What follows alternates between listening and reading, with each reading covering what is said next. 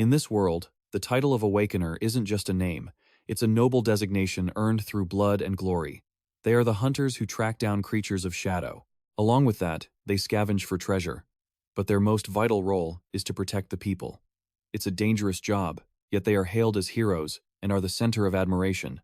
It's a line of work that inspires others. Being an Awakener carries that kind of weight. It sounds noble, but the moment that makes an Awakener's heart race the fastest is for them, just once, to get a taste of that extreme, heart-pounding thrill on the edge between life and death. Once that feeling is etched into their mind, there's no way to ever forget it. Back to reality. Everything is still drifting along quietly in a roadside coffee shop, but the next second, a furious, booming voice shouts out, making everyone around Che-hun jump in surprise.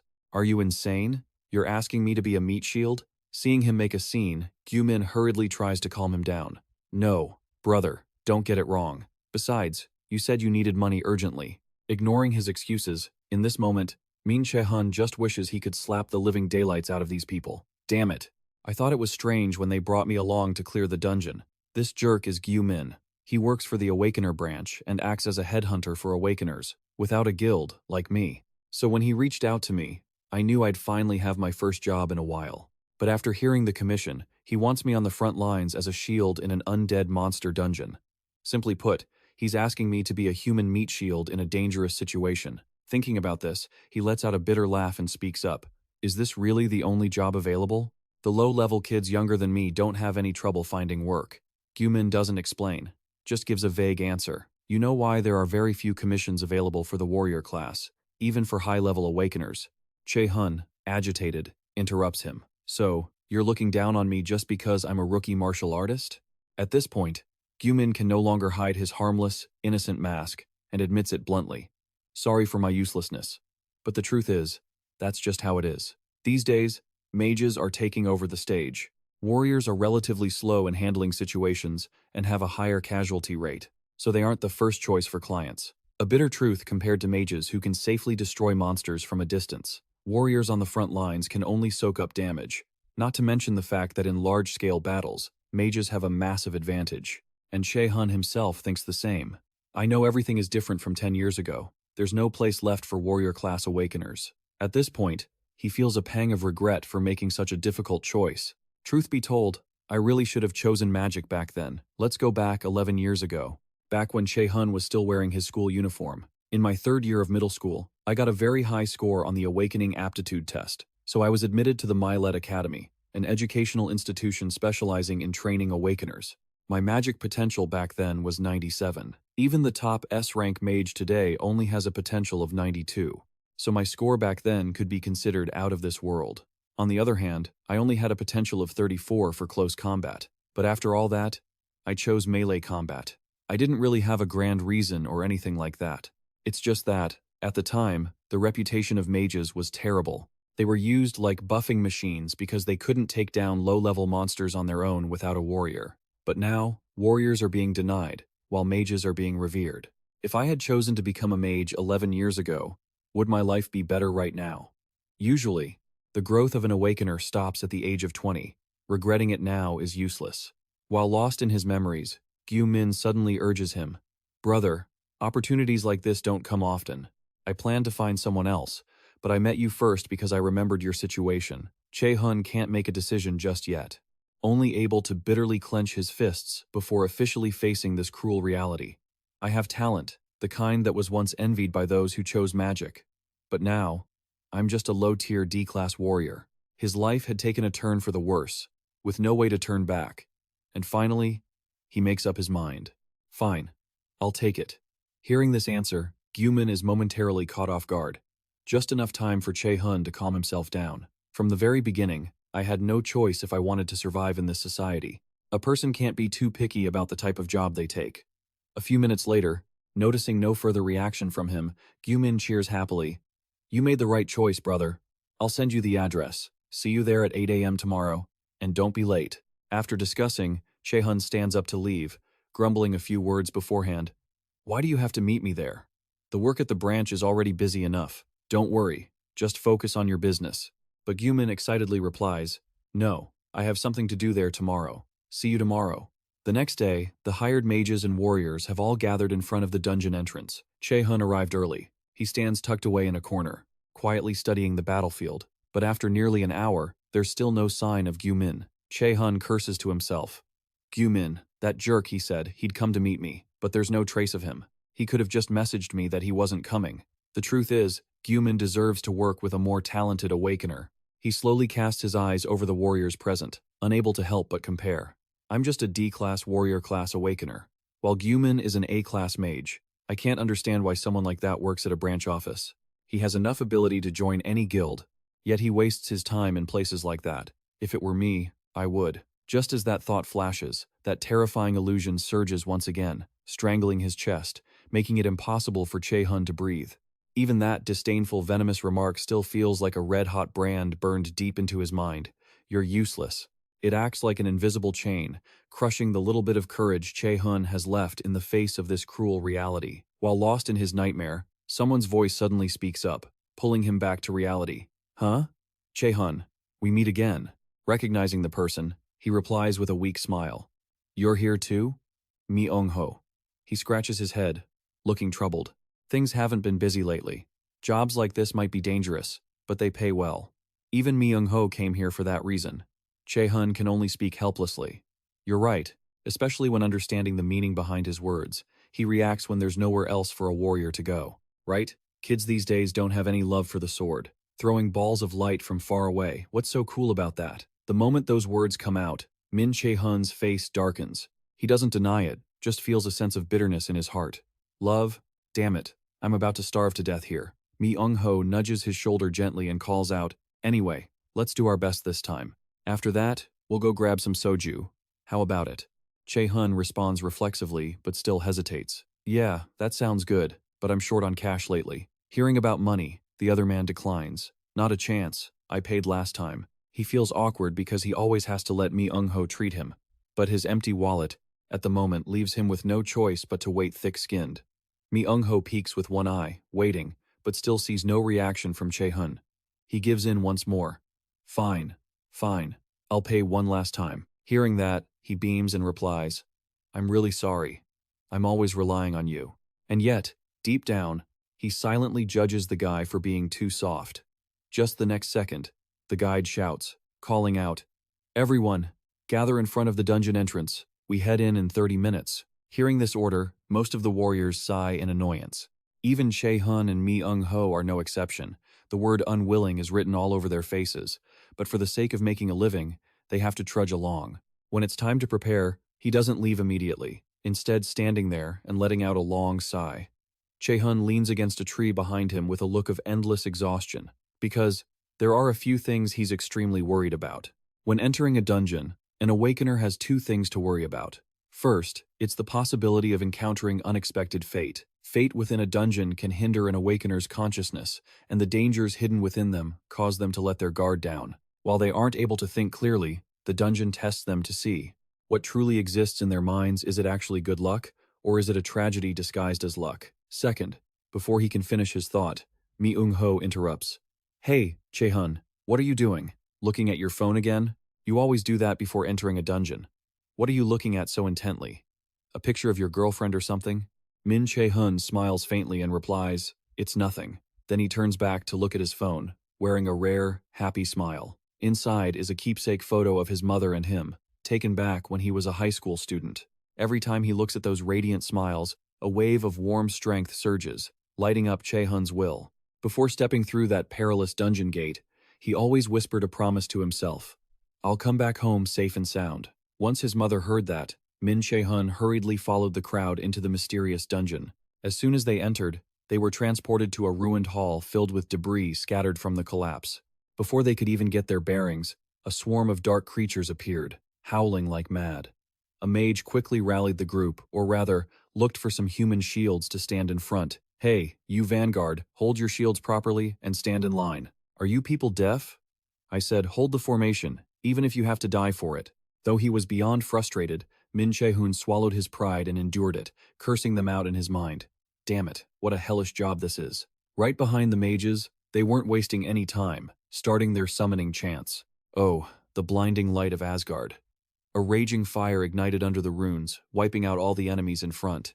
After a moment of chanting, the massive fireball had fully gathered its power. In the middle of the burning battlefield, where warriors were risking their lives to break the savage charge of the dark creatures, a loud explosion suddenly echoed, shaking the entire sky. The destructive fire of Asgard erupted, shooting straight forward and incinerating the entire horde of hideous creatures into ash in the blink of an eye. Watching them writhe in pain within the sea of fire caused by the mage's power, Che-hun breathed a sigh of relief. He silently looked back, as if searching for something. Is that the Meteor Guild? They are a mage guild considered the rising stars of today. If they can do this much, surely there's no need to worry about dying. After the opening skirmish, everyone took a moment to disperse and recover their strength. Mi-ung-ho took a long, refreshing drink of his beverage, leaned back tiredly, and spoke in a casual tone. Is this the last floor now? Getting old really isn't easy. If I knew it would be like this, I would have spent less time goofing off when I was younger and focused on leveling up. Che-hun encouraged him. Come on, you're still in great shape, not to mention your level is higher than mine. Suddenly remembering something, Mi-ung-ho asked, by the way, did you pick up anything good? There are some decent items since this is an A-rank dungeon. Hearing that, he hurriedly checked his inventory. I'm not sure. Let me check. But a second later, Che-hun's hand froze mid-action. He widened his eyes, staring in shock at what had just appeared on the screen. Before Che-hun was an item of unknown origin, with no discernible shape, leaving him deeply puzzled. What is this? Suddenly, a low beep sounded, lingering until Che-hun's ears started to ring. He quickly clutched his head, letting out a soft, pained groan. Once the sound finally stopped, Che-hun regained his composure and thought to himself, what was that just now? Right at that moment, the system displayed a note that made him quickly look over. The message inside left Che-hun stunned. AIA system has stopped operating. Connection to the player will be temporarily severed. He panicked and shouted, the system stopped working? This has never happened before. AIA system cannot restart due to an unknown cause. The failed reboot left Che-hun incredibly anxious. What is it talking about? The very next second, countless tiny specks of light appeared, enveloping Che-hun. A sudden guidance flashed across his mind. Follow the light. Che-hun couldn't believe his eyes, and he hurriedly looked around for Mi-ung-ho to double-check, but the system notification made it impossible for him to look away. An unidentified presence is infiltrating the AIA system. System optimization failed. At this point, Che-hun lost his calm, sitting frozen in place with suspicion. An unidentified presence. What was that voice I just heard? He muttered to himself. It said follow the light. Hearing the rustling, Mi-ung-ho looked over, confused. What are you talking about? Not knowing how to explain, Che-hun brushed it off. No, I just thought I heard someone say, follow the light a second ago. Before he could finish, the specks of light from earlier reappeared, blocking his vision. Following that, the light covered the entire space. By now, Che-hun couldn't hide his confusion. What the hell is going on? Is this the light it wanted me to follow? Mi-ung-ho, of course, couldn't see the phenomenon, so he questioned him. You've been acting strange since earlier. Are you sick? Even though he replied, no, I'm fine. His vacant eyes betrayed everything. Since no one else can see it, I have to check it out myself. Suddenly seeing Che-hun walk away, he called out, hey, where are you going? He hurriedly replied, just for a moment. I'll be right back. What the hell is happening? Following the trail of light, Che-hun finally arrived at a nearby cave. He hurriedly opened the system, intending to try accessing it again. But the result was the same. AIA system is currently offline. You cannot access the information window. Che-hun muttered tensely. It's really not working. He quickly performed another diagnostic check. This time, the screen displayed the reason. A function is partially corrupted. The system will attempt a temporary reboot. Frustrated by this ridiculous error, Che-hun cursed out loud. Damn it. What the hell is going on? I awakened when I was only 10 years old, but the system has never malfunctioned in 17 years. Of course, there has never been a time when a function was corrupted and the system had to reboot. Recalling the strange phenomenon from earlier, he secretly guessed the voice he heard was highly likely related to the system shutdown. The intrusion of an unidentified presence and the system error that mysterious voice sent me a message to follow the light. It's possible the AIA system is about to undergo a major change. Thinking of this, Che-hun became even more determined to find the answer. The AIA system. Associated with the Asgardian gods like Odin and Thor, it has been theorized that it is the original name of the system from the Asgardian gods. It was the last fortress of human hope after being pushed to the brink of extinction, turning back the clock 20 years, believed to be the year of the natural disasters in 2011. In the middle of the Pacific Ocean, an infinitely tall, great tree sprouted. It suddenly germinated one morning and grew until it covered the entire sky within 9 days. Some said it was a sign of humanity's extinction. Others said it was the tree of blessings. The true name of that tree was Yggdrasil, the world tree that once appeared in mythology. And on the 9th day, the tree fully matured, and the tragedy began. Across the entire world, a disaster of a scale never before seen, called monsters, appeared. Half of humanity died because of these monsters, and the other half died from hunger and disease. In that moment, when everyone was wallowing in despair amidst the ruins, a figure appeared small, but possessing an aura that was absolutely terrifying. He slowly walked forward, calm and arrogant. Every step he took carried a fearsome pressure, making the horde of monsters tremble with every movement. And that was how humanity's first ray of hope was born. Seeing their target, the monsters let out a roar and dove in unison. They viciously bared their fangs and claws, ready to tear the prey in front of them into pieces. But when they were just inches away, he gently summoned his combat power, turning that powerful energy into a sharp blade, and then simply swung his arm to slash through the pack of savage beasts. Each precise strike cut down a beast, leaving them writhing in pain. Fresh blood splattered all around, staining the ruined ground red. He was known as the First Awakened. A human who wielded the power of the gods had appeared an awakened one, and among them were those who hunted monsters, the Conquerors. The AIA system, the strongest weapon held by humanity's strongest hero. But if something massive has changed the AIA system, it's hard to view it in a positive light, and the suspicion grew even larger.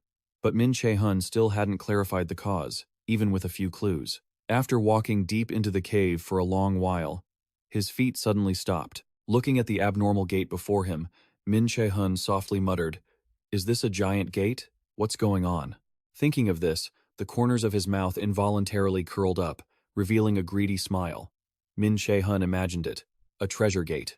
Treasure gates and hidden rooms rarely appear inside high-level dungeons. They often contain special items and rare materials. People say that even the most common items from a treasure gate sell for hundreds of thousands of dollars. If an A-rank item or higher appears in there, I could quit this hellish job immediately. After contemplating for a moment, he decided to head straight inside. While pushing the door, Che-hun prayed, "Please, if there's any god out there, please let it be an A-rank piece of equipment, or better."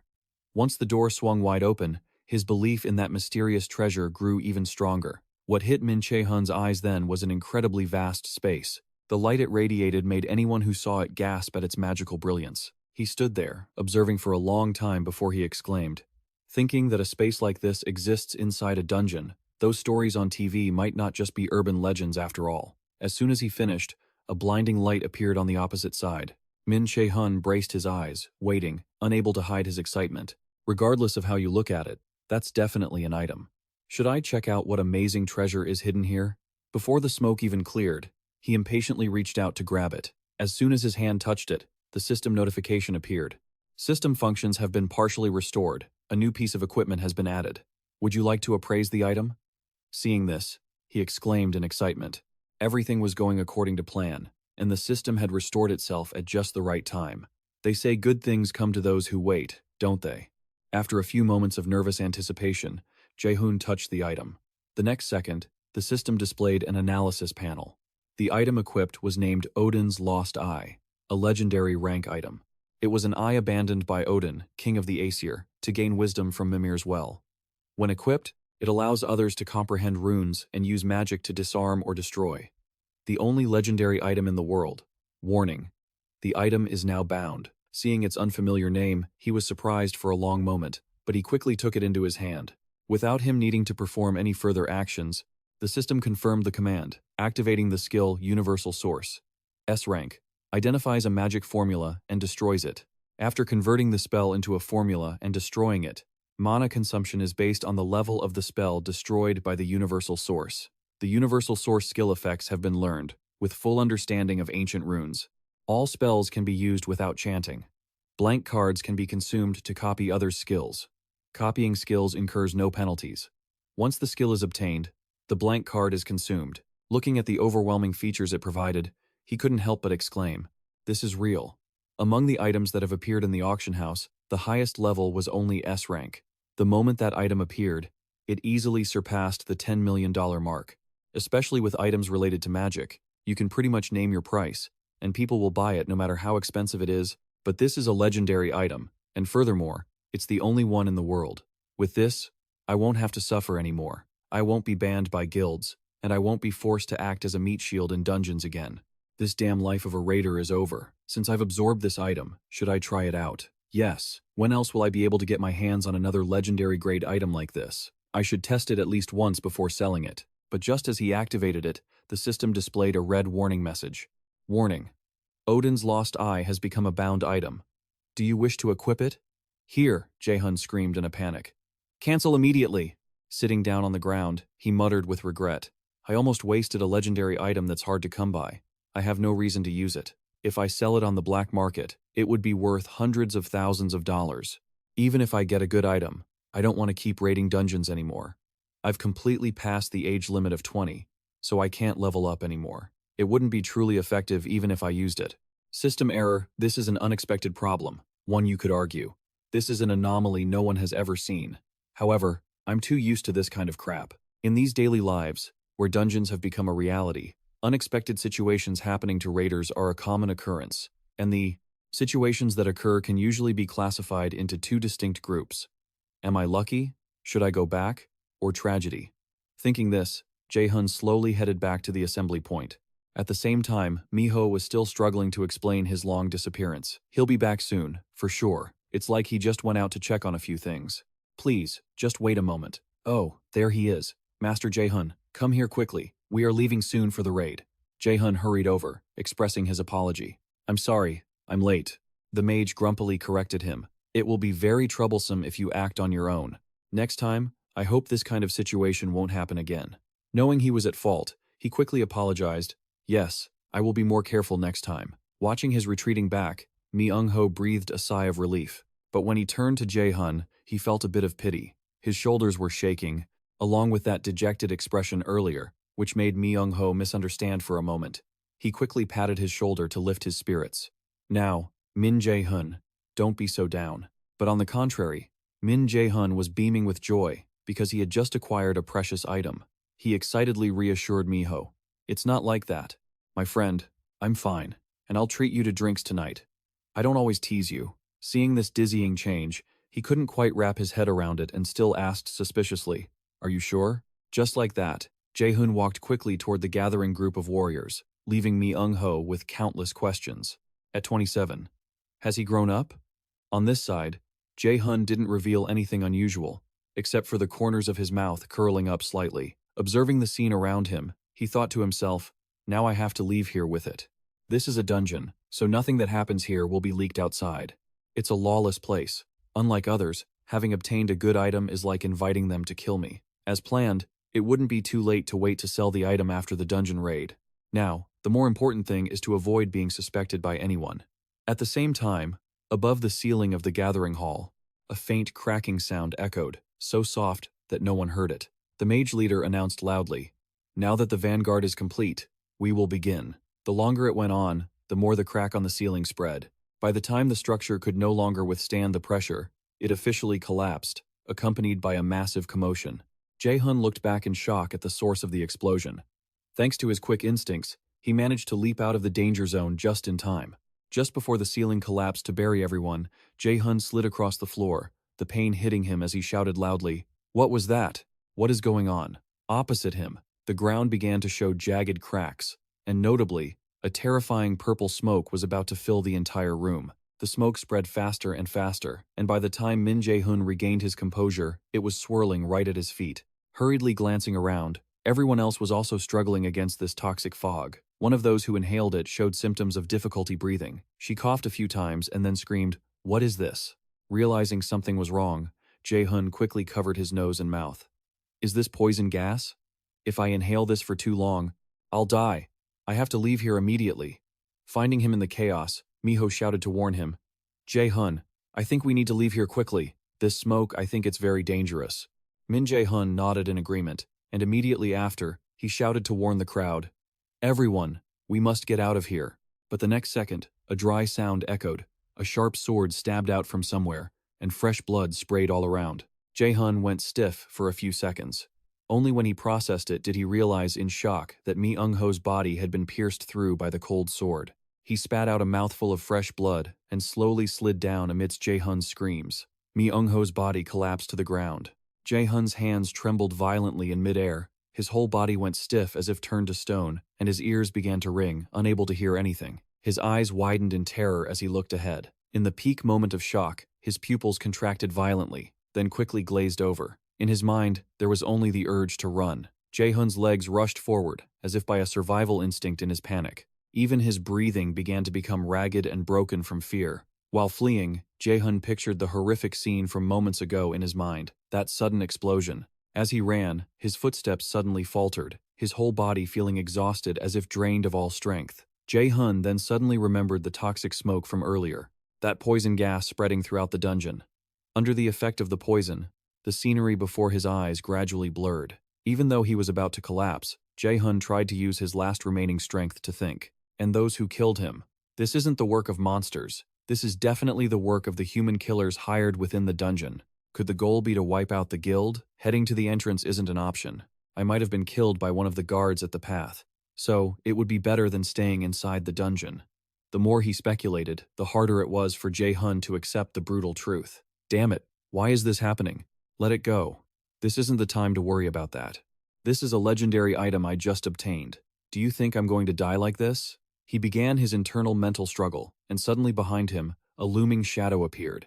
His gaze fixed on him as if he had been targeted for a very long time. The very next second, a sword tip fueled by fire lunged aggressively toward Che-hun's position. Fortunately, he sensed it just in time and swerved to dodge.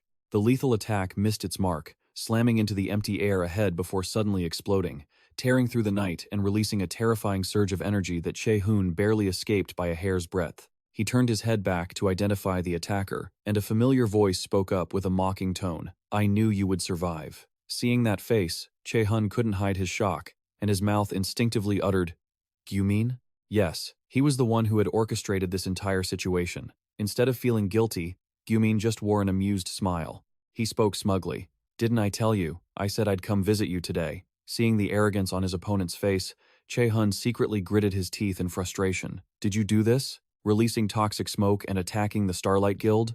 Gyumin didn't rush to answer. He just leisurely wiped the corner of his mouth and shrugged his shoulders. Gyumin admitted, "Yes, that's right." Knowing he was the culprit was one thing, but hearing him admit it, Che-hun couldn't help but get agitated. He intended to confront him head-on, but after calming down, he quietly calculated, "Stay calm. First, I need to understand the situation." "Why?" Gyumin sighed. He explained with a helpless tone. "The client requested it. Plus, many people don't like the Starlight Guild. They look down on other guilds. Wouldn't it be strange if they weren't hated? The dungeon murderer, that was the term used for people who misused closed dungeons to commit murder inside. Based on the situation, this surprise attack on the Starlight Guild had occurred in such a blind spot. Thinking that the person behind it was Gyumin, the wound on Che-hun's shoulder throbbed because he had placed his trust in the wrong person. He could only mutter, "Damn it. Can I handle him?" No, it was impossible. Gyumin was an A-rank mage, one of the top talents in the country, while he was only B-rank. He didn't just lack skills, he was also very weak. He was merely average. Furthermore, he wasn't their target. He just needed to keep his mouth shut. That had been an AIA system alert, so there was no guarantee he would escape. It was truly unfair, but there was no other way. Thinking of this, Che-hun felt a deep sense of injustice as he remembered the faces of every victim, but with his current strength, the desire for revenge had to be put aside. He weakly thought to himself, "Of course, I really want to take revenge for those who fought alongside me on the defensive line, especially Mi-eung-ho, but the reality is, I can't do anything because the world tree has sprouted." Thinking this, Che-hun suddenly made a request, pretending as if nothing had happened today. Sadly, the world is not lenient toward the weak. So, from the words he spoke, Gyumin had already guessed something and immediately cut him off. "Hey, you already know, don't you?" Because of that, Gyumin resolved to take action. As soon as his words ended, the fire in his hands was launched. A thunderous explosion echoed. Right at Che-hun's position, everything instantly turned to ashes. But with his agile reflexes, he had managed to dodge to the right just in time. However, the attack still caused some harm to Che-hun. Warm blood began to flow from the scratch, but he just sighed with relief. If he had reacted a second slower, he would have definitely been done for. But when he saw the sinister smile on Gyu-min's face, a chill ran down his spine. He pointed directly at Che-hun and declared, "The dungeon's targets today aren't limited to the Starlight Guild." No sooner had he finished speaking than countless fire arrows were launched. They attacked him relentlessly, aiming to cut off all his retreat paths. Che-hun leaped away to escape the pursuit of the light chain. But deep down, he knew this was only a temporary tactic. Damn it, no matter what happens, I have to escape this situation. Why is he chasing me? I'm only a D rank. Remembering his opponent's fierce hunt, Che-hun wondered, have I offended someone? Is there someone who wants me dead? He tried his best to reflect. Think. Who is it? Who wants this? As his life hung by a thread, he instinctively remembered that image. The figure of a supreme ruler, whose entire body radiated an insanely evil power. He constantly hurled insults, trampling on Che-hun's mind, turning him into a completely useless person within his own nightmare. You useless piece of trash. I don't know what the point of a kid like you living is. That detail was like the final puzzle piece that made him more certain of his judgment. His lips trembled, and he spoke in a shaky voice. Is it my father? As soon as the words left his mouth, Gyu-min paused, his eyes widening in total shock. Even the light chain, which had been fired, suddenly stopped and hovered in midair, as if time had frozen.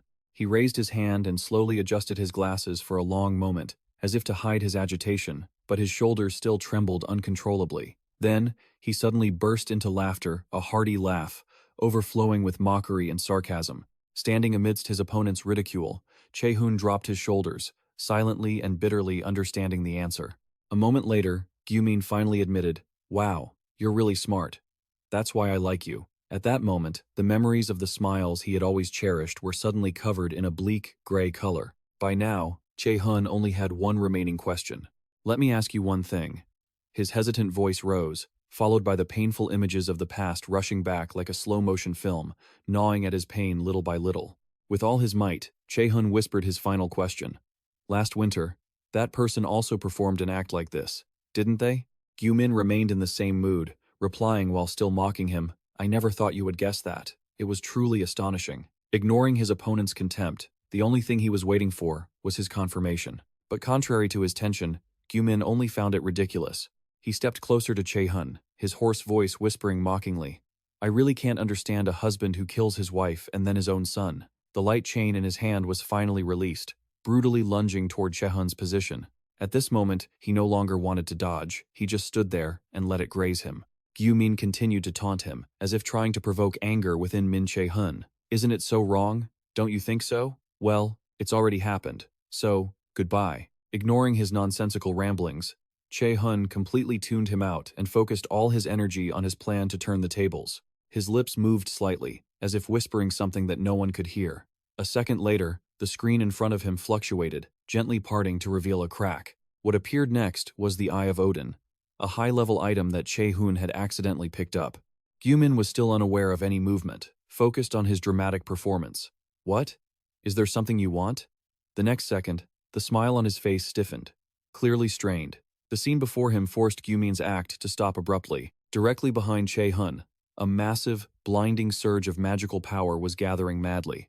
Seeing that power, he shouted in horror, "What kind of magic is that?" Under the intense pressure of the massive energy, the ground under Che-hun's feet began to crack and sink deep into the earth. The entire space shook violently, yet he still stood there with a cold, unwavering expression.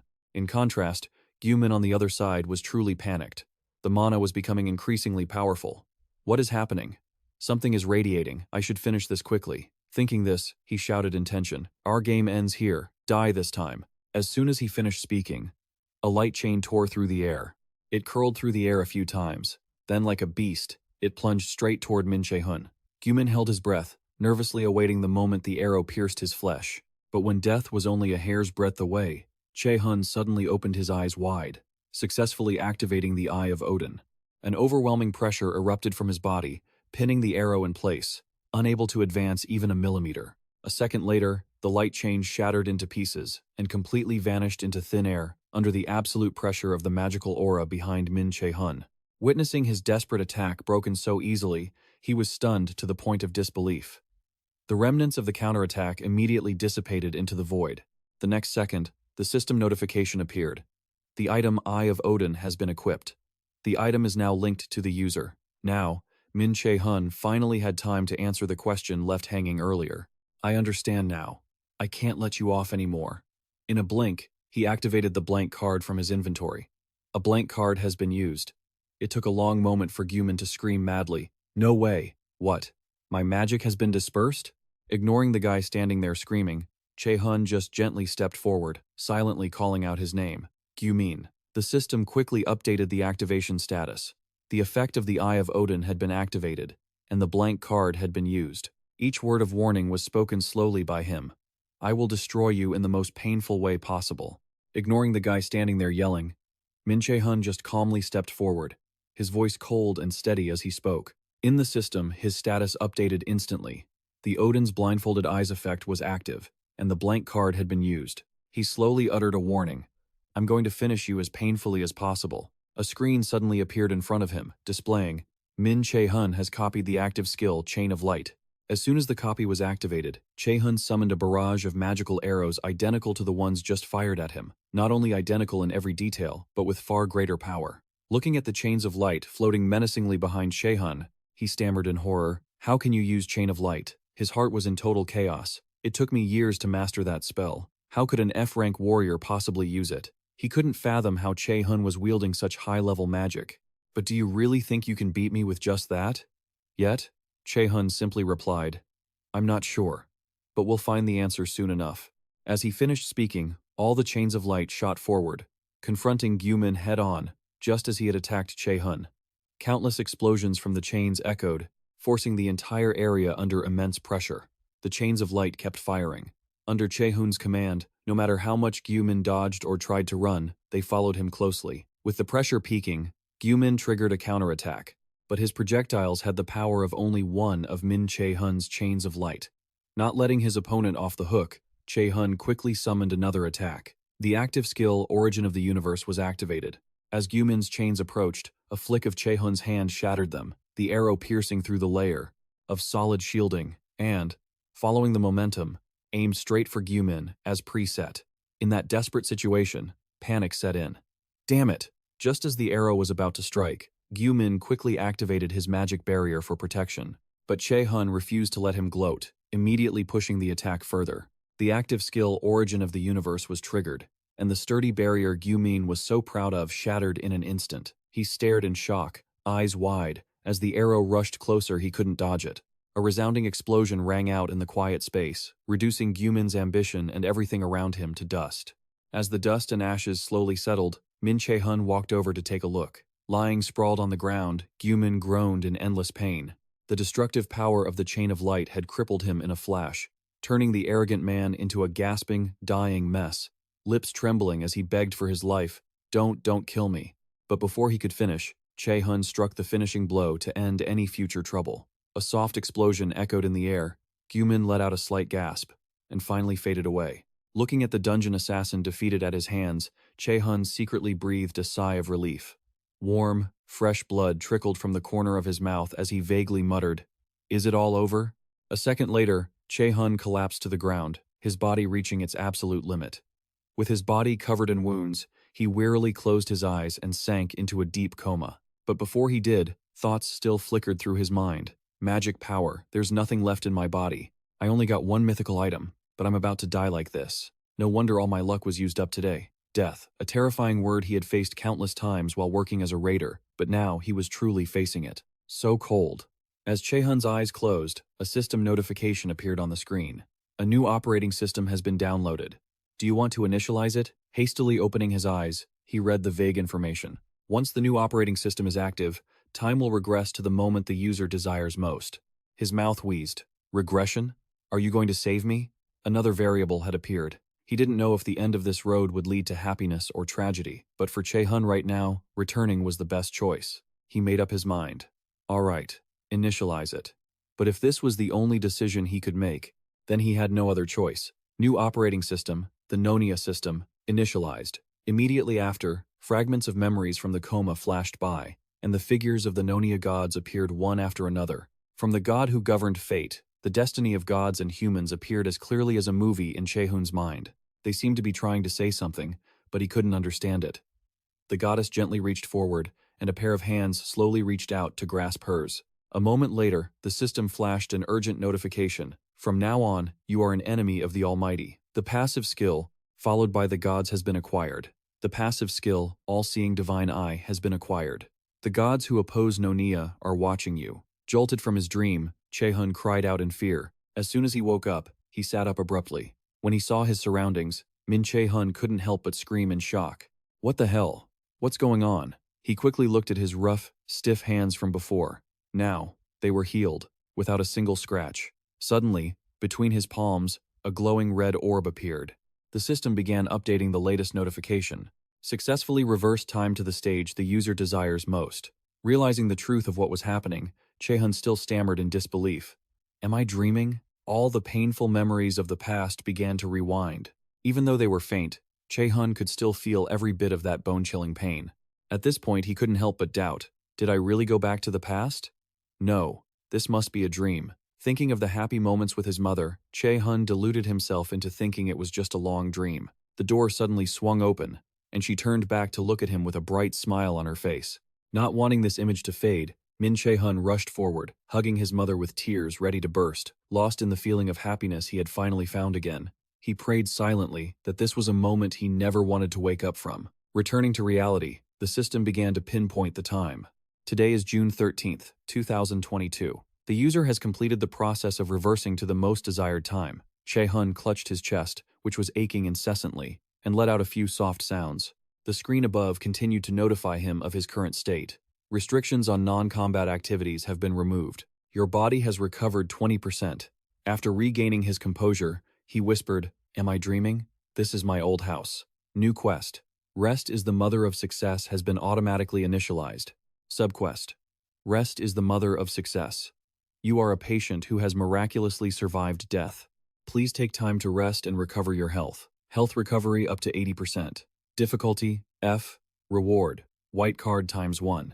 Reading the notification, Che-hun mumbled, "A quest?" Once he grasped what was happening, he let out a long sigh of relief. Back to the starting point, huh? I didn't die while fighting Gumin. So what was the real reason? Remembering the warning at that time, when the new operating system started, time would reverse to the moment the user desired most. Che-hun speculated, it must be this system that made me regress to the past. My mind still holds memories of the world tree and the monsters. This isn't the first time I've experienced something this strange, and the experience I've gained from facing such situations is to adapt and analyze quickly. That is the top priority. If the system's information was correct, then the current time was 11 years ago, when he was in his third year of middle school. Just as he was deep in thought, the system sent a message. The operating system has successfully transformed into the Nonia system. Che-hun muttered, Nonia? Is that the name of this new system? Honestly, this regression still feels like a dream. However, thinking about this, he picked up the calendar used to mark important events. The corners of Che-hun's mouth curled up, revealing a sinister smile. Then he internally concluded there was one thing he was certain of. On the paper, there was only one event box recorded. The line about Min Che-hun applying to the MED Academy. Instead of accepting the old path, he reached for the pen next to him and slowly crossed out the note below. No matter what, I must attend the combat class, he resolved. This new opportunity is extremely precious. I won't make the same mistakes again. In this life, I will become a mage. Just like that, Che-hun started adapting to this life in the past. He slowly savored these simple things, bit by bit, as he sat eating dinner. Che-hun still stubbornly refused to relax his face. His serious expression made his mother worried. She wondered, what has the boy been going through lately? Simultaneously comparing it to the moment Min Che-hun had rushed over to hug her and sobbed earlier, she became even more suspicious. He's usually quite quiet. I don't know why he cried so much today. Thinking of this, his mother stopped eating and said in a hurried voice, Che-hun, is something wrong, son? Contrasting with her anxiety, he just smiled happily and replied, It's nothing, Mom. I just had a nightmare. Suddenly hearing those two words, Min Che-hun's mother became even more confused. A nightmare? He nodded silently to confirm. Yes. The nightmare Che-hun mentioned was the moment his mother faced death alone, lying on a cold, iron bed. Che-hun's eyes started to blur, but he held back, refusing to let the tears fall. After a long silence, Che-hun suddenly spoke up. Mom, I have something to tell you. She nodded gently. Yes. I knew you had something on your mind. Was he worried about applying to the MED Academy? It wasn't exactly a surprise. Being an awakened is an incredibly dangerous job, and the competition is cutthroat. If he didn't want to do it, she would have to convince him to give up on the MED Academy and go to a regular school instead. A military academy is prestigious, but it would be meaningless if he didn't want to go. After a moment of contemplation, he gathered his courage and blurted out, "I'm thinking of switching to the mage class." His mother replied immediately, not having fully processed his words. "That's fine too." But the next second, she paused, looking at Che-hun with a puzzled expression. He had been dead set on the combat class from the start. He was a very rational person, so this couldn't be a rash decision. Thinking this, her emotions softened. She reached out to gently touch Che-hun's face to reassure him, then asked again, "Are you sure about this decision?" He replied happily, "Yes, I've been thinking about this for a long time." Hearing that, the anxiety in his mother's heart faded somewhat. Instead, she supported her son. "All right, just do whatever you want. I want you to do what you love rather than just chasing money. Whether it's magic or anything else, I will always support you." Hearing these words of encouragement, Che-hun was suddenly so moved he struggled to hold back tears, but he forced himself to think, now is not the time to cry. To get revenge against an A-rank awakened like his father, he had to become even stronger. Just then, the system displayed a congratulatory notification. "You have completed the quest, Rest is the Mother of Success. You have received a blank card as a reward." To be able to go head-to-head with A-rank awakened, from this very moment, Che-hun began his grueling training. Alright, the quest is done, and he'd received another blank card. Everything was moving along quite well. He still didn't know what the system was, but at least he had a head start. That was knowing the future. He knew about hidden items and secret ruins. He had such a great memory that he could become a guide when exploring dungeons. The problem now was his skills. Except for Light Chain and Universal, his remaining skills were all for the combat class. He guessed that choosing the combat class from the start wasn't so strange after all. Che-hun kept muttering, "Is there really nothing I can do?" Reaching this point, he quickly opened the status board to check. The data displayed made Che-hun stumble for a moment. He whispered, "My level has returned to the starting point, and my stats have been reset. Passive skill, God's Follower at the new maximum level. Omnipotent Divine Eye. At the new maximum level, Trainee Swordsman level 17. Agility level 15. Flexible Movement level 14. Emergency First Aid level 18. Active Skill, Universal at the new level, Light Chain at the new level." Seeing the copy skill still present on the status board, Che-hun couldn't help but be curious. But why were only the passive skills kept? The system quickly explained that through the God's Follower skill, all passive skills from before the regression had been retained. Looking at the strange information, he asked suspiciously, "God's Follower. Passive skill. Name. God's Follower.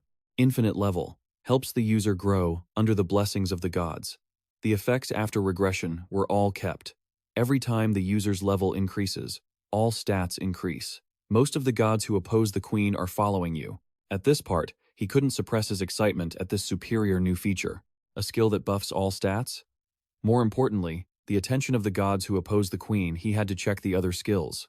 Done thinking, Che-hun moved to the passive skills board. Name: Omnipotent Divine Eye. Infinite level. See through false illusions to reach absolute reality.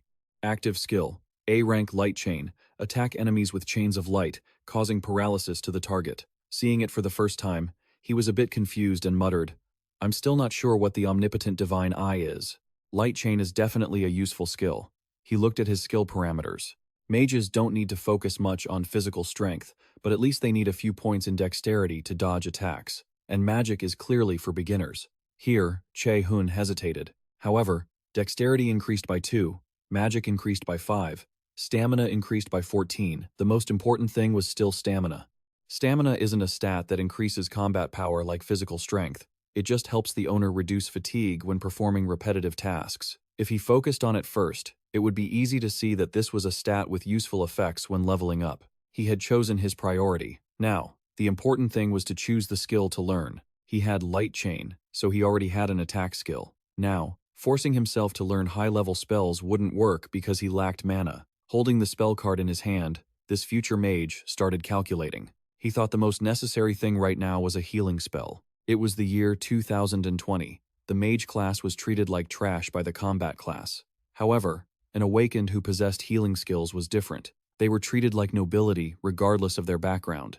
Even if they didn't become an awakened, they could still work in the medical field, so they were treated very well. If he started with a healing skill, at least he wouldn't be looked down upon wherever he went. But the big problem was that finding an awakened with a healing skill wasn't easy. Above all, it wouldn't help when facing Gyumin. In the long run, he needed to start using the blank cards as effectively as possible. He didn't know how many cards the system would give him, but it didn't seem like enough items to fill a truck or break the balance. Calculating for a while without finding a satisfactory path left Che-hun feeling stuck. Was there any other option? Just then, his phone rang. He asked curiously, "Who is it?" Seeing the name on the screen, Che-hun couldn't hide the panic in his eyes. He stammered in confusion. Kim Ju-jung. Kim Ju-jung is my childhood friend. We lived near each other, so we almost always hung out together. She was a close friend who shared my dream of joining the MED Academy. But during a dungeon raiding mission, she lost her life. Looking at Kim Ju-jung's bloodied body, Che-hun had cried until he had no more tears left in his agony. Just thinking about it made him strangely tense. Trying to regain his composure, Che-hun reassured himself, "It's okay, I can change everything now." "No, I have to change it. She's still the same as I remember." On the screen, Ju-jung was sending a message. "What are you doing?" Yu Sung-un is starting her speech on the street. "Do you want to meet her with me? Answer fast. Come on, hurry up." Reading this, Che-hun didn't bother answering her but shouted in excitement. "That's it, it's her, Yu Sung-un, and her signature magic is sacrifice.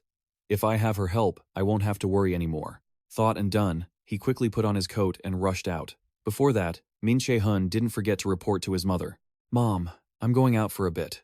She smiled and reminded him, "Don't be back too late." As soon as the door closed, Che-hun opened his phone to reply to Ju-jung. The message to Yu Sung-un was just a few words. "I'm coming, my friend." At the same time, the car carrying Yu Sung-un was speeding on the road, and Yu Sung-un's voice sounded evenly. "I will briefly announce your schedule. You have to give a speech to inspire people to go on raids at the outdoor stage for the people on the street. Then go to the B-rank dungeon near Yu Sung-un-buk district. After checking the station facility in Qo-en-chu, we will fly to America. With the current situation, are you really okay? You look paler than before." She sat silently, listening to the whole announcement before calmly replying, "It's okay. I'm just a little tired." But seeing that weary expression, he couldn't help but rebuke, "That's because you've been forcing yourself to work non-stop on such a packed schedule for the last few months. You know it yourself. The sacrifice power is gradually eating away at your life." Starting from concern for Sung-un, the driver had often wished it would be better if at least one person possessed a healing spell equal to sacrifice, so that they could treat her. Lost in thought, she suddenly spoke up to stop him.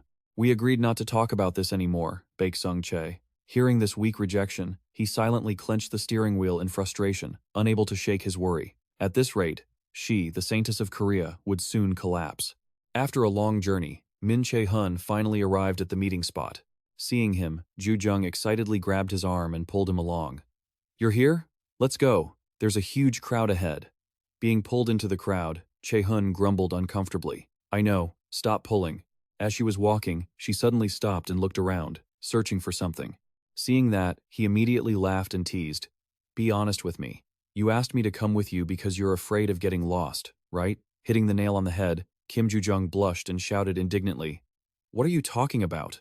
No. Stop saying such nonsense." Taking advantage of the moment, Che-hun joked, "Let go of my hand."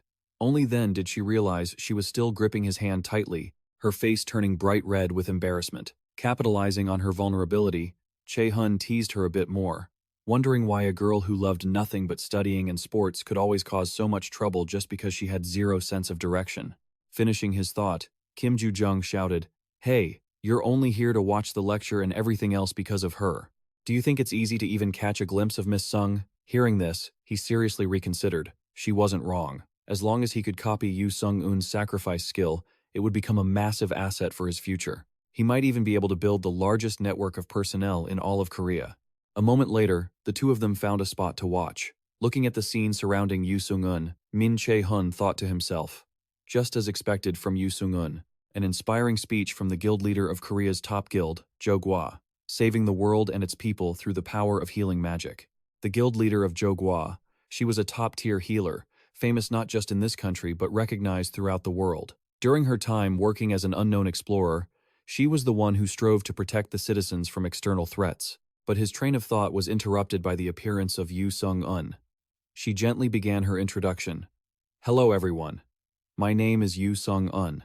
It was just a simple, standard greeting, but given Yu Sung-un's popularity, the crowd surrounding her went wild, screaming in excitement. Che-hun, however, sat perfectly still, his expression completely unchanged. Over the next 2 months, Yu Sung-un would fall into a critical situation during a dungeon raid. The cause of this wasn't anything else but this very healing speech of hers. Sacrifice was the only way to save Yu Sung-un. While he was busy getting lost in his thoughts, Kim Ju-jung's sudden screeching and shouting forced him to snap out of it. "Miss Yu Sung-un, look over here," Min Che-hun coldly muttered his assessment. What an eyesore. Hearing that, she immediately reacted, telling him to shut his mouth and turning back toward Yu Sung-un. Standing on the high podium, she began her speech as usual. "Everyone, the world today is facing an unprecedented crisis. Since the World Tree appeared and monsters began emerging, countless lives have been lost. Of course, with the appearance of awakeners and explorers a few years ago, the situation has improved a little. But among the current awakeners, only 20% are willing to become explorers, despite the fact that the number of deaths is rising exponentially." Pausing for a long time, Yu Sung-un spoke with a bitter tone. "The world has always stood on the brink of life and death. Even now, we cannot count how many innocent people have perished. I stand here to tell everyone that we need courage, a message to all awakeners across the world. Your courage can change this world. Please, become an explorer and make this world a brighter place, so that one day, the world can be more beautiful. The Jogwa Guild and I will help you make that a reality." Finishing her speech, she didn't bow, showcasing her spirit of sacrifice. In the audience area, the listeners couldn't help but be moved. Kim Ju-jung welled up with tears, exclaiming, "Miss Yu Sung-un really is such a great speaker." The brutal truth of this world, spoken through Yu Sung-un's voice, made even a calm person like Che-hun waver. She was right. The vast majority of awakeners didn't want to become explorers. Facing monsters to fight was not easy. Even he, just before deciding to retire, had wanted to sell all his items and live a free, leisurely life. Even though the lecture had ended, Kim Ju-jung couldn't stop gushing. "Just as I thought, Miss Yu Sung-un exceeds every standard to be a true role model." But he immediately shut down that thought. "I don't think Yu Sung-un actually meets those standards." Continuously teased by Che-hun, she started getting irritated. "Stop ruining the mood." Okay, he decided not to push it further. He prepared to leave. "Whatever, I'm heading out. Do you have other business?" Hearing this, Kim Ju-jung shouted in surprise. "What? What about me?" He immediately brought up her weakness. "I thought you said you weren't bad with directions?" Kim Ju-jung frowned in anger, grinding her teeth. "You really are a jerk. You must have been a bully in school, right?" Seeing her throwing a tantrum, Che-hun softened his tone to appease her. "Just kidding. I already called your mom. She'll be here soon. Just wait a bit." Hearing that, she suggested, "Then why don't you just take my mom's car? Don't you have urgent business?" Suddenly remembering he hadn't told his best friend the important news, he turned his head and said loudly, "That's right. I switched classes to become a mage." Before she could process it, Kim Ju-jung screamed. "What?" Without a shred of explanation, Che-hun continued casually. "That's how it is. Later on, you'll have to teach me some basic magic techniques. Let's start with the background theory first," she replied in confusion. "No, wait, but hey, why did you want to change your class? Tell me, can't I?" With that, Min Che-hun walked away, leaving her standing there with a million question marks. "You cold-blooded jerk? Are you really just leaving me like this?" After searching for Yu Sung-un, Che-hun complained irritably. "I swear I saw them around here." Reaching a street corner, he finally saw the parking spot for Yu Sung-un's vehicle. The corners of Che-hun's lips curled up in satisfaction, and he slowly approached. Seeing a stranger approaching, Yu Sung-un's aide immediately became cautious. He bluntly refused any intimate contact. "Sorry, but if you're trying to give gifts to her as a fan, that's not allowed." Che-hun broke into a bright smile and immediately explained, "I'm here to meet guild leader Yu Sung-un." To Yu Sung-un's aide, however, this was still harassment. He thought angrily. Another crazy fan of an explorer. "Look here," the aide rejected him flatly. "I don't know how big of a fan you are, but how could you just suddenly show up like this? If you act like this, guild leader Yu Sung-un will feel uncomfortable." Before he could finish his sentence, Min Che-hun cut him off. "It's not like that. I know guild leader Yu Sung-un has an incurable disease, and I know how to cure it." The words he uttered made the aide's face turn pale instantly. After a few seconds of regaining his composure, the aide roared in anger. then violently grabbed Che-hun by the collar and demanded, Where did you hear that? Who told you the guild leader is sick?" Without any fear of the other's aggressive attitude, he just glanced at him warningly. "I don't think screaming like that is going to help at all." The noisy scene had already caught the attention of passers-by. Everyone stopped, looking over with curiosity. At this moment, Yu Sung-un suddenly rolled down the car window and called out, "Mr. Aide, wait a moment. Can you be responsible for what you just said?" Seeing that she had noticed him, he brushed the aide's hand aside and responded confidently, "Of course, I can cure your illness, guild leader." Hearing that, she gave a slight nod, though she remained skeptical. If he's lying, he'll be arrested immediately. But looking at how confident he is, he must have something to back it up, right? Thinking this, Yu Sung-un asked, "How much time is left in the next schedule?" The aide replied softly, 2 hours. Hearing that, she immediately smiled and commanded, "Then let's go. Take us somewhere quiet. There are too many eyes here." Arriving at a nearby hotel suite, Yu Sung-un gestured for him to sit. After he sat down, Che-hun said politely, "Thank you." Not wanting to waste any more time, she got straight to the point. "So, let's talk. How did you know I was sick?" He spoke seriously. "I'm sorry, but I can't say. If you really want to hear it, I can tell you. But once I tell you, I won't be able to cure you." Hearing this, guild leader Yu Sung-un laughed with interest. What a stubborn kid. "Fine, that's okay. So, how do you intend to cure me?" Instead of hiding it, Che-hun stated his intention clearly. "To be honest, I intend to copy your sacrifice skill." As soon as he finished, she widened her eyes in astonishment. "What?" The aide next to her immediately lunged forward in agitation. He roared angrily, "There's no need to listen anymore. Do you even know what the sacrifice skill is? That is the guild leader's unique skill. We ourselves cannot copy that magic, yet you dare to aim for it." Just as he had anticipated, Che-hun didn't rush to explain but thought to himself, unique skill. Skills that stand at the pinnacle, ranked higher than any other top-tier skill. S-rank skills. Inherited, connected, or purely individual, they can only be attained in those two ways. While other normal skills rely on formulas to memorize, a formula for a unique skill simply does not exist. Unique skills cannot be copied. That is why they are unique, especially the exclusive rights of an individual or a family, or at the very least, a standard social convention. After a moment of contemplation, Che-hun spoke up in a cool, steady voice, "Calm down. If I couldn't do it, I wouldn't have come here in the first place." Baek-sung Che was seething with rage, but for Yu Sung-un's sake, he tried his best to suppress his anger, just standing there, glaring at him, and gritting out. "You see that?" she signaled. "As well, it wouldn't be too late to decide after you listen to what he has to say." Turning to Che-hun, Yu Sung-un asked gently for clarification. "So, what you're saying is that you will treat me by using my own sacrifice skill, is that right?" He nodded immediately, calculating in his heart. To heal an injury caused by a skill's penalty, one needs a skill of equal or higher rank. Moreover, the skill that caused Yu Sung-un's injury is a unique skill. It's not that skills higher than a unique skill don't exist. She cannot heal herself using the sacrifice skill. Therefore, this is the best method.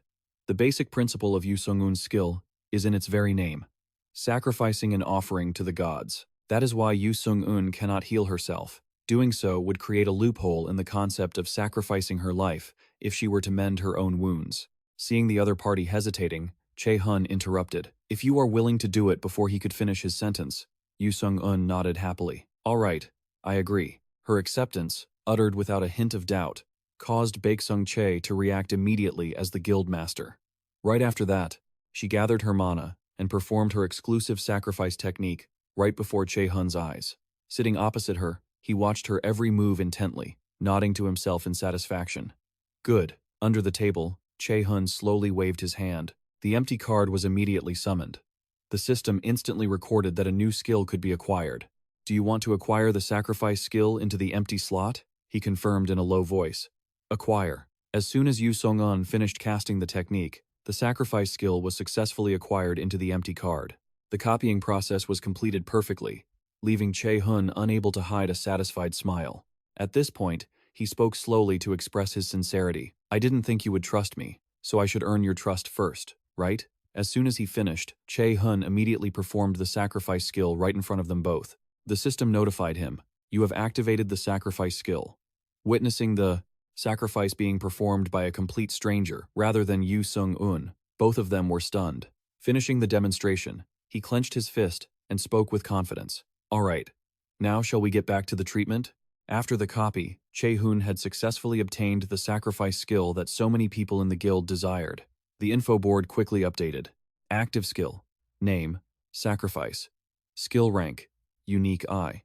Creates a wave of healing that helps most allies recover their vitality and status.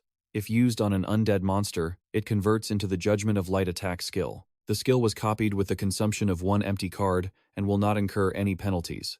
Seeing it, he couldn't help but smile with satisfaction. At this, she asked, "So, what do you want from our guild?" Despite her outward appearance, Yu Sung-un still had many reservations about the person in front of her. The mere fact that he could cure her illness was enough for her to be willing to negotiate with him. However, looking at him, he seemed like he had just entered his 3rd year of high school. It was hard to believe a kid could negotiate while standing before the master of the Jokwaa Guild. Thinking of this, the corners of her lips curled up, painting a look of anticipation. How interesting. Waiting for this very moment, Min Che-hun stated his request directly. Please become my sponsor. Yu Sung-un wasn't surprised at all. She just mused, asking in return, sponsorship to help you grow as a player? Is that what you mean? He nodded enthusiastically in confirmation. Yes, I have great ambition. But to grow, I realized I need money, connections, and many other things. For those reasons, I want the Jokwaa Guild to sponsor me. After weighing the pros and cons, she gently accepted his request, but added a condition. Very well. If you have the guts to do this, I'm sure you're worth investing in, and you have talent too. However, I have a condition. Hearing this, Che-hun suddenly fell silent. A condition? Even though everything was technically disadvantageous for her, since he was the only hope to cure her illness, she didn't lose her pride, for she was the master of the Jokwaa Guild. Thinking this, he asked. A condition that still maintained his usual elegance. Yu Sung-un analyzed it gently. Yes. One condition. You see, my illness is a personal matter. It has nothing to do with Jokwaa, but what you crave is not just my support, but the support of an entire guild. If we support you without any requirements, the sentence was left hanging, just enough for Che-hun to jump in.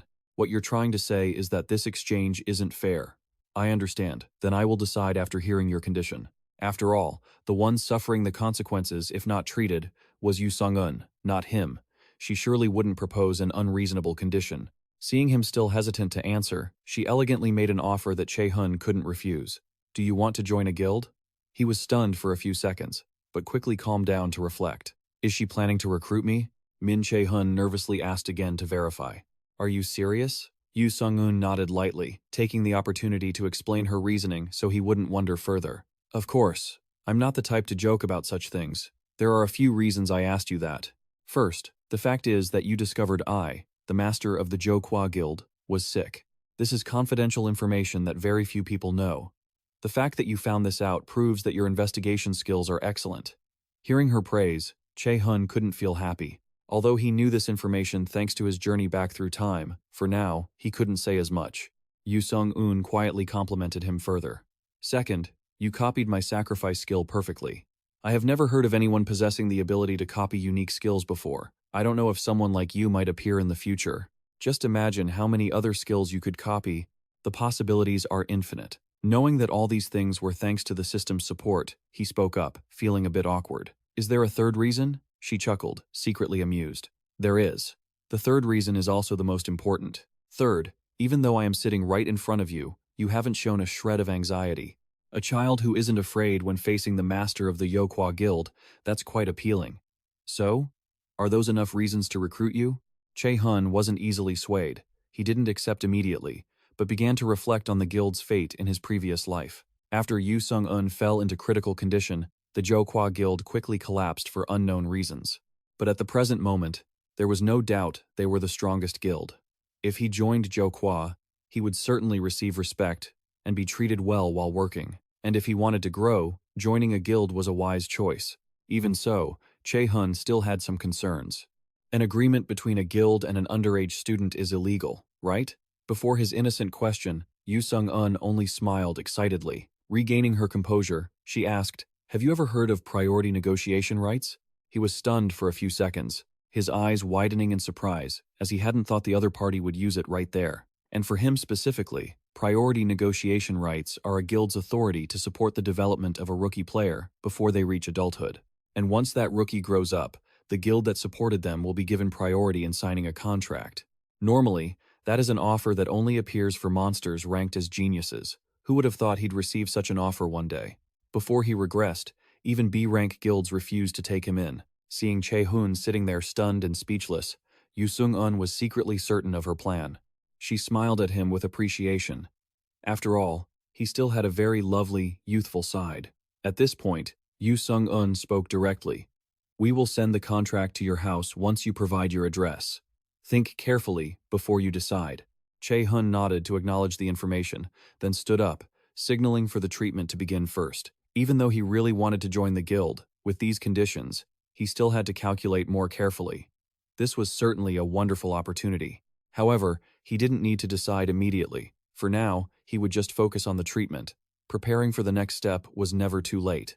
Quickly moving closer to Yu Sung-un, Che-hun began the treatment process. "Then I will start the healing." Yu Sung-un replied gently, "I'll leave it to you." Even though he had proven himself to both of them, Baek Sung-chae seemed to still have a lot of resentment toward him. He always looked grumpy whenever he saw them being close. "I can't keep up with this rhythm." Recalling the moment Che-hun cast the spell earlier, Baek Sung-chae, while acknowledging it, was still wary. "I have seen the effectiveness with my own eyes, so there is nothing to doubt. How many healers and doctors have we brought in just to cure the guildmaster? That is an illness that not even those who have dedicated their entire lives to medicine could resolve. It isn't something that can just disappear easily." On this side, the treatment process has begun. The system displays a notification. The active skill, Sacrifice, has been activated, and a wave of magical healing energy surges through your body. The very next second, a strange sensation suddenly arises within Sung, leaving her stunned for a few moments. A warm, comforting feeling gradually spreads to every corner of her body, forcing her to blurt out that her body is recovering. The pallor on Sung's face slowly fades away, making Baek Sung-chae overjoyed. It really can be cured.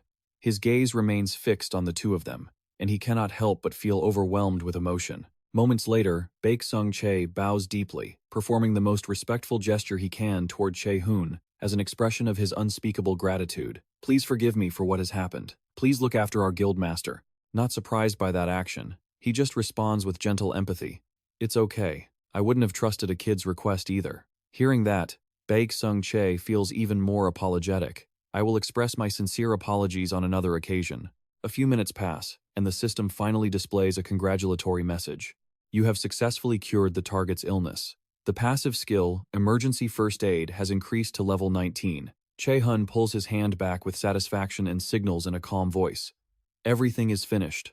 Try moving now." Yu Sung-un, following instructions, quickly stands up and walks toward the windowsill. She greedily savors the joyful feeling of shedding the burden of the illness that has been weighing her down for so long. Yu Sung-un gently reaches out to welcome the new warm sunlight of her life, and her whole body trembles involuntarily. She cannot hold back her emotions as tears of happiness quietly stream down her face. All symptoms have disappeared. "Thank you, but won't you be punished for this?" Che-hun immediately remembers the system's immunity notification. The skill was copied at the cost of a blank card, so no penalty will be applied. He smiles reassuringly. "It'll be fine. If that happens, you can just heal me." Sung, hearing his joke, involuntarily bursts into laughter. "All right, anything you need. Here is my business card. I will do my best to meet your needs. Contact me whenever you want, and please consider the agreement we discussed in a positive light."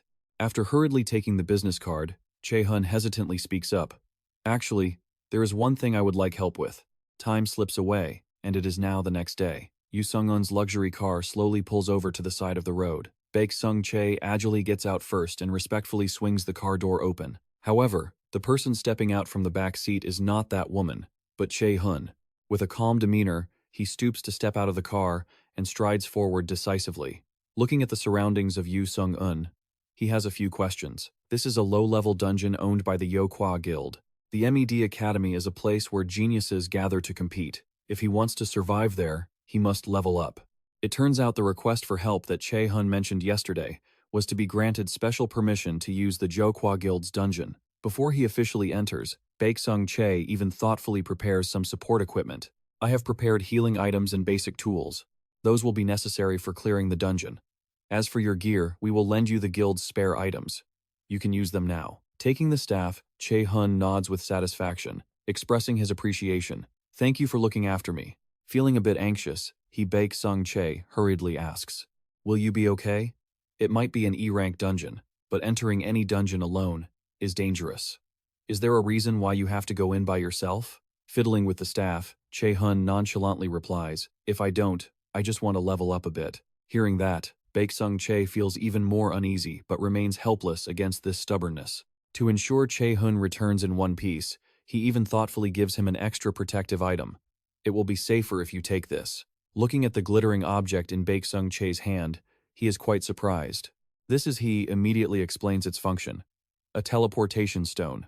You can return to the guild immediately if you crush it, so please use it in a dangerous situation. Please accept it. It is a gift of apology for my rude attitude toward you. It is also a gift of thanks for healing the guildmaster. I would be very happy if you could accept it. Understanding the other person's concern, Che-hun happily accepts it, not forgetting to express his gratitude beforehand. Thank you. Unable to wait any longer, he turns around and resolutely heads into the dungeon. The amount of magic power I'm feeling is definitely that of an E-rank dungeon. I won't have any problems. Before he goes in, Che lingeringly warns, please don't forget. If anything happens inside the dungeon, you must use the teleportation stone. Che-hun glances back and answers with a bright smile. Yes, I'll be heading in now. As soon as he steps through the door, the system displays a notification. You have entered the dungeon, but a glitch occurred in the system during the transition between the two spaces. Che-hun is thrown into a dark, indefinite void. Countless hands emerge, tightly covering his mouth, leaving him in a panic. What? What is happening here? The system finally provides an explanation. Due to the Nonia system, the user will be transported to a special area. Current location: the land of the dead of the Hem Pig. At the same time, in Yu Sung-eun's private office, she is busy handling guild affairs. Having just recovered, Yu Sung-eun is dedicating all her time to finishing the pending work of the guild. Even though she is busy, she cannot help but worry about Che-hun. That kid, Che-hun, will he be okay inside the dungeon? I have a few things I want to ask him right away. At that time, he had bluntly suggested, please lend me a low-level dungeon owned by the guild. Furthermore, I prefer to enter dungeons alone. This arrogance makes Yu Sung-eun worry even more. Even if it is a dungeon, rank E, it is nearly impossible for one candidate to clear a dungeon alone. Even if he has been gifted with wonderful talent, he is still an unpolished gem. It's not like that kid doesn't know the truth. And yet, he even requested to enter a dungeon alone. Thinking of this, her lips curl up involuntarily, and her interest is clearly visible on her vibrant face. What kind of plan do you have? I wonder. While she is lost in thought, there is suddenly some movement at the door. After 3 knocks, Hannah's serious voice speaks up. The guildmaster is a bit startled, but quickly recognizes the other person and smilingly orders, "It's you, Hannah. Come in." Upon being granted permission, Che's younger sister slowly opens the door and walks in. Seeing her, she eagerly inquires, "Do you have what I asked for?" Hannah coldly replies, "Here it is. It is Che-hun's file." Taking the folder, Yu Sung-eun softly says, "Thank you." She begins to flip through each page of his information to review, every gesture surprisingly cautious. Watching that interested expression, Hannah cannot help but wonder it is a rare occurrence for the guildmaster to spy on someone personally. The guildmaster must have truly seen that this child, Che-hun, is special. Flipping to the educational information page, the words Rookie Warrior Class stand out on the page. Reading every word clearly, Yu Sung-eun hurriedly covers her mouth and shouts in astonishment. He is a candidate for the warrior class? Then how could he use magic? Seeing something unusual, she disappointedly closes the file. This action makes Hannah slightly tense. After a moment of contemplation, Yu Sung-eun slowly narrows her eyes, and her whole body exudes an unusual coldness. The room's atmosphere is now extremely tense. The increased errors make Yu Sung-eun begin to suspect. Is this accurate? Hannah hurriedly replies. She even asserts firmly that as long as there is no mechanical failure, it is accurate without any doubt. Hearing that, she says nothing more and gently flips the page to check the compatibility. The number 97% leaves Yu Sung-eun intrigued. After a moment of consideration, she unexpectedly makes a phone call. As soon as the other party picks up, Yu Sung-eun instructs, "Brother, when will Che-hun return from the dungeon? Please tell him this immediately. I will be ready whenever he is available, so let's have a meeting." Che curiously asks, "What? What do you mean?" Yu Sung-eun vaguely replies, "I want to personally test the talent that Che-hun possesses." Returning to Che-hun's location, he is still struggling with the system glitch. Due to the Nonia system, the user is transported to a special area. Current location: the land of the dead of the Hem Pig. The very next second, Che-hun is dumped into an extremely strange place, completely different from his initial plans. A dull thud echoes as his back hits the ground hard, causing him pain. When he regains his composure, Che-hun finally gets a sense of his surroundings. Sung-un. He doesn't know if it's bad luck or misfortune, but the system has graciously dumped him in a graveyard belonging to the land of the dead. The smoke and dust around the tomb area are getting thicker, making Che-hun cough violently. Furious at being thrown away, he curses under his breath. Damn it, what is going on here? Right at that moment, a towering black shadow appears right before his eyes. The light gradually hits it, making its appearance clearer in the middle of the silent night. Standing before Che-hun now is a walking coffin. It is draped in a robe. The creature wore a loose, baggy robe with a bow strapped neatly to its back. The longer he looked, the more sinister it seemed. Its skeletal hands slowly drew the bowstring. The next second, it released the arrow, letting it fly toward Che-hun at terrifying speed. Sitting dazed on the ground, he finally snapped to his senses. Before the arrow could strike, Che-hun tilted his head just in time to dodge. Having narrowly escaped danger, he quickly turned to look at the source of the attack. The skeleton archer didn't flinch at being discovered. Instead, it boldly advanced to confront Che-hun. It continued to aim its cold bow at him. Having inhaled a large amount of toxic smoke, Che-hun felt his body go rigid. He sat slumped on the ground, thinking to himself, "Is this paralysis poison? This is going to be a problem." The next second, he activated his skill, Sacrifice. From beneath the thick layer of snow, a pair of horrifying hands violently burst forth. The creature's twisted body began to reveal itself under the silent night sky. The zombie slowly crawled across the freezing ground, its terrifying eyes suddenly glowing, tearing through the enveloping darkness. As soon as it appeared, the zombie dragged countless sinister entities along, surrounding the entire space. They suddenly charged straight at Che-hun, thrashing wildly. On the other side, the zombie force was fully assembled, from archers to melee warriors. The skeleton archer struck first, savagely firing an arrow to attack him while the poison was still in effect. But unfortunately, Che-hun easily caught the tiny arrow with his bare hand. He smirked and let out a challenge. "Is that it? What a joke." Meanwhile, in Kim Ju-jung's private room, she was still lying, spread-eagled on her bed, looking incredibly lazy. Even though she knew Sung-un was her idol, she hadn't expected to be obsessed enough to hang a poster of her in her room. She mumbled to herself, Che-hun, if you dare to show your face here, I'll really finish you off. You knew you had no sense of direction, yet you still dared to leave me behind. I know it. You still dared to abandon me.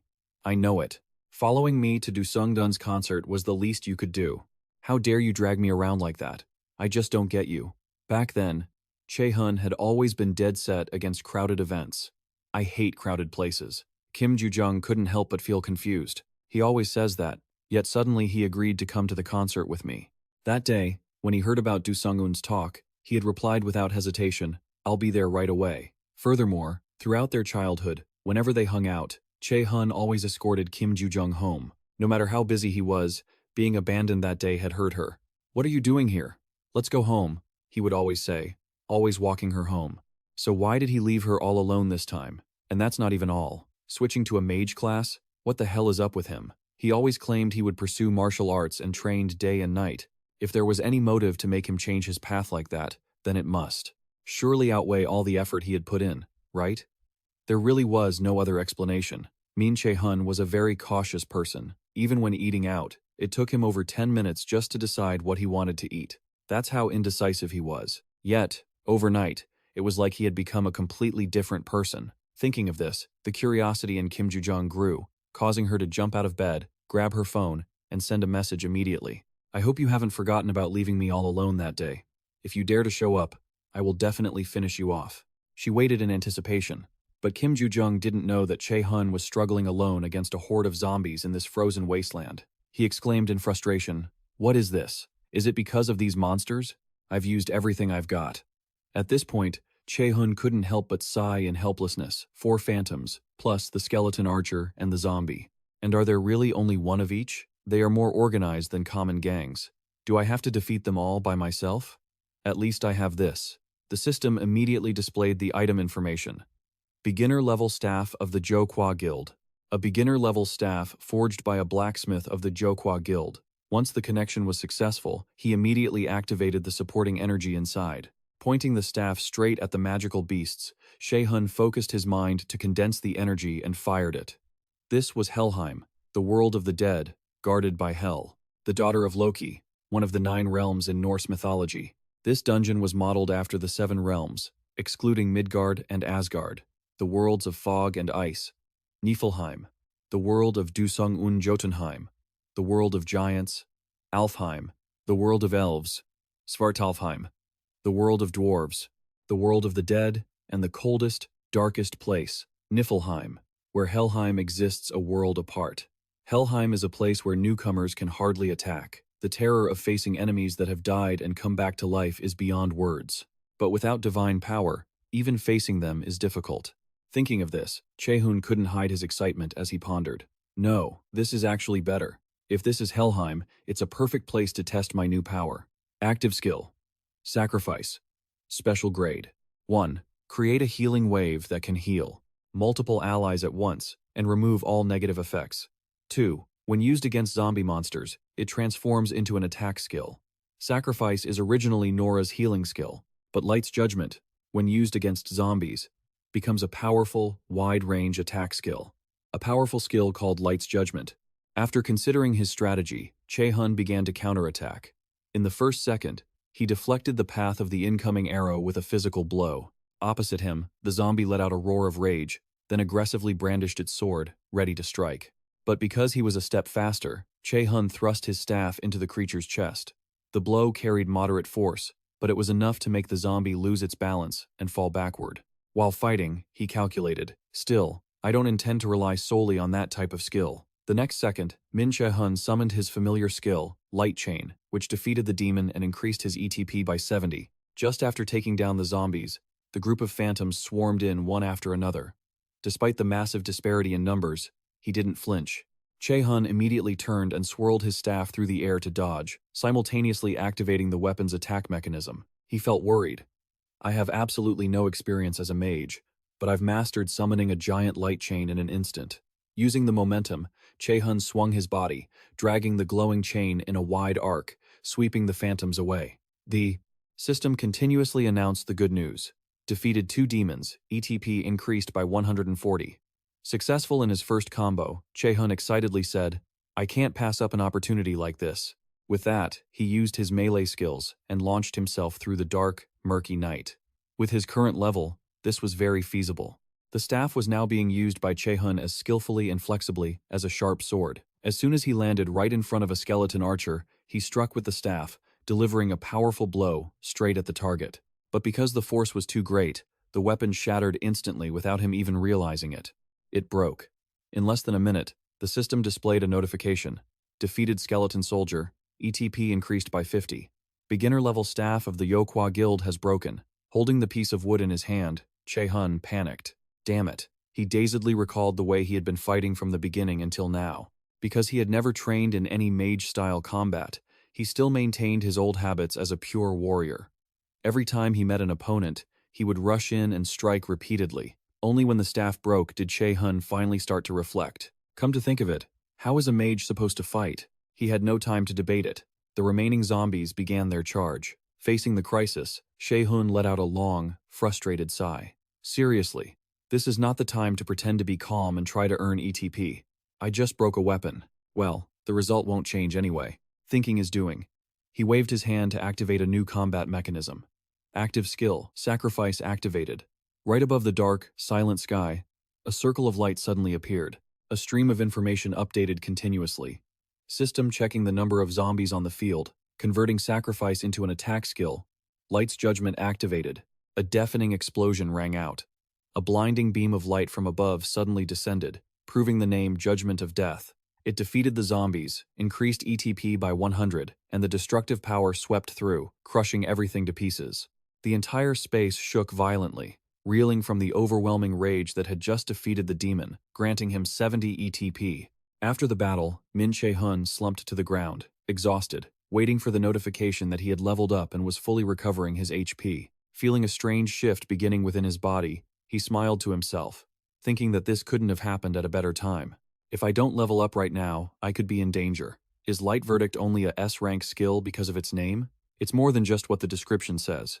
It's a mage's specialty skill. If I don't have it next time, I won't be lucky enough to escape again. Wait, is this a dungeon teleportation?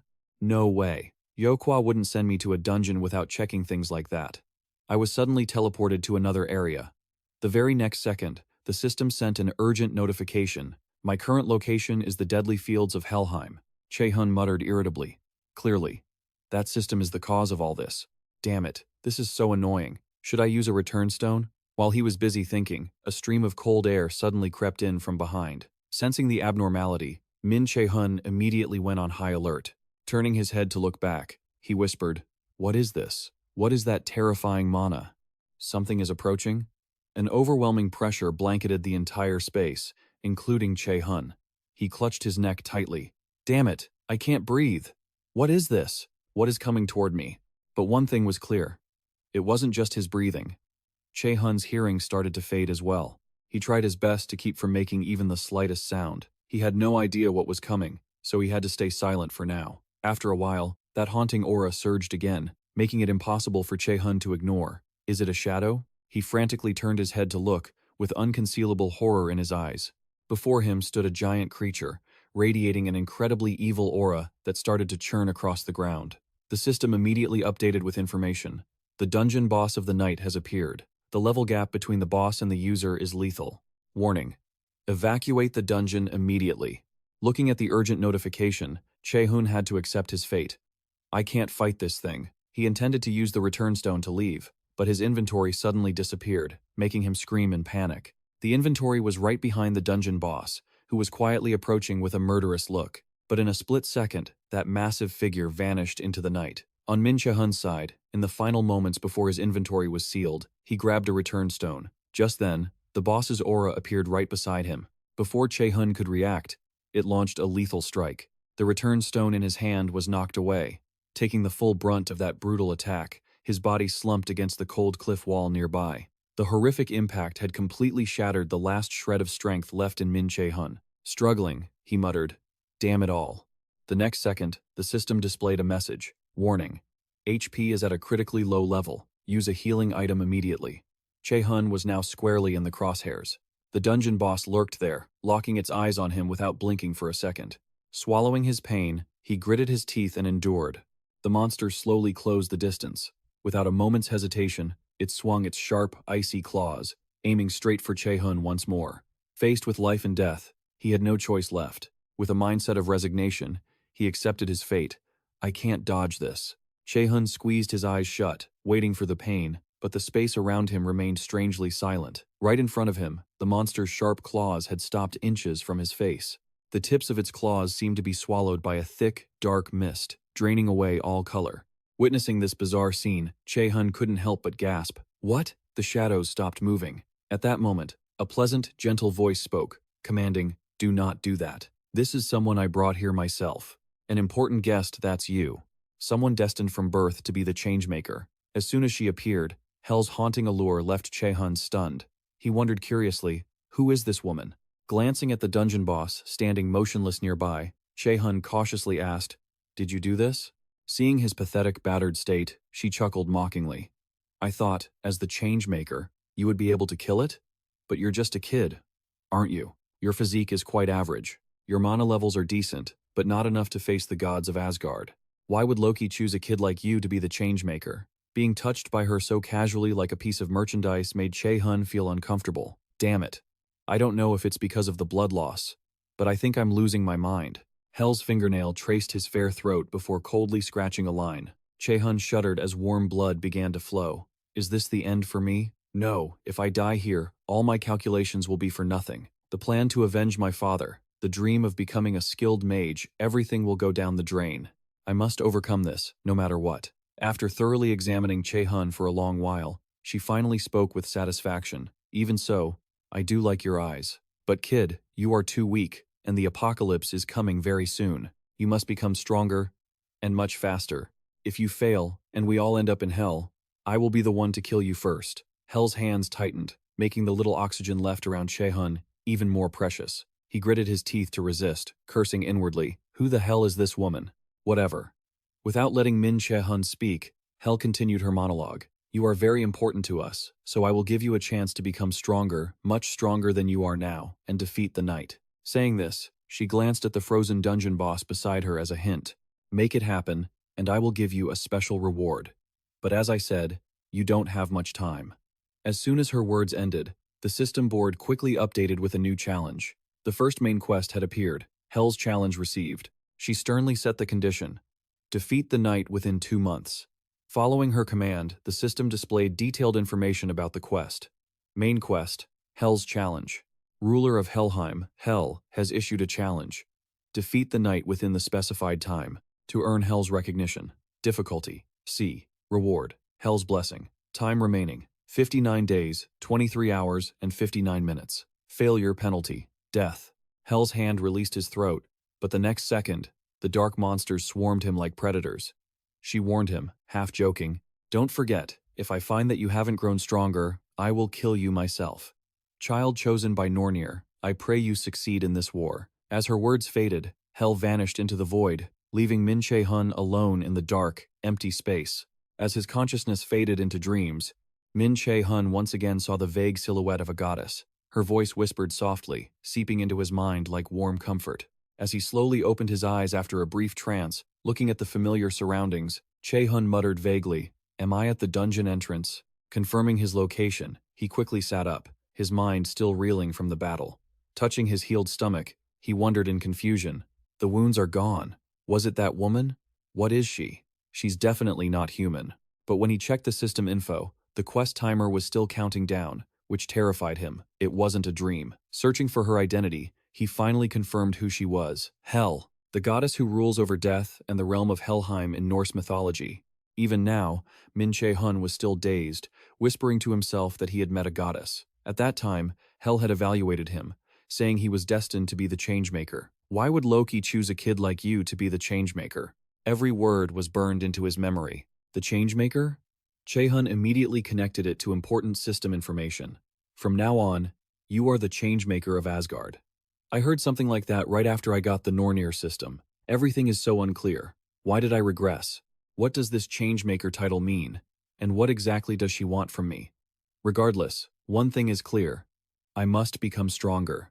If what Hel said is true, the moment I stop growing, she will definitely kill me. Defeating the knight within 2 months won't be easy, but having a goal is still a good thing. However, the current situation is really not great. Given my very basic combat skills, it's a death trap. I'm not used to fighting as a mage. I haven't even learned any low-level spells yet. To go further, nothing is more important than having a solid foundation. Once he made up his mind, Che-hun immediately thought about the support of the Jokwa Guild, and the people he could turn to right now were Sung-un and Bak Sung-che. As soon as he opened the chat screen, he received an automated greeting from him. "Hello, this is Bak Sung-che. I'm messaging you to say that Saintess Yu Sung-un would like to meet you in person. Are you free tomorrow? She wants to hear your answer regarding the contract she proposed." Looking at Yu Sung-un's message, Che-hun clicked his tongue in excitement. It was perfect timing. He quickly sent a confirmation. "Let's meet tomorrow. I have a very positive outlook on this contract." Suddenly remembering something important, he flashed a sly grin. A second later, he quickly sent an additional note. "But it would be even better if you could do one more thing for me." Time flew by, and the next day, Che-hun headed to the guild as promised. Seeing the Jokwa emblem, he couldn't help but admire how intricately it was carved and placed right in the center of the lobby. Baek Sung-che appeared a moment later to greet him. He quickly led Che-hun to the office. At first, he was surprised that they had reached out to him, but after calming down, he had already partially guessed the reason. The reason they contacted him first must be because they had reviewed his awakening profile, an offensive mage with a 97% aptitude level. Even if you turned the world upside down, it would be hard to find someone with such talent. The fact that he had become a martial artist, even though it didn't suit him at all, was entirely due to his own indecisiveness. Whether it was the people around Yu Sung-un or those on TV, they all glorified martial arts and looked down on mages. So, choosing that path back then actually made a lot of sense. NBC. I hope you guys go bankrupt soon. The two quickly headed down to the basement. Seeing the sight before him, he felt a brief flicker of astonishment. Hearing the footsteps, Yu Sung-un turned her head and called out, "You're here. I've been waiting for you." No longer plagued by that monstrous illness, she radiated a vitality that left everyone in awe. a complete departure from her usual pale complexion. Seeing the vibrant state of Yu Sung-un, Min Che-hun couldn't help but be surprised, but he quickly replied, "Hello, Guild President. It's a pleasure to see you again." As soon as they met, she went straight to business. "What did you think of that contract?" "I think the terms are quite good." He quietly marveled at the special benefits included inside. "Yes, the conditions are truly excellent. A monthly salary, unlimited supply of guild equipment up to B rank, and I don't even have to pay for broken gear. When clearing dungeons, the profits will be split 8-2 with the guild, depending on my contribution." It was a contract entirely in his favor. It was the kind of contract only offered to raiders who were at least A rank. Thinking of this, Min Che-hun paused, looking a bit hesitant. "I've spoken with manager Baek Sung-chae about this, but before signing the contract, I have one condition." Hearing this, Sung-un was delighted. "Of course, that's fine. What is the condition? Tell me."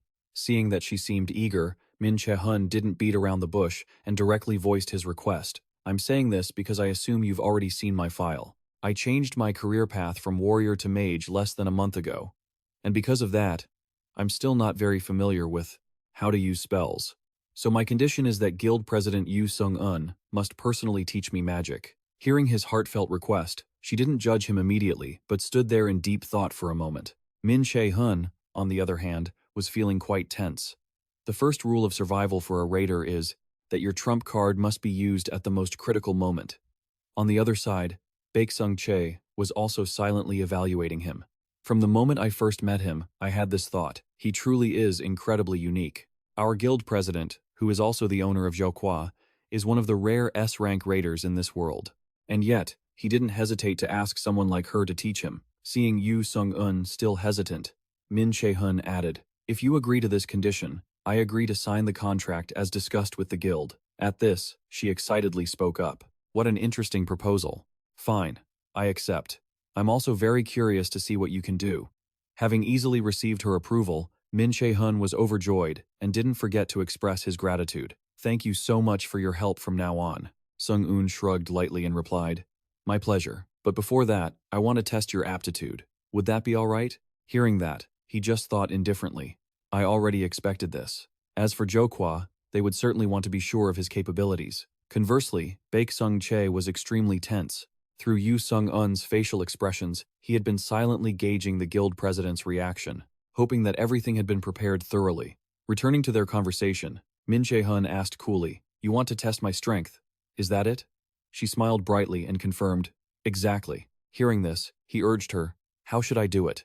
As soon as he finished, Yu Sung-un immediately snapped her fingers to signal. With just that small motion, a turbulent flow of magical energy suddenly surged. It swirled into a ring, exploding with terrifying force. After the perfect demonstration, she smirked provocatively. "A mana block, you have to overcome it." Seeing the powerful mana swirling before his eyes, Min Che-hun gasped in amazement. Did she just say a mana block? Seeing the shock clearly written on his face, she smiled faintly, expressing her challenge. "What do you think? It's beautiful, isn't it? For someone talented enough to sign such a good contract with Joqua, surely you should be able to do at least this much." Contrary to her expectations, Min Che-hun was feeling immense pressure. Usually, a mana block is used by mages, at least B rank, to better understand their sensitivity to mana. Since he still wasn't used to being a mage, this was quite a difficult test. The number of raiders who could overcome a mana block was probably only about 7% of the mages who had awakened in the world. "Can I actually do this?" Thinking of this, he spoke up slowly to probe her. "It sounds like you're trying to discourage me."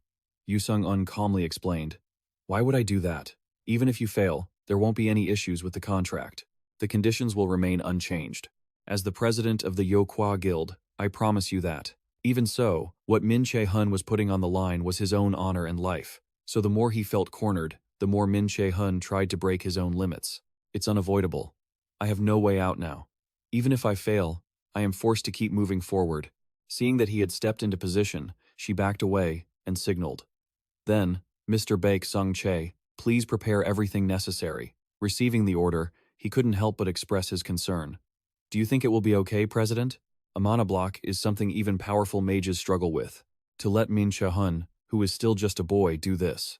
With the sharp eyes of one of the world's top mages, she gently let out an enigmatic assessment. "Do you think the boy in front of us is just an ordinary boy? It's worth a try." Seeing that the guild president was determined, Baek-sung Che had to retract his warning and nod in compliance. Afterward, he slowly moved toward the switch, completing the fingerprint verification. In an instant, the mana block began to fluctuate. Che-hun was stunned for a few seconds, but his eyes remained locked on it, unmoving. A mana block, I had heard about it before the regression, but seeing it in person, it's much stronger than I thought. Not wanting to wait any longer, Yu Sung-eun shouted to announce, "Shall we begin? I hope you get good results. Just give it your all." Following the order, a nervous Che-hun stepped closer to the mana block oscillating before him.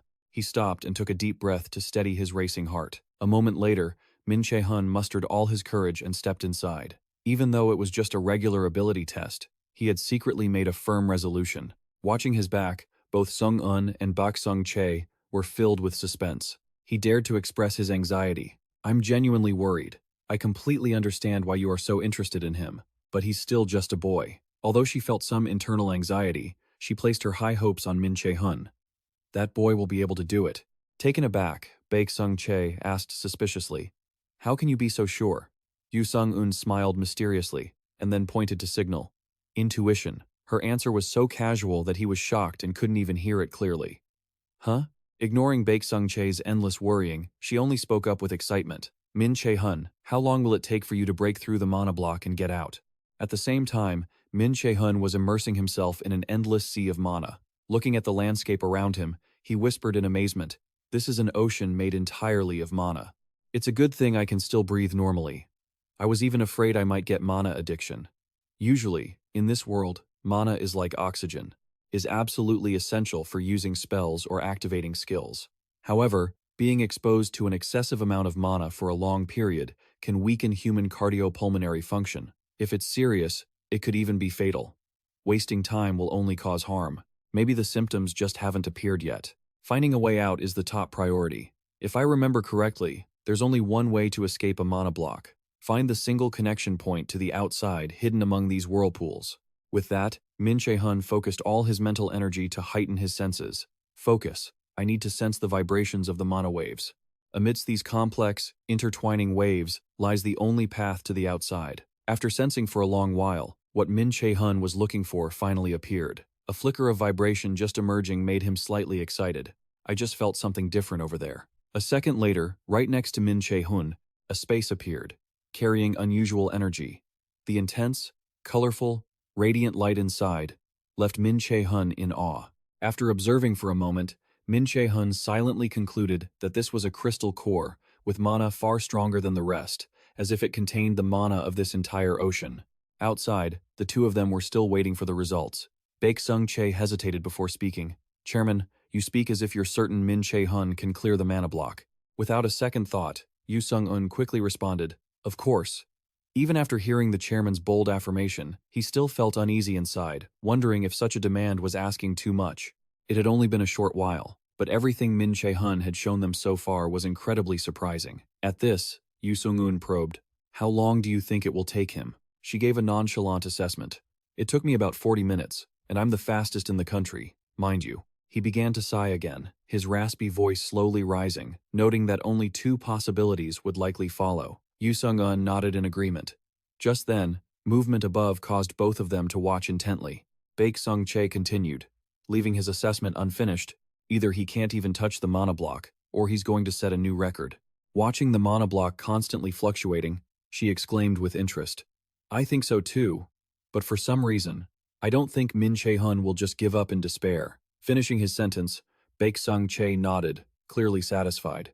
As they were chatting idly, a sudden powerful vibration startled Sung-eun. She shouted urgently, "Baek-sung Che, over there!" Seeing his companion's frantic demeanor, he immediately turned his eyes to assess the situation. What appeared right before their eyes made Yu Sung-eun have to rub her eyes in disbelief.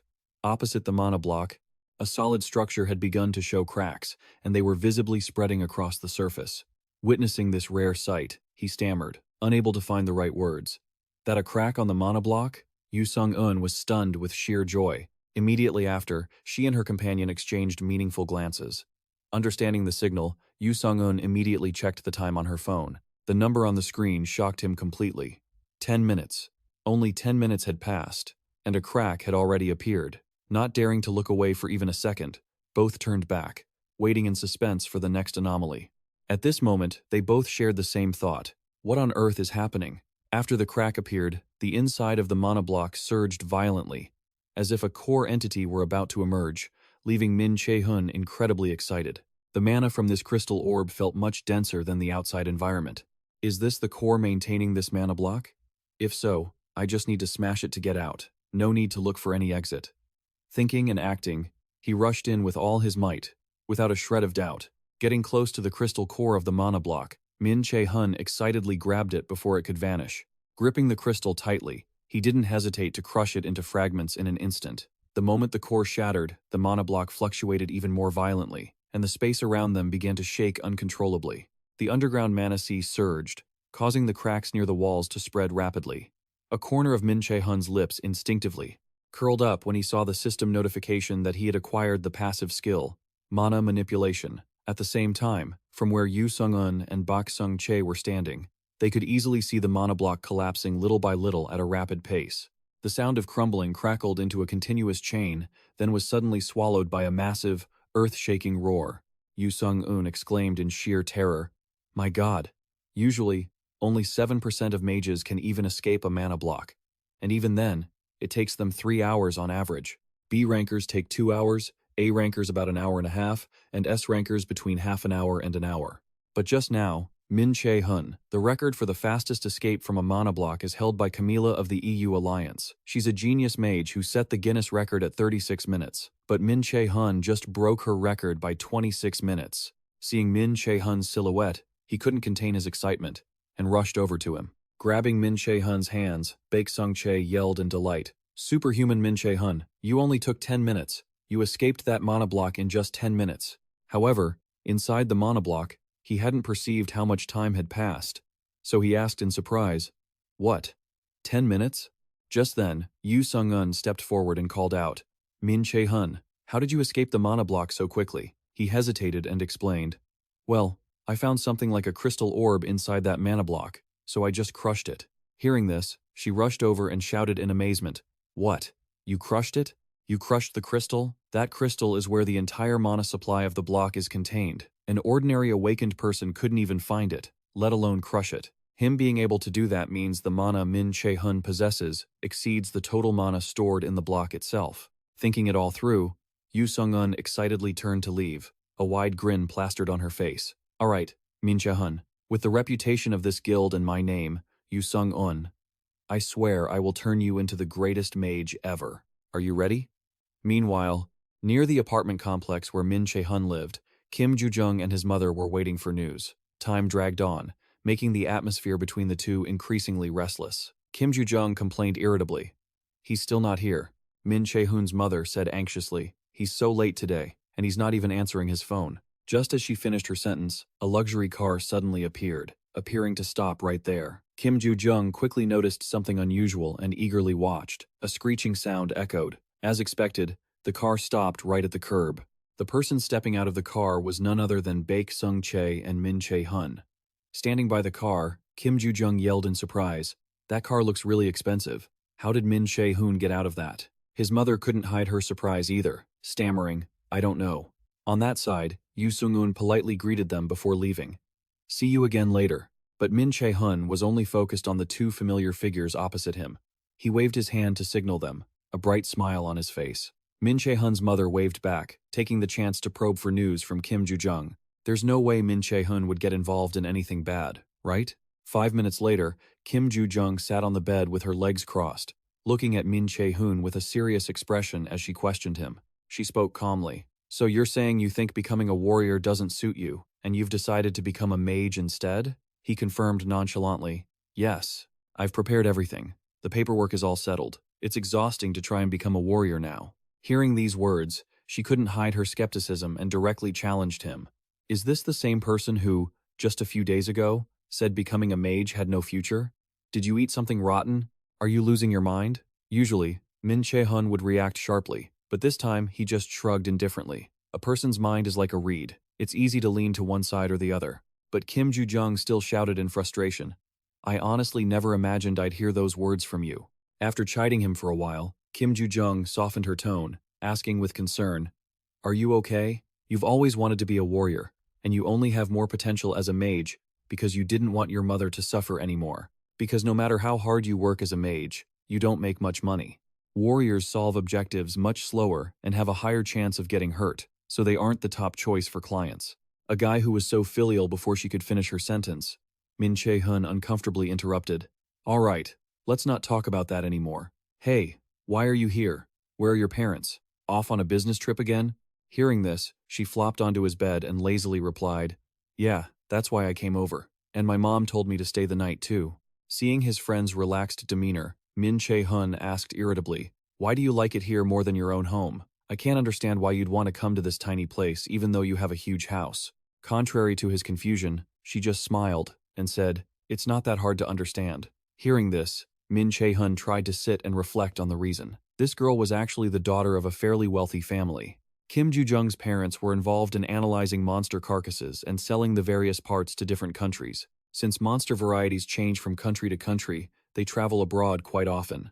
And because of that, there were many times when Kim Ju-jung was left home alone. Since my mother and Kim Ju-jung's father were quite close, she often came over to sleep over. Thinking about the business at hand, Che-hun gently suggested, Since it's already happened anyway, teach me some magic theory, please. Kim Ju-jung sat up abruptly and playfully demanded, You're asking for a favor, but just saying it with your mouth? As a wealthy young lady, she was asking for benefits from a poor guy like Che-hun, making him reluctant as he asked back, So what do you want? You have to tell me so I know if I can do it or not, right? Hearing that, Kim Ju-jung thought seriously. Now that you ask, I realize I've never thought about this before. Just like that, Che-hun had to sit and wait for her to mumble about what she currently wanted. After figuring it out, Kim Ju-jung secretly smiled triumphantly. She looked at him with expectant eyes and exclaimed, Grant me one wish, anything I want. If you don't like it, you can just refuse. No need to waste time thinking about it. He immediately agreed in an instant. Sure, but there has to be a 1-year time limit. If you don't use it within this time, you won't be able to use it anymore. Okay? Hearing about the time limit, Kim Ju-jung sulked but had to accept it. That's so unfair. All right. Everything was part of Che-hun's trick because he knew that if it was a 1-year limit, she would surely forget about it entirely. Glancing at his friend, Che-hun teased her. What are you planning to wish for that makes your face look so serious? I don't think your face could look any worse than it already does. Being insulted, Kim Ju-jung yelled angrily. What? You're dying to see what happens, right? Fine. You left me behind and ran off the day before yesterday, didn't you? Okay. Let's see how you're going to die today. Saying that, she grabbed a pillow and started hitting him repeatedly, making Che-hun shout irritably. Hey, hitting me just because of that little thing is a bit too much, and the reaction is zero. Kim Ju-jung coldly ordered, Shut up. Right at that moment, someone knocked hard on the room door. Che-hun's mother called out loudly from outside, Kids, come down for dinner. At this time, she had also just finished the last dish for the lavish meal today, her face unable to hide her happiness. Hearing the call, Kim Ju-jung paused for a few seconds, but quickly threw the pillow right into Che-hun's face. He quickly reached out to catch it, but his face didn't show any annoyance, because Che-hun's heart was busy thinking about better things. Even so, this probably wasn't too bad. At the same time, in a mysterious rank, a dungeon, a flock of black crows suddenly became intensely agitated. They flapped their wings wildly, making the gloomy space echo only with mournful, spine-chilling cries. A crisp sound of thwack rang out, and a cold sword plunged into the head of the dungeon monster, causing warm blood to gush out endlessly. The person who just performed that series of maneuvers was none other than Hu Jin, the one impersonating the father of Mi-eung-ho Che-hun's father. With just one fatal strike, the dungeon's top-tier monster collapsed at his feet, without a struggle.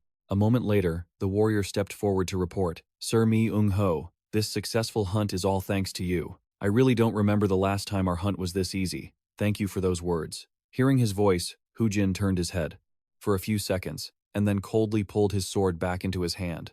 Ignoring his annoyance, the man continued rambling. If someone like Mr. Min here joined our guild, it would be wonderful. I wonder if you have ever considered this? Hu Jin lowered his voice to refuse. Sorry, but I don't have any intention of joining any guild for the time being. But the guy still lingered. Come on, don't be like that. Halfway through his sentence, Hu Jin's warning gaze made him hesitant, but for the sake of future benefits, the warrior tried to persuade him. If it's Mr. Min, our Scarlet Guild guarantees to give you the best benefits. Before he could finish his sentence, Hu Jin spoke up, annoyed. So annoying. He had heard it clearly. but the warrior still pretended not to and asked again. Sir? Irritated because the guy wouldn't stop pestering him, Hu Jin turned around and shot a glare filled with killing intent. Immediately, thick, dark, magical energy surged forward, surrounding and strangling the warrior. In his hand, a ball of destructive energy began to condense. With a hoarse voice carrying a trace of evil, he whispered, dark and gloomy. That kind of mediocre greed is truly a human quality. No, humans aren't the only species like that. Saying that, Hu Jin immediately vanished into the void, leaving not even the smallest trace behind. The guy looked around confusedly and muttered to himself, what am I doing here? Nobody knew. Returning to the real world, Che-hun had begun his first lesson on the path to becoming the nation's top mage. Just as they started, Yu Sung-un excitedly opened the conversation. Before starting the first lesson, I want to test your intuition and reflexes in combat. In other words, we will have a duel. Hearing this, he felt a bit nervous when his opponent was the chairwoman of the largest guild in the country. A duel? It seemed a bit difficult to start with something like that. Yu Sung-un immediately retorted, her innocent smile clearly visible. I don't think someone who came out of the magic barrier in 10 minutes should be saying that. Now, try to attack me. Min Che-hun slowly analyzed her state. Sure enough, she had the same attitude last time. She had intended to do this from the very beginning. If you launch the spear, you must follow the spear. He let out a sigh to calm down, then immediately took a defensive stance. Watching Che-hun's preparation, Yu Sung-un couldn't help but frown. She silently evaluated. Left foot forward, slightly bent knees, shoulders as low as possible. A stance that helps him easily dodge and move, often used by warriors. Thinking of this, Yu Sung-un acted. She immediately leaned to the right and decisively crouched down, just enough to dodge Che-hun's powerful high-level punch. Following the momentum, Yu Sung-un used incredible speed to pop up, grabbing his fist that was hanging in midair. Che-hun was stunned for a few seconds. On the contrary, she only wore a faint, triumphant smile. Not stopping there, Che-hun decisively pulled his hand out of her control and then used the momentum to push himself backward to maintain a certain distance. Taking advantage of the time, he slowly analyzed his opponent's fighting style. I thought at least I would land one hit. Even though she is a healer, this must be the level of an S-rank conqueror, right? Opposite him, Yu Sung-un said, from now on, I will call you by your nickname, Che-hun. Che-hun, you said you were originally a warrior, right? He nodded firmly. Yes. Thinking for a moment, she gave her assessment. It seems you still haven't broken the habits of a warrior. How can a mage recklessly charge forward like that? Che-hun, tell me, what is the biggest difference between a warrior and a mage? Without a long thought, he answered succinctly, probably fighting the opponent at close range versus long range. Hearing this answer, Yu Sung-un nodded with satisfaction. That's right. Those with the mage class are usually people who weaken the opponent from a distance before getting close to land the decisive blow, but you try to close the distance between yourself and the opponent too much. If you fight like that as a mage, whose defensive stats are already low, you will lose the battle very quickly. I was also too careless. I think I should be a bit more serious. You also need to see how a true mage fights. This time I will attack too. Of course, I won't hurt you too seriously. Besides, I am a healer. I will heal you right away. Hearing these words, the corners of Che-hun's mouth twitched involuntarily out of anxiety. While attacking, she excitedly spoke, challenging him. I know you have more than just this, so this time, give it your best shot.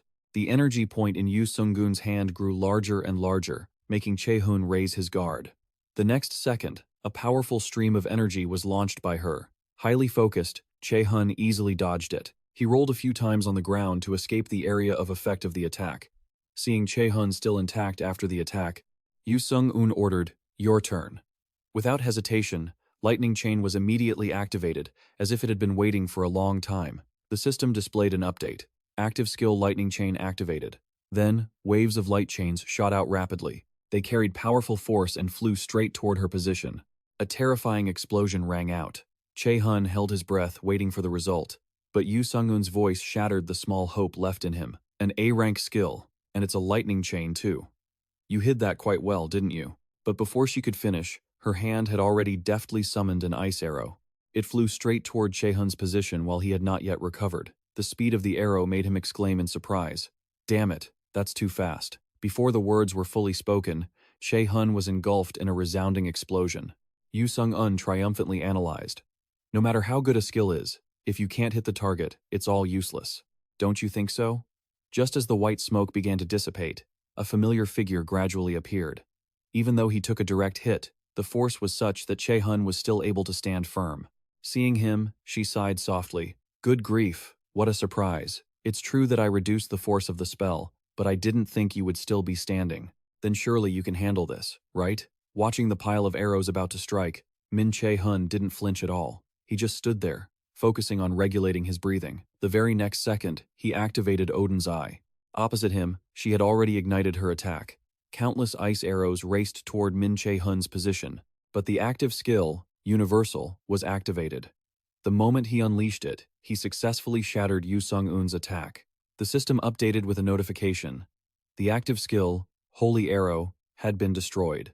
Seeing her barrage of arrows smashed in the blink of an eye, she couldn't immediately accept that her spell had been broken. There's no way he could have thought of a counter and destroyed my skill in such a short time, could he? Collecting her thoughts, Sung-un couldn't help but click her tongue. You really keep surprising me. How many more surprises are you hiding? Even though he was quite exhausted after the previous counterattack, Min Che-hun struggled to answer, I don't know. The next second, a pile of light chains suddenly erupted right under Yu Sung-un's feet. She looked over in surprise. Just as the lightning chain was about to touch her, Yu Sung-un quickly activated a magic shield to parry it, successfully deflecting its trajectory. Although she had escaped danger, she had suffered quite a bit from the backlash. Moreover, she never expected such great power to come from a kid who hadn't even undergone proper training. Not stopping at just the counterattack, Min Che-hun switched to the offensive. He poured all his strength into it, continuously launching light chains toward Yu Sung-un, leaving her momentarily overwhelmed. How can that kid use magic without chanting? For a mage, incantations are like a law of physics that always accompanies spellcasting. Of course, high-level mages can use silent incantations, but at the cost of the spell's power being weakened. But that kid is still a novice at magic. So, how the hell is he casting spells without chanting? After the series of attacks, Min Che-hun looked visibly exhausted. He whispered to himself, Did none of that work? I don't have much mana left. She really is a monster. On the contrary, Yu Sung-un's mana was still incredibly abundant. She praised him with amusement. You really are full of surprises. Min Che-hun strained his eyes to follow her movements, but that wasn't enough, because her figure had already vanished after those words. But the very next second, his entire body was suddenly lifted into the air before he even understood why.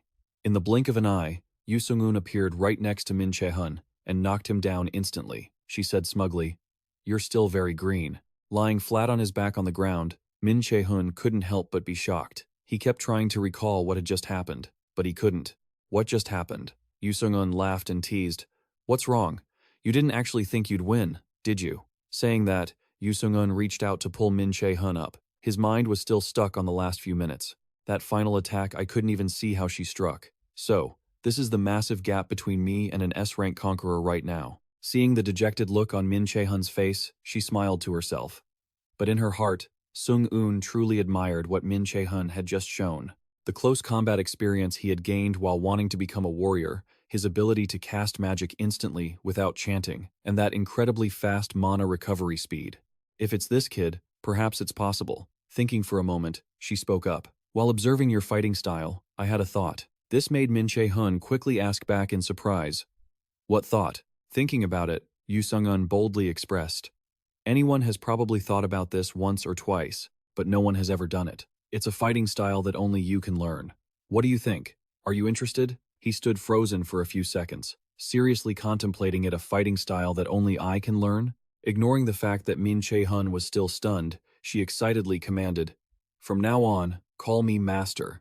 Congratulations on becoming my first disciple. Even after arriving home, Min Che-hun was still lost in thought, ignoring his friend Kim Ju-jung calling his name until her voice went hoarse. Hey, Min Che-hun, are you even listening to me? He replied irritably. Yes, I am. I'm listening. So just swallow the food in your mouth. Then, speak. Being criticized in return, she would normally yell, but today she was noticeably gentle. I bought this because you said you needed to study. Surprised, Min Che-hun looked at the pile of instant noodle cups that Kim Ju-jung had just polished off, and asked in horror, Aren't you sick of eating that yet? You realize this is the 4th cup you've eaten, right?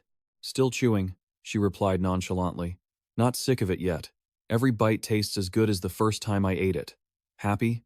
Anyway, let's get back to the main topic. Looking at the white paper that Min Che-hun had carefully treasured, combat magic, reinforcement magic, healing magic. Kim Ju-jung began to lecture. Even though there are many different categories, these three are considered the most essential. Seeing the vivid illustrations for the lesson, he complimented her. You're really good at drawing. After listening carefully for a while, Min Che-hun's limited knowledge increased. Your understanding of magic has increased. Your magic efficiency has increased by 5%. Looking at the notification board, he thought irritably, again? Every time I achieve something new, this system always notifies me about it. It's as if this system desperately wants me to get stronger. Despite reaching this point, Kim Ju-jung still couldn't shake her suspicion toward Min Che-hun. You're quite talented. Did you really switch professions from a warrior? Other people take months to learn magic spells. You learned them in just a few days. He replied flatly. I did. Didn't you say you also memorized those spells in 3 days? Remembering something, she suddenly shouted a command. I told you to call me teacher. Being at a disadvantage, Min Che-hun had to reluctantly obey. Yes, teacher, this is so annoying. Hearing the reluctant tone, Kim Ju-jung was peeved. Can't I even be called that? I started learning magic before you, but at this rate, it won't take you long to catch up to me. Suddenly he retorted, so what, teacher, magic just suits me, that's all. My aptitude test proved it. Well, remembering the terrifying face of the boar and the dangerous mission hanging over his head, Min Che-hun felt a chill down his spine. I'm the one who should be complaining here. My life is in danger. Returning to the conversation, Kim Ju-jung calmly reminded him, I haven't said this before, but do you know how shocked I was when you said you wanted to become a warrior? I agree that becoming a mage doesn't pay much, but how could you waste your talent like that? You must admit that it's extremely strange, right? You're a mage yourself, so you must know. The way people view mages nowadays, facing Kim Ju-jung's reproach, Min Che-hun felt like he was experiencing the shackles of contempt and disdain himself. That silhouette appeared once again, crushing his spirit. Every word from Hu Jin echoed in his ears, making Min Che-hun more silent. Do I really want to choose this path? Lost in the illusion, he waited for Kim Ju-jung to interrupt. Hey, are you actually practicing magic? Collecting himself, he replied quickly. Yes, but I'm learning from another teacher. The empty answer made her angry again. You're not using honorifics again, are you? Hearing that, Min Che-hun hurriedly corrected his speech. Yes, I am, teacher. Even so, he still wasn't truly awake after the sudden illusion just now. What was that just now? Did I imagine it? I think I heard something strange. The more he thought about it, the more Min Che-hun felt a shudder. The boar's booming reminder flashed through his mind again. 2 months. You must defeat this guy within that time. Because of that, Min Che-hun urged himself, this is not the time to lose focus. Think of something more inspiring. For example, I hope that pill will be a great help to conquerors all over the world, like a precious pill that can help me overcome those obstacles. At the same time, at the Jokwaa Guild's special training area, Yu Sung-un was carrying out her duty of monitoring the rigorous training process of the members. She slowly observed every single movement they made. When she discovered a mistake, Yu Sung-un would immediately remind them. Conqueror Bak Kwai Chin. When you swing your sword, you have to pay attention to your hips. Conqueror Kim China. Your spellcasting is too slow. Your teammates will die before your healing magic can reach them if you don't hurry. Focus. At the same time, Yu Sung-un was also present on the field, responsible for key training for the guild. Walking up to her, he reported the situation. The rookies aren't bad. Their average level is a bit better than last year. Mr. Chairman. Startled by Yu Sung-un's address, Yu Sung-un mumbled, Sorry, I was a bit distracted just now. He asked curiously, Are you thinking about Min Che-hun? Mentioning his name, she chuckled. Nothing gets past you, does it? You guessed it, Min Jae-hyun said coolly, leaning back. If I recall correctly, what you're planning to teach Min Jae-hun is something many strikers have attempted, but no one has ever succeeded, right? He shrugged and asked back, You've already seen Min Jae-hun's talent with your own eyes, haven't you? He nodded in confirmation. Right.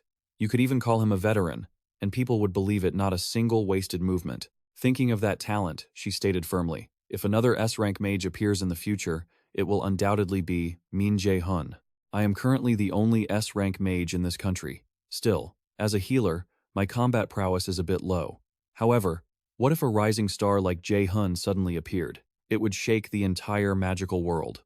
Touching on the mana booster potion, just as the name suggests, it is a pill that permanently increases mana for the awakened who consume it, a treasure every mage desires. At this moment, Min Jae-hun is brewing that very potion himself. But looking at the thick, pungent liquid bubbling before him, he felt a sudden chill run down his spine. Frustrated by his continued failure, Che-hun threw the ladle aside, cursing non-stop. Damn it, this is pathetic. How many times has this happened now? I've used up 3 sets of ingredients. If this keeps up, I'll be broke. I'm certain the Yusung-un potion turns white in the initial stage, right? Who can I even ask about this? After complaining for a while, he forced himself to sit back down and watch the fire in dejection. In November 2020, no one in the present knows how to create a mana booster potion. It would take another 5 years for this pill to be invented. That means I am the first person to know the necessary ingredients and the steps to create it. Before returning to the past, the formula for the pill was publicly shared by a world-class alchemist. When the formula was released, that person said, "I hope this pill will be the greatest help to the majority of conquerors in the world." Thinking of this, Che-hun couldn't help but grumble a little. If things continue like this, it won't be effective. It would be better to try to find a more efficient way. But an insane idea flashed through his mind, finding Lee Jae-sang. If he was the one who invented the pill, he would surely be able to do it. Even if he couldn't create the miracle drug in the end, building a relationship with him would still be worth it. So, he decided to act. Che-hun quickly put on his coat, intending to head out to meet him. That guy isn't a final-year student, is he? Is he still a freshman at M Academy? Then my destination will be Millet Academy. A moment later, a soft knocking sound echoed. His mother entered the house and happily called out her son's name, Che-hun, I'm home. Before she could finish, the messy scene before her made her scream in horror. Min Jae-hun's mother stared in confusion at the pile of blackened pots he had left behind. What on earth happened? Should I call the police? I don't think it's a burglary. Does there exist a thief in this world who only likes to make kitchens messy? Thinking this, she grabbed a spatula, determined to duel the thief if he rushed out. At this moment, Che-hun was on his way to Millet Academy, unaware of the trouble he had left behind, focusing only on the data from his previous life. As soon as the world tree appeared and monsters began to pour out, only a few people were able to train themselves the fastest. One of them was the swift sword Lee Jae-sin, the first awakened to vanish without a trace. Lee Jae-sin's appearance was as if he had claimed the mantle of that awakened, becoming the first S-rank conqueror in Korea. The person I need to meet now is his youngest son. Lee Jae-song stood at the ticket counter, and the attendant asked tentatively, "Where would you like to go, sir?" He replied in a low voice, "I want to go to the spatial gate to Daegu. Daegu is currently abandoned due to the monster outbreak, a city where monsters swarm from every corner, and you have to worry for your life with every step you take. That is the current situation in Daegu. But there is still a reason why people go there." Hearing this, she asked in surprise, "Are you a student of Millet Academy?" Che-hun said awkwardly, "No, I'm just a prospective student." Very quickly, he arrived at his destination. Looking at the massive academy before him, Min Jae-hun thought to himself that if he took one more step, he would reach the main gate of Millet Academy, a place familiar to his youth, also a place filled with his terrible memories. But now, none of that matters anymore. Let's go in. There's no time left for reminiscing. This area is not safe. It seems the monsters that haven't been eliminated are still lurking around Yusung-un. Entering the academy, he strolled around Yusung-un. Thanks to a temporary pass, Min Jae-hun was allowed inside. Pausing for a moment, he calculated, where could Lee Jae-sang be now? Even though Lee Jae-sang belongs to the combat department, he has no talent. It seems that Lee Jae-sang, who doesn't like to fight, has kept Millet's combat foundation at an extremely low level. The more he thought, the less Jae-hun knew where to look for him. Finally, he decided, then I should go check around the classrooms first. After taking only a few steps, the noise around Yusung-un made Jae-hun stop. He hurried to look toward the source of the sound, curiously approaching to investigate, taking the opportunity to eavesdrop on the conversation of the person nearby. "Hey, should we stop them? Stop them? What do you think you'll do if you get into trouble for helping that stutterer? My grades this semester are already low enough." Hearing the name, Jae-hun muttered to himself, the stutterer. In his mind, he could already visualize that person, but with his current identity, Che-hun was still quite wary. A little noise. That shouldn't be a problem, right? Thinking this, he shoved past the person next to him and headed straight inside, his eyes slowly scanning the movements around Yusung-un, thinking, anyway, no one is willing to intervene. For that reason, Min Jae-hun's pace quickened. As soon as he opened the door, he bumped into Jae-sang. Min Jae-hun quickly reached out to steady him before he could fall to the ground. As soon as he stood up, Lee Jae-sang hurriedly spoke, his face showing clear fear. "I'm sorry." Min Jae-hun didn't reply immediately, only staring intently at the bully. Scrutinized by him, the guy raised his voice, challenging, "Who the hell are you? Do you have business with our stuttering kid?" Jae-hun still didn't say a word. Instead, turning to look at Jae-sang to assess the situation. Indeed, Jae-sung was extremely unstable. His breathing was very rapid, as if he were afraid of something terrifying. When Jae-sung turned to look at Min Jae-hun, the tears welling up in his eyes said it all. Conversely, Min Jae-hun was excited, exclaiming, "Found you." He was indeed Lee Jae-sang. Meeting for the first time, both of them stared at each other in a daze for a long time, as if feeling a certain connection. Jae-hun asked slowly, "Hey, are you okay?" Feeling someone care for him for the first time, Lee Jae-sang wasn't used to it, so he asked back, "Huh? Who?" Just then, the bully stepped forward, nudging his shoulder, and asked loudly, "Are you the younger brother of this stutterer?" "I didn't know. He has a brother, but you two don't look alike at all. I mean, he never said anything about his family, so I thought the monsters had wiped them all out. But look, we're having an important conversation with your brother, okay? If you don't want any trouble, you should wait outside." Before he finished, Min Jae-hun bluntly brushed the guy's dirty hand off his shoulder. Suddenly rejected, the bully frowned, his face visibly unhappy. In contrast, Lee Jae-sung was terrified. He kept trembling to the point that tears were spilling over. To answer the other guy's series of questions, Min Jae-hun just said casually, "You should go to the infirmary. Can you walk?" Pushed aside, the bully gritted his teeth in frustration. He roared ferociously, shouting, "You bastard! I'm talking to you nicely. Are you not listening? Do you want to die?" Facing the guy's hostile attitude, he wasn't afraid at all. Instead, he glared back, his mouth instinctively issuing a warning. This is the second time, isn't it? The atmosphere between them grew increasingly tense, leaving Lee Jae-sang unsure of how to intervene. Min Jae-hun growled, "I don't know why people have been obsessed with grabbing my collar lately." Pointing to the guy's wrist, he remembered the lessons of Du. Trung. When preparing to use magic, have a clear image in your head, then calculate the magic formula, construct the curse, and chant it. Understand? Those are the basics of magic. The image you want, a flash of light, shot out like an arrow. Now, try to attack. A second later, the system flashed a notification. Active skill. God's finger has been activated. At the same time, right where Jae-hun pointed, a magic circle formed, locking the bully's arm in place, preventing him from moving. A soft cracking sound followed, loud enough for all three to hear. The guy's eyes rolled back, his teeth clenched tight, as sharp pain surged through him. After spitting up, the bully screamed in agony. Witnessing this scene, Jae-sang was momentarily confused by what was happening. No way did he just use a curse without chanting? The crowd outside watching the show also murmured incessantly. "What the hell? What just happened? That's not important right now. Did anyone see what he just did? How could he do that? That was God's finger just now. How could it break the arm of a seasoned warrior like that? Maybe it's because he's weaker than he looks, he's always acting like he's strong." Hearing the mocking words, the bully was bitter, burning with the desire to destroy Jae-hun immediately. If this continued, his reputation would be ruined. "I don't know where this bastard crawled out from, but I won't forgive you." Thinking this, he shouted in a rage. Before he could even finish his sentence, he rushed to attack. Jae-sung shouted a warning, "Watch out!" But his opponent struck immediately. The knife in the bully's hand slashed powerfully, narrowly missing Jae-hun's neck. In that critical moment, he activated his Odin's Eye to trigger the counterattack mechanism. At the same time, recalling the lessons from Yu Sung-un, he wrapped mana around his body to form a shield, reflecting the attack back. Following Yu Sung-un's method, Jae-hun began to put it into practice.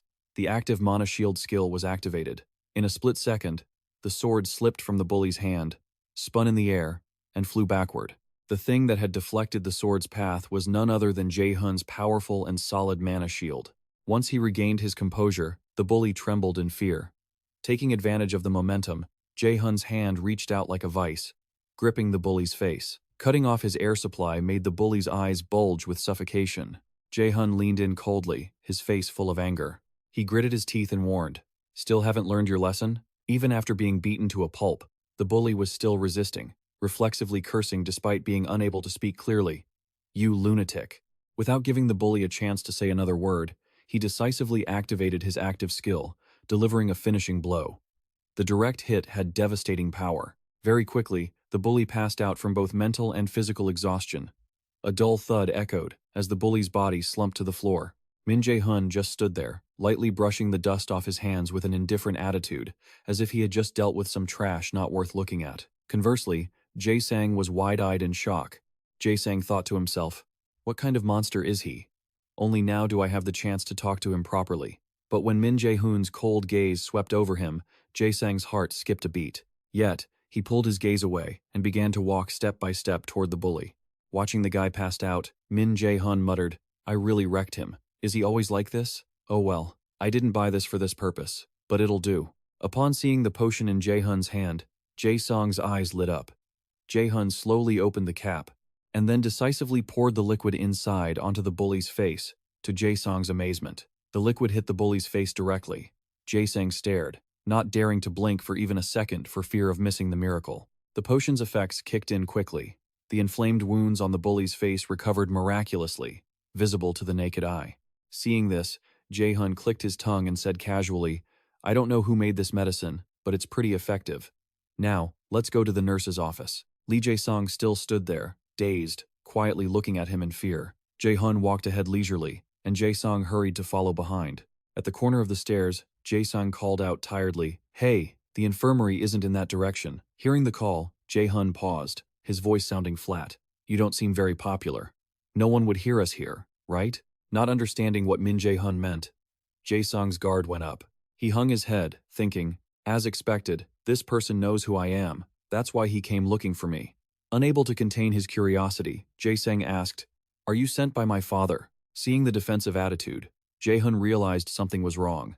It seemed he had misunderstood something. There was no need to be on guard here. Seeing that, Jae-hun dropped his mysterious demeanor and replied in a friendly manner, "No, who is your father? How would I know?" But that still didn't put Jae-sang at ease. Jae-hun muttered to himself, seeing the doubt in the other's eyes. Although still suspicious, he wanted to know the reason. Then, "Why did you look for me?" Waiting for just that moment, Jae-hun enthusiastically asked for a favor. "There is something I want to ask of you." Pausing for a few seconds, Jae-sang asked in surprise, "A favor?" Jae-hun quickly explained, "Yes, if you could help me make a type of medicine." Before he could finish, Jae-sang refused in fear. "Medicine? I don't know how to make that." Facing this situation, Jae-hun remained calm, quickly putting his hand in his pocket to take out an important item. "Yes, you know it well, don't you? You're the one who put this potion on the black market, right?" Exposed in an instant, Jae-sung's eyes widened in horror. "How did you?" He quickly covered his mouth before revealing any more clues. How could he have found out? It was impossible to trace him from the black market. Seeing the other's evasive attitude, Jae-hun could empathize. "I can see what you're thinking, but it couldn't have been traced from the black market." That wasn't entirely wrong. The black market was a system that thoroughly concealed the identities of its users. Even sales were handled that way. The items had been registered on the black market. Both the quantity of goods and the money the registered items had been sold. Everything was done through the ES system, so security was extremely tight. If that weren't the case, he wouldn't have intended to sell this item. Although now it was a meaningless story. Stopping his train of thought, he glanced at Jae-sang's expression, only to catch him peeking. Jae-sang tried to look away, but was caught by Jae-hun. In short, it's lucky that the Nonia system works normally on the black market. If I hadn't been able to buy this potion, things wouldn't have been resolved this easily. At this point, he reached out the potion bottle and confirmed again. "Right? It's something you made." Jae-sang insisted on denying it. "I don't know what you're talking about," but he was still caught by Jae-hun. "You're a terrible liar. I understand why you want to pretend you don't know about it, but I don't have much time left." At that moment, Jae-sung worried about his decision. When he successfully concocted the potion, he hadn't thought twice about anonymously registering it on the black market. Remembering that moment, Jae-sung wondered if he had been wrong to post the potion on the black market.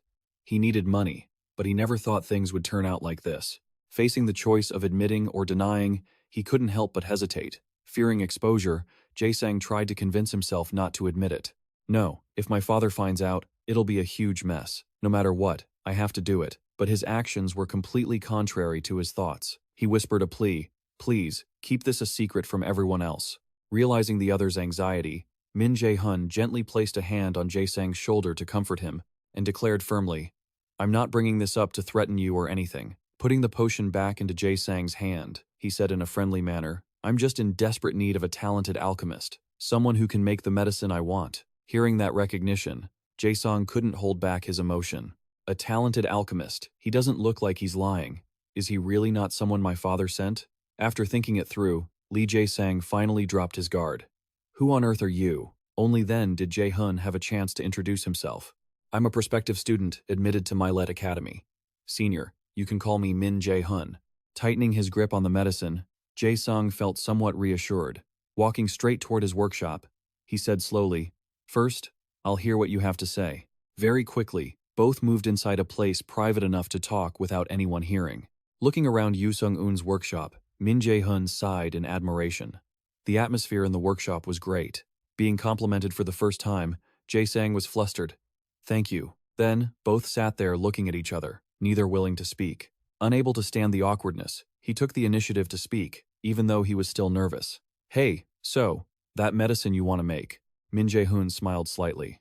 "A special potion to boost mana. That's a special potion that can permanently increase mana, right?" Hearing this effect, Jae-sang stood up in shock, hurriedly asking for confirmation, because even he didn't know it was that magical. Permanently increase it? Is that even possible? He didn't rush to answer, just musing internally. Of course it's possible. After all, this is something made by Lee Jae-sang himself. Jae-sang's voice softened. Permanently boost mana. To get an effect like that, what kind of ingredients would I have to use? Mandragora root or water from the Jotun spring? No, that wouldn't be enough. Seeing the other's expression, Jae-hun paused for a few seconds. The atmosphere had changed. He no longer stuttered. He could even deduce most of the necessary ingredients just by the desired effect. Sure enough, this person is truly talented. I definitely have to pull him onto my side. Remembering there was someone else in the room, he involuntarily shrank back, sitting down on a chair. Jae-sang said dejectedly, "But, if it's a potion that powerful, perhaps you should ask another alchemist instead." Before he could even finish his sentence, Min Che-hun cut in excitedly, his voice full of conviction. "No, I want you to make it, senior. I'll provide everything you need. Of course, if other mages get their hands on the formula, they might be able to craft this special potion too. But how could they ever compare to someone with overwhelming talent, like Lee Jae-sang? If I'm going to invest, I want to invest in you." Seeing Lee Jae-sang's hesitation, Min Che-hun tried to persuade him, "You'll help me, right?" Hearing this, he finally agreed. "I understand, but I can't promise it will be a success." But Min Che-hun quickly assured him, "Failure is perfectly fine." Lee Jae-sang asked skeptically, "Are you really okay with that? If it fails, you're the one who loses everything." Min Che-hun just shrugged and said, "I decided to invest in you because I believe in your ability. Investment isn't easy, obviously. There will be times when things fail." Hearing this, a strange feeling welled up inside him. After all, if he couldn't grasp this, he'd never succeed even in the early stages of his life. Thinking this, he scratched his head awkwardly and asked for Min Che-hun's support. Across from him, tears were already welling up in Lee Jae-sang's eyes. He nodded in agreement. Okay. Feeling moved, he thought to himself that this was the first time someone had trusted him this much. On the other hand, Min Che-hun was incredibly triumphant, silently smiling like a winner, knowing he had secured his man. After finishing their discussion on the partnership, Min Che-hun left, leaving Lee Jae-sang sitting alone in the quiet room. The light coming through the window symbolized the small spark of hope that had just been ignited in his life. The words he had just spoken left Lee Jae-sang lost in thought, feeling a flutter of emotions. "I'm investing in you because you have talent. Senior, you make it sound like investing in someone is easy. There's always a chance of failure, you know. Have I ever trusted someone this much in my life? I look forward to working well with you." Every word Min Che-hun uttered made him feel like he was truly alive again, because he was timid and lacked the talent of his siblings, having lost his mother young and being left behind. He had never been able to earn his father's recognition, let alone this kind of trust. Failure is fine coming from someone like him, someone who had never done anything to prove himself. It touched him deeply. At the same time, the system was silently counting down every minute and second of Min Che-hun's life. If the main quest, the trial of the dungeon, wasn't completed, time remaining: 49 days, 22:58, 31 days, 21, 418 days, 13:36, a constant, annoying ticking sound echoed incessantly. Time remaining: 10 days, 23:59. He didn't let the time go to waste. He was constantly improving himself in the Jogwa Guild's special training room. The training designed by Yoo Sung-eun was becoming increasingly brutal, forcing Min Che-hun to focus every sense just to survive the powerful blows. Her techniques were unpredictably versatile, each arrow fired with immense force and lightning speed that would terrify anyone. Facing the danger, he displayed sharp reflexes, skillfully leaning to the left to dodge the first attack. Immediately after, a barrage of bone-chilling ice arrows came flying in. Min Che-hun decisively ducked, lowered his center of gravity, and instantly deployed a mana shield, easily deflecting the attack. To retaliate, he quickly activated his active skill, Holy Arrow.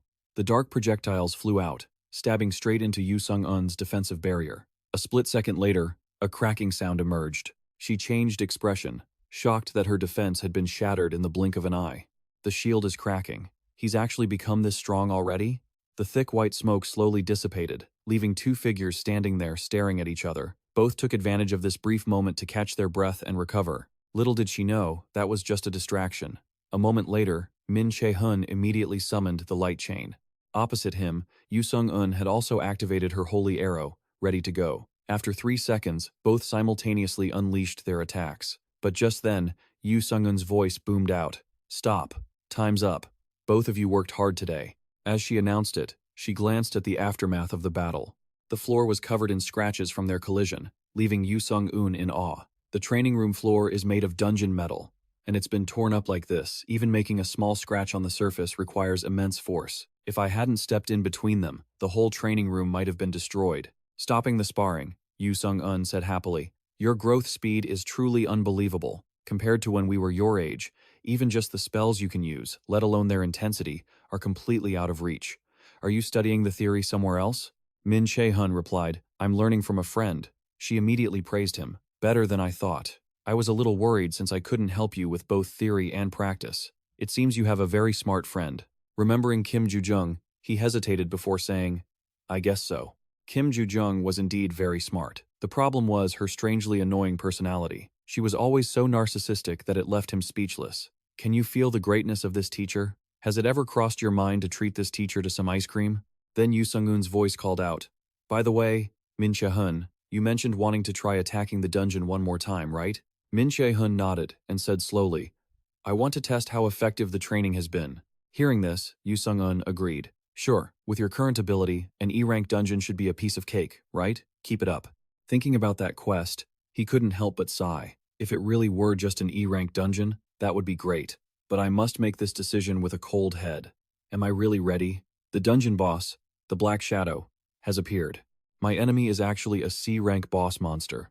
A monster that I, a D-rank awakener in my past life, had no chance of beating solo. Can I really face that thing alone? No, I've prepared everything. Now all that's left is to go to the battlefield. Isn't that right? I can do it.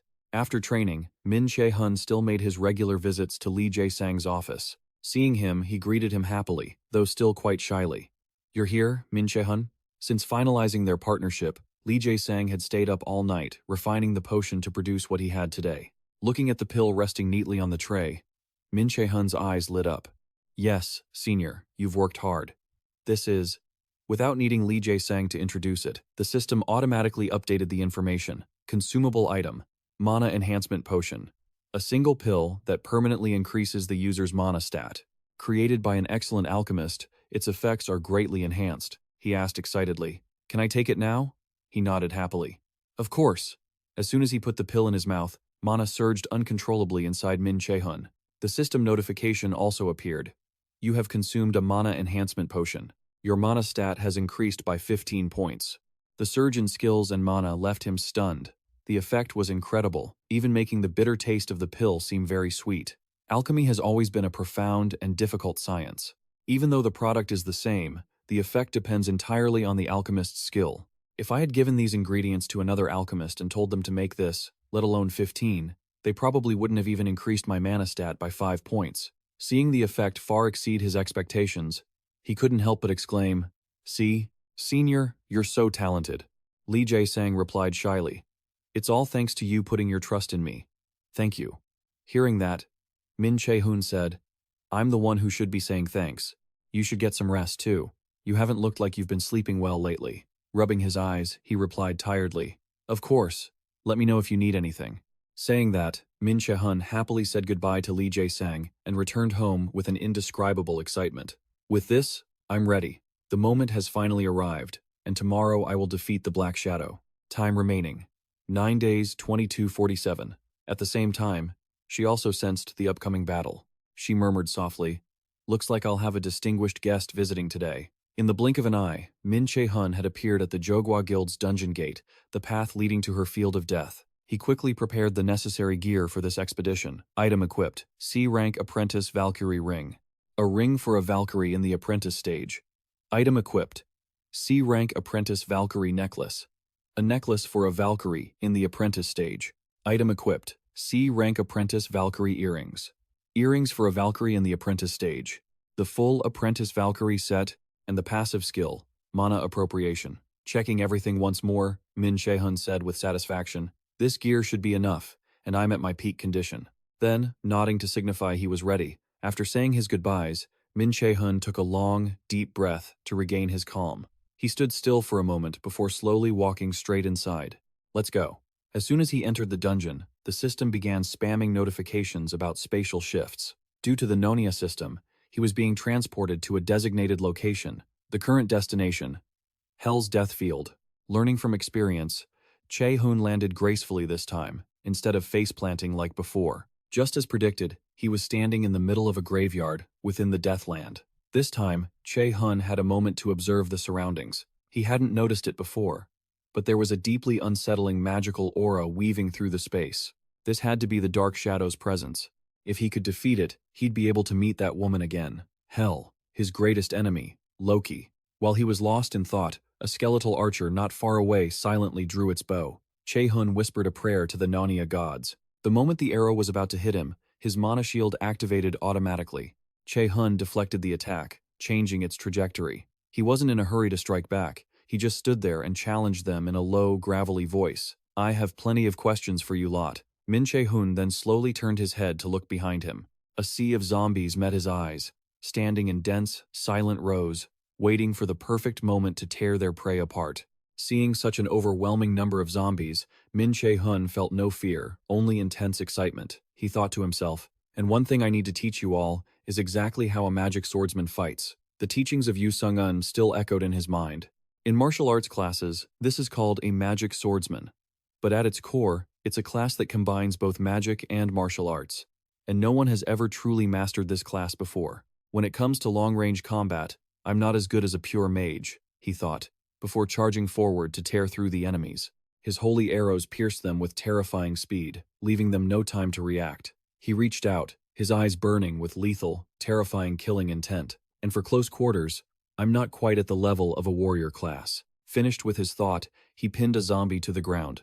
It lost all ability to fight back. This strange, hybrid combat style was truly unorthodox. However, it was different for him. He didn't want to waste energy on these small fries. Che-hun decisively used his ultimate skill, Judgment of Light, to wipe them all out. After a deafening explosion, the system sent a status update. "You have defeated a zombie. You have defeated a demon. You have defeated a skeleton soldier. Your experience points have increased." At the same time, outside the dungeon entrance, Bak Sung-che was still keeping watch. As he was reviewing documents, a disturbance suddenly occurred across from him. Sensing something unusual, he immediately became alert. "This aura, it's strange. I didn't receive any reports that anyone else would be here besides us." On the road opposite him, a car slowly rolled into view. With a shrill screech, the bright red car stopped right in front of Bak Sung-che. John Chu spoke up arrogantly. "Senior, why are you hiding in such a backwater place? It was so hard to find you." Seeing her step out, he looked surprised. John Chu spoke again. "Long time no see, senior." Bak Sung-che put his sword away and asked, "What are you doing here? How's work at the guild?" While tapping on her phone, John Chu replied nonchalantly, "I'm working right now. I came here to handle guild business and to see you. I had to come all the way here because you haven't been at the Yokwaa Guild at all." Hearing that, he could only sigh. She wasn't being honest at all. Hadn't she not contacted him even once since graduation? Still, on the surface, Bak Sung-che gave her some face and replied, "All right, it's good to see you again." But in his heart, he doubted she was the type to visit him, especially not traveling this far. Stepping toward the dungeon entrance, John Chu curiously asked, "Are you managing this dungeon?" Bak Sung-che replied bluntly, "Why would an outsider care about that?" After being coldly rebuffed, she huffed, "How strange. You usually never manage dungeons. Did you get demoted? Oh, and senior, there's something I want to ask you about the Yu Sung-un rumor, is it true?" As soon as she finished, his face darkened, and he retorted angrily, "It's just a rumor, obviously. Where did you even hear that?" John Chu replied brazenly, "I have many eyes and ears. You know how it is, our guild has plenty of those. Those words only fueled Baek Sung-che's rage. Is she admitting she hired people to follow me? He exhaled sharply to suppress his anger before speaking coldly. Well, thanks for telling me. It seems thanks to you, I have even more work to do now. Are you done? I need to keep cleaning up. Emboldened, she pressed on. There's one more thing.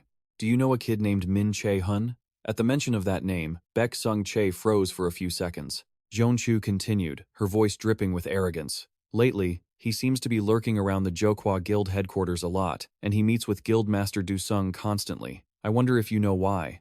He warned her sharply. That is also none of your business. Seeing Baek Sung-che's fierce attitude, Jeonchu had to retract her claws. With disappointment evident on her face, she turned to leave and muttered, Honestly, I didn't think you'd tell me anyway. Senior Baek Sung-che. I know full well how arrogant and stubborn you are. Well, since I'm already here, I at least have to pretend to work. The guild is paying me. After all, I'm leaving now. See you later, senior. With that, she drove off. A second later, Baek Sung-che immediately sent a message. First, I have to report this to the guildmaster. During their conversation, Che-hun had single-handedly cleared the zombies in the dungeon and was sitting casually in a corner. He spoke slowly. I'm here. Across from him, the dark shadow he had been waiting for was dragging itself toward him. The dungeon boss, the dark shadow, had appeared. To welcome his opponent, he kindly gifted it a holy arrow as an opening act. Che-hun greeted it mockingly. Long time no see, huh? Taking a direct hit, the dark shadow roared in fury, but he wasn't afraid in the slightest. This time is going to be very different from the last. The dark shadow aggressively opened its jaw, which was filled with sharp spikes, and let out a deafening roar to intimidate him, simultaneously launching a counterattack. Immediately, a massive wave of pressure was blasted from its gaping maw.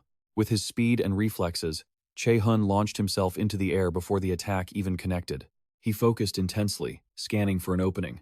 When the weakness finally revealed itself, Che-hun didn't hesitate to fire a barrage of powerful holy arrows straight at the spot. Taking a direct hit, the dark shadow clutched its head in agony, letting out a piercing wail.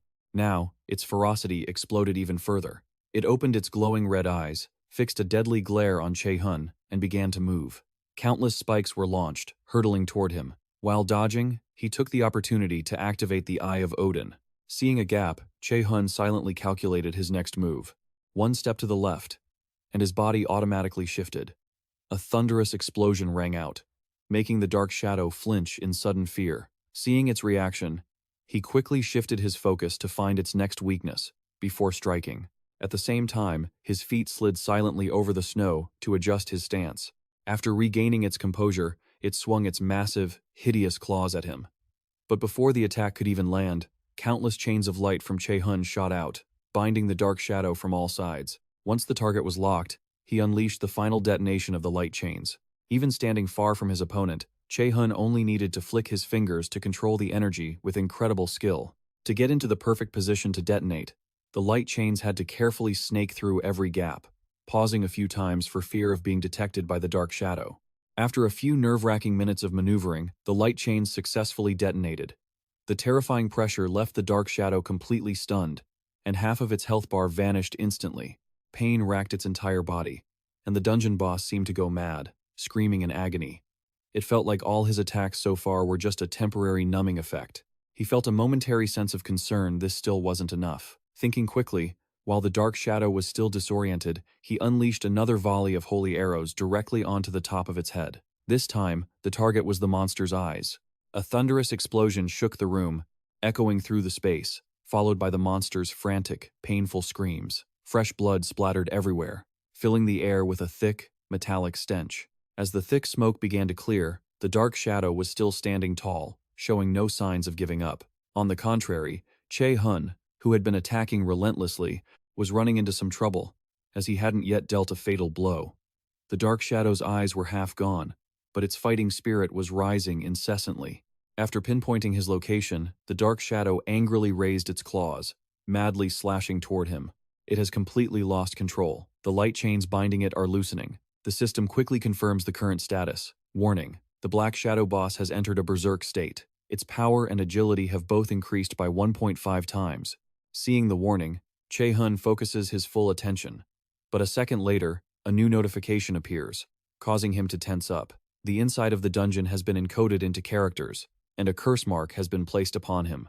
In a moment of carelessness, Che-hun is locked down, trapped within thick black smoke. An emergency alarm blares incessantly.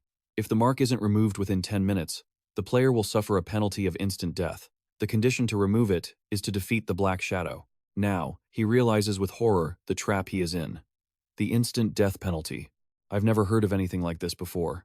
In desperation, Che-hun plays his final card. He activates the universal active skill, Odin's Eye, but this only causes the mark to tighten further. Frustrated, he shouts in panic, "What is this?" Then, he desperately tries to cast a spell once more. The active skill is triggered, but only a hopeless void answers. Faced with this overwhelming power, Che-hun thinks of a name. He screams wildly, "Hell, how could you interfere like this?" Ignoring his desperate cries, the system remains cold. 9 minutes and 28 seconds remaining until the penalty. Gathering his last bit of strength, he calculates that he has no other choice but to defeat it quickly. Across from him, the Black Shadow is still roaring in rage, but in the next second, it suddenly changes direction, turning to flee at an unbelievable speed. Realizing something is wrong, Che-hun quickly launches a counterattack. The boss is running away. His holy arrow streaks through the air, but due to its speed and agility, it fails to hit the shadow. Watching the time tick down 8 minutes and 32 seconds, and feeling the dungeon boss mocking him, Che-hun grits his teeth. "You bastard! You want to play games? I know you're trying to drag this out to win. Fine, he'll use an area of effect skill so it can't escape."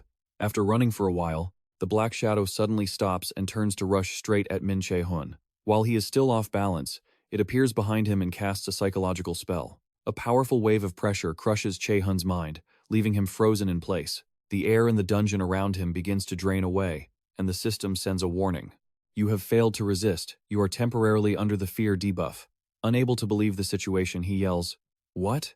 Taking the opportunity, the Black Shadow confidently lunges, its sharp claws thrusting forward aggressively. In the nick of time, Che-hun uses every ounce of strength to counter. Although it's a struggle, the fear debuff fades. The immense force of the impact sends him flying back nearly 10 meters. Not letting himself fall, Che-hun digs his feet into the ground to regain his balance and composure. The timer keeps counting down. 7 minutes and 11 seconds. The pressure is mounting. He can't keep using movement-restricting skills. He's not certain, but if the boss sees him use the Judgment of Light again, it will surely find a way to break it. Am I just going to take hits until I run out of mana and die? I have to think of another way. Suddenly, a wound on the Black Shadow's face catches Che-hun's eye. He smirks. Now that he thinks about it, its eyes were hit, so its vision must be limited. He calculates a solution. Activating the Cyclone active skill, he thinks. First, I need to blind it. The power of the wind fills his body, temporarily boosting his agility. The sudden shift in the space startles the Black Shadow for a few seconds. It frantically checks its surroundings. Seeing Che-hun just standing there calmly, the shadow drops its guard. But those vibrations were just a visual distraction. He is funneling all his remaining mana into a lightning burst. "You think I'll just blindly rush at you?" High above, points of light condense into a single spot. He says coldly, "Fool." The next second, the system announces, "Active skill, lightning burst, has been activated." As he speaks, a massive bolt of lightning strikes down like thunder, pinning the Black Shadow to the spot. The overwhelming power stifles the space, directly surrounding and consuming it in a destructive flow of light. The relentless attack tears at the Black Shadow's massive body without mercy. When the sound of destruction finally dies down, Che-hun slowly walks into the crater. He observes his opponent, and seeing the Black Shadow fading away, he says with satisfaction, "Finally, that piece of trash is done for." A second later, the residual energy detonates, burning everything nearby into ash. Yet, Che-hun's countdown timer hasn't stopped. 4 minutes and 11 seconds. Looking at the remaining undead desperately fighting back, he mutters, "Stubborn to the end. You still have the strength to attack me?" But it's too late. A few minutes later, the system notifies him. Sacrifice activated. Undead target locked. Sacrifice converted into an attack skill. Judgment of Light activated. The countdown continues. 3 minutes and 46 seconds. 2 minutes and 18 seconds. 1 minute and 47 seconds. 59 seconds. 30 seconds. Che-hun exhales a long breath, watching the dungeon boss vanish into thin air. He says, with relief, "Success." 5 seconds remaining. Even the physical wounds on the Black Shadow are fading. 4. At 3, the system displays a message. "You have defeated the Black Shadow boss. You have earned the title the first to overcome the trial. At the same time, Hell is excited by the result. As expected, there's a reason he chose you. Come here, my little one. Come to my temple. I invite you in. The space shifts constantly, and the system keeps sending congratulatory messages. You have defeated the Black Shadow dungeon boss. The instant death penalty has been lifted. You have received 3,000 points. You have received an item. You have leveled up 3 times. You have earned the title, the first to overcome the trial. Reviewing player achievements. Review complete. Hell's Temple sends out a call to the player. A second ago, he was on the field of death. Now, the system has brought him to the lobby of the temple. Looking at his surroundings, he asks in amazement, "Is this Hell's Temple?" A sudden movement from the opposite side catches his eye, and someone shouts, "Gam!" He jumps in fear at the sight of the giant beast's face before him. Upon meeting, Gam wants to roar a greeting, but the sound makes the whole space shake violently. The force of the roar makes Che-hun stumble, and he has to quickly activate his lightning chains to stabilize himself. The beast's fierce eyes sweep coldly over him, then it suddenly flares with rage, reaching out with sharp claws as if to grab him. Just as the claws are inches away, a voice commands, "Gam! Bring the guest inside." Hearing the order, the beast drops its hostility and retracts its claws. The next second, it turns and heads inside. Seeing the beast's reaction, Che-hun lets out a breath. Finally, I've made it. So, the beast leads the way, and he follows behind. The inside of the temple is bathed in blinding light. Just as he steps inside, he calls out urgently, "Hell, I'm here to see you." At the same time, Gam lies down on the floor, waiting for its master to appear. "You haven't arrived yet, but your voice is already here. I didn't think you could actually do it." A second later, a small figure radiating terrifying pressure lands on Gam's back. Hell says, with interest, "Congratulations, child of destiny. You will face a great enemy. You have passed the trial I set for you." Che-hun asks directly, "What is this really about? Giving me the system and then setting this trial? What are you trying to do?" Facing his anger, Hell just smirks and says nonchalantly, "To turn you into the ultimate enemy." He is stunned for a few seconds. The ultimate enemy? But he quickly presses for answers. "Then why me?" Hell explains, "You were born with that fate on your shoulders." Min Che-hun frowns, filled with confusion. "Fate?" Hell says playfully, "The noble enemy of the Aesir. You will destroy the supreme god, Odin. That is what Loki and we want from you." Hearing this, he can't help but be suspicious. "You want me to destroy Odin? I don't understand anything." Yet Hell answers calmly, "Why do you need to understand?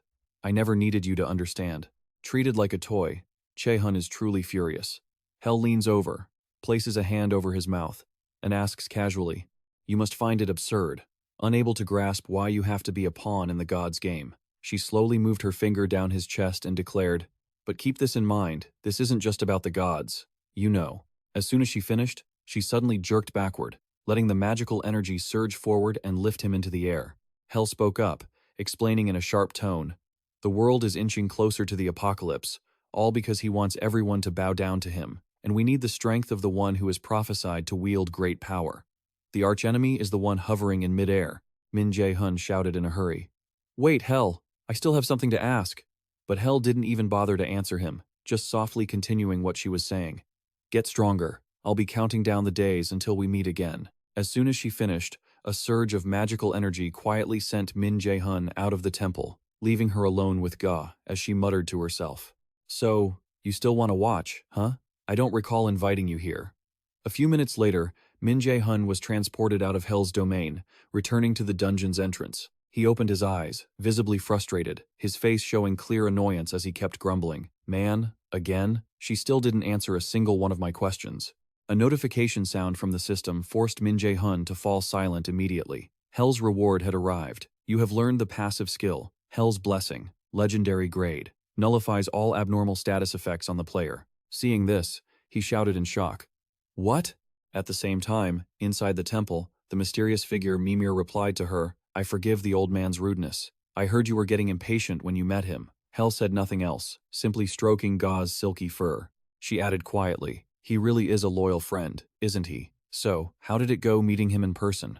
After thinking for a few seconds, she commented, "It's too early to draw conclusions. The archenemy has only taken his first step." Hearing this, Mimir asked suspiciously, "Is that so? You seem to like him quite a bit." Hell fell silent, letting the time pass. But a few minutes later, she let out an amused laugh and said, "I admit, The archenemy is progressing faster than I thought. He even overcame the obstacles I set before him just to reach me. I'm glad my judgment of him was wrong. Hearing that, Mimir spoke up, satisfied. I'm glad to hear it. Knowing he's doing so well, I feel at ease too. Guessing Mimir's true intentions, Hel asked directly, "All right, are you finished? You probably have something else you want to say to me, don't you?" Mimir hurriedly dodged the question. "I don't know what you're talking about," she angrily snapped. "Are you going to keep playing dumb until the very end, old man? You use that deceitful appearance to hide your cunning, just like my second brother. The causality of the archenemy has been distorted. Do you really think I wouldn't notice after meeting him in person? It's pathetic. It seems your title as the intellectual giant has lost its luster." Seeing her getting worked up, Mimir tried to soothe her. "What a pity. Seriously. Calm down, will you? Deceiving people is hard work." Hel didn't hold back. "It's not just that. The archenemy's left eye, that's definitely the eye Odin sacrificed to the Well of Wisdom, isn't it? Why didn't you tell me anything? About the plan you and Loki are cooking up?" Realizing the truth was out, Mimir finally confessed. "Forgive me, Hel. I wanted to tell you, but it's still too early. It's fate," Hel scoffed. "Fate? All right. I'm used to waiting, but there's one thing I can't be patient about." A bit curious about her intentions, Mimir probed. "You seem to have come up with an interesting idea, haven't you?" Hel replied slowly. "The archenemy lacks experience, and according to the prophecy, he has to overcome many obstacles. He needs guidance, so he always chooses the right path, no matter how great the obstacles he faces." The scene shifts to the first day at M7. It was incredibly bustling with people, and Min Jae-hun let out a heavy sigh of frustration. Hannah noticed he didn't look well. She frowned and asked, "Is something bothering you?" Min Jae-hun hesitated. "It's nothing." So Hannah said, "Then let's go buy the remaining necessary supplies." Walking behind her, he scratched his head and thought, "What is bothering me? After all the trouble I've been through, it still weighs on me. The fact that I haven't gotten a single answer." Min Jae-hun's gaze darkened, trying to reassure himself. "But at least I got a few things, specifically the passive skill, Hell's Blessing, legendary grade, which nullifies all abnormal status effects." Min Jae-hun glanced at the notifications from his previous ranking evaluation. He thought to himself, satisfied, "I also received a few skills from the old ranking results. First, the passive skill, the one watched by the gods, S grade, which helps players level up quickly through divine blessings. Next is the passive skill, All-Seeing Eye of the God, S grade, which pierces through illusions and illuminates the truth. Min Jae-hun silently calculated that these were grades not yet seen in the Aya system. It was an exception, a skill far beyond the standards of the Aya system. Min Jae-hun walked while thinking, if other people's skills are the same grade as this, then the all-seeing eye of the god must be extremely valuable. He secretly speculated that this was something the demigods of Aya coveted, and the reason they went so far. Min Jae-hun recalled Hel's words, "You will slay the supreme god. That is what Loki and the rest of us want from you once you return to reality." He sighed deeply, while Hannah's voice continued on the other side. "This one." He paused, surprised, and exclaimed, "Below was a price tag of 299 million. Hannah pulled out her card and said, "I'll pay with this card." Seeing this, Min Jae-hun was stunned. 300 million? Just for one mana blade? Buying a common item with that much money? She took the item and muttered an explanation. "Milet would provide these things too, but equipment for new students is usually substandard. It's better to bring your own gear." Hannah kept scrolling through her phone. The next thing to buy is... Looking at the wall of text on her phone, Min Jae-hun broke into a cold sweat. "Is that the shopping list?" A moment later, Hannah bowed and introduced herself. "Hello, Min Jae-hun. I'm Bak Hannah from the Yokwa Guild." She explained that the representative wanted to send him a gift since he would be enrolling at MT soon. Min Jae-hun nervously listened to Hannah's question. "Are you free right now?" He stood there, overwhelmed and helpless, holding a mountain of bags. He thought she would only give him something like a potion or one or two items. Min Jae-hun's eyes dropped in confusion. He hadn't expected this. Is this place the playground of the Yokwa Guild or something? Then Hannah turned around and demanded, "Now, let's go check the armor," while Min Jae-hun called out after her, "Wait." He summoned his equipment and explained, "I don't need armor. I already have some." A system window appeared.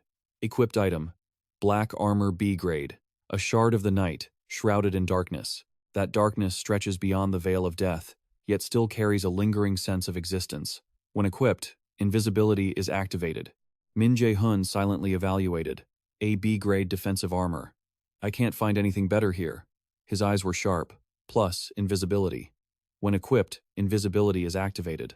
Hannah glanced over when she heard Min Jae-hun say that armor with such a rare skill was hard to find. She asked directly, "Are you looking for gear with an invisibility feature?" Hannah rubbed her chin, looking concerned. Punishers usually want stuff like that, but finding it here probably isn't easy. No. He waved his hand, denying it. I just said it suddenly. Don't mind it. Besides, not many people want to learn that skill, right? Min Jae-hun walked past Hannah and said, "Unless you get lucky in a dungeon, you won't find it." She became serious and noted, "That's true. The only Punisher in Korea with invisibility is my brother." Hearing this, Min Jae-hun looked bewildered. "Your brother?" Hannah turned and explained. "Manager Baek Sung Che, don't you know? The representative must have been teasing you." Thinking of Baek Sung Che's face, Min Jae-hun stood frozen. Hannah walked past him, saying, "Let's skip the armor part. Let's check the weapons." Looking at Hannah's back, Min Jae-hun was utterly confused. Seriously? He blankly realized that the two of them didn't look alike at all. Then, Min Jae-hun continued walking. Suddenly, a surge of energy brushed past Min Jae-hun. The system displayed a notification confirming with the player. The area around Baek Sung Che suddenly became chaotic, and Min Jae-hun stood tensely in the middle of the crowd. He scanned the area. Is this light from a treasure portal? Hannah also became tense and called out to Min Jae-hun. Min Jae-hun dashed off, replying, "Wait for me a moment." He was in such a hurry his breathing became labored. Nearby, there was a place containing a vast amount of gold, silver, and jewels. A shadow appeared outside the door. The system rang with a series of notifications. Passive skill, all-seeing eye of the god, pierces illusions and illuminates truth, is a low-level skill that has been unlocked. You have learned the active skill, Scout. Active skill, Scout, S-grade effect. 1. Determines the value of an object. 2. Immune to the effects of invisibility skills and other illusion-based skills. Min Jae-hun stood amidst the notifications, utterly bewildered. What is this? Once again it reported, Nonia system is initializing the active Scout skill. Elsewhere, a fierce battle was taking place. The young man gritted his teeth and cursed in frustration. Damn it. Across from him stood a man with sharp, piercing eyes and platinum hair. A flurry of sword strikes was unleashed in a split second. The referee announced that the match was over. An Ho-seon was the winner. Sok-gu smiled with satisfaction and exclaimed, "Winning was a given." "I agree." His opponent also had a history of winning many matches, he asserted. But the difference in talent is just too obvious. Sok-gu continued to praise Ho-seon, explaining why people called him a future S-rank hunter. He brushed past him, offering words of praise. "Well done." Ho-seon's expression darkened as he replied, "Thank you, father."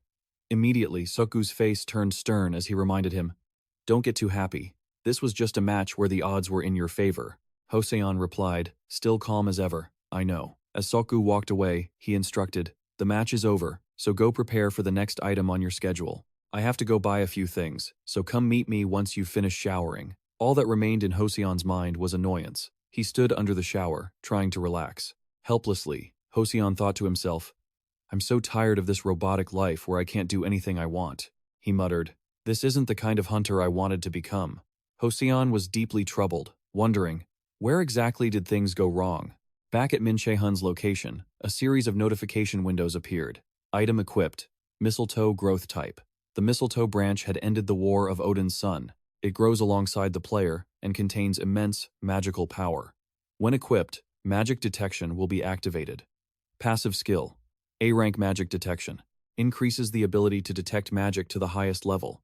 Mana flow and mana perception will be significantly enhanced. He laughed, feeling a surge of excitement.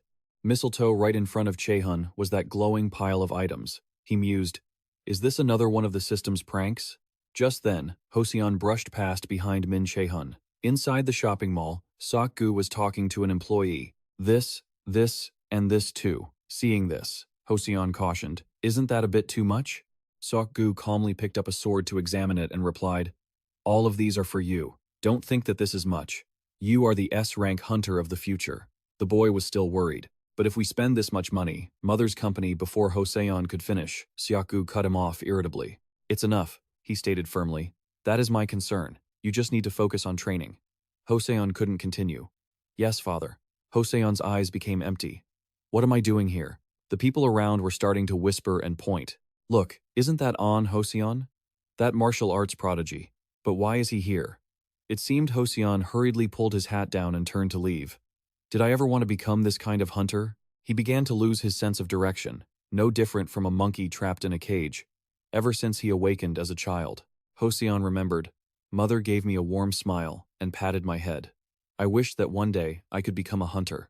My family's life was drowned in poverty and darkness, and I was their only ray of hope. But to my father, that ray of hope meant nothing more than a tool. And now, I'm nothing more than a machine, a tool that only knows how to follow father's orders. Hossein slowly began to doubt himself. Can a pathetic person like me survive 3 years at Mille? Just then, a notification sound rang out. It sent everyone into a panic. Attention to all customers, there is a dungeon break near the shopping mall, and monsters have appeared. The guilds are sending hunters, so please stay calm and follow our instructions. On, Hossein exclaimed in tension. A dungeon break. Monsters appearing right in the middle of the city? The staff immediately started moving everyone. Everyone, please go this way. The hunters will arrive soon. Please stay calm. Sok-gu asked, Hossein, aren't you going? He calmly reminded him. You are a genius who holds the future of South Korea in his hands. If you get hurt here, you'll be at a disadvantage for the entrance ceremony at Millet. You don't need to participate in what's happening here. Hearing that, he just froze. That's right. Just like father said, the hunters would arrive quickly and deal with the monsters. Hossein couldn't stop questioning himself, but while waiting for them to arrive, what would happen to those civilians? His eyes suddenly lit up as if he realized something. This is an opportunity. With that, Hossein turned and rushed into the crowd, ignoring Sok-gu shouting behind him. On, Hossein! What are you doing? Come back here right now! As he ran, Hossein whispered to himself, an opportunity for me to protect the dignity and freedom of a hunter. I must find out if the me of today is the future I once wanted to show mother. But immediately after, Hossein stopped in his tracks. In front of him was a goblin with glowing eyes, surrounded by a whole pack of them. Hossein was so nervous he stood frozen. Sweat poured down his face like a stream. His body wouldn't move. He helplessly realized the only thing he could move was his own trembling. Truth be told, Hossein was shaking uncontrollably. He couldn't even lift a finger. He tried to force himself. Move! Move! Seeing the goblins charging, Hossein silently affirmed, You know well that you will have to face danger. He questioned himself. How can you be afraid of a low-level monster? Hossein widened his eyes, waiting for the goblins to rush forward. When your dream for so long has been to become a hunter? Just then, Che-hun suddenly appeared. Hossein's hood flew off in the wind. He fell directly to the ground. Che-hun spoke slowly. Are you? He asked, a bit unsure. On, Hossein. The scene shifted back to the moment in the mall, with Che-hun holding the item bought with 50 million won from his personal account. From a distance, Hannah ran over and shouted, Min Che-hun. She worriedly questioned him, What's wrong? Why did you go in there? Then Hannah wondered, And what is that rock? Che-hun was confused, asking himself, in other people's eyes, is it just a rock? Then he put it away and replied, It's nothing. Min Che-hun said to himself, If someone could identify it as clearly as the system, that would be the unusual part. He turned to speak. Oh, and I don't think I need to buy weapons anymore. This made Hannah quite annoyed. I'm sorry. Just then, the notification sound rang out. Attention to all customers. There is a dungeon break near the shopping mall. And monsters. Hearing this, Che-hun's eyes widened. He turned and sprinted away, making Hannah call out in panic. Min Che-hun. He crashed directly through the glass door. Che-hun rushed outside. He aimed straight for the goblins on the ground and leaped down. They also looked up, confused about what was happening. The aura Min Che-hun radiated intimidated everyone around. An explosion erupted, shaking the entire area. Che-hun calmly landed in the middle of the goblins. His eyes became cautious as he assessed the situation. There seemed to be more than I thought. Defeating them while preventing others from getting hurt, this will be a bit difficult. Suddenly, bolts of lightning shot out, enveloping the goblins. Che-hun made that exact spot explode once again. Then he continuously jumped from place to place. Che-hun dashed behind the goblins. Then he kicked the head of one charging toward Hossein. Che-hun looked up and spoke. You are on Hossein, right? Across from him, the boy was also stunned. Hossein hurriedly turned his head and mentioned his hood. Che-hun's eyes lowered, filled with a bit of sadness. I didn't expect to meet the unhappy genius on Hossein in a place like this, Hossein asked, confused. You are. Che-hun easily recognized him. That's right, he is also a student at Millet Academy. Then he expressed, Anyway, never mind that. I need your help. Hossein shouted in alarm. Wait, behind you! Min Che-hun didn't even turn around. waving his hand to destroy the goblin and replying, I know. The words he said left Joseon stunned. We can't let these monsters get any closer to the crowded areas. Che-hun asked in a cold voice. Do you intend to just stand there forever? He ordered him. Pick up your weapon, and let's fight together. Joseon was finally revitalized. Okay. Inside, he felt a boost of strength. It's strange to hear him say that. The trembling that had been imprisoning me suddenly disappeared. Looking at Che-hun's back, Joseon silently affirmed, That's right, that is a true conqueror. He stepped forward with him, determined. What I have to do now is save people. His eyes shone with a resilient and unyielding look. Che-hun and Joseon stood up and headed straight for the goblins in front of them. Suddenly, he asked, Provoke? You know how to use it, right?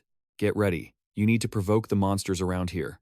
Che-hun laid out the plan for both of them. There are a lot of goblins here. Don't miss a single one. You need to lure as many as possible. He finished and asked again, You can do it, right? He silently made up his mind. I cannot hesitate any longer. Joseon drew his sword and slashed, affirming that he had to give it his all. Then he planted his sword into the ground and began to execute the technique. The entire space seemed to erupt with powerful energy as he used the skill. Tantrum Provocation. The system displayed a notification. Monsters within a 50-meter radius are now tracking you. Physical and magical damage reduced by 30%. It rang out relentlessly, using a provocative, bone-chilling skill. The goblins could only stand there, dazed and defenseless. Their eyes glowed with a dangerous, crimson light. Che-hun stood to the side, silently impressed. A bone-chilling provocation was a far more advanced technique than a standard taunt. He's definitely high-level enough to pull that off. I guess gifted people really do have their own way of doing things, huh? Even so, before I regressed, the highest he ever reached was rank B. I'm not sure if it's because he has psychological issues or something else entirely. But despite his current popularity, his momentum is bound to drop off quickly, which is why people call him the unfortunate genius. But who cares? A weak nature can be changed over time. An Joseon could be quite useful in the future. He needs to develop the way I've planned for him to succeed. Then, he stepped in to boost his morale.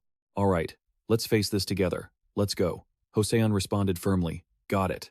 A flash of sword energy shot out, which the goblin managed to block. Following that, Joseon fought fiercely. In just a blink, the two of them had wiped out the entire group of goblins. From a distance, someone approached, looking bewildered. What on earth is going on here?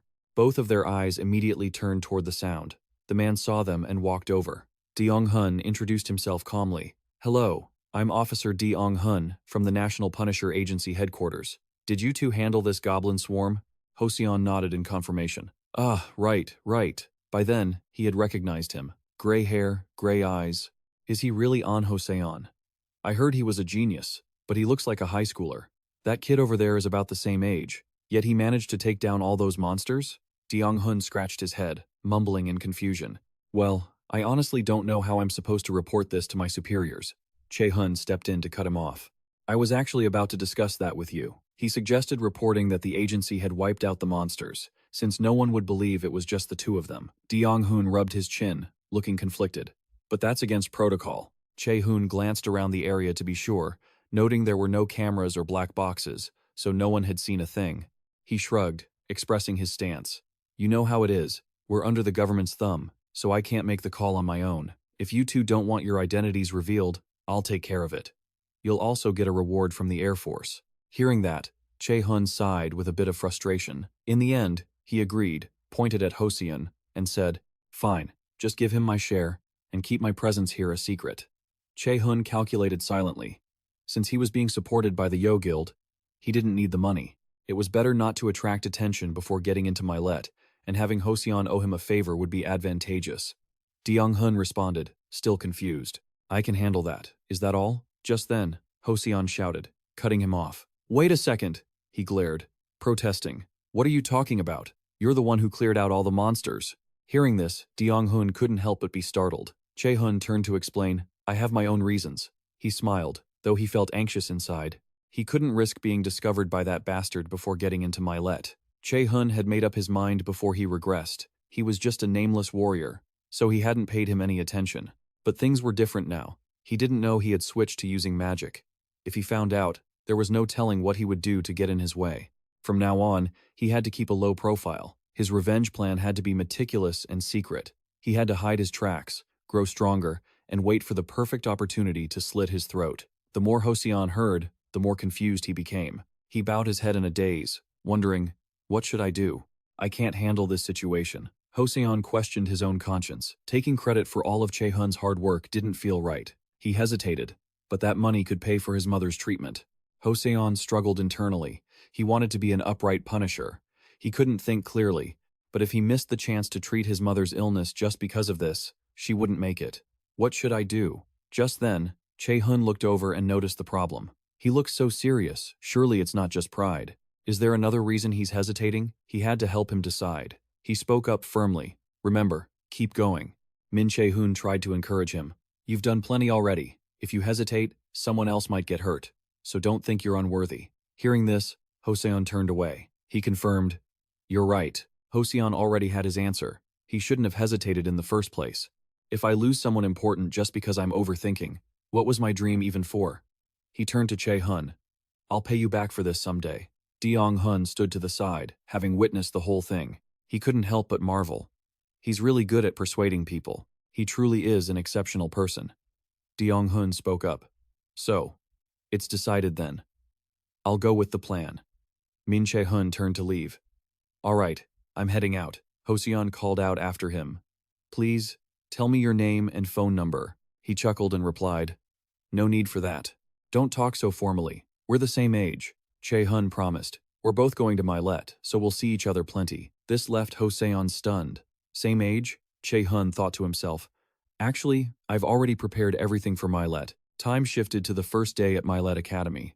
The crowd suddenly became loud and buzzing. Hey, is that him? The martial arts genius? They kept pointing at Joseon. Joseon, he's just a foreigner, right? Then it was the turn of the girl next to him.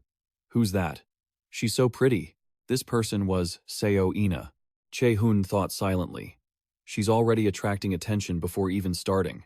It's no surprise. She's destined to be one of the top-tier punishers. If he had her on his side, it would be very beneficial. But she wasn't a normal person. Che-hun decided there was no need to act immediately. He already had Yu Sung-un, An Ho-seon, and Lee Jae-sang. Kim Ju-jung complained, looking slightly annoyed. She is pretty, sure, but why do you keep staring at her like that? It's creepy. This left Min Che-hun flustered. What are you talking about? Just then, Ina glanced over, and someone spoke from the high platform.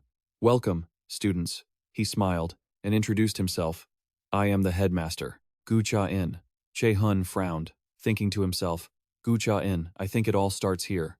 Right. He looked very familiar, he remembered now. Beside him, Kim Ju-jung was looking up, dazed. Terrible memories came flooding back. Kim Ju-jung, no. I beg you people. Che-hun's expression darkened, and he spoke, trying to comfort her. Be strong. You know anything can happen at Milet, right? She gave a bright, reassuring smile. Why is he suddenly being so caring? Don't worry. I'll study hard. Min Che-hun felt more at ease. That's right. Kim Ju-jung becomes one of the 3 strongest mages in the class. This time, I won't let her die. Up on the podium, Gu Cha-in continued. Listen up, everyone. We will now commence the Milet Academy opening ceremony. He folded the paper and began. My speech ends here. You all must be bored, right? Cha-in raised his hand. You must know. His face twisted as he introduced the next part. Milet's opening ceremony has a special event, Gu Cha-in announced. A game where all students will gather and try to steal their classmates' name tags. We are starting the freshman hunt now. Blue circles immediately appeared under everyone's feet. The students were thrown into panic. What is this? Magic circles? Kim Ju-jung also screamed in confusion. She tripped and fell. Min Che-hun saw it and quickly lunged toward her. Kim Ju-jung, falling there is dangerous. He grabbed Kim Ju-jung's hand to pull her back, but her body still collided with someone else. A massive burst of light flashed. The scene shifted to the office. Baek Sung-chae announced, Today is Che-hun's opening ceremony. Yu Sung-un heard this and exclaimed, Oh my god, so soon? I was just about to text him good luck. Now, if I send it, he won't be able to read it anymore. She asked, Is it 3 days this time too? He replied, If you mean the freshman hunt, then yes. It will last for 3 continuous days in an isolated zone. Yu Sung-un looked sad. Then it'll be 3 more days before I can contact him.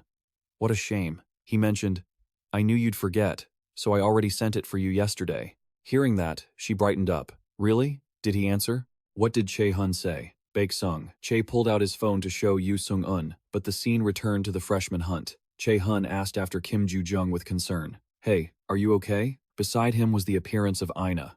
And Kan-trong turned his head to observe. Che-hun quickly realized. Wait, this kid.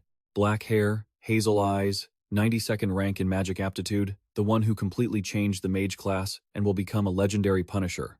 Her eyes flashed with a brilliant light. Baek Sung Che showed Yu Sung-un the message he had said not to worry. Min Che-hun knew for a fact that she was Co Ina. The scene opened at the Milet Academy Central Control Room. A group of people were lining up to enter. Someone exclaimed, "We have quite a few talented applicants this year. An Hoseon has enough potential to attract international attention."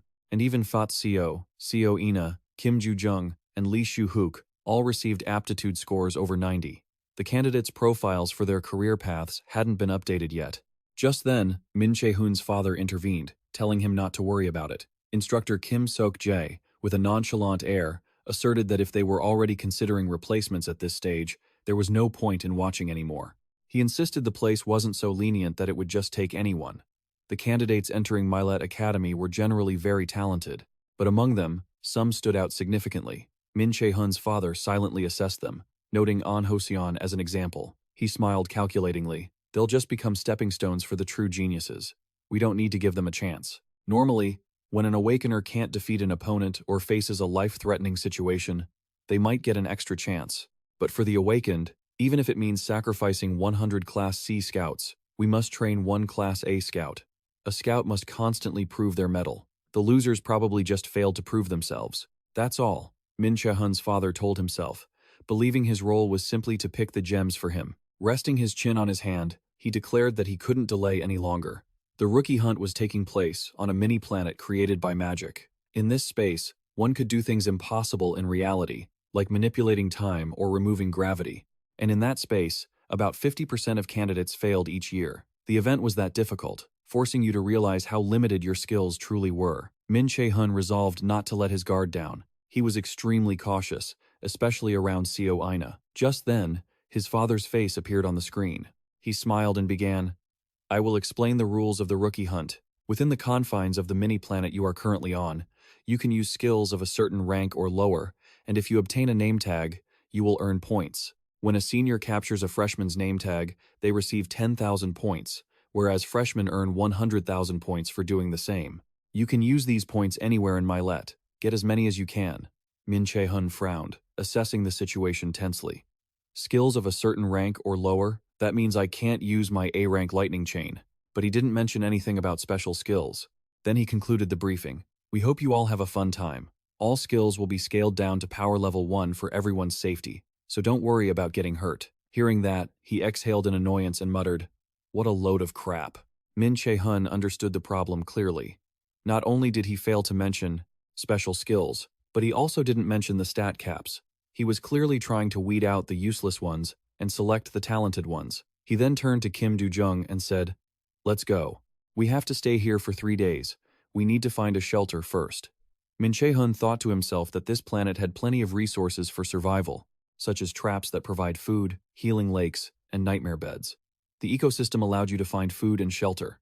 If you want to survive for 3 days, shelter is the most important thing. You have to find a place to stay before thinking about anything else. Du-jung suddenly called out to Min Che-hun, "Wait, wouldn't it be safer if we invited that person along?" He looked confused. "Huh? That person?" She explained that it seemed she was also a magic cadet. "Wouldn't it be better to have an extra person?" Min Che-hun grimaced, calculating. Why is she making sense right now? Honestly, it would be better if I cooperated with Co Ina.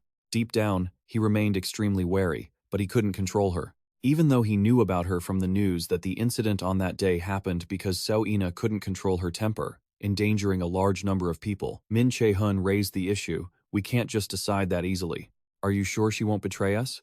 And look at her. She always seems suspicious and doesn't trust us at all." Du-jung looked at Co Ina and exclaimed, "Really?" Her demeanor made Kim Du-jung see a shadow of Min Che-hun. She calmly expressed, "The way I see it, she's exactly like you when we were kids." Then Du-jung hurriedly walked towards Co Ina, despite Min Che-hun calling out, "Hey, wait!" She smiled and spoke up.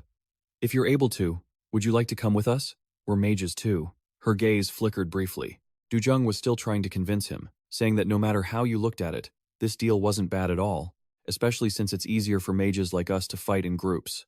Hearing that, Ina just calmly replied, but I think we should decide that later. Looking in the direction she was facing, two figures glided down, kicking up dust and revealing themselves. Found 3 freshmen right here. Sin Chung Sang exclaimed excitedly. Looks like it'll be easy to get points this year. And beside that guy is Seo Run. She frowned and sighed. I only detected 2, but looking over, there are 3. Seo Run froze for a moment, looking bewildered. What the hell? Why couldn't I sense that guy? Che-hun looked over, tense and assessing. These people were being so reckless. Du Jung sensed danger and warned. Hey, those seniors are warriors. Wouldn't it be better to run away first? But he thought differently and replied, no, we have to catch them. We can't escape them. Inside, Che-hun had calculated that, according to his memory, So Run had a special ability that allowed her to find targets within 300 kilometers. Seo Run's eyes glowed as she searched. He thought to himself, if we don't defeat them, they'll gather others and attack us. Sin Chung Song was still excitedly exclaiming, all right, once I get those points, I'm going to buy a ton of delicious food. Seo Run glanced over and warned, hey, don't get cocky. That handsome guy has something strange about him. He remained arrogant. They're just freshmen. It's not like it's our first time doing this. Then, Sin Chung Sang lunged forward. Watch, I'll take care of them in a second. Che-hun's gaze was icy as he watched everything. Just as Chung Sang swung his sword, he dodged in time. The guy's eyes widened in surprise. Seo Run also looked dumbfounded. Seriously? This chubby guy. Inside, she felt a bit wary. I said there was something strange about him. Che-hun calmly remarked, it's been a while since someone swung a sword at me. But Sin Chung Sang still hadn't realized the problem, thinking, he just got lucky. He despised him inwardly. How could I have never heard of a freshman good enough to counterattack me? Then Sin Chung Sang lunged again with fiery determination. You're just a freshman mage. Every sword strike he swung at Che-hun was met with calm dodges. He didn't even move to retaliate. A moment later, Sin Chung Sang was sweating bullets, questioning himself. Why? He gradually grew afraid of Che-hun as he grabbed the sword. I can't defeat him. Che-hun brought his face close and questioned him. You're pretty impressive, Sin Chung Sang. How could you survive with that physique? As soon as he finished, he crushed Sin Chung Sang's sword. So Ina stood there, eyes wide. Che-hun calmly commanded, if you give me your name tag, I'll let you go. I'll give you 3 seconds to leave the tag and get lost. Sin Chung Sang was too scared to speak. He looked at the fragments of his sword and stood frozen. He couldn't believe this was just a newcomer. Sin Chung Sang was being overwhelmed by Che-hun's aura, but wondered why he was looking at him with that expression. Che-hun calmly reminded him, don't say I didn't give you a chance. You just didn't take it. Just as he finished, Che-hun threw a punch right into the center of Sin Chung Sang's head. Dust rose everywhere. Seo Run was stunned in surprise.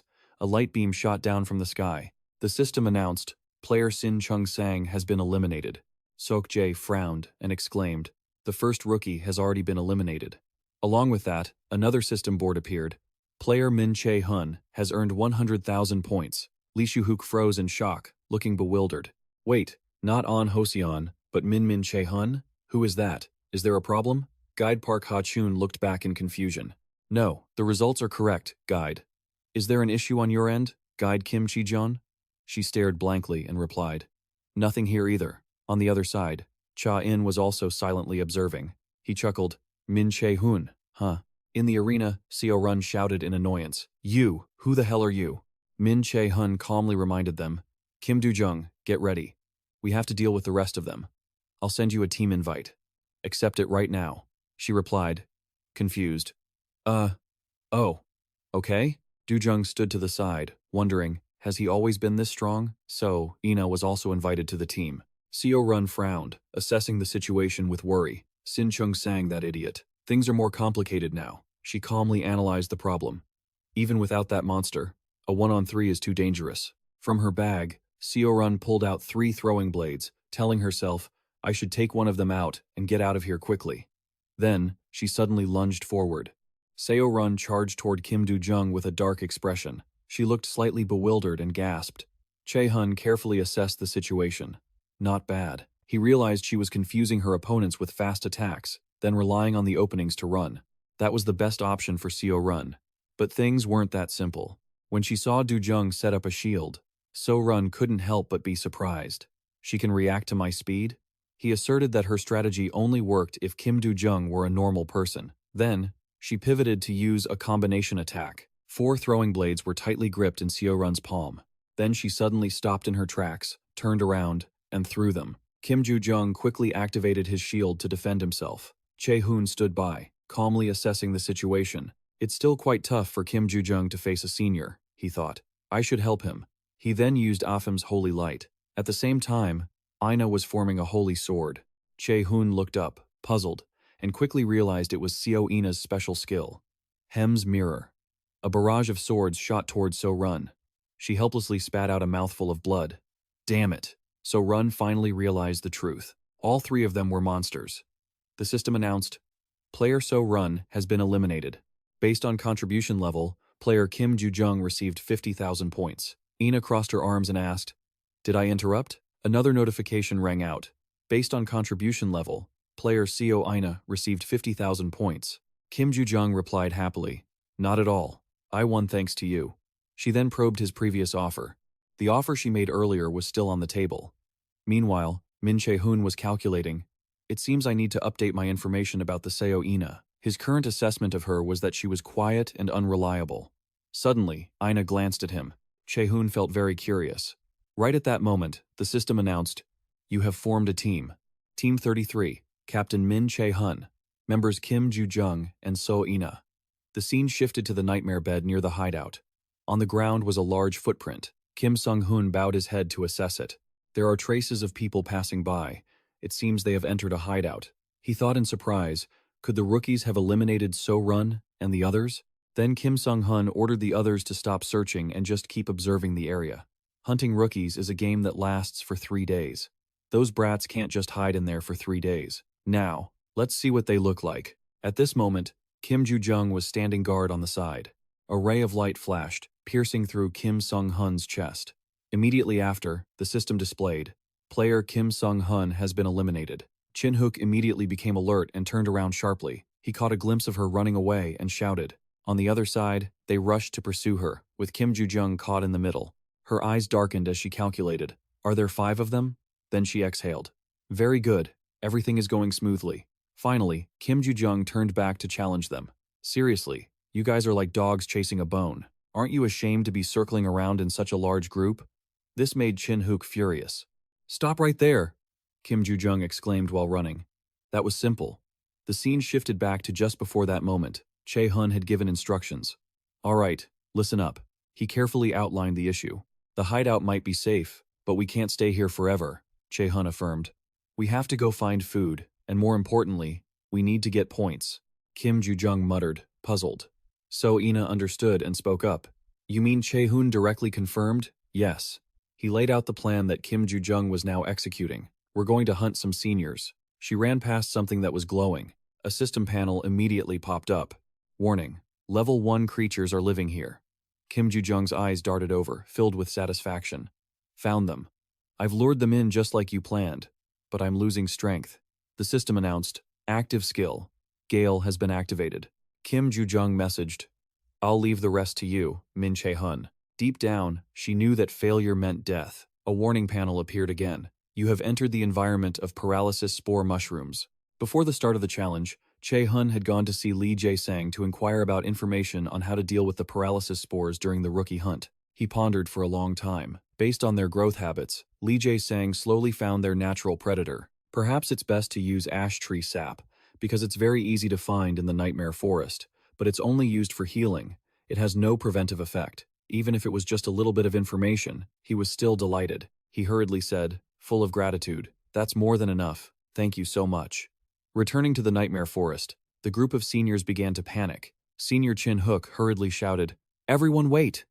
But everything was already too late. When their footsteps faltered, it was also the moment they realized they had stepped into the restricted area of the paralysis spore mushrooms. Noticing the strange atmosphere around them, one of them said cautiously, Chin-hook, this doesn't look good.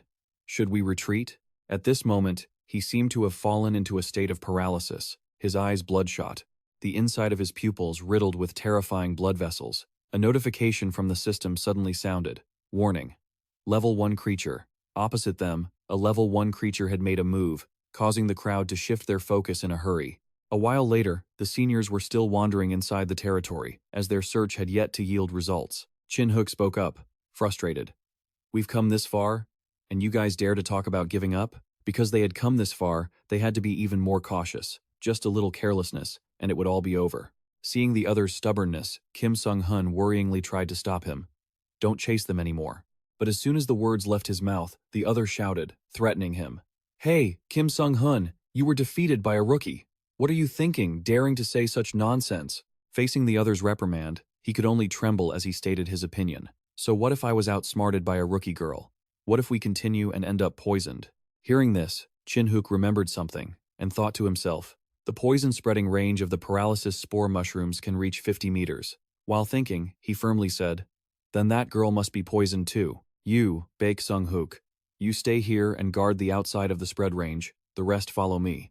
Even if you play little tricks, it's useless. Perhaps that girl is just bait they sent to lure us into a trap, but they underestimate us too much. Just a rookie. How dare she try to deceive us?" With that, the whole team rushed off. Just as expected, Kim Joo-jung's small figure appeared right before their eyes. Che-hun excitedly roared, "Catch her! That girl, making us go this far. She's pretty good, that brat. Let's see where you can run to." Seeing them, Kim Joo-jung felt a little panicked, but quickly steadied herself and challenged them back. "Come here, you're finished. Which one of you dares to point at me?" She raised her hand. "Which one is it?" Being toyed with by a girl, he screamed frantically and gestured for the whole crowd to rush in and grab her. "Still daring to be arrogant? You're done for." Kim Joo-jung wasn't fazed at all. On the contrary, she was extremely excited. Having calculated and timed the space and time, she hurriedly used magic to detonate a paralysis spore mushroom underneath. All creatures within 50 meters will be paralyzed for 2 hours. A few minutes earlier, Kim Joo-jung had curiously asked when she saw Che-hun frantically searching for something. "Hey, you said you were looking for something important. But what's here besides trees?" Looking at the link in his hand, he calmly reassured her, "Calm down, we're heading in the right direction. You guys noticed it too, right? This event is very favorable for melee fighters." Ina, standing next to them, spoke in a low voice to agree. "Right. Just the fact that we can only use skills from level C and below is a huge disadvantage for those who rely mainly on skills, like mages." Che-hun quickly added, "And for those with good physical stats, like warriors, that disadvantage is nothing. Their low-level skills are quite powerful, while mages are only strong if they use high-level skills." Hearing this, Kim Joo-jung sighed, worriedly saying, "That's right, Ina is fine because she has a special skill, while my skills are all sealed. At most, I only have some basic strength-boosting charms. What should we do?" Che-hun slowly explained, "We must plan carefully to make full use of those basic skills. Do you know how to use transposition?" She quickly nodded. "Of course. I'm the one who taught you magic theory. Did you forget?" Ina excitedly chimed in to support them. Transposition is a spell that switches the positions of two designated people. Does it have any use? As soon as she finished, he excitedly shouted, "Done! Ash tree sap."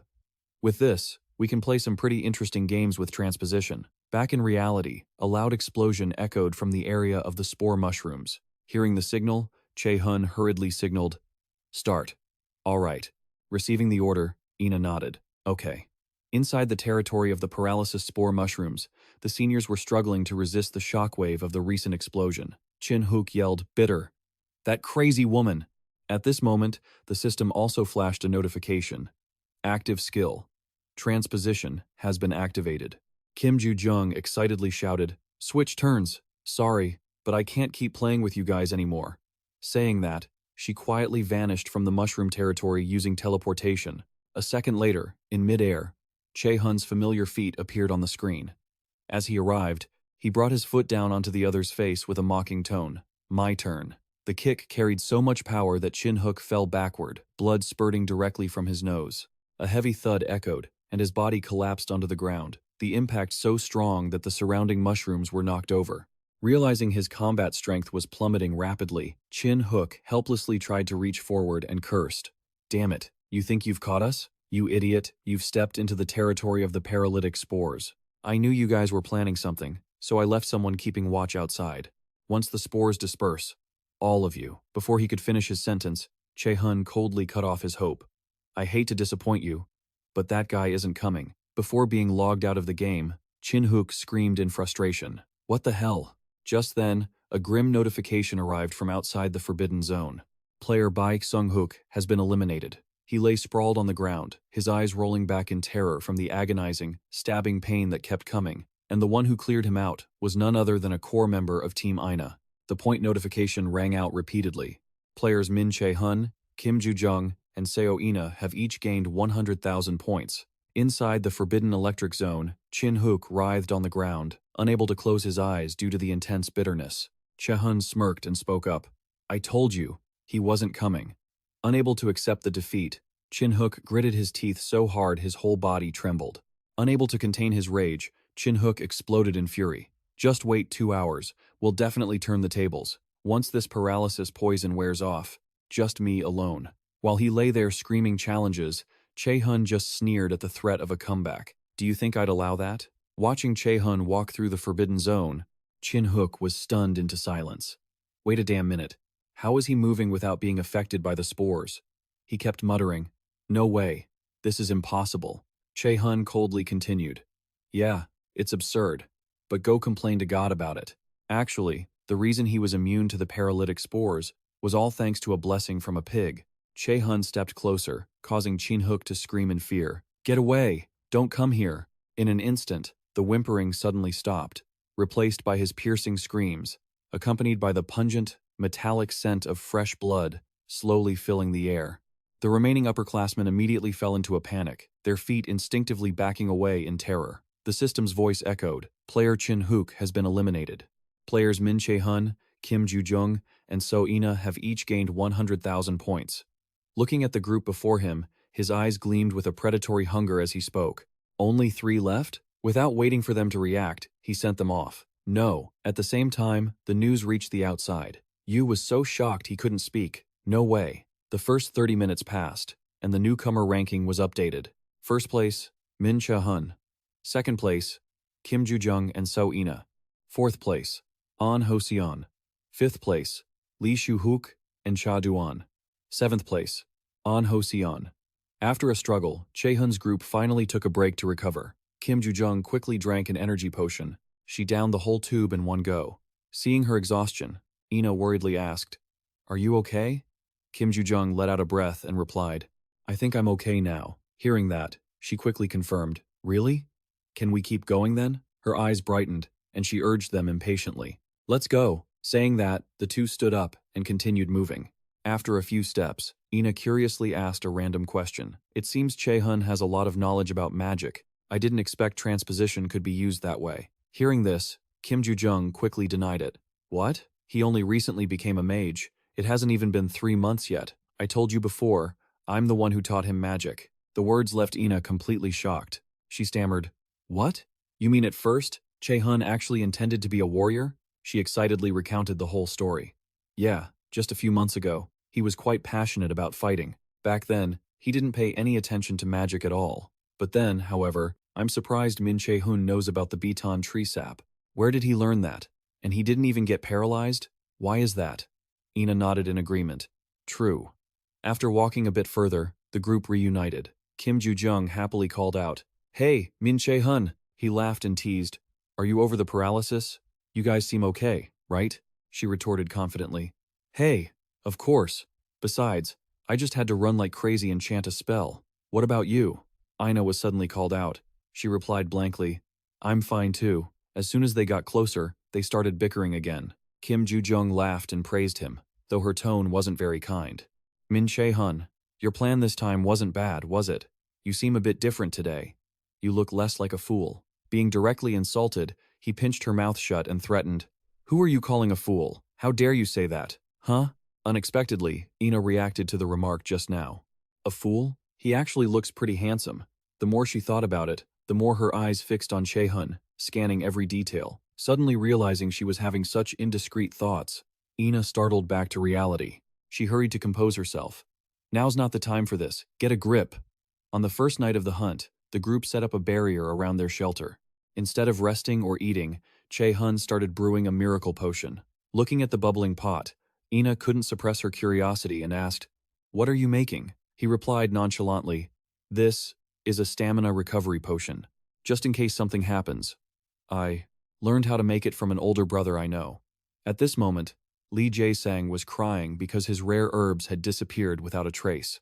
Remembering that moment, Min Che-hun thought uncomfortably, but during the learning process, I failed over 100 times. Hearing this, Kim Joo-jung interrupted. Hey, what do you mean by an older brother you know? You don't even have a single friend, he immediately retorted, making her quickly shut up. I'm sure you have plenty of friends besides me, right?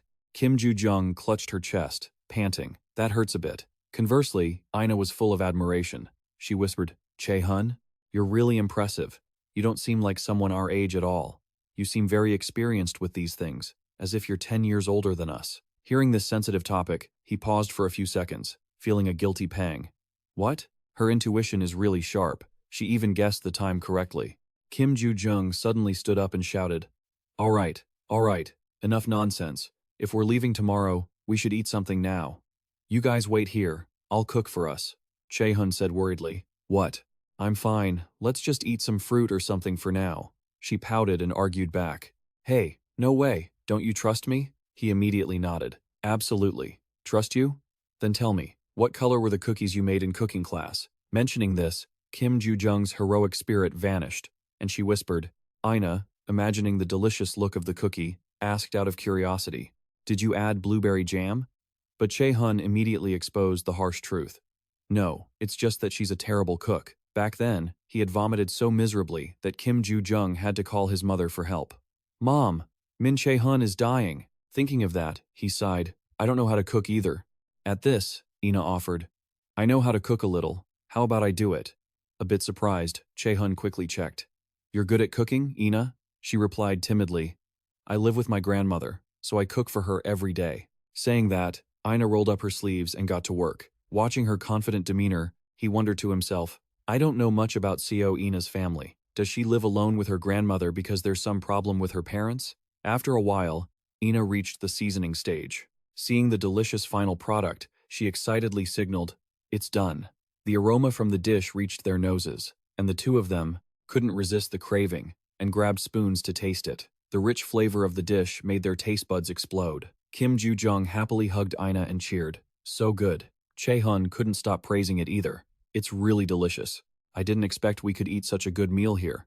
Looking at her teammates' satisfied faces, Ina felt a strange happiness. It's been a long time since I felt this. At the same time, at the central control room, the instructors and the principal didn't take their eyes off the screen. Kim Sok-jae reported disappointedly, even with so many expectations placed on us, student An Ho-seon is only in 4th place? I can't believe both the first and second positions are mages. Yu doubtfully expressed his concern. Maybe the system is glitching? There's no better explanation than that. In contrast, Principal Gu Cha-in was incredibly excited. His eyes were glued to the ranking as he wore an enigmatic smile. Interesting. Usually, only those with martial arts backgrounds could perform like that. So, what's the situation now? A group of low-level mages is defeating the senior martial arts class and climbing to the top? Realizing something, Gu Cha-in ordered, Miss Kim Chi-jun, go back to the paralytic spore area. She obeyed. Yes. At this moment, the screen was still frozen on the scene where Che-hun landed on Shin-hook. The entire combat scene left him deeply suspicious. The judgment and courage in such a situation, added to the ability to defeat someone from the martial arts class. I can't believe a mage like that exists. No, I can't believe he's actually a freshman. Lost in thought, Principal Gu Cha-in's eyes skimmed quickly over the file on his desk. Name, Min Che-hun. He was hatching some crazy plan. He raised his voice and called for Director Lee. Ha-chun reported immediately. I've obtained the information on the student Min Che-hun as you requested, but I'm not sure if it's accurate. Hearing the vague report, Gu Cha-in asked, what do you mean? You're not sure? Ha-chun hesitated, murmuring with a frown.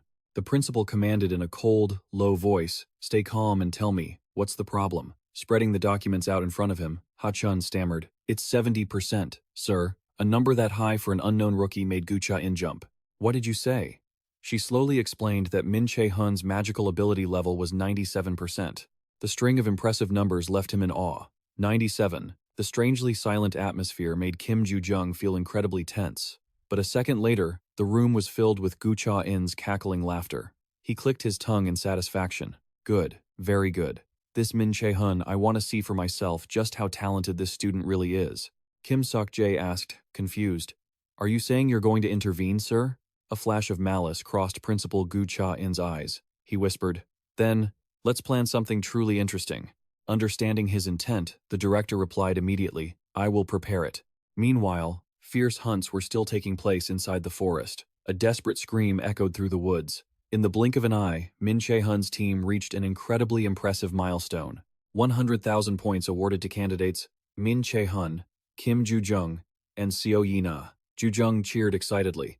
"We hit 100,000 points." Che-hun calmly reminded them, "All right, that's enough for now." Curious about why they were leaving the shelter so suddenly, Ju-jung asked, "Why do we have to leave the shelter?" Assessing the situation, Che-hun explained, "We have no choice. The students are currently too terrified to come to the nightmare forest." Yi-na agreed from the side. Che-hun added, "That's right, if we want more points we have to leave." After a loud yawn, Ju-jung complained, "Well, there's no other way. Let's get ready." "What's the highest hunting record for a freshman?" Yi-na quickly asked. 140,000 points. Hearing that, Che-hun thought to himself, "I didn't expect Seo Yi-na to be so curious and competitive. I'll remember that. Let's head out then." Suddenly, a soft rustling sound came from the other side of the forest. Despite the faint noise, Che-hun detected it instantly. He quickly adjusted their formation. "Wait, get ready, they're coming."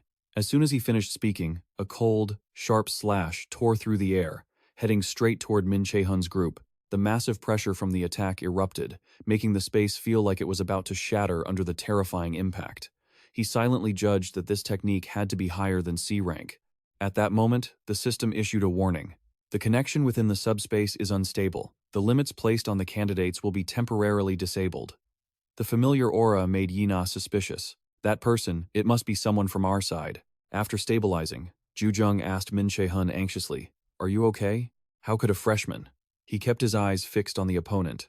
"I didn't think we'd meet again like this. An Hoseon? What's going on?" Instead of answering, the boy panted heavily, looking exhausted. Seeing the stranger's behavior, Che-hun thought suspiciously, "What's wrong?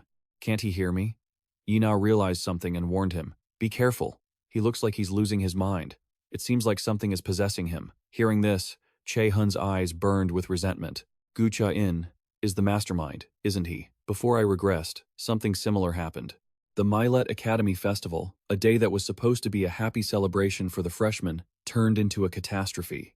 The cause was Gu Cha-in's inherent mind control skill. His wrongdoing was brought to light, pushing him into a corner and causing him to commit a horrific crime to distract the world and disappear. That day of disaster took the lives of many students, and Gu Cha-in fled afterward. It was also the day Kim Ju-jung sacrificed his life to save him. Opposite them, An Hoseon gripped his sword tightly. His entire body exuded a chilling, killing intent. Combined with an overwhelming pressure, anyone looking at him felt cautious. In contrast, Che-hun was deeply worried. "First, I have to help him regain consciousness." Suddenly, a system notification chimed. Looking at the screen beside him, he exclaimed in surprise, "This is a side quest. Save the student controlled by mind control magic. A student has lost consciousness due to a mind control curse. Break the curse and save the student.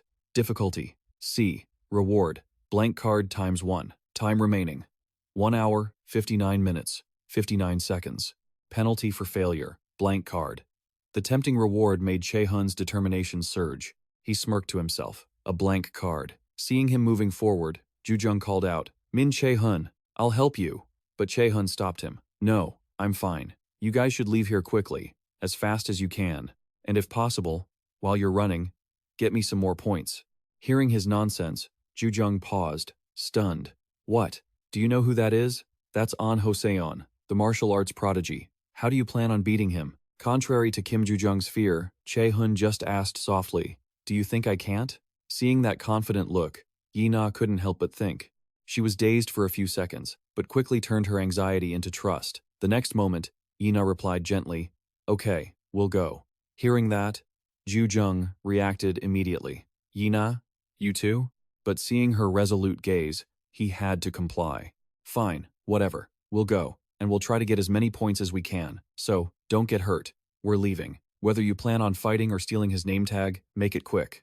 "Let's go, Yi-na." Waiting until their silhouettes disappeared, Che-hun smiled lightly. "It won't take too much time." Flashback to an hour ago. An Hoseon was still trying to hunt for name tags. Looking at his total points, he muttered, 600,000 points in total now? Somehow I've survived for 2 days. If I can endure one more day, this game will be over. Rookie rankings. Rank 1. Min Che-hun. Rank 2. Kim Joo-jung and Sao Yi-na. Rank 4. An Ho-seon. Rank 5. Lee Soo-huk. Rank 6. Cha Do-an. The rankings surprised An Ho-seon. I thought I was doing pretty well, but the top spot is hard to conquer. It's truly amazing. First was a magic class, and there were even restrictions, yet all of his teammates were at the top. The image of Min Che-hun single-handedly wiping out the goblins flashed through his mind again. Instead of jealousy, An Ho-seon admired him with all his heart. I knew he was very skilled. He closed his eyes tightly, taking a deep breath to stabilize his mind to prepare for battle. Jumping up, An Ho-seon said, "I have to do better. I still have time." So, before he could finish his sentence, a large screen from the control room appeared in front of him. Gu Cha-in said cunningly, "Hello, An Ho-seon." Startled, An Ho-seon paused. "Director Gu Cha-in?" As soon as he looked at the screen, the principal cast a puppet spell. "I need you to help me with something." A small request. Within seconds, magical energy invaded An Ho-seon's mind. A wave of dizziness hit, and he screamed. The system alarm went off. Warning: someone has invaded your mind. He tried to steady himself, but An Ho-seon's mind had been taken over by Gu Cha-in. Now, he could only mutter meaningless sentences. What am I doing here?" Once the player's mind was manipulated, An Ho-seon looked hypnotized.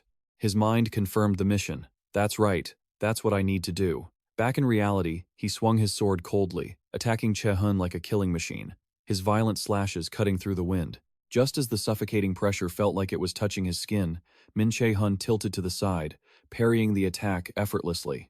While dodging, his eyes stayed locked on An Ho-seon to observe him. An Ho-seon prepared his next attack. A-rank skill, super extreme, martial arts. As if receiving an order, An Ho-seon lightly stepped, gaining momentum, and darted toward Che-hun at a terrifying speed. One hand holding a shield, the other a sword, he swung wildly, making Che-hun wonder. He wasn't like this a few days ago. He's much more skilled, but I can barely recognize him. I'm on the defensive.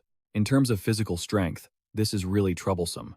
Just as the sword tip touched the shield, An Ho-seon coldly knocked Che-hun back dozens of meters. He hovered in midair, but quickly regained his balance. Che-hun activated his speed-boosting skill and dashed into the center of the battle. In the blink of an eye, he appeared right behind An Ho-seon before his opponent could stabilize. Min Che-hun immediately launched a critical blow at the red crystal. Hearing the commotion, he jolted for a second. A deafening explosion erupted. As the red crystal shattered, he swung his sword, unleashing a terrifying surge of force. The sheer impact of the two powers sent Ho-seon flying backward, but he quickly planted his feet and regained his balance. Thud. Che-hun took it all in. He didn't rush to attack, letting the swirling dust settle while his mind analyzed the footwork Ho-seon had just displayed. His body was reacting before his eyes could even keep up.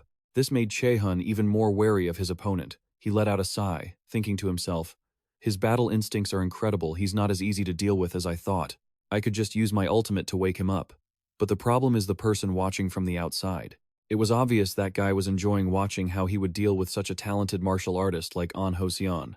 "If I just wrap this up easily, it'll be too boring. I'll show him what I've got, but everything comes at a price." He kept his eyes locked on the match, never looking away. "You," exclaimed softly. "What am I looking at? A battle mage acting like a martial artist and actually beating a martial arts genius like An Ho-seon? No way. I can't believe it. But how is he doing that? A mage can't just beat a martial artist that easily. That's an undeniable truth. I learned that the hard way when I chose the path of a mage. So how is he?" Sitting in front of the monitor, Headmaster Gu Cha-in commented with interest. "How interesting."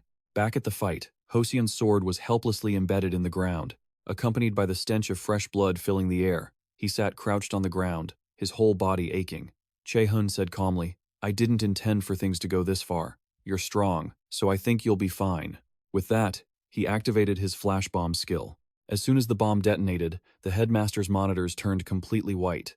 Kim Sok-jae screamed in shock. "What is this? Why is the screen all white?" Ha-chun also stammered in a panic. "It's on this side." Gu Cha-in snatched the remote from Kim Sok-jae's hand to do something. He frantically pressed buttons, but all efforts were in vain. The screen just hissed with static and returned to the same state. Seeing this, Kim Chi-jeon speculated, "I think he used a spell to block our vision." crushing the remote in his hand. Gucha. In hissed through gritted teeth. A flash bomb. Yes, of course. Guide Kim Sok-jae. This is student Min Che-hun. Once the event is over, call him to my office. A bit apprehensive, Kim Seok-jae tried to intervene. Forgive me, but wouldn't making such a hasty decision be risky? But the headmaster leaned in close and warned. Guide Kim Seok-jae. Why do you think? Min Che-hun used a spell to block our vision, even when he could have clearly won. Before he could even finish, Gu Cha-in spoke up, his arm once again gripping Kim Sok-jae's shoulder. He knows how to make himself more intriguing than anyone else. The moment the flash bomb was triggered, the space around them suddenly fell into an eerie silence. Hoseon slumped to the ground, breathing heavily, but he tried to force his mind to remain calm. Standing not far away, Che-hun carefully observed his surroundings. Realizing everything was settled and safe, he slowly walked toward his opponent to perform the rescue. Che-hun's hands reached out gently, placing them on top of his head as if to sense something. The very next second, the silent space began to stir with swirling winds, thanks to the activation of his absolute calculation active skill. At that exact moment, a crisp chime from the system echoed in his ears, notifying him that the scan was complete and the target was ready to have the brainwashing effect completely removed. Within a few minutes, Hoseon's consciousness seemed to snap back to reality. He opened his eyes wide, chest heaving, and jumped in shock as he realized where he was. Seeing Che-hun, Hoseon asked in surprise, "You are you?" Che-hun smiled kindly. "Are you okay?" Hoseon stood up slowly, stammering, I'm fine." Before he could finish, a piercing scream rang out. He didn't have the strength left to stand, but his mouth was still blaring loudly. Min Che-hun explained the situation sheepishly. "Sorry about that. You suddenly attacked me earlier, so I had to be a bit rough." Hearing this, Hoseon was shocked and quickly verified. "I attacked you? Why would I?" Che-hun replied vaguely. It was some kind of mind control magic, but the words left him stunned, struggling to piece together the sequence of events before things went south. Mind control? Now that I think about it, I don't remember clearly, but I heard a voice. But that kind of magic, even the simplest, is at least A rank. I thought there was a rule that we could only use skills below C rank. Min Che-hun was also very curious about that. I don't know either.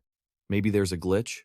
Or someone intervened? Hearing that, Hoseon's mind flashed with a thought. Even if there was a problem with the dungeon, no student could cast magic of this caliber. If someone really intervened, do you know who it was and why they did it? Even though he knew everything, including the motives of the person behind it, Che-hun just smiled lightly, deciding not to say a word. But if they're good enough to use a skill like that, they probably hold a pretty significant position. When you experience everything at Milet, you'll understand what kind of person Gu Cha-in is. A moment later, the system flashed a congratulatory message. You have completed the mission to rescue a student affected by brainwashing magic. You have been awarded 1 blank card. At the same time, Hoseon struggled to sit up, lamenting to himself, "My body is a wreck." Thinking that, he glanced at Che-hun and thought to himself, "Yet he doesn't have a scratch on him. Is this my limit?" Despite being controlled by evil forces, Hoseon still felt remorse for the trouble he had caused. "I don't know what to say. Other than I'm sorry." Min Che-hun just smiled politely. "Don't apologize. It's fine. If you can move now, I'll be going. Good luck." He had only taken a few steps before Hoseon stopped him. "Wait, take this." What he snatched was on Hoseon's name tag. Looking at it, Che-hun wondered, "What are you doing? You'll be disqualified without your name tag." Hoseon smiled faintly and explained, "It's okay. I'm not as good as you, but I still have plenty of points. Besides, I lost to you, so it's only right to give it to you. I lost this time, but next time will be different. At the Milet Academy Festival, I'll beat you and take my name tag back." Having said that, Hoseon logged out of the game zone, leaving Che-hun standing there, bewildered. Candidate Min Che-hun, Kim Ju-jung, and So Ina have received 10,000 points, an item worth 10,000 points. Clearing his head, he gripped the name tag tightly, whispering to himself, "Good luck. But things are very different for me now. The martial arts talent I've coveted for so long, a talented martial artist has recognized me. I've been through so much since I was reborn, but this feeling is wonderful and exhilarating. Maybe this is just the beginning? This is the first time I feel like I've truly progressed, leaving my helpless past behind and taking a step forward. Well then, let's keep going." A few hours later, the game system sounded again. The 72-hour rookie hunt has ended. Calculating points. You have achieved a record-breaking score. You have earned 130,000 points. Returning to the real world, The next second, countless points of light appeared, covering the entire waiting lobby. One by one, the Milet students returned, but everyone's faces clearly showed disappointment for having to leave the hunt so early. Only Che-hun stood in a corner, muttering to himself under the suspicious gazes of the crowd. 130,000, not bad. Kim Joo-jung suddenly stepped up from behind, shouting irritably, "Hey, that's a record-breaking score. Shouldn't you be happy? Don't you agree?" To his surprise, So-ina was in the same state, her face pale, complaining with deep regret. 1 hour. If we had just one more hour, we could have gotten 160,000 points. She finally gave up. You two are so strange, but we'll be able to live comfortably with this many points. Remembering something, Che-hun said excitedly. If you multiply the points by 10, you get the amount of money we receive. So I've earned 1,053,001. So-ina couldn't believe her ears, stammering, "That much?" He slowly explained, "I came in first. You two tied for second place with 180,000 points, so there should be bonus points." Hearing this, Kim Joo-jung suddenly screamed in excitement. "There are bonus points too?" Che-hun said awkwardly, his face showing clear annoyance. "Like 1,000,000 or something. Move aside." He tried to push her away, but Kim Joo-jung was already lost in joy, with no mind for trivial matters. Hugging So-ina, she kept cheering. 1,000,000? So-ina, did I hear that right? 1,000,000? 1,000,000? She also asked in confusion, 280,000 points, that's 24.8 million won in just 3 days? Their excessive behavior drew the attention of the entire crowd.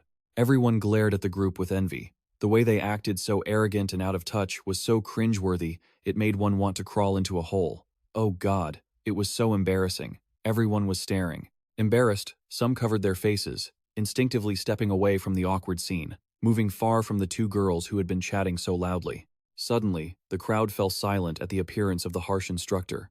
He spoke sternly. "Greetings, everyone.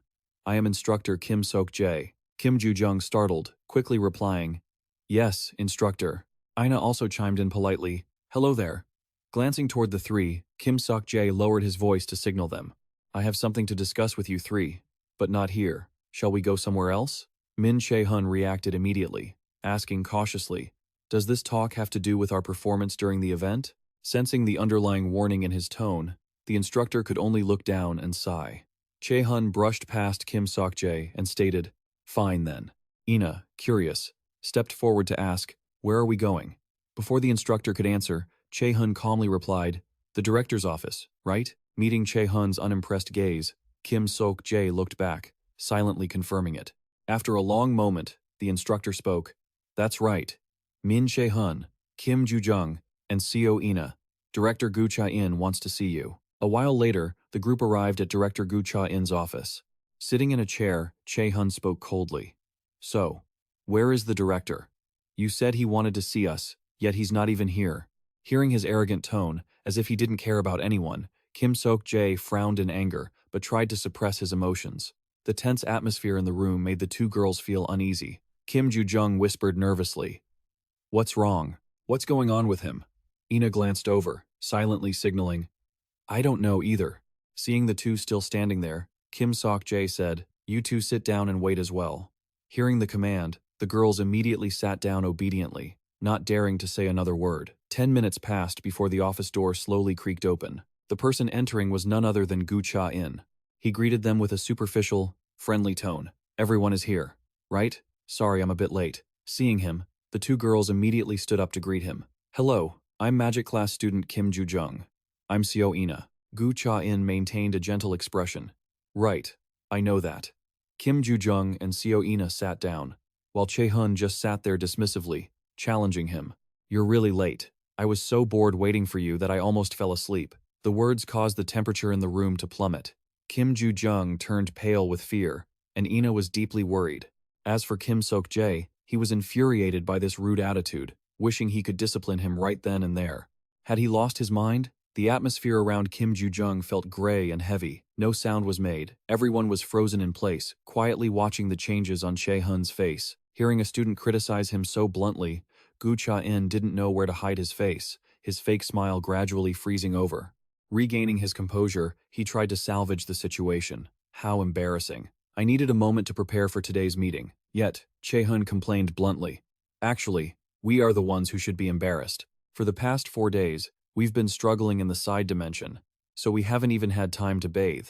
We haven't had time to prepare anything either. Hearing this, Gu Cha-in just forced a laugh and said, I don't mind that much. Che-hun said nothing more, just silently watching him act. It was clear he was just pretending to be kind, likely because he still valued these talented students. Returning to the main topic, Gu Cha-in enthusiastically said, but I have prepared a very attractive offer to compensate you, so please don't hold a grudge against me. First, I would like to congratulate you. You are exceptionally gifted students who took the top 3 spots in the new student hunt, and Min Che-hun here took the championship. Che-hun replied formally, It was thanks to my team members. Without them, I couldn't have done it. Hearing this, the director understood the situation, so he didn't want to show off his talents. Thinking this, Gu Cha-in laughed and said, Fair enough. I watched your performance, but did you really give it your all? You easily broke the record with 140,000 points. Very impressive. An unbelievable score. Ina said warily. Thanks. Losing patience, Che-hun urged. Can you just get to the point? Hearing this, the director paused for a few seconds, but quickly regained his fake composure and spoke up. We, the Med Academy, want to give you some special rewards. First, you will get free stays in the Mild Premium Dormitory. Second, you will have exclusive rights to use Mild's facilities. Third, if a test at Mild is unsatisfactory, you will have the opportunity to redo it to change the result. The list of perks was laid out, but none of the 3 showed the slightest interest. At this point, Gu Cha-in added, What do you think? To enjoy the 3 special rewards I just proposed, you must sign an official cooperation contract with Mild. Before he could even finish, Che-hun bluntly refused. I decline. The hand holding the stack of documents faltered in midair. Che-hun leaned back, directly exposing Mild's hypocrisy. It sounds attractive, but those rewards? If we just put in the effort for a month, we would already be entitled to those privileges. Besides, Mild always prioritizes skills, so why would I sign a contract and pay a commission fee? Having said that, Che-hun snatched the contract from Gu Cha-in's hand. Let's see. His sharp eyes slowly scanned the terms. While flipping through the documents, he questioned him. After signing with Mild, when working as a Punisher, oh my god, 5 years, 30% of income goes to the school? Director Gu Cha-in, this isn't a reward for us. This looks more like exploitation. Or did I misunderstand? The manipulation plot was laid bare, but he kept acting, his face looking aggrieved as he said, If that's what you think, I guess there's nothing I can do. This contract isn't mandatory. I'll let the 3 of you decide for yourselves. When it was their turn to speak, Kim Joo-jung and Ina looked at each other in silence. 5 minutes later, the 2 finally gathered the courage to refuse. I also decline. Me too. Unable to lure anyone into the trap, Gu Cha-in was so angry he wanted to explode, but he tried to keep his voice polite to avoid revealing his true nature. What a pity. Such a pity. These were the best offers I could provide. Suddenly, Che-hun felt a sense of unease. Unable to persuade them with words, Gu Cha-in unleashed his trump card. Mind control. I'm afraid you haven't thought it through carefully, so I will give you another chance. Min Che-hun. Are you still not changing your mind? He kept staring into the director's eyes, even as the other party began to manipulate his mind. At this moment, the system sounded an alarm, warning that someone was invading the user's mind. Instead of wavering, Min Che-hun just smirked, thinking to himself, I knew it. He then immediately copied Gu Cha-in's manipulation skill into an empty card. Passive skill activated. The pig's blessing was neutralizing the abnormal status. No, honestly, it's really fun to provoke him. Gu Cha-in's mind control was broken in an instant, leaving him stunned, not understanding what was happening. Everything was complete, and Che-hun gestured to leave. We'll be going now. Below, the system displayed a notification confirming you possess the active skill, Brainwash. Active skill, Brainwash, steal natural skills, invade the will of weaker opponents to control them according to the user's intent. If the opponent accepts and becomes increasingly obedient, the skill will change to dependency. Looking toward his 2 friends, he said gently, Let's go, everyone. I've been in the side dimension for 4 days, so I'm starving. Kim Joo-jung replied blankly, All right.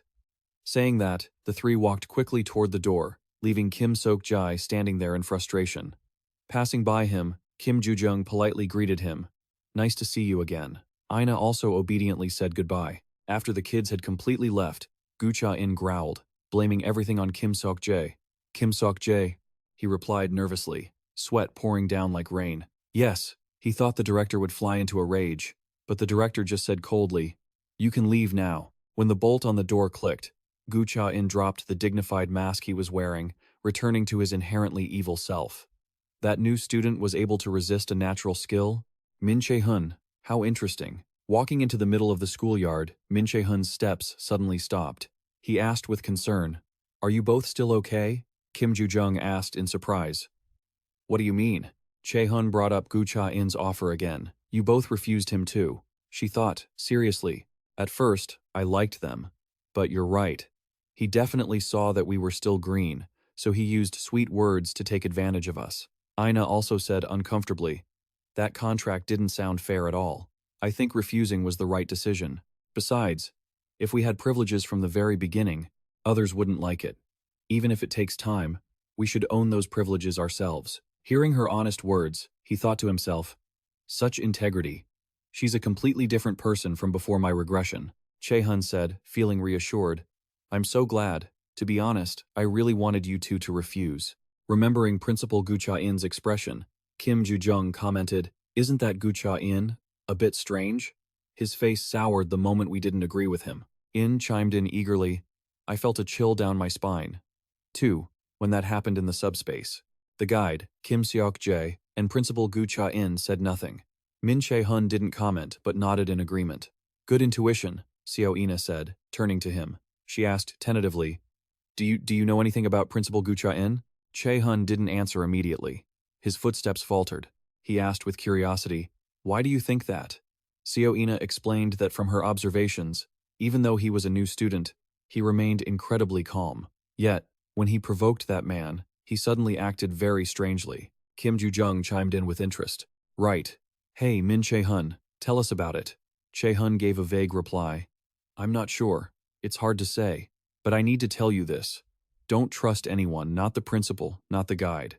So-ina suddenly stepped closer, leaning in to ask, a flicker of sadness passing through her eyes. "Does that go for you too?" Che-hun froze for a few seconds, his mouth hanging open. Kim Ju-jung suddenly appeared right behind her and whispered, "Don't trust him either. He looks selfish. And he even ditched me halfway before not that I care." But that comment made him snap. "Hey, why say that? That's all in the past." She aggressively lunged forward, grabbing Che-hun by the hair and shouting, "The past? Do you have any idea how hard I had it after you left?" Quickly trying to restrain Kim Ju-jung, he pleaded for peace. "Come on, let's go home.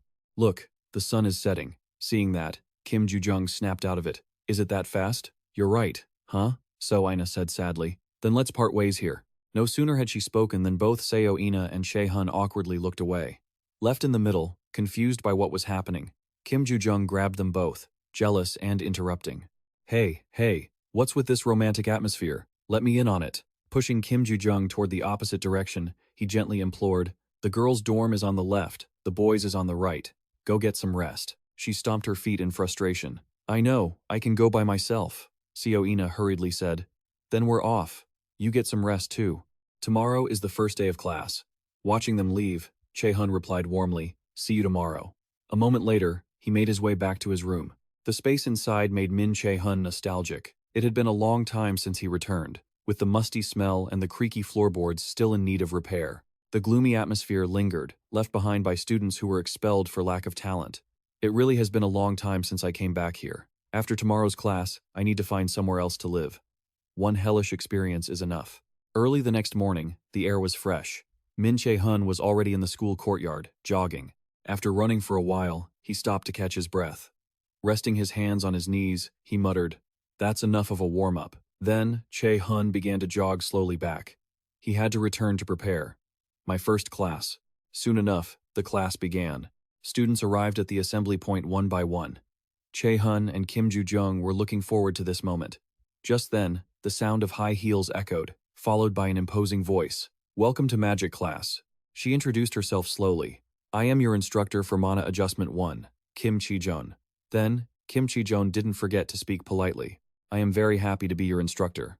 He furrowed his brows, thinking to himself, "Instructor Kim Chi-jun?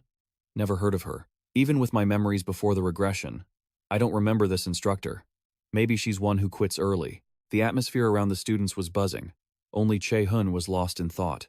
He knew one truth that every awakened person understood. It was extremely difficult to become a mill instructor.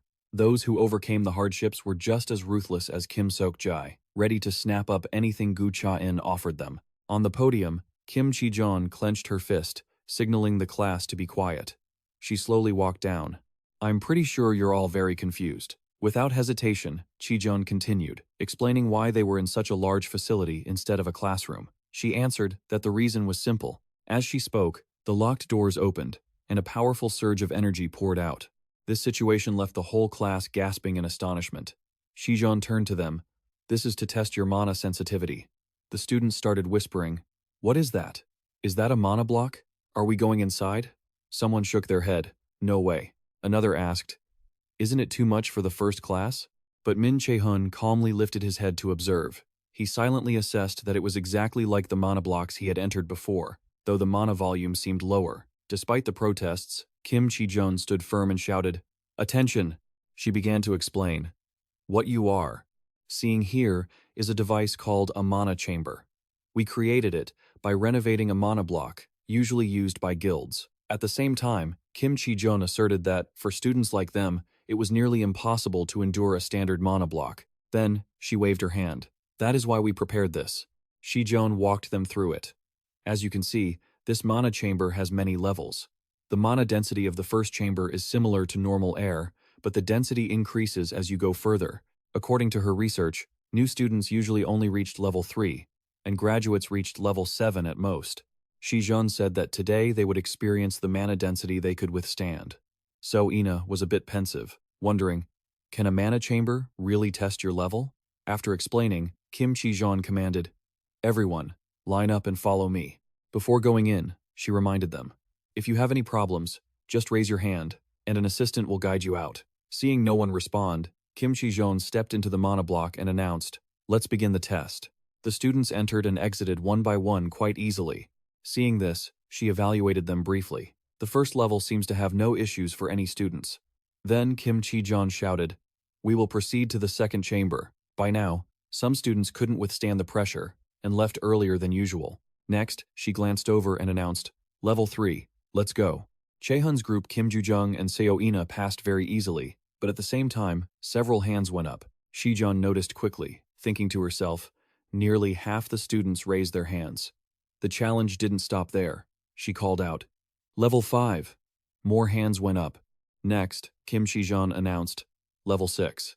Students kept giving up, raising their hands. By now, only a few were left. Some couldn't bear it, and had to support each other to rest. Seeing this, Kim Ju-jung whispered, "Hey, isn't this a bit suffocating?" Min Che-hun shook his head. "I'm not sure." At this point, Seo Ina turned to look at him, thinking, Min Che-hun still seems fine. She lowered her eyes and told herself, "I need to improve more." Meanwhile, Kim Chi-jeon was observing. Only 4 students remained. The first was Min Che-hun, the second was Kim Ju-jung, the third was Seo Ina, and the last was that guy, Lee Shu-hook. She remembered them clearly as the students who scored high in the new student assessment. First place, Min Che-hun. Second place, Kim Ju-jung. Third, Seo Ina. Fourth, En-ho. Fifth, Lee Shu-hook. Sixth, Cha Duan. Kim Chi-jeon couldn't help but fix her gaze on him, especially Min Che-hun. It wasn't for nothing that Gu Cha-in ordered her to keep an eye on him and report back. She bit her lip. Of course, she wouldn't actually follow orders like that. Shaking off those stray thoughts, Kim Chi-jeon announced, "Level 7.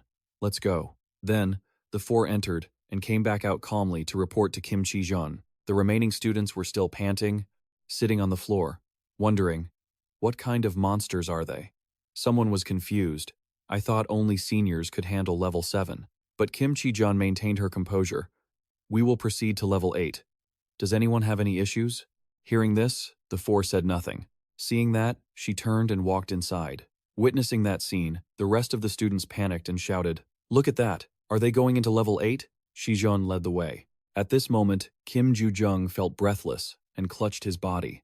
Seo Ina closed her eyes to endure it, and Shu-hook gritted his teeth, struggling. Only Che-hun remained calm, without a ripple of tension. He glanced at the others, realizing that from level 8 onwards, the mana density would change every second, just like being in a real dungeon. Che-hun knew that even truly excellent students would have to endure immense pressure at this level. Seo Ina was drenched in sweat, but she still clamped her lips shut without saying a word. Even Kim Che-hun was surprised by their attitude, a flicker of indescribable worry flashing in his eyes. Then she announced, "Level 9, let's go in." Someone hurried past the monoblock. Ina suddenly stumbled, quickly clutching her face, and when Che-hun followed, he shouted. Kim Ju-jung was worried too and turned around immediately. As she reached out her hand, someone's voice echoed in her head. "Remember this." Instructor Kim Che-jun said that no matter what situation students fall into, they must never ask for help first. When placing the chess piece, he insisted that a crisis was also an opportunity for students. Then, In's father shook the piece in his hand. "If you take that opportunity away from them." Looking at his sinister face, Kim Che-jun couldn't help but wonder, isn't that too sad? Back in reality, she bit her lip and cursed under her breath. What kind of ridiculous logic is that? Che-hun caught Ina and asked, "Ina, are you okay?" She stammered, "I can still continue." But her vision began to blur. She could only see him calling her name in a panic. Her eyes went blank as she told herself, "I can't lose. Everyone around me always says we live in a world where only the strong survive. No matter how good you are, you'll still be trampled by someone better. There's no future for the weak, no place that recognizes you." Che-hun reached out to support her head while she kept muttering, "I've failed again this time." Soon, the medical team arrived to take Ina away. Once they left, he muttered, "Failure." As soon as he finished, Che-hun lunged toward the next gate. Chi exclaimed in surprise, "Min Che-hun!" She hurried after him, suddenly gasping for breath. "Level 9, this level is hard to even breathe in." Chi hesitated and asked Min Che-hun, "Are you okay?" Min Che-hun's back was steady, and he suddenly turned around with a smile. "This place is too hard for you. I'm leaving." Hearing that, she nodded and replied, "Then, let's go together. Follow me." Chi walked ahead, glancing back, wondering, is it really hard? Che-hun's leisurely demeanor made her suspicious. He didn't even look like he was struggling at all. A moment later, all the students gathered. Chi took the initiative, clapping her hands. "Let's clap." Min Che-hun has reached the 10th floor room. The large room erupted in applause. Even she judged that for a student like him to reach that level meant he could go even higher. Just then, Shu Hook's gaze landed on Min Che-hun. Chi continued to suggest, "I hope everyone does their best." When she said that, Ina lowered her head again. Seeing this, he asked worriedly, "Ina, are you okay?" She looked up and replied, "Don't worry about me." Du-jung, standing nearby, explained, "It's just normal mana poisoning. It's the first day, so she must be overexerting herself." Che-hun breathed a sigh of relief. "That's a relief. I thought she was hurt." She nodded. "Are you okay? You look healthy, don't you?" Hearing that, he laughed. "Take that scarf off your neck. You look like an old man." Immediately, Du-jung got so angry she could steam. "What? I was worried about you. You said that?" Che-hun brushed it off and asked, "What about you?" He was still very concerned. "Are you okay?" The question startled her. Kim Ju-jung stood with her arms crossed, laughing loudly. "I'm fine. You know how healthy I am." Che-hun didn't expose her, just glanced at her and replied, "That's good." Co Ina offered a gentle smile. "I thought he was just competitive." Then she felt something, but it seems that's not the case. At that time, in the mana room, Che-hun had used coercion. Although the memory was blurry, she could still feel it. It seemed to be coercion. Che-hun was busy thinking, it's a good thing he wasn't hurt too badly this time, but if this continues, he'll lose control. Of course, it wasn't that he would control him, but he was being dragged into the lives of these important people. People like An Hoseon and Lee Jae-sung, he knew their futures would definitely change. Min Che-hun's gaze shifted to Du-jung. Kim Ju-jung was the same. Sensing the intense stare, she tossed her hair arrogantly. "What are you looking at? Am I that pretty?" Hearing that, he could only sigh. "Are you sure you're okay? You seem pretty stubborn." Immediately, Du-jung went crazy, wanting to hit him. Ina quickly held her back. Che-hun rubbed his chin, thinking, I don't know how much my actions will impact everything. He planned to stay one step ahead of everything. In a situation where everything changes constantly, he had to prepare thoroughly before speaking. "I have to reschedule a bit." A white scarf flew over Che-hun's head, then it easily wrapped around his neck. Du-jung stood behind him, looking smug. "What did you say?" "I didn't hear you." Min Che-hun smiled and thought, she really has sharp ears. He pulled the scarf over her head, not forgetting to tell himself he couldn't speak aloud. It took a few minutes. Che-hun grinned and stepped back. Du-jung's hair was now standing straight up. Her anger flared up, and she hissed the words, "You jerk." Du-jung was so angry she gnashed her teeth, screaming, "Do you know how much time I spent on my hair this morning? Do you want to die?" Che-hun jokingly replied, "Sorry, but it didn't look like it took that much time. As if hit by a heavy blow, her eyes turned red. Are you saying I'm ugly? Only then did he realize he'd slipped up.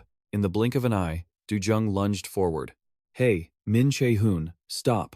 But Che-hun had already run away. Seeing this, Wai-na felt much better, covering her mouth to hide a giggle. I'm the one who went to the infirmary, but it seems Che-hun is going to get beaten up worse. But suddenly she paused, seemingly lost in thought. Wai-na stood in a corner, watching the two chasing each other.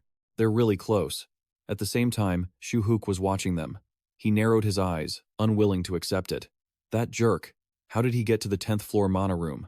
Suddenly, a young man with blonde hair shouted, Hey Lee Shu-hook, what are you brooding about? Shu-hook turned sharply and lowered his voice. Kim Min-shu, tell me about that guy. Over there, Che-hun had been caught by Du-jung, who was pulling his hair and hitting him. He screamed, I'm sorry. He was impatient and urged him to speak right now. Min-shu wasn't happy, thinking, am I his servant or what? On the surface, he remained calm. You still don't know who he is? Then, Min-shu reminded Shu-hook. You should analyze other people's abilities, right? That guy is the first mage to reach the top rank. He remained indifferent. I know that already. Shu-hook's eyes widened as he explained. I meant his background. Min-shu just spread his hands in ignorance. He could only sigh. Shu-hook couldn't help but get annoyed, grinding his teeth. It's too absurd. That Min Che-hun is sketchy. He's definitely hiding something. In Min-shu's mind, he recalled an image of someone smiling awkwardly. It's true, I can't get used to it. That skinny kid was Lee Shu-hook when he was young. Min-shu then asked, he's already proven himself twice. What more do you want? Seeing that stubbornness, Min-shu repeated, how could he have cheated? This is the military academy, Shu-hook replied, unwilling to accept it. If he didn't cheat, how could he be stronger than me? The statement made him flinch. The atmosphere became awkward. Min-shu confirmed to himself, honestly, I think you'd lose to Seo Ina or Kim Ju-jung. He helplessly waved his hand. Fine, fine, Shu-hook, don't overthink it. Even if you died and regressed, he wouldn't. Irritated, he turned and left. Min-shu ground his teeth. That annoying jerk. Then he scurried after him. Lee Shu-hook, wait for me. Night gradually fell, the stars twinkling in the sky. Che-hun was on the phone with someone. Hello, instructor. You're calling because you want to know how the hunt went? Yu Sung-un, hearing it from you will be more interesting. He replied, I'm sure you already guessed the result. Che-hun confidently announced, but I ranked first. Suddenly, someone interrupted with a realization. Just as I thought. Hearing that, he immediately guessed, is Manager Park with you? She nodded. Yes. He's very happy for you. Yu Sung-un looked around and judged. Your room is too luxurious for a new student. You must have earned a lot of points, right? Without waiting for an answer, she added, happy for him. Congratulations, you've had a smooth start. The academy is famous for being ruthless. Yu Sung-un said, I'm proud of you. Che-hun modestly replied, thank you, instructor. I was even worried I'd only get second place. She was always curious. I understand. Is there anyone noteworthy? He guessed her intention immediately. Do you want to recruit them? Yu Sung-un didn't hide it. I'm considering it. Of course, if you provide information, there will be a reward. But Min Che-hun thought, that's easy enough. To get a reward just for that, isn't that a bit too generous? She was quite confident. I know they'll agree to join. Yu Sung-un also revealed, what if I offer them double, no, 10 times the amount I gave you now? After a few seconds of silence, he helplessly replied, then I'll tell you. The first person Che-hun mentioned was magic user So Ina. The second was magic user Kim Ju-jung, and finally, An Hosean. According to him, those three were worth considering. As if she had guessed, Yu Sung-un asked, and Che-hun wasn't surprised. I know another very talented person. He was still being vague. Do you want to know? She tilted her head and smiled. Of course. After finishing the conversation, Yu Sung-un said, then I'm off. Min Che-hun nodded. See you later. Once things were quiet, she closed her eyes and pondered. Earlier, he had mentioned a name with satisfaction. I recognize that name. Isn't he the youngest son of the level 5 Zir, Lee Jae-sin? Che-hun replied, that's correct. She then rubbed her chin, lost in thought for a moment. I heard he's not as talented as his siblings, so he's been ignored at home. Yu Sung-un then opened her beautiful eyes with conviction. But family is still family. She speculated that if they recruited him, it would cause conflict with Lee Jae-sin's guild. Yu Sung-un passed the decision back to Che-hun. Should we recruit him, regardless of the consequences? He answered without hesitation, yes. At the same time, Che-hun firmly asserted that Lee Che Sang would soon become the best alchemist in the world. Returning to reality, she lowered her eyes and smiled, though her thoughts remained hidden. Just then, Baek Sung Che approached to announce, "Guild leader, Che-hun is here." Yu Sung-un smoothed her hair, adjusted her appearance, and ordered, "Let her in." The heavy wooden door slowly creaked open. Two girls entered, followed by Hannah. Suddenly, she signaled to someone with a wave of her hand. Baek Sung Che caught the signal and let out a soft sigh. Yu Sung-un took the initiative. "You arrived just in time." Che-hun replied, "For a merchant, time is money." She stylishly extended her hand. "Long time no see." Guild leader Yu Sung-un, but she didn't accept the handshake, softly reminding her, "I don't think we're that close." Yu Sung-un merely gestured to a chair. Che-hun didn't feel awkward at all despite the situation, and coolly replied, "Thank you." A gentle smile remained on her face. "So, what does the guild leader want from me?" She gave a scoffing laugh. "Let me be blunt. We aren't close." Then Che-hun took off her dark glasses and stated, "But I don't hate that." Believing there was no need for small talk, she nodded. "So, what is your purpose?" Hearing this, Che-hun wore a sinister smile. She went straight to the point. "I have my eye on one of your students. How much for him?" Once more, Yu Sung-un tilted her head with a smile. After a few seconds, she sighed. "Oh my. The tension between you two is quite thick." Yu Sung-un elegantly refused. "That's a shame. We don't treat our guild members like currency, so why don't you try somewhere else?" Che-hun asked, "Does he think like you too?" She maintained a gentle demeanor. "There are many things in this world that money cannot buy. Do you understand what I mean?" Suddenly, her eyes flashed with a stern, authoritative look. "I suspect not." Hearing this, Che-hun didn't get angry. Both seemed to be at a stalemate. Che-hun closed her eyes briefly and smiled faintly. Finally, she stood up.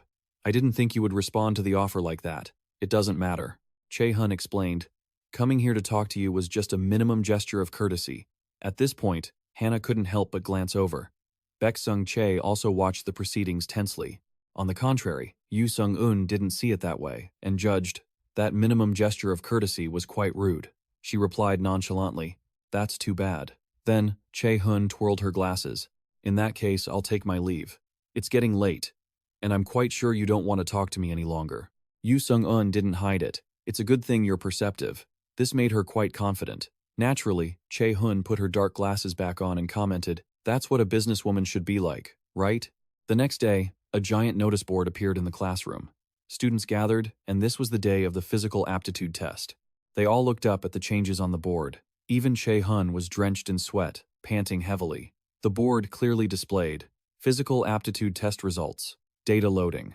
Very quickly, the results appeared. Top was An Ho-seon 101, second was Min Che-hun 99. He seemed a bit disappointed, slumping his shoulders, then wiped the sweat from his brow with his sleeve, thinking to himself, "It seems I'm still not capable enough to defeat a martial arts genius."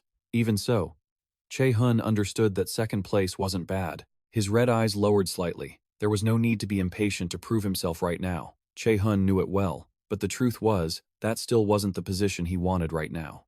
At this moment, he couldn't help but look at Ho-seon, who was also gasping for air next to him. Before long, he saw him walking ahead. Hearing the commotion, Wai-na and Kim Ju-jung turned their heads to look. She then spoke up. "Hey, how did you manage that?" Hearing this, Che-hun didn't understand and let out a sound, which only made Kim Ju-jung snap. "What are you hawing at? How can a mage be in second place?" She became tense, eyes widening. "And it's a physical test. How is that even possible?" he replied indifferently. "Is it that strange? Didn't I start out in the martial arts warrior class?" Kim Ju-jung gritted her teeth and nodded. "That's true." Che-hun laughed and patted her head. "Kim Ju-jung, don't just focus on magic. Have you never heard the saying that strength is a nation's true power?" Her expression darkened, and her anger flared up again. Kim Ju-jung wanted to lash out again. "One day, I'll smash that arrogant look off your face. Just you wait." Wee-na hurriedly restrained her. "Calm down." Kim Sok JD didn't know how long he had been standing there watching, thinking to himself, Min Che-hun really is a dangerous guy, just like the headmaster said. As for Min Che-hun, he just sighed and smiled. That wasn't the kind of strength a mage usually possesses. How did he do that? As if sensing something, Wai-na glanced in one direction, and he turned his head to look. A deep male voice rang out. "I guess the next class will start soon." Kim Ju-jung frowned, confused. Kim Sok JD stood in front, solemnly announcing, "Now, We will begin the second physical aptitude test. He didn't forget to explain in detail. We will begin the room escape test. Che-hun narrowed his eyes. That's it. Before the regression, there was a test for most students to examine their own abilities and push them to their limits. Then, Kim Sok-JD pointed in one direction and introduced, "This is the place equipped with all the Academy's advanced technologies, called the testing room." His gaze swept across everyone, saying that all of you must participate in the escape test here. Kim Ju-jung asked blankly, "Escape test?" He nodded with his hands on his hips.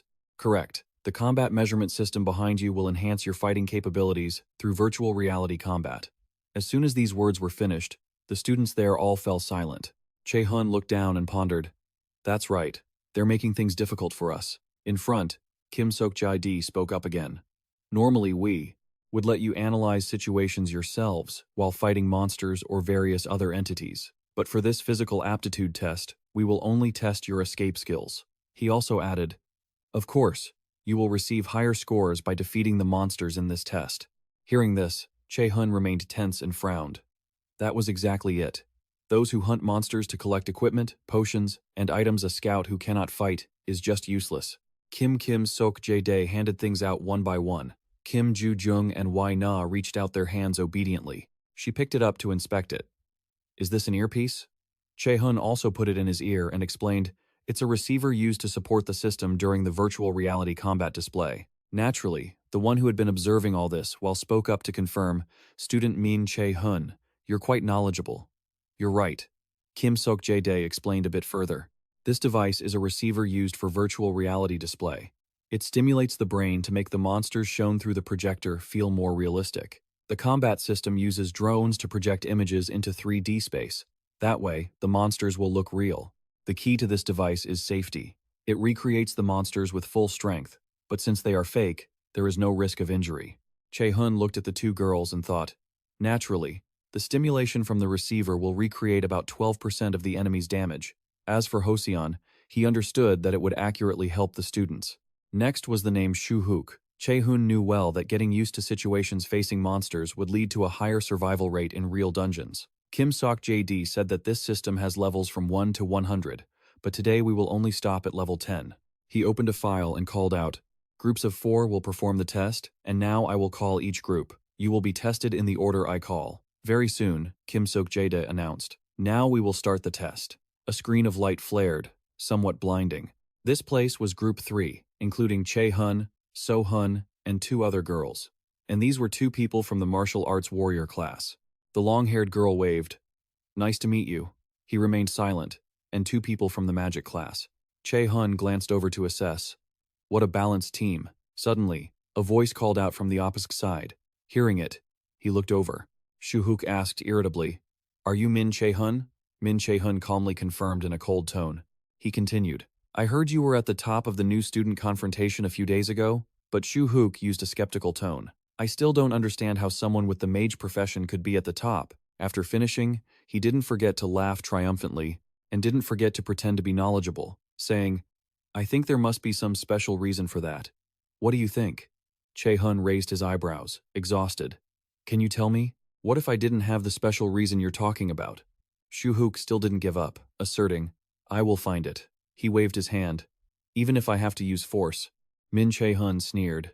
"Why didn't you just say that was what you wanted from the start?" The 2 girls watching the tense atmosphere felt a bit uneasy. His eyes flashed with triumph, sensing the other guy wanted to challenge him. Shushu replied with satisfaction. "I like how quick you are to catch on." The short-haired girl asked in confusion, "We're all on the same team. Why are you acting like this?"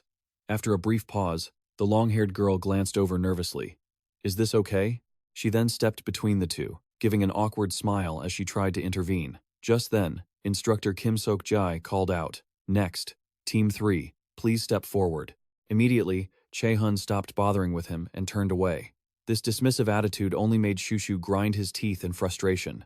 Footsteps from the team echoed one after another. Soon, the 4 members of Team 3 were standing there. The long-haired girl put on the receiver.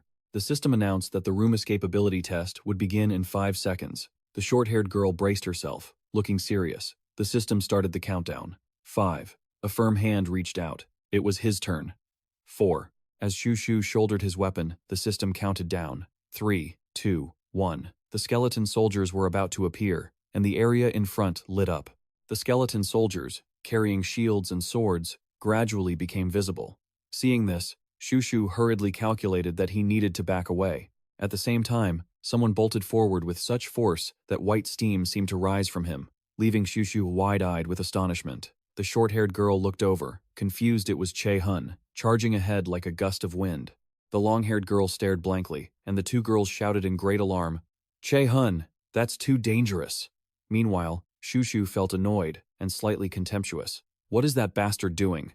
A mage like him rushing into melee combat like that, what good is it going to do? Suddenly, his expression darkened as if he were plotting something. On his end, he kept pushing forward. I don't think he'll dare to provoke me again after this, he thought, having no other choice. Mana surged in his hands, and he made up his mind he had to show them what he was capable of. Then, Che-hun swung his hand with a powerful burst of mana. His hand accurately grabbed the skeleton soldier's head. With a sudden, forceful jerk, the head flew far back. Yet, Che-hun didn't forget to look back, to gauge their reactions. Just as expected, the three teammates stood in stunned silence as the skeleton soldier vanished, and even instructor Kim Sok-jae was left with his jaw dropped. Of course, it wasn't just them. The students watching the match on the screen were all amazed, and even Kim Ju-jung and Yina were no exception. Then, the system sounded an alert. More skeleton soldiers were being summoned. They clicked their jaws, their eyes glowing, wearing grotesque grins. Before the skeletons could get cocky, Che-hun appeared before them and kicked one in the head. His eyes were cold, his lips pressed tight, and his feet slid along the floor from the momentum. Suddenly, a massive surge of mana erupted, engulfing everything.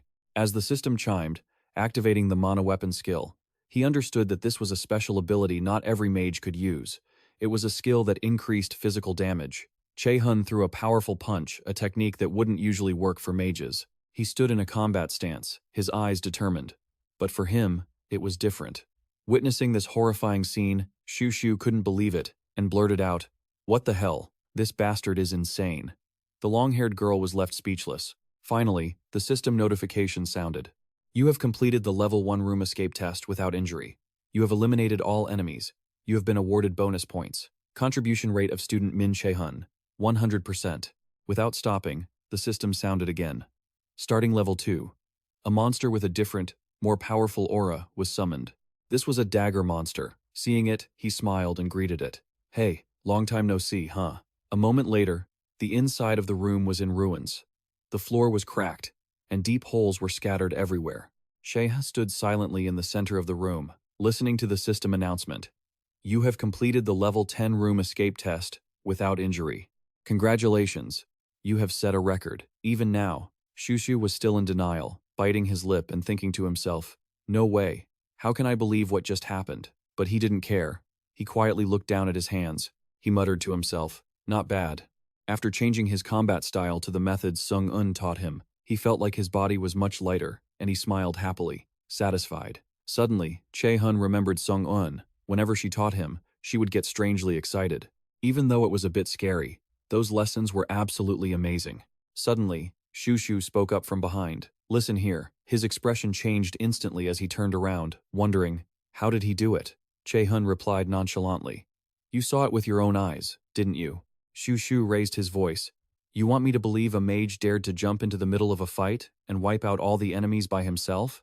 He shouted, It's impossible. You must have cheated. Min Che-hun walked away. Believe what you want. I have nothing more to say. What you saw was the truth. Seeing that, Shushu let out a mocking laugh. Then, he said in a cold tone, Don't make me repeat myself. Che-hun stepped close to his face, hissing each word. If you don't believe it, why don't you go check for yourself? Feeling the killing intent radiating from him, Shushu gritted his teeth and cursed. You bastard! Just then, instructor Kim Sok-jae shouted from afar. You too, what's the problem over there? Shushu became even angrier, cursing to himself. Damn it, he clenched his fists. If it weren't for the instructor, Che-hun wouldn't have hesitated to walk away. Shushu hurriedly said, Don't think you've won. Che-hun's footsteps faltered for a moment. Che-hun retorted softly, But I definitely didn't lose. Shushu, driven by his competitive nature, suggested, At the Milet Academy Festival, you and I need to have a proper match. Without hesitation, he refused. No. Shushu's face twisted, and his brows furrowed tightly. Che-hun laughed and replied, I have other plans. Evening came, and the sunset cast its glow over the large building. An Hoseon was lying on his bed, his mind replaying Che-hun's words from earlier. No, I have other plans. An Hoseon felt like Min Che-hun also viewed him as an enemy. He had said that on the day of the Milet Academy festival, he would beat him soundly and reclaim his honor. Back to reality, An Hoseon just stared up at the ceiling. Suddenly, he sat up. This was no time to dwell on the past. An Hoseon grabbed his gear, urging himself that he had to get to the training center. He put on his coat and muttered with a smile. I can't let him be disappointed. In the sky, dark clouds slowly gathered. The long hallway was completely empty.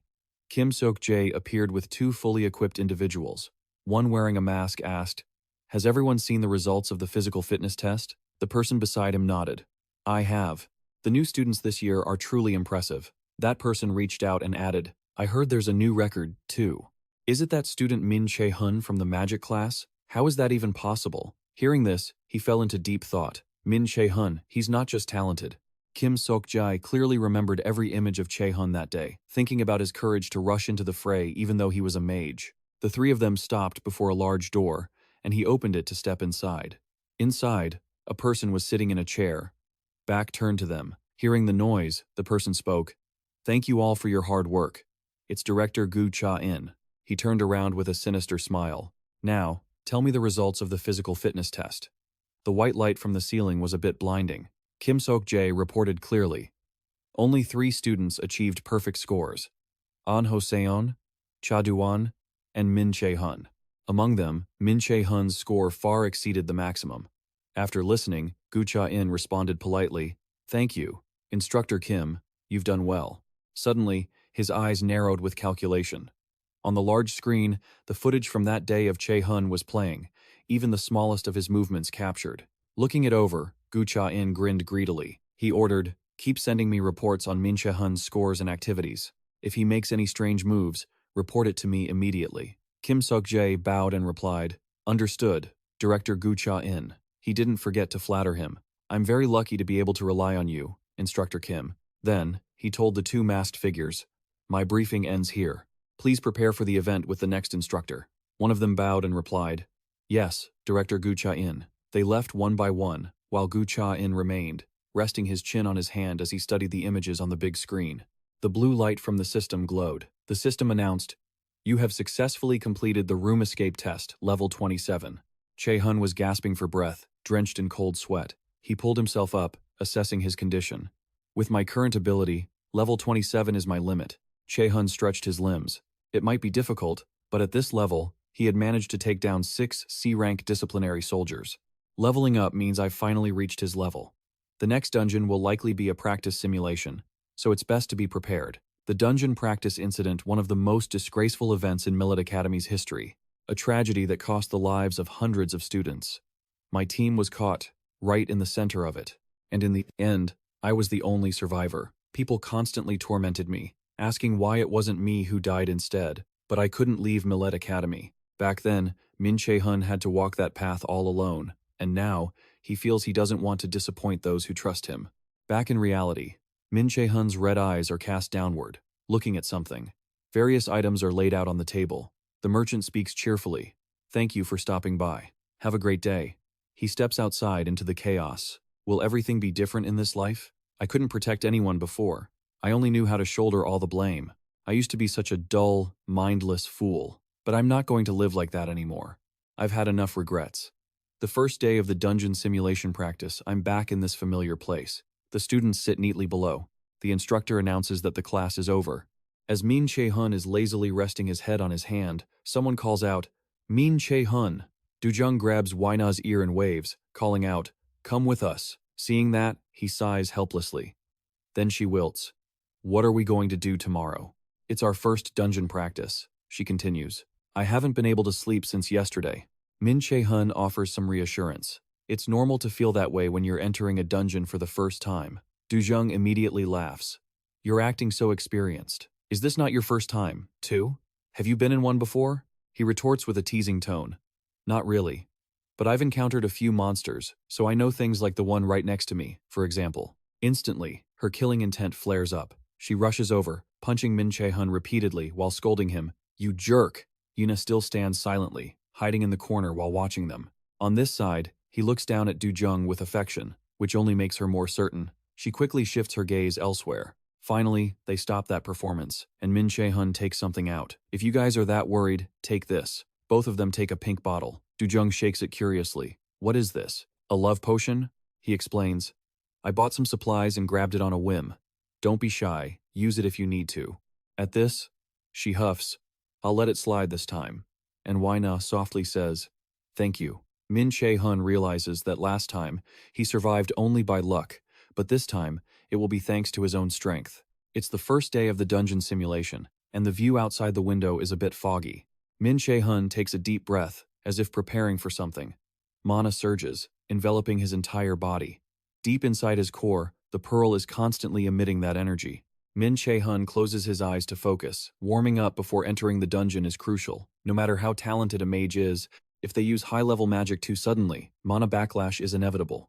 When mana backfires during use, the user's body suffers severe damage. Mages who use too much high-level magic become even more sensitive to backlash.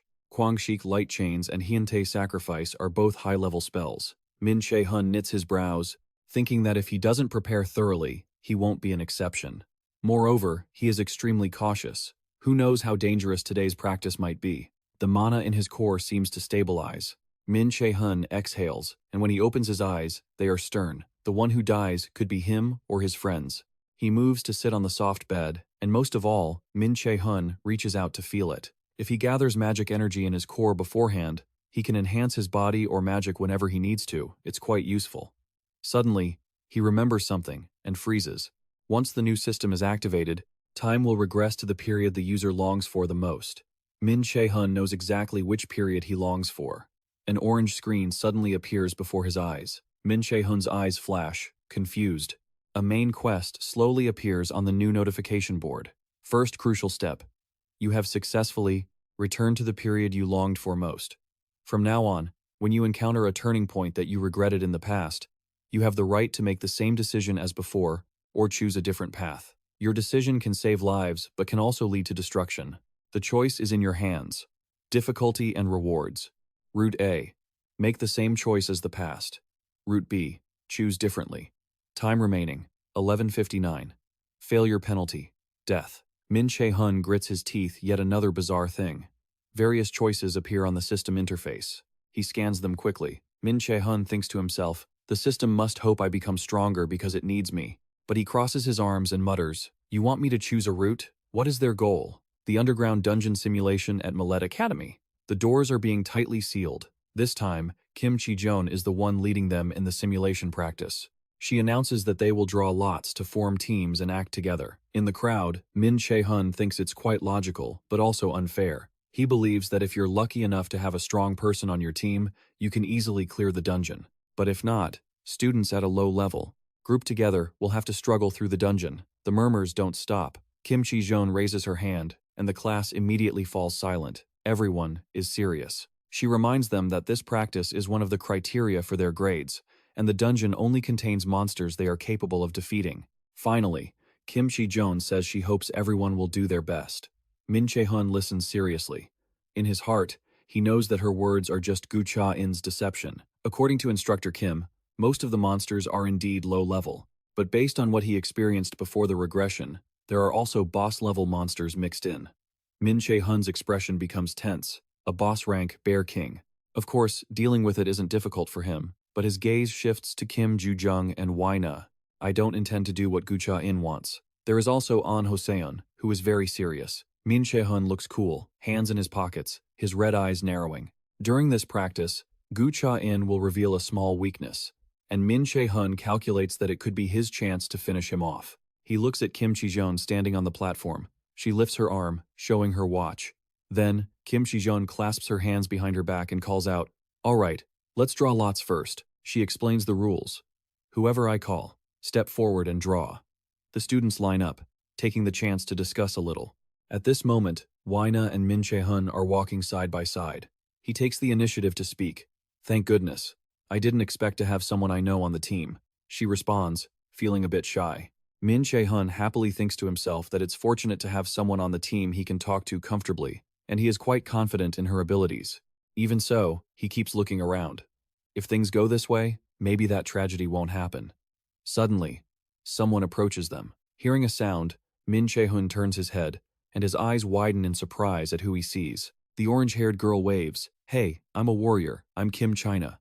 The blonde guy also happily adds, "I'm also a warrior, Park Song-soo." He offers, "You guys are in group 3, right? Let's work well together." In Min Che-hun's mind, images of the two of them desperately protecting him flash by.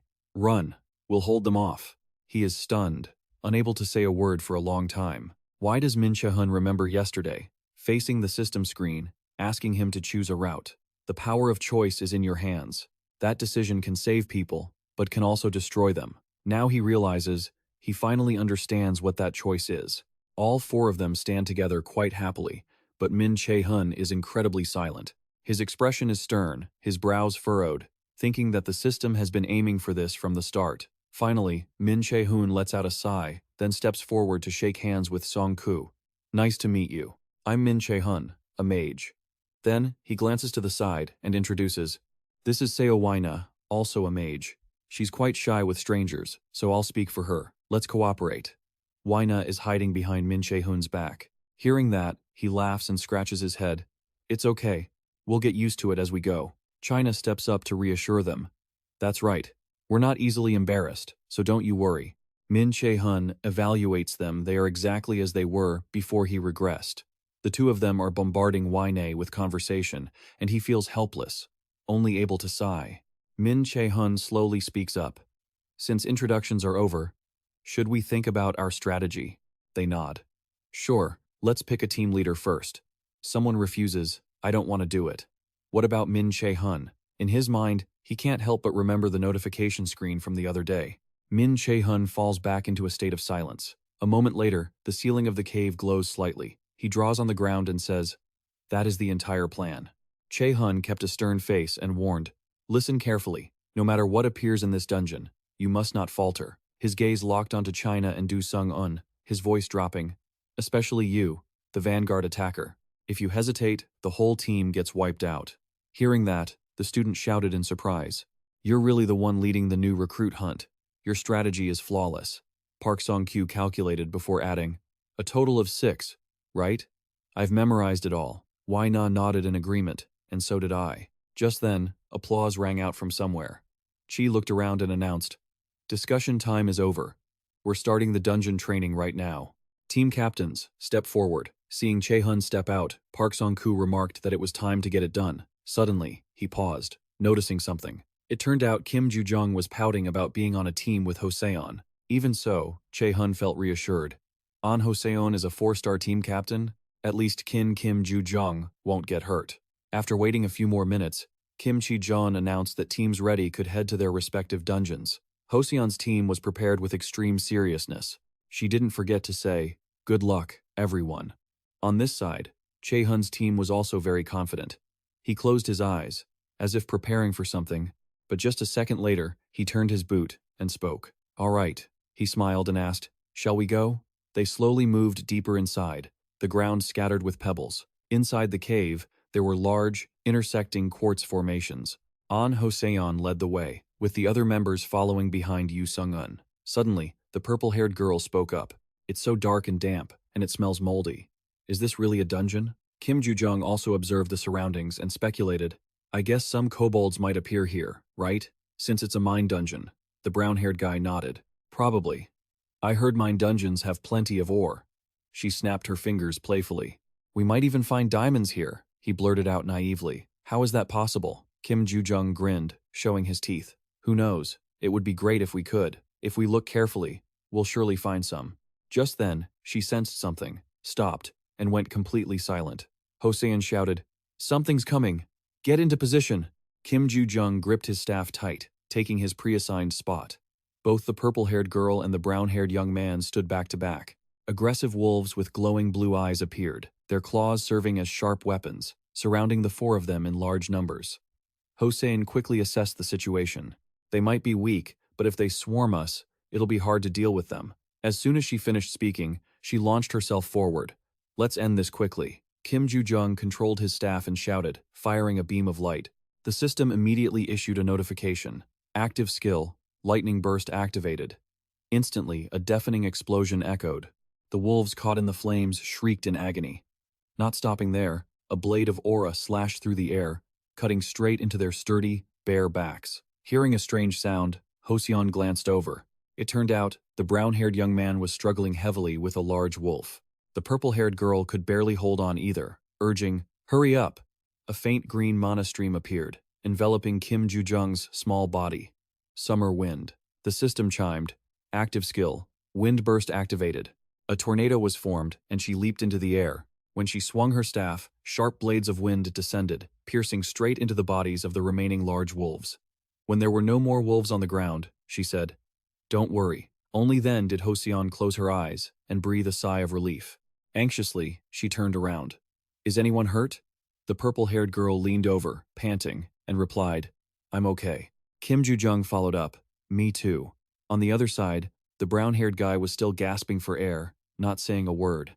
He pulled at his collar, tears welling up, and knelt on the ground. Seeing this, Kim Ju-jung screamed in panic, and the girl hurried over to support him. "What's wrong? Why didn't anyone tell me kobolds use poison?" Hosseon quickly reassured him. "Stay calm first." At that moment, a massive, hairy foot appeared. Sensing that energy, Kim Ju-jung turned pale and looked over. Then, she realized one thing. It wasn't poison. Kim Ju-jung affirmed, "It's a massive amount of magic power."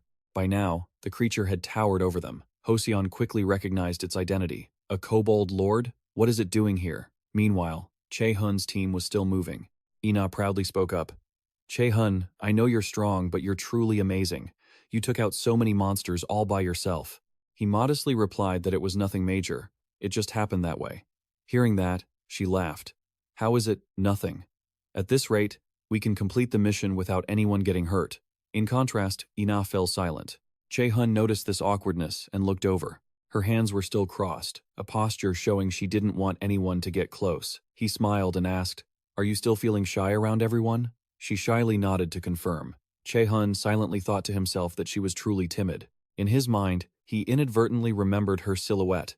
Even before he regressed, he had never seen her speak more than 3 sentences a day. Just then, Park Song-kyu discovered something and was shocked. Before them lay a dark space with quartz scattered everywhere. Che-hun looked around and realized this place was different from what he remembered. He speculated that this must be the work of Gu Cha-in. This meant his existence had become a major variable for Gu Cha-in. Suddenly, Che-hun became tense, confirming one thing. "It's here." He lowered his head and notified the team. "Something is about to appear. Plan C. We counterattack after defending." Wai-na instinctively gripped the hilt of her sword. Che-hun reminded them, "Be careful. This one will be completely different from anything we faced before." Park Song-kyu raised his shield, watching ahead with a wary gaze. He frowned, doubting. "A stronger monster will appear? But I heard only weak monsters spawn here." Then, an explosion rang out, and magic power surged violently. The kobold lord growled in endless anger. Wai-na panicked slightly. "A kobold lord?" Park Song-kyu asked in confusion. "Why would a boss monster appear here?" Wai-na was so worried she bit her lip, unable to speak. Suddenly, Che-hun's words echoed in her mind, especially the melee fighter acting as the vanguard. If they falter, the whole team will be wiped out. At this point, Wai-na gritted her teeth, as if caught in an internal struggle. While everyone was stunned, someone shouted, "Magic barrier!" A layer of a grid-like barrier appeared, covering Park Song-kyu and Wai-na. He helplessly realized he had let his guard down. The system chimed, "Active skill, provoke activated." He raised his shield to block the kobold lord's spear and shouted for Che-hun. By now, Che-hun was also launching himself forward like the wind. His sharp eyes flashed with a dangerous glint. His hand underneath was clenched into a fist, mana surging to his fingertips. The monster seemed to sense the pressure, slightly opening its mouth and leaning back. A punch from Che-hun flew toward it, the surge of mana engulfing the kobold lord's massive body. Witnessing this scene, Wai-na thought to herself, "That power is incredible. At this level, I should be able to." The white smoke gradually cleared, and the monster's glowing blue eyes were still clearly visible. Che-hun was suddenly stunned for a moment, but quickly let out a cynical laugh. Drops of blood dripped onto the ground. "I thought there wouldn't be any unexpected variables." Some red flames flickered, but the kobold lord stood there without a scratch. Having lived through 2 lifetimes, even Che-hun couldn't help but be amazed.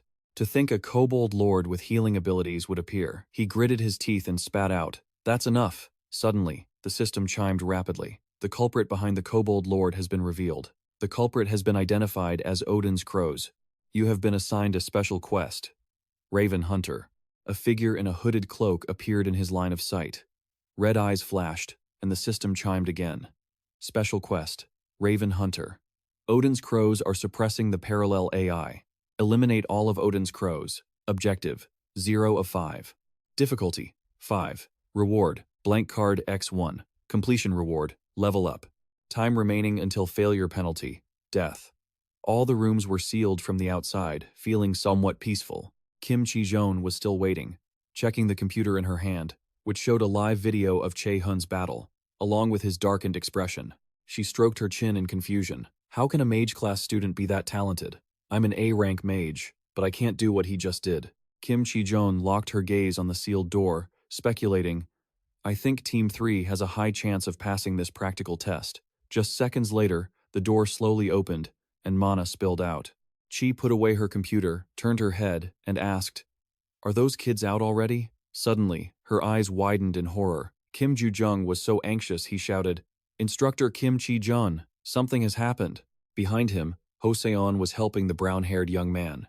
Chi replied anxiously, What? What happened?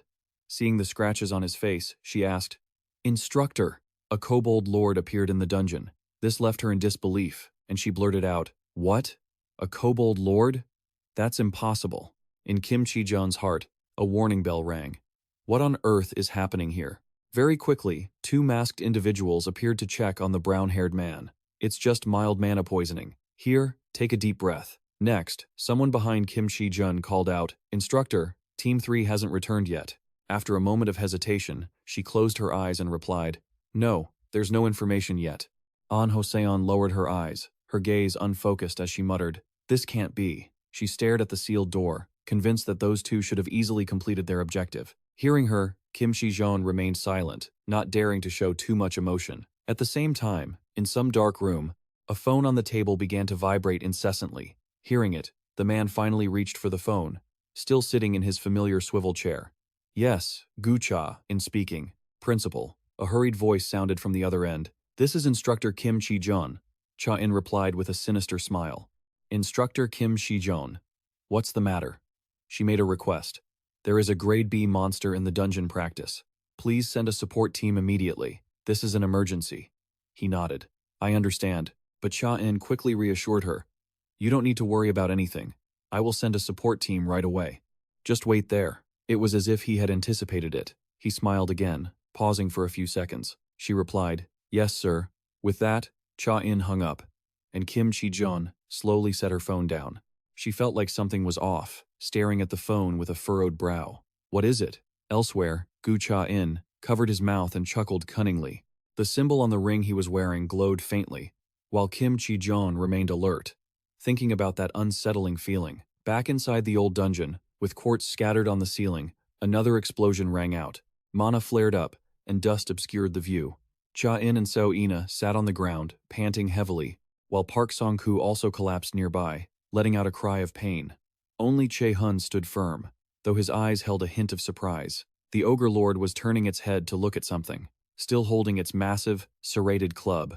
Just then, the system notification chimed.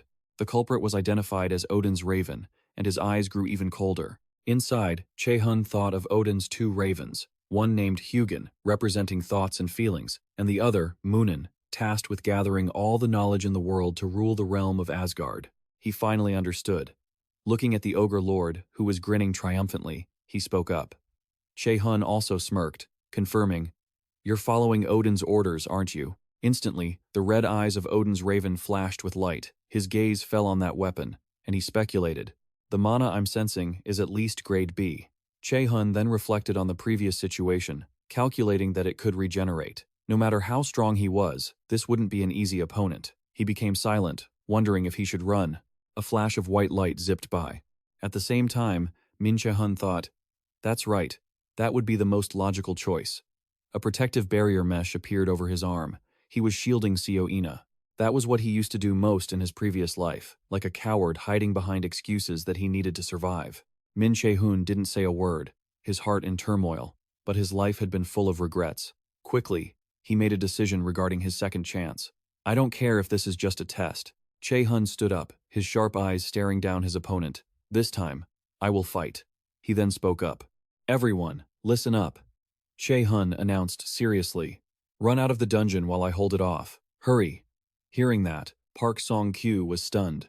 What are you talking about? How can you handle that thing alone? As soon as he finished, 2 streams of mana flew past him and struck 2 wolves that had appeared from nowhere behind him. His expression remained cold, his attack stance still held. Che-hun frowned and suddenly raised his voice. Shut up and run. I can't fight and protect you guys at the same time. Just then, the Ogre Lord raised its weapon, preparing to strike Min Che-hun from behind. Seeing that, the other 3 screamed in panic. Che-hun! He immediately turned around, but the blow slammed directly into Che-hun's barrier. He sensed something and slowly turned his head. The Ogre Lord looked surprised and frowned in frustration. It turned out that the person who had intervened was Seo-ina. Her face was cold, her eyes incredibly serious as she spoke. I can help. Even Che-hun was surprised, pausing for a moment, his gaze resolute. He pursed his lips, silently wondering, is this another variable I created? Che-hun then turned to the other 2. Then stay and help me, and you 2 head back and report the situation to the instructor. Park Song-kyu intended to argue, but before he could finish, Che-hun's face went cold, almost ordering him, please. This time, Che-hun didn't know what to do and lowered her eyes. After a few seconds, she nodded. All right, we will get the instructor back here as soon as possible. So, try to hold out until then. Immediately, the 2 ran off side by side. Che-hun and Seo-ina watched their backs silently. Then he turned his head and spoke. What's next? The 2 looked up at the Ogre Lord, waiting aggressively. After calculating, Che-hun whispered, Seo-ina. She didn't turn or answer, but as if they understood each other, he announced, I'll support you. As Seo-ina walked forward with her sword, 2 blades of sword energy appeared above her. She stopped, swinging her hand in a circle. Seo-ina made a hand sign and commanded, Summon! Blade! A brilliant arc of sword energy shot straight into the lurking pack of wolves, shattering even the large boulders into pieces. A gleam of light flashed in Che-hun's golden eyes. Seeing the situation change, the Ogre Lord quickly drew its weapon. He also lunged forward, covering a long distance in the blink of an eye. Suddenly, Min Che-hun stopped, having seen something. The ogre was gritting its teeth, swinging its club. He realized something. The Ogre Lord's body was bleeding. Che-hun stood still. There was a specific amount of mana one could contain. He smiled triumphantly, realizing, some bastard is controlling it. That bastard is absorbing mana beyond the limit. Che-hun stretched out his hand, and yellow rings appeared around his wrists. Odin's Raven. You must be having a great time hiding behind the scenes, huh? The system quickly chimed. Equipping item, M-Titan. Based on the effect of M-Titan, the user's vision has been expanded. You have obtained the scouting magic skill. A bright yellow bracelet locked onto his wrist. Simultaneously, the system explained, you will be able to detect energy movements from the mana user, Che-hun said, with satisfaction. That's more than enough. A giant, gnarled hand reached out. It was controlling the Ogre Lord. He quickly spotted it and chuckled with amusement. Found you. Hearing that, one of Odin's Raven's fingers twitched. Instantly, the Ogre Lord swung its club, opening its mouth to roar, shaking the space around them. Che-hun didn't move, his killing intent flaring up. I will. Chains floated around Du Song-un, as he stated in a cold voice, ensure you are torn to shreds. At the same time, in the beautiful, pale pink sky, someone exclaimed, all right. In that beautiful space, a divine wall lit up with a question. What's the matter? Hugin looked down sternly, waiting patiently. Hugin reported, I have found the traces of Mimir, the one who disappeared from the divine storage. As he knelt below, black feathers fell and fluttered everywhere. Frigg frowned and immediately asked, where is it? Hugin bowed his head and replied, it seems to be on Earth with the prophesied enemy. Hearing that, she panicked and bit her lip. The enemy, is it Mimir, that white-haired bastard? Thor, standing next to her, suddenly laughed sarcastically. You're overthinking it. Don't you have a treaty with those bastards who oppose Asgard? Freya, next to them, couldn't help but add, how lazy. Thor, don't you remember we lost to B in the last battle? The thing that destroyed him was M-Titan. On the contrary, Odin just remained silent, slowly stroking his white beard in thought. Then, he ordered, Hugin, go find out if the enemy of the prophecy has made contact with the anti-Asgard faction. Dark energy radiated from Hugin, filling the grand hall. He quickly understood and replied, as you command. The familiar, luxurious workspace appeared in view. Gu Cha-in was using a cloth to wipe the ring with the symbol on his hand. He asked, as if puzzled, "Sode, how is everything going?" He bowed and replied, "No one has noticed anything yet."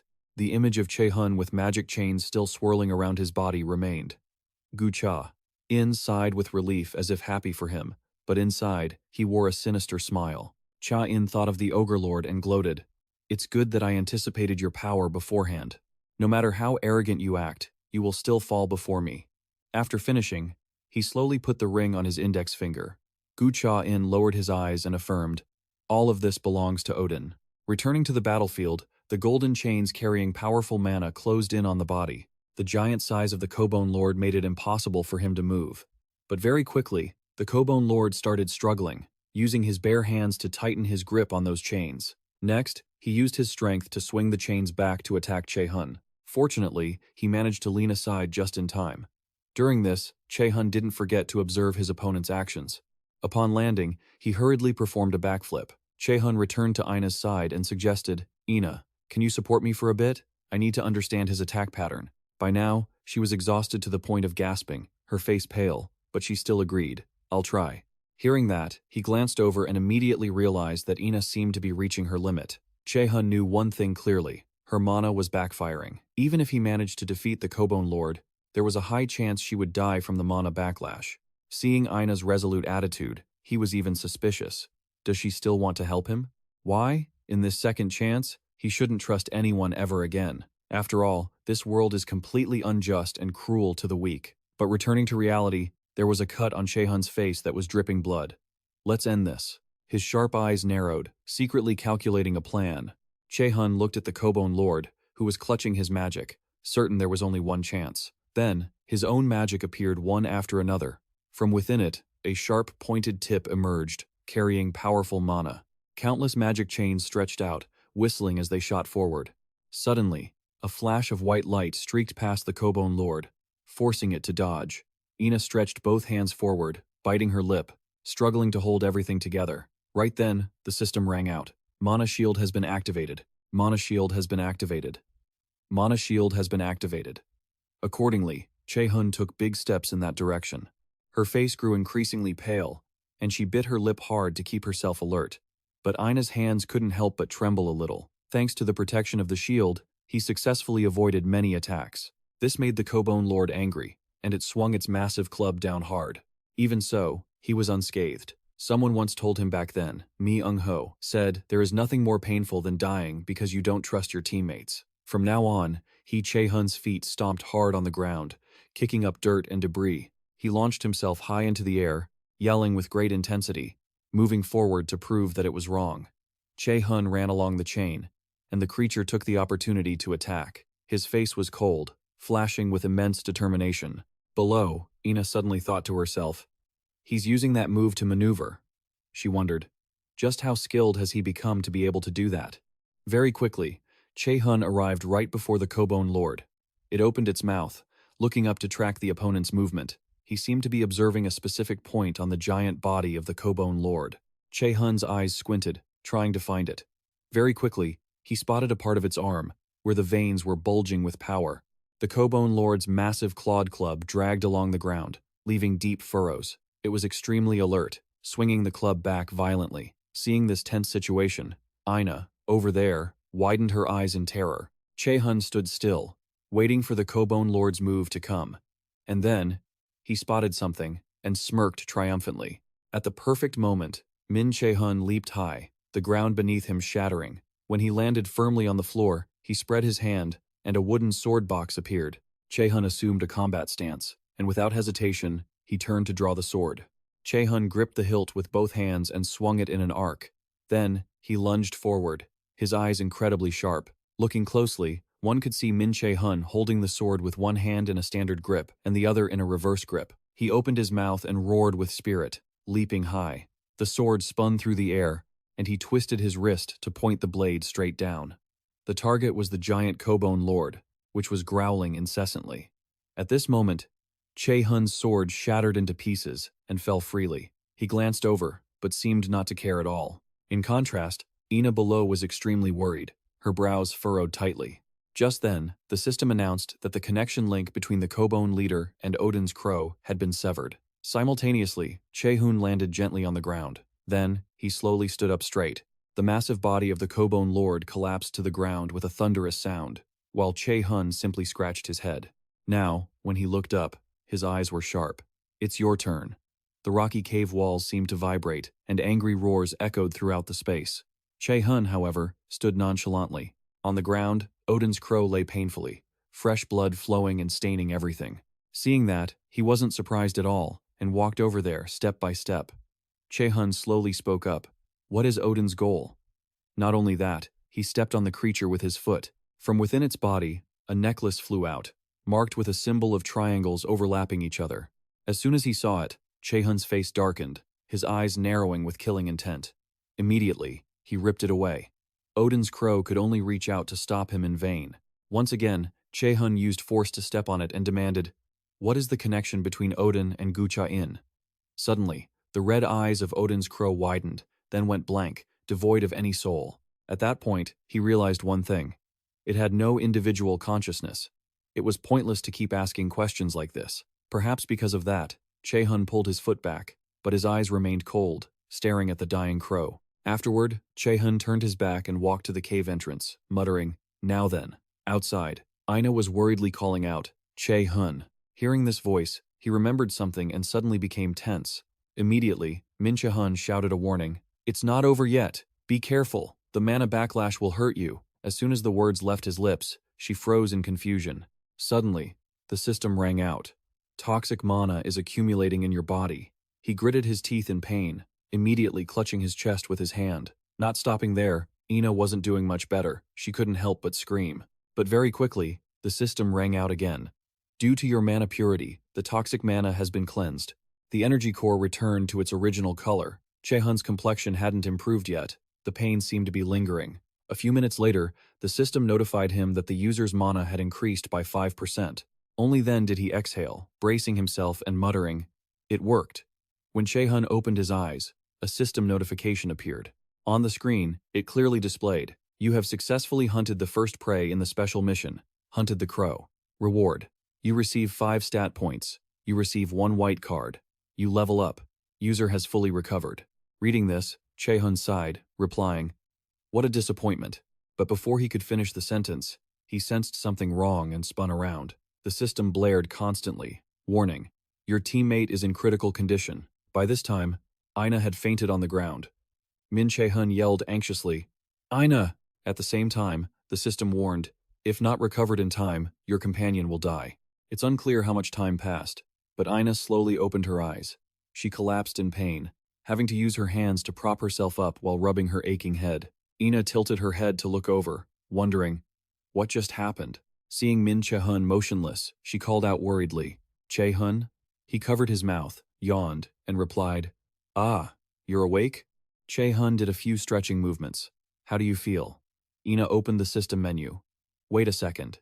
But when she saw the information on it, her expression grew even more serious. Ina was extremely surprised, thinking to herself, "My physical strength and mana are completely recovered? What is this? I definitely should have suffered a mana backlash." Pausing for a few seconds, she hesitated before speaking. "I think I'm okay. How about you?" He slowly stood up and answered, "I'm okay, too. Sorry, I think I just fell asleep." At this moment, as if remembering something, Ina turned her gaze in a certain direction. The Kobone Lord was lying there with a body full of wounds. She followed Che-hun and wondered, "The Kobone leader is dead. Why haven't you left yet?" He didn't turn around, explaining seriously, "I was waiting for you to wake up." Without further delay, Min Che-hun continued, "I have something I want to tell you." Ina was surprised. "Something you want to tell me?" Seeming to understand her mood, he nodded in confirmation. Ina's face turned serious as she blurted out, "What is it?" The atmosphere became a bit awkward. The two just stared at each other until Che-hun said, "I want us to be honest with each other." These words initially stunned her for a moment. However, Ina misunderstood something and turned bright red, letting out a sound. "Huh?" Outside the large door, someone's angry voice rang out. "Speak," Kim Ju-jung asked angrily. "Why were only the two of you able to escape?" Seeing this, Kim Shi-jung quickly grabbed her hand to stop her. Chi tried to persuade her. "Student Kim Ju-jung, that's enough. I understand you're worried about your classmates. Even so, Kim Joo-jung couldn't help but shout. But Park Song-koo's expression wasn't any better. Ho-seon stood at a distance, silently wondering what he should do. He also felt helpless about getting Che-hun and Ina back. Just then, a beam of white light erupted from the doorway, surprising Ho-seon. Therefore, he quickly walked over and called out, "Wait!" Kim Joo-jung struggled and shouted, "Don't stop me!" Ho-seon tried to intercede. Both of them. Before they could finish, two figures appeared. He looked at Min Che-hun and Ina, announcing that they were both back. Seeing the tense situation, he awkwardly scratched his head. "Are you guys arguing because of us?" Even Kim Chi-joon gritted her teeth in horror, thinking to herself, impossible. The patrol team said those two were definitely dead. The remaining students were also left wide-eyed and speechless. She remembered the Lord of the Abyss and confirmed that the monster must have been at least a high-level rank. Kim Joo-jung, meanwhile, was crying uncontrollably. She then rushed over to hug both of them, but Kim Joo-jung didn't stop sobbing. Both the instructor and the patrol team said, "You two were dead." The two smiled faintly as she whispered, "Thank goodness you're both still alive." Min Che-hun, however, frowned and suggested, "I get it. Now, let us go." Witnessing this scene, Songgu looked down in shame, while Ina bit her lip to hold back her tears. Min Che-hun sensitively noticed their plummeting mood. He suddenly called out to Park Songgu and Seo Ina. The two didn't dare to look up. To everyone's surprise, Min Che-hun said, "Thank you for trusting us." Even he didn't expect that as he looked up. "Us?" Ina could no longer hold back her tears. Min Che-hun explained very seriously, "They left following my orders. I told them to go ask the instructor for help." Min Che-hun affirmed that they didn't deserve any blame or trouble. Even so, Kim Joo-jung still couldn't accept it, frowning and shouting, "But how could you guys abandon your teammates like that?" Pausing for a few seconds, he replied, "I would have done the same." In his mind, the memory of them sacrificing themselves to protect him in his past life surfaced. Min Che-hun advised her not to act like that anymore. In his heart, he whispered to himself, "Not everyone is as brave as you." Very quickly, he returned to his playful attitude. "And stop getting angry at me." She was so furious that she was practically seething. What? What was that? Kim Joo-jung hugged Ina tightly, retorting, "I was angry because of that. You misunderstood." Min Che-hun grinned. "Oh, sure," but he didn't forget to make a funny face to tease her. From afar, Kim Chi-jeon was still watching them intently. At that moment, Min Che-hun grew silent. Memories resurfaced. Ina had asked, "Were you the one who healed my body back then?" He confirmed it but carefully explained, "I know you'll be a bit confused, but it's hard for me to explain everything. I just didn't want people to know about this ability." Hearing that, she realized something and looked away, muttering, "I misunderstood," before asking, "Why did you want to hide it?" Min Che-hun didn't answer directly, instead posing another question. "Aren't you curious? Why did the leader, Gu Cha-in, appear here and attack the students?" At this, Ina nodded slightly. With a very serious expression, he replied, "It's because of Gu Cha-in." Min Che-hun bluntly remarked that he was a scumbag who treated students like tools. This sharp attitude caught Ina off guard. He asserted that the man was completely different from the image he built for the public and media. To him, a useless student was nothing of great significance.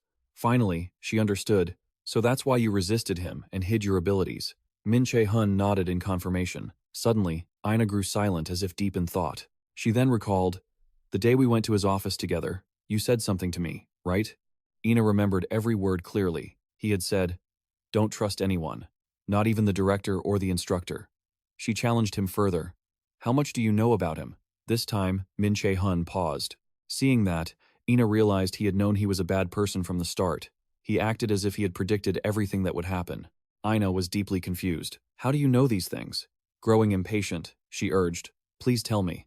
Min Che-hun didn't expect her to react that way. His brows furrowed as he calculated, "If she gets any deeper, it will be very dangerous. Should I try a memory wipe?" But Min Che-hun quickly dismissed that thought. "No, she has powerful magical abilities and a strong spirit, so it probably won't work." His hand at his side quietly clenched. Besides, that wasn't a reasonable choice from the start. He couldn't find allies like that. Finally, Min Che-hun spoke up. "Sorry, I can't say anything more," Ina exclaimed in confusion. "Why?" He explained sternly. "If I let you know any more, you yourself will be in danger. Can you just leave it at that and go back?" In reality, Min Che-hun was standing in a corner, and someone was stepping toward him.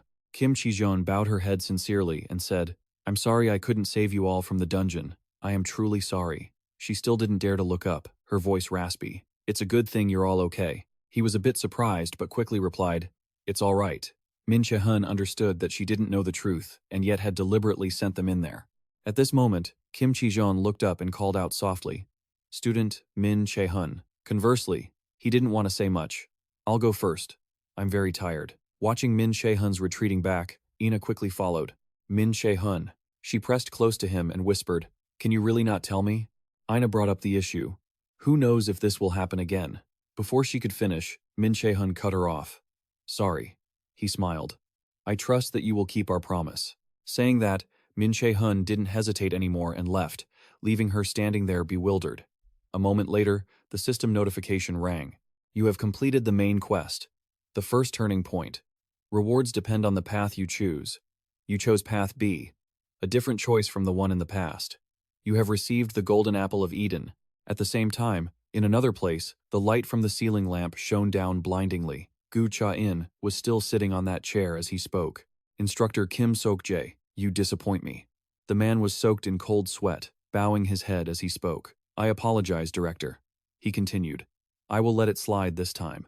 But while the man was trembling in fear, Gu Cha-in emphasized, "I hate having a useless subordinate." When he turned back, his face was terrifyingly grim, and he growled, "Do you understand?" Immediately, Sok-jae bowed deeply. "I will not let you down again." Watching him for a long time, Gu Cha-in finally replied, "That would be for the best," fueling the anxiety in Kim Sok-jae's heart. Then, many documents appeared at his feet. He ordered that Min Che-hun must be tamed in the upcoming event. Finally, Gu Cha-in didn't forget to threaten, "My patience is limited." In a room full of amenities and cleanliness, the sunlight shone in gently. Min Che-hun had just finished showering and was walking out, using a towel to dry his hair. Suddenly, he saw something and stopped in his tracks. At Min Che-hun's feet was a jacket covered in blood and grime. In his head, the image of Ina's stubbornness appeared, along with her disappointment when Min Che-hun hid everything. Returning to reality, his gaze lowered as if in thought, and he couldn't help but let out a long sigh. Min Che-hun bent down to pick up the jacket. Before he regressed, Kim Du-trung had died. He casually tossed it into the trash can. Remembering that An Ho-seon hadn't even unleashed half of his potential, he had to intervene to change the future. But not with Seo Ina, she could still do well without his interference. When he sat down, Min Che-hun was determined to be more careful when interacting with her, as he wasn't sure how it would affect the future. Then, he picked up the remote. "Is there anything worth watching on TV?" Anyway, on the screen appeared a discussion among three men, while Min Che-hun was still pondering the need to clarify the relationship between Gu Cha-in and the association as soon as possible. He knew that this dungeon was just the beginning. There would surely be more dangerous situations in the future. He needed to become stronger to handle any situation. "Gentlemen," the host spoke up, "you said there are many other types of dungeons that have never been known before?" He leaned forward and asked, "What kind are those?" Sok-gu scratched his head to think before answering. "For example, there are theme-based dungeons. Normally, you just need to kill the boss to clear it, but theme dungeons are different." This news caught Min Che-hun off guard. The host asked, "Then, what are their characteristics?" He replied, "The biggest difference is that raiders cannot leave until they have cleared the dungeon." He instinctively stood up, his bare feet walking quickly across the warm rug. Min Che-hun suddenly pressed both hands onto the table, staring at the calendar, but then he burst into a confident smile. "That's right, that's it." On the screen, Sok-gu continued to explain. "Those who want to raid a theme dungeon need to become a character within it and complete certain requirements. It's similar to a role-playing game. The rewards raiders want in this type of dungeon are rare items." Through this, Min Che-hun rushed forward. Hidden items, special items. Raiders called them the arrangement of God. And they were the reason people were desperate to clear dungeons regardless of the difficulty. He happily assumed this was an opportunity to find what he needed most. The next day, at a high-rise apartment, inside a clean kitchen, someone was holding a hot cup of tea on the table. After hesitating for a moment, Ina spoke. "I'm sorry for making you worry." Kim Ju-jung waved her hand comfortably. "It's nothing, I'm just glad you two are okay." Then she burst out laughing. "You know Min Che-hun can be a bit short-tempered, and I was worried he might treat you badly." Du-jung, fearing she wouldn't believe her, added firmly, "He's always like that." But upon hearing this, Ina didn't look happy. She just quietly lowered her gaze. Realizing her friend's mood had soured, she paused, then exclaimed indignantly, "Don't tell me he was actually mean to you?" Which made Ina quickly wave her hands. No, it's not like that. It's just after thinking about it carefully, I realized Che-hun seems to trust you a lot." Instinctively, Ina bowed her head even lower. I'd be so happy if she couldn't help but think of Che-hun, if he could trust me just a little bit more. Her hand, resting on her teacup, tightened. After a few seconds of silence, Ina thought to herself that perhaps if she became stronger, seeing her friend like this, Du-jung didn't know how to comfort her. Suddenly, she stood up, and Ina looked up at her. Kim Ju-jung reached out a hand toward her. She gave a bright smile and said, "Forget about him. Let's go get something delicious instead. There's a place I've really been wanting to try." This unexpected move left Ina feeling a bit flustered, but in the end, she placed her hand into that warm palm. Du-jung excitedly exclaimed, "Let's go. I'll help you clear your head." At first, Ina was surprised and gasped, but then she laughed happily. All right. At the same time, someone else was gripping a golden apple tightly in their hand. The system chimed. Item acquired. Golden apple legendary grade. A fruit grown and harvested by the entity responsible for the eternal youth and immortality of the gods. It slows aging instantly and increases recovery speed. Permanently boosts magic talent. Aging speed reduced by 50%, recovery speed increased by 50%, stamina plus 20, mana plus 20. This item cannot be sold or traded. Che-hun stared at it, thinking, prevents aging and boosts recovery? These are super rare stats. This must be worth at least millions. The system quickly reminded him that the item could not be sold or traded. Che-hun replied awkwardly, "Of course I wouldn't sell an item like this." Still, he shook his head, making a decision. "Anyway, let me check the loot beforehand." Suddenly, he fell silent. If he remembered correctly, images buried deep in Min Che-hun's memory surfaced. An A-rank themed dungeon was about to open in the amusement park. It was none other than Min Che-hun's thunderous footsteps. That was where he could obtain the speed-boosting shoes once worn by Min Che-hun, a servant of the gods. They significantly increased agility, making them highly coveted by many experts. He wiped the apple with his shirt. It allowed for a balance of mana, stamina, and agility. He opened his mouth wide to take a bite. The moment he tasted the first bite, it felt like fireworks exploding. Even Che-hun was stunned, freezing in place. Then, he disappointedly judged that it tasted quite ordinary, just like any other apple. However, the system chimed again. Golden apple effect active. Stamina permanently increased by 20 points. Mana permanently increased by 20 points. Aging speed reduced by 50%. Recovery speed increased by 50%. Magic talent permanently boosted. Che-hun stopped to feel the power coursing through his body. Suddenly, he chuckled in slight surprise. The effects are no joke. With that, Che-hun stood up and stretched his limbs. He could move much more lightly, and his physical condition felt excellent. Then, he reached for the phone on the table. Che-hun smiled and called someone.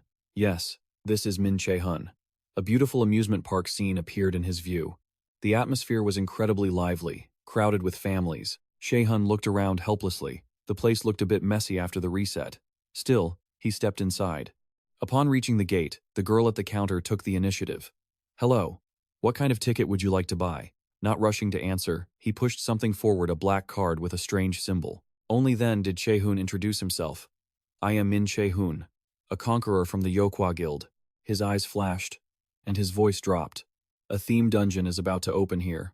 In the academy lobby, several students were chatting near the pillars. Kim Shi-jong walked over and asked, "Has the student Min Che-hun left yet?" The receptionist nodded. "Yes, he stopped by yesterday and said he had some business to take care of today." "Is there a problem?" Hearing this, she waved her hand. "No. No problem at all." She fell silent, pondering. Has he already recovered from such a major injury? And he's still a freshman too. Remembering that silhouette, Kim Shi-jong knew he was very skilled and could recover incredibly quickly from psychological trauma. She smiled to herself, thinking, he seems really brave. While the receptionist was still confused, Kim Chi-jong asked, "If he returns, could you tell him to come see me?" She smiled and replied, "Of course, I'll be sure to do that." Kim Chi-jong replied politely, "Thank you." She then stepped outside. Around her were skyscrapers, and nearby stood a high-rise building that seemed somewhat familiar. Shi-jong stared at it for a long time, then took out her earpiece and looked at the building again. She put the earpiece in, and a blue light flashed. Chi-jong adjusted it slightly and spoke, "This is Kim Chi-jong. Management, are you listening?" On the other side, Kim Suk-jae quickly responded, "I'm listening." "So, how is the investigation going?" She reported. "After a thorough search, I've found that Gu-cha In is the one behind the incident." He thought for a moment before giving an order. "Is Kim Suk-jae the one responsible for the dungeon simulation drill? He must be in a tough spot right now." Keep a close eye on both of them, and remember to call me if you notice anything. Kim Shi-joon nodded in understanding. Understood. One more thing. What is it, Kim Sok-jae? She suggested. The student Min Che-hun I mentioned earlier, I think he knows something. At the same time, in another location, the sky above remained clear, and the amusement park below was still extremely crowded. Just then, an announcement blared from the speakers. This is an emergency situation. This is not a drill. I repeat, this is not a drill. All guests remaining in the park must listen. Che-hun smiled and complimented. Fast.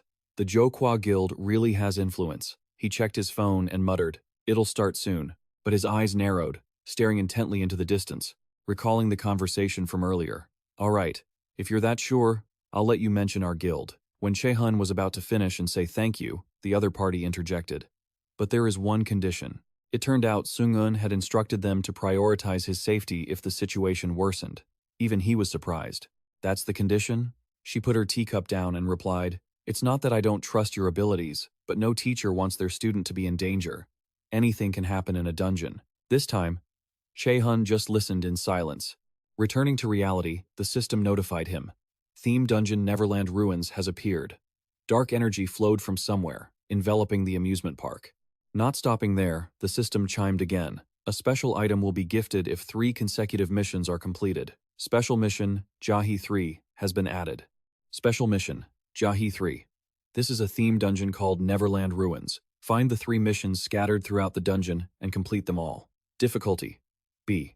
Reward: Beast's Thunderous Footsteps skill. Penalty for failure: chaotic mana flows will continuously leak out. Che-hun looked around and confirmed it was exactly as he remembered from his past life. Back then, a pink-haired girl had rubbed her chin and said, "So, I can easily see the Vikings as a location for a mission." That was also how she found the haunted house and the parade. This was Che-hun, the dungeon raider. She cunningly continued, "And as you know, my perception speed skill is quite amazing."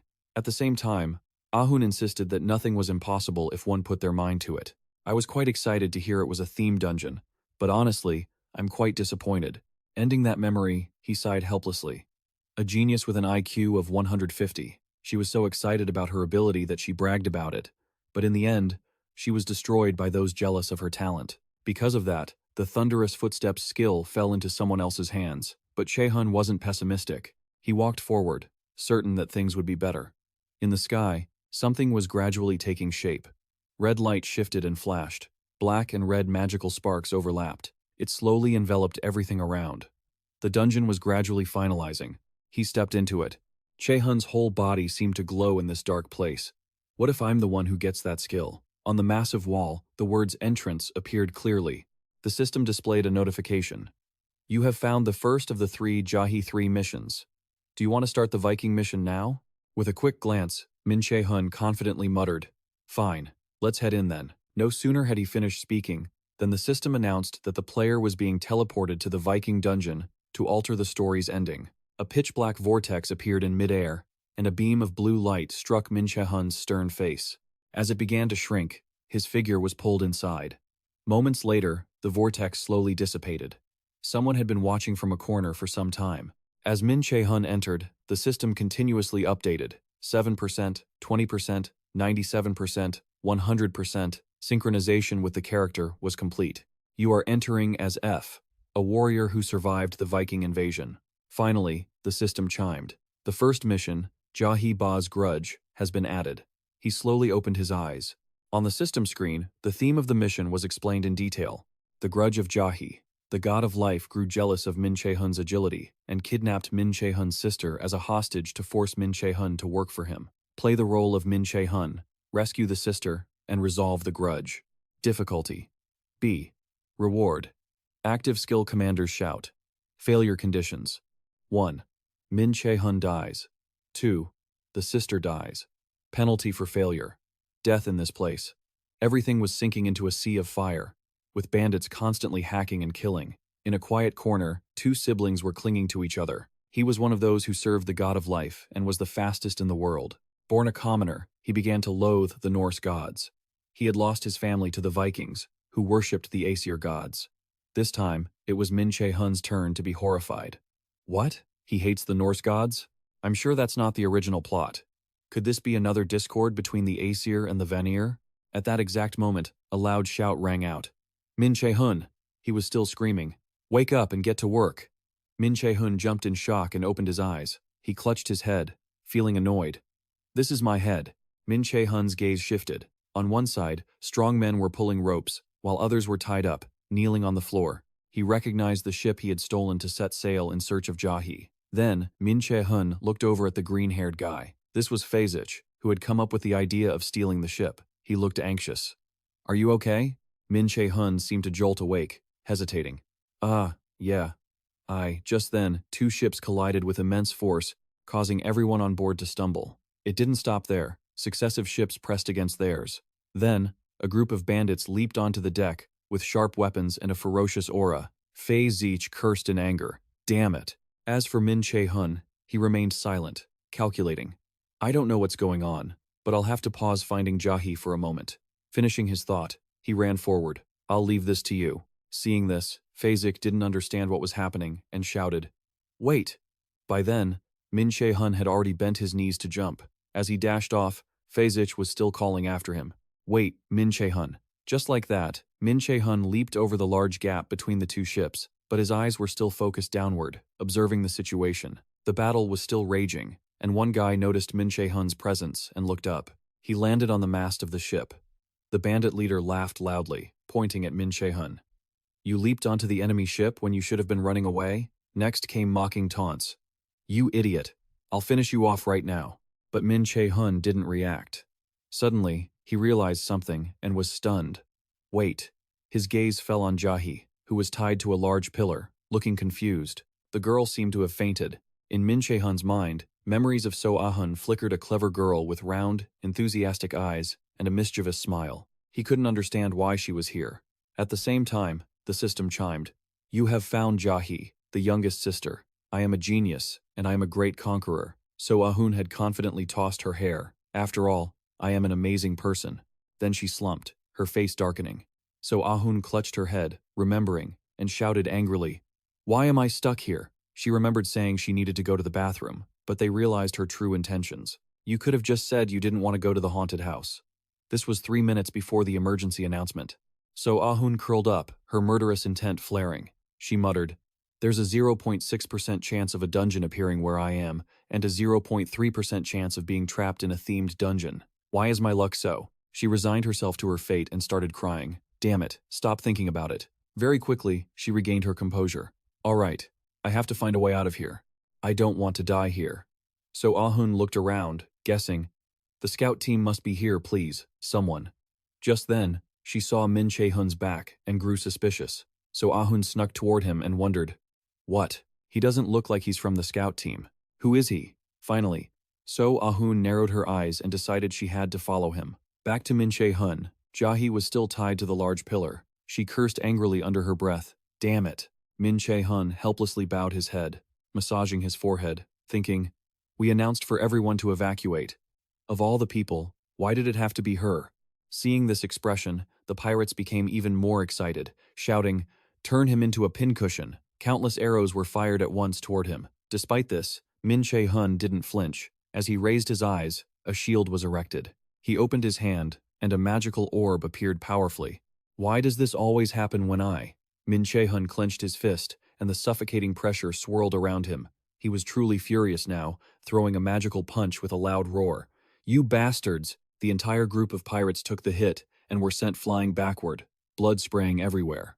Min Che-hun remained in that pose, energy still crackling around him. He lowered his head, silently encouraging himself, No, I have to get through this. Even if So-ahun were useless, she could still be helpful for the conquest. Just then, a bald guy with a large axe appeared behind Min Che-hun.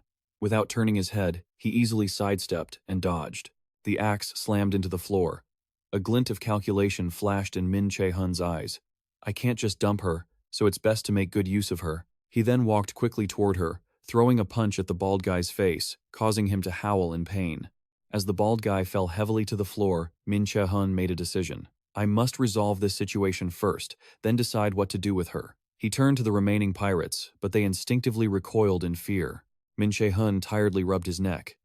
I don't have time for this now. His golden eyes sharpened, and he confidently ordered, Come at me all at once. A moment later, the ship returned to silence. Only Min Che-hun stood on the deck, scattered with defeated pirates. Finally, he walked over to where Jahi was tied up. Min Che-hun bluntly exposed her. Are you only able to pretend to be asleep? She tried to hold back until her face turned red. He wasn't angry, and continued to ask, You played your part. Finally, Jahi gritted her teeth and replied, You guessed right. I guess you're Min Che-hun. Hearing that, Min Che-hun smiled and squatted down. That's right, but you know what? He threw a punch straight at the pillar she was tied to, scaring the wits out of her. Min Che-hun's face darkened with a warning. I know exactly what you're thinking. You'd better get rid of those stupid ideas and be smarter. This time, Jahi's face turned pale. She bit her lip and nodded. Then, the system chimed again. You have completed the first mission of Jahi Ba. The grudge of Min Che-hun is returning. Rewards are being calculated. A moment later, at the game area, a creepy purple mana swirled around. In an empty shop, only Min Che-hun and So-ah-hun were there. He was extremely stern, arms crossed, staring at her. She hung her head, her lips pursed as if thinking. Min Che-hun spoke slowly. A professional conqueror class, yet you fight like a warrior class conqueror around my age. Your personality is terrible. Hearing this, So-ah-hun's mood sank. She thought, why am I involved with such a weirdo? Who is he? Seeing that expression, he raised his voice. You, what kind of skills did you say you could use? She started to giggle foolishly. Oh, I have one. It helps me use sword techniques better. So Ah-hun slyly thought she could trick him. Not many students at the academy know about these things. He has a terrible personality, so I'll use him to my advantage. And then, but immediately, Min Che-hun deadpanned. That's not all. I hate liars. She smiled, explaining, I'm not lying. It's a low-rank skill called Basic Sword Technique Review. He coldly repeated, Cognitive Acceleration. No sooner had he finished speaking than So-ah-hun froze, looking terrified and pale. Min Che-hun explained clearly, it makes time seem to slow down and increases the user's thinking speed. It's usually used by leaders, and it's also effective in analyzing and reading an opponent's mind. Then he sighed, exhaling as he asked back, Did I say something wrong? She really didn't expect that, breaking out in a cold sweat and stammering. How did you? Before Min Che-hun stood up abruptly and said, I can't take you with me anyway. You're just planning to lie to me and use me. So Ah-hun's heart skipped a beat. His expression turned cold, as he warned in a sharp tone, I'm not that stupid. Seeing him turn away, Ah-hun quickly shouted, Wait! With tears welling up, she grabbed Min Che-hun's sleeve. I'm sorry, I didn't mean to lie to you. Please, don't leave me alone.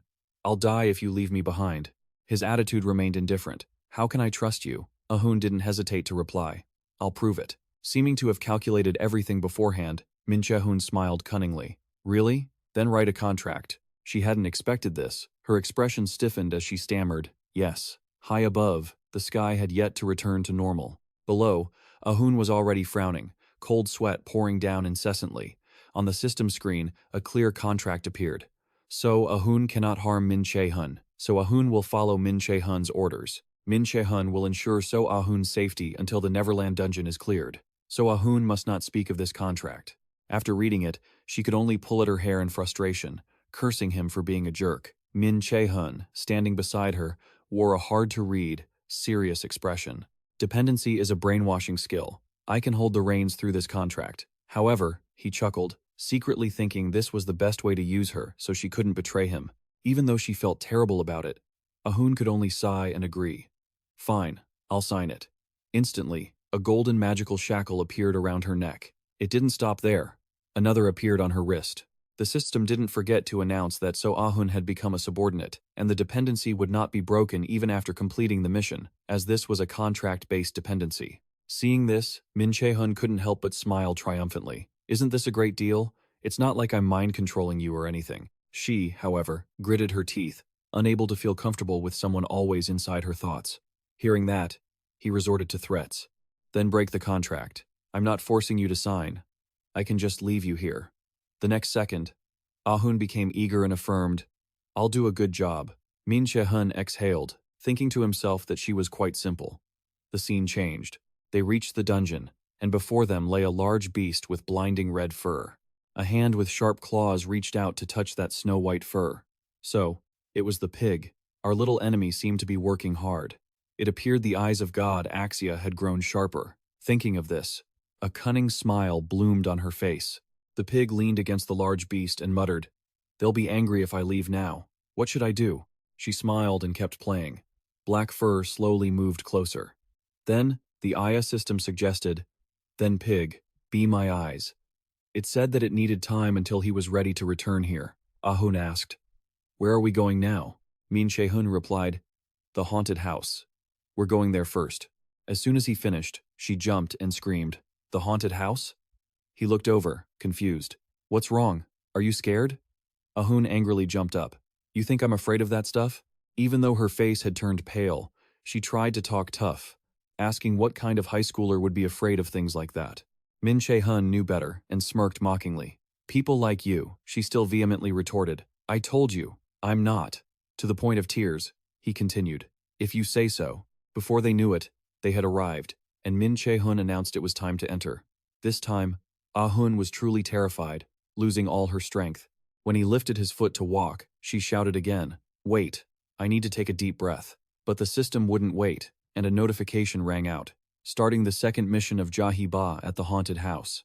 After passing through the teleportation gate, they arrived. Che-hun was still holding the camera. This place looked nostalgic. The doors were slightly stained, and the atmosphere held an indescribable gloom. Overall, this place was a cursed house. The system appeared again. "You have arrived at the haunted house. Escape this place without violating 3 rules. Some skills will be locked." Only then did he turn to ask her, "What's your role?" Ahun held up the camera in her hand and replied, "Obviously, I'm the cameraman. How about you?" Che-hun turned his head and reminded her, "Obviously, I'm a horror streamer." Just then, a person in a well-tailored suit appeared. "It's been a long time since we had guests," he said, in a deep, raspy voice. "Welcome, you two." Both of them were stunned, and when they turned around, her face was deathly pale. The man didn't forget to introduce himself. "I am A, the butler of this mansion, serving Countess Fia. I am here to welcome you two as requested by the Countess." The system notified them. "You have received the second mission of Jahi-ba. Topic: Flandia Mansion. You have been invited by Countess Flandia, the owner of Flandia Mansion. But this place is cursed and hides a terrifying secret. Use your camera to expose the secrets of this mansion and escape." Difficulty: A. Reward: Active skill. Illusion. Failure conditions: 1. Fail to escape within the time limit. 2. Fail to discover the truth behind the mansion. Failure penalty: death. The purple sky outside seemed to move, piercing through the bare trees. A's gloved hand reached for the door handle and pushed it open. He gestured politely. "Please, come in." Che-hun stared inside with vigilance. Seeing this, A spoke up. "The Countess has emphasized that I must treat you both as well as possible." Ahun trembled uncontrollably, cold sweat covering her forehead. When they entered the grand hall, he continued, "I will lead you both to the dining room first. You must be tired after your journey." She couldn't help but observe everything. While Ahun was busy looking around, Che-hun's gaze spotted something. It was a painting of a flower vase with a label clearly written, "For the most beautiful and foolish girl." He stared at it as if trying to pierce through the canvas. Seeing this, Ahun behind him exclaimed, "What a beautiful painting. It's a blonde girl with her dog." Che-hun was skeptical. A didn't hide anything and replied, "It is a portrait of the master and her dog." He turned to observe, guessing the girl must be 12 or 13 years old. Then Che-hun spoke up. She must have cherished her childhood a lot, looking at how she placed the portrait here. Hearing that, the butler also turned to the painting and nodded. Of course, but when he turned back, his whole body turned bright red, and his eyes became soulless. She has many happy memories, just like a dream. Witnessing this scene, Che-hun only slightly frowned, while Ahun was scared out of her wits.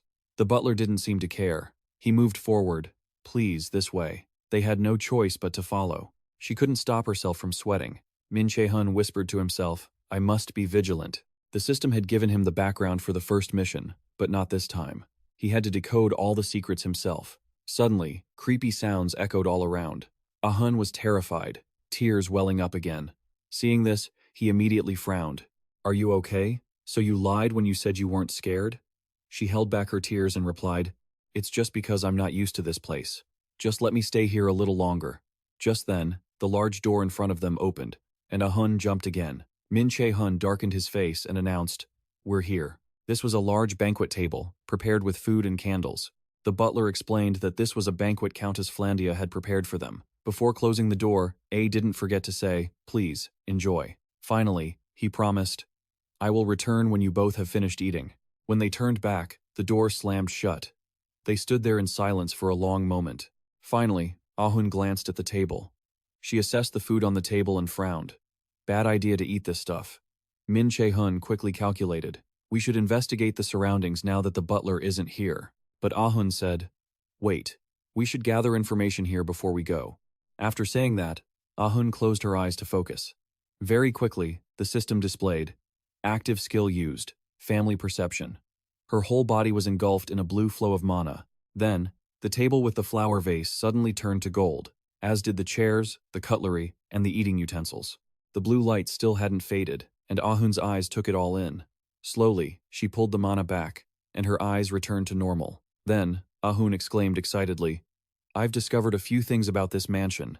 In his heart, Che-hun praised her. That's fast. I guessed that was an innate skill, but I remained cold on the outside. What is it? She replied. I think the owner of this mansion is a child around 12 years old. He raised an eyebrow, curious. Why do you think so? Ahun walked over and pushed the chair. The chair and the hall were the proof. She compared the master's chair, which was higher than the others, meaning she was much smaller than the people sitting in the other chairs. Then there were all the shelves in the hall, which were quite low. Ahun also noticed the detail that only the lower handles were used. In Che-hun's mind, he recalled it and nodded. I understand. The furniture is indeed quite low, he announced with satisfaction. All right, let's go somewhere else, she replied happily. Okay. Then Ahun exclaimed, this camera is really expensive. While she was mumbling, I wish I could take it with me, Che-hun stopped dead in his tracks. Seeing that, Ahun asked, what's wrong? His face went cold, and he growled, this is not the time for jokes. Che-hun's face turned grave as he announced, we're trapped here. At the same time, he realized that 2 hours had passed since the theme dungeon appeared. Helicopters were already hovering above, and a reporter was broadcasting live. According to an official, there was a trainee from the Yokwa Guild and a high school student. So Ahun, inside the dungeon, she reported. We are all very worried about whether they can get out safely. Near the wall, Chisuk and Deong-hun were leaning back. He irritably cracked his neck and cursed. Damn it, we were supposed to get promoted soon. What the hell is this? Hearing that, the other man sighed and said, right. Who knew a theme dungeon would pop up in a theme park? Still, Chisuk knew that if the civil council's evaluation of them failed, Jong-hun understood what that meant. He might be demoted even after he had been promoted in the goblin incident, and my own promotion would surely be nullified. Thanks for the positive vibes, sighed Chisuk. He used a lighter to light a cigarette for himself. We're going to be blamed for everything. Go check on the 2 people inside, he answered quickly. Songvi Ong-hun seemed to have discovered something and looked slightly startled. On the file was information about Che-hun. He quickly scanned the details, and suddenly, Jong-hun's face went blank. He realized it was him. Information flooded his mind. I heard he enrolled in Milet Academy. Could the Jokwa Guild have recruited him? Chisuk was so shocked he dropped his cigarette and exclaimed, What? What the hell is that? It's 3, not 2 people? He glanced over. That's not it. Deong-hun lifted his head. Images of Che-hun flooded his mind, but he spoke confidently. I think it will be resolved. The massive door in front of them remained locked, and so Ahun looked like she was about to cry, her face deathly pale. Che-hun looked down. It was clear they were choosing to follow the old path. He stared at the lock as if he could pierce through it, inwardly lamenting. This is annoying. She keeps shaking. What if we're trapped here and never make it out? Seeing that, Che-hun tried to reassure her. Calm down. This is a dungeon. I'm certain there's an exit. So Ahun struggled to compose herself and offered a strained smile. That's right. There isn't a dungeon you can't escape from. No sooner had she finished speaking than she ran off. I'll look around, do Sang-un a bit more. Then he turned his head in the other direction first. Che-hun shifted his gaze to the door and speculated, the owner of this mansion doesn't seem to like us. There's no way I can open this flimsy door with my current stats. Next, he couldn't help but look at So-ahun. Before he regressed, she had managed to escape this place on her own, so he figured the physical stats required to conquer this dungeon were quite low. Here, Che-hun could confirm that there must be another variable involved. Just then, she screamed from behind. Hey, come here and take a look. He turned around and asked, what is it? So Ahun started stammering again. What's wrong with this camera? Che-hun leaned over, thinking she was just role-playing. But when he saw what was inside, he fell silent, and then he jumped back in pure shock. Through the camera, he could see a large chair up high, reserved for the master of this place. Below it, Azi had been murdered. His body lay in a large pool of blood, and the plates of food that had been prepared were slightly scattered. After seeing that, Che-hun spoke up. So, who guided us here? Che-hun's face turned tense, his brow furrowing as he confirmed. It's a fake. The moment he finished, the system notification rang out. You have achieved 70% of Oz's secret, the first mystery of the mansion. He glanced over, wondering to himself, is this just the beginning? Che-hun now knew that this camera showed them things invisible to the naked eye. So Ahun quickly realized and shouted, so that's why I'm the cameraman. And this camera is the key to unraveling the mystery. Che-hun laughed and praised her. Exactly. You're pretty sharp. In his heart, he couldn't help but wonder how she had defeated this dungeon before, given how terrified she was. Meanwhile, she was happily admiring herself. I'm pretty smart, right? Che-hun speculated. Maybe she stays calm when she has to think. Just then, he reached out and took the camera. Now the issue is what the camera is showing us. Che-hun moved it elsewhere, still analyzing. Assuming the we met is a fake, this screen is showing us either the present or the past. Hearing that, So Ahun slapped her hand and exclaimed, that makes sense. She understood that this was a dungeon and they had to solve the mystery of the mansion. But then, So Ahun became worried, but it won't show us the future. Looking through the camera again, a bloodied hand hanging down was revealed. Che-hun observed and spoke, the past. What the camera is showing us is the past, along with the mystery of this mansion. Currently on the table was a delicious beefsteak, and next to it was a plate of beef prepared differently. At this, tears welled up in So Ahun's eyes as she realized something. She spoke slowly. So, all this food is Che-hun, confirmed. Certainly not made to be eaten. Images of Ah's death flashed through his mind, making Che-hun even more cautious. Suddenly, he called out. So Ahun felt uneasy and muttered, I don't have a good feeling about this. Che-hun pointed the camera over. Take this. She hurriedly took it. You have to be careful with it. He looked stern. Whenever I sense a bit of mana, I know something is strange because these are all illusions. Illusions, a magic that only occasionally appeared in dungeon traps. Che-hun reached out, and bright yellow magic flared up. He seemed to have made a decision. Magic circles appeared one after another. The system flashed. Activating active skill. Absolute calculation. Then, failed to activate active skill. Absolute calculation. It felt like a hidden beast was watching them. Next, the system announced again. This skill cannot be used here. Che-hun nodded. So that's how it is. Just then, he realized So Ahun was searching in the corner. So he asked, What are you doing? She explained, I have a feeling some items to open the door might be in here. After finding nothing, So Ahun stood up, brushed the dust off herself, and continued. In the camera, the only thing different was that lay right on the table instead of food being there. She pointed in one direction, saying the key to escaping must be there. Those words shocked Che-hun, but he smiled deviously. Then there is a way to break this. The system rang out. Activating skill. Mana detection. Che-hun's eyes flashed. His gaze stopped at the head of the dining table where the host sat, specifically at the plate containing a dessert. As if he had predicted it, Che-hun thought to himself, I knew it. He understood one thing. Basically, magical locks were tied to other objects or spells. Therefore, to break that magic, there were two ways. One was to destroy the object, or two, to dispel the spell. Che-hun was certain. The key must be inside that pudding. So Ahun stared at it, dumbfounded, her eyes narrowing with tension. When So Ahun looked at the camera, she began to hesitate. In the pudding? The terrifying image of from before reappeared, causing her to break out in a cold sweat out of fear. Seeing that, he teased, What? Are you scared? So Ahun shouted to save face. No way. She rolled up her sleeves like she was going into battle and insisted, I'll get it. So Ahun pursed her lips and reached her hand into the pudding. After a moment of rummaging, realizing it was actually Ah's corpse, she suddenly stiffened in shock. Finally, So Ahun grabbed the key and cheered happily. I got it. Immediately, the system rang out continuously. You have successfully solved the second mystery of the illusion mansion, the magical seal. You will receive an additional reward when the dungeon is fully conquered. In the darkness, the straight back of appeared.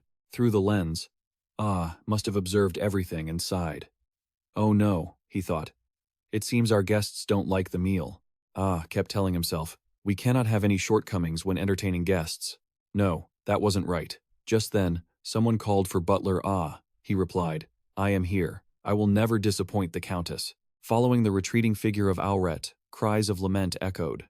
On this side, things were a bit easier. The chandelier on the ceiling illuminated the place. Che-hun and So-ahun walked side by side, but she still vigilantly watched everything through the camera. The place was cluttered with teddy bears and stuffed rabbits, still stained with dried blood. Suddenly, the two stopped in front of a room. He speculated, "I guess this is the guest bedroom, right?" So Ahun lowered the camera and nodded. "That's right. They said we were guests, so after dinner, we'd go to the bedroom, and there's blood here, so actually, we have no choice." Through the camera, she saw blood smeared all over the entrance. Min Che-hun was curious again. "How about we head inside and see if there's anything strange?" Ahun, however, jumped in shock. "We have to go in there?" she asked, voice trembling. "We need to escape this place. Do you want to stay in this mansion forever?" She could only sob, "I don't want to." Seeing this, Che-hun warned her.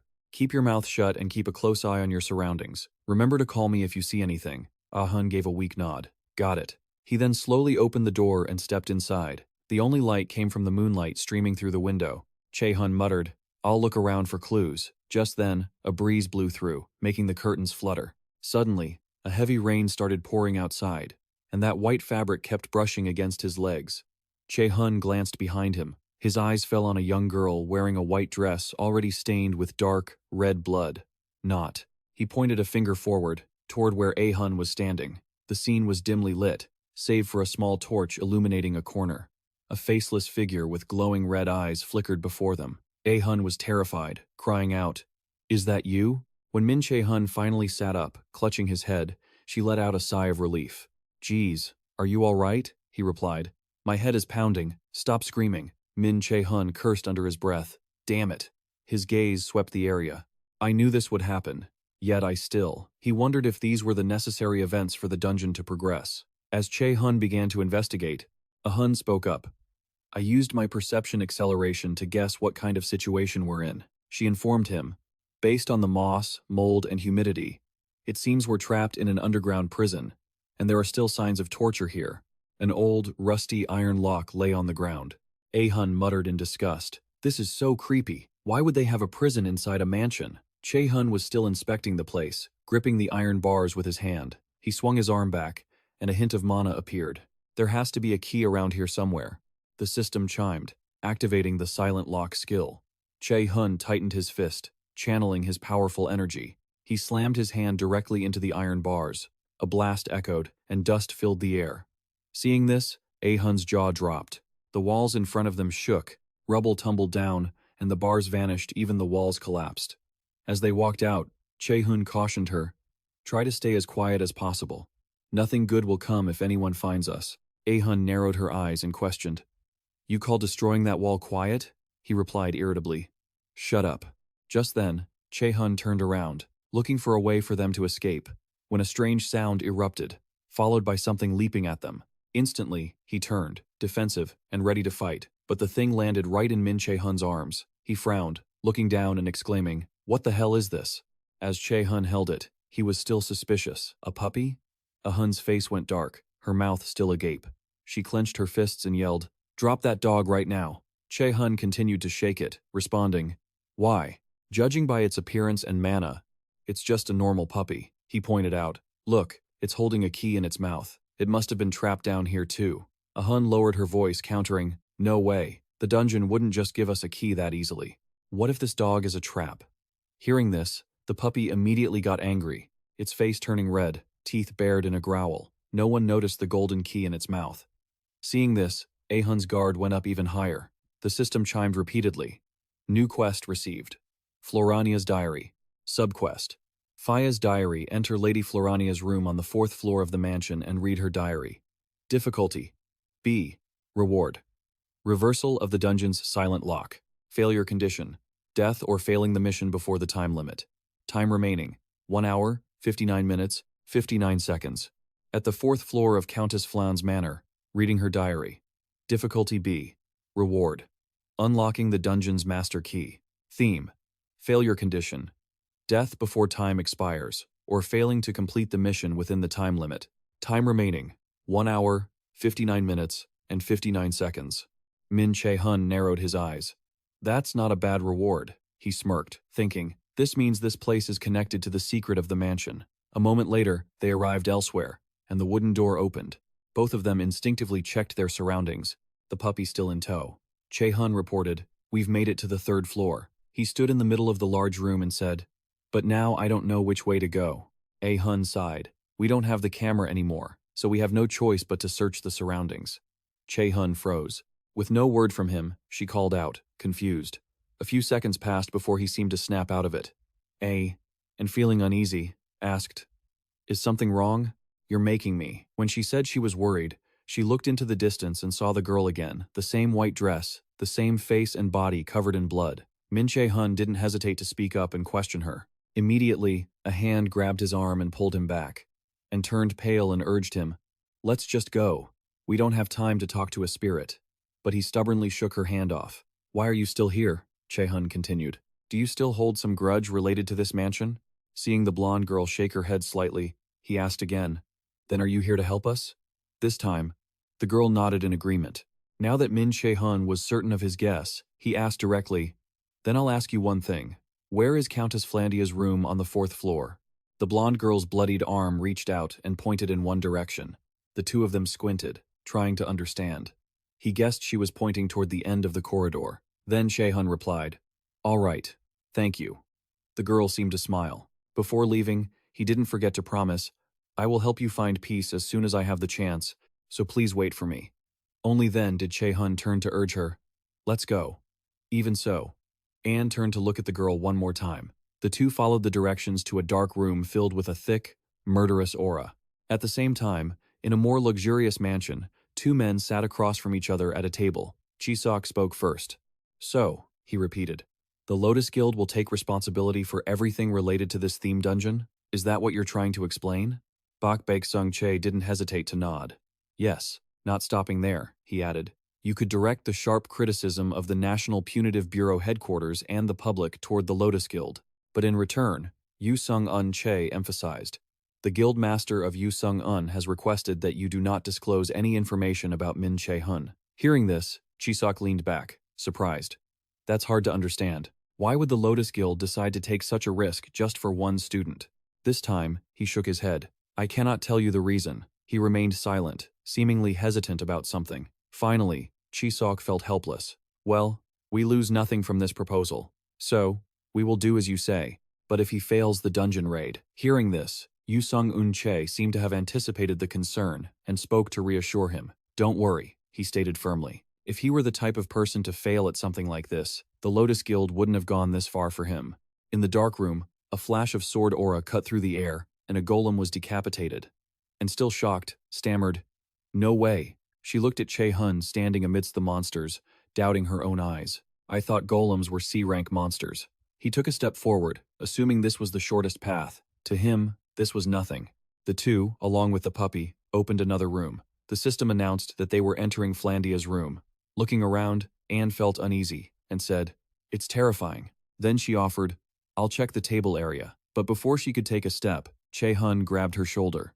He had already figured it out and said that it was obvious there would be items on the desk. "Check places where you wouldn't expect to find clues," and scratched her head and replied, "All right." Before they knew it, the puppy was scratching at the table, and Min Che-hun stared at it. He slowly reached out and picked up the book, and the system chimed. "Item cannot be equipped. Flandia's diary. This is the diary of Flandia, the owner of this mansion. Countess Flandia. The diary is written daily. It contains the terrifying and wicked secrets of Flandia's mansion." Upon reading this, Che-hun smiled in satisfaction. Found it. He flipped through the pages as fast as the wind. Suddenly, Che-hun stopped at a page where the blonde girl had written, "May 5th, 1474. My skin is becoming paler by the day. Doctors have come many times to care for me and check my health, but nothing works.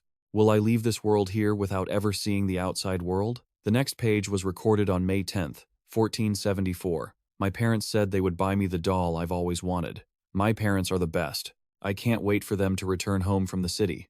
The next day, the 12th of May, 1474, I received a death notice stating that my parents had died after an attack by bandits, and my tears wouldn't stop falling. Would they still be alive if I hadn't insisted on having that doll? The scene from that rainy day felt as if it were playing out all over again.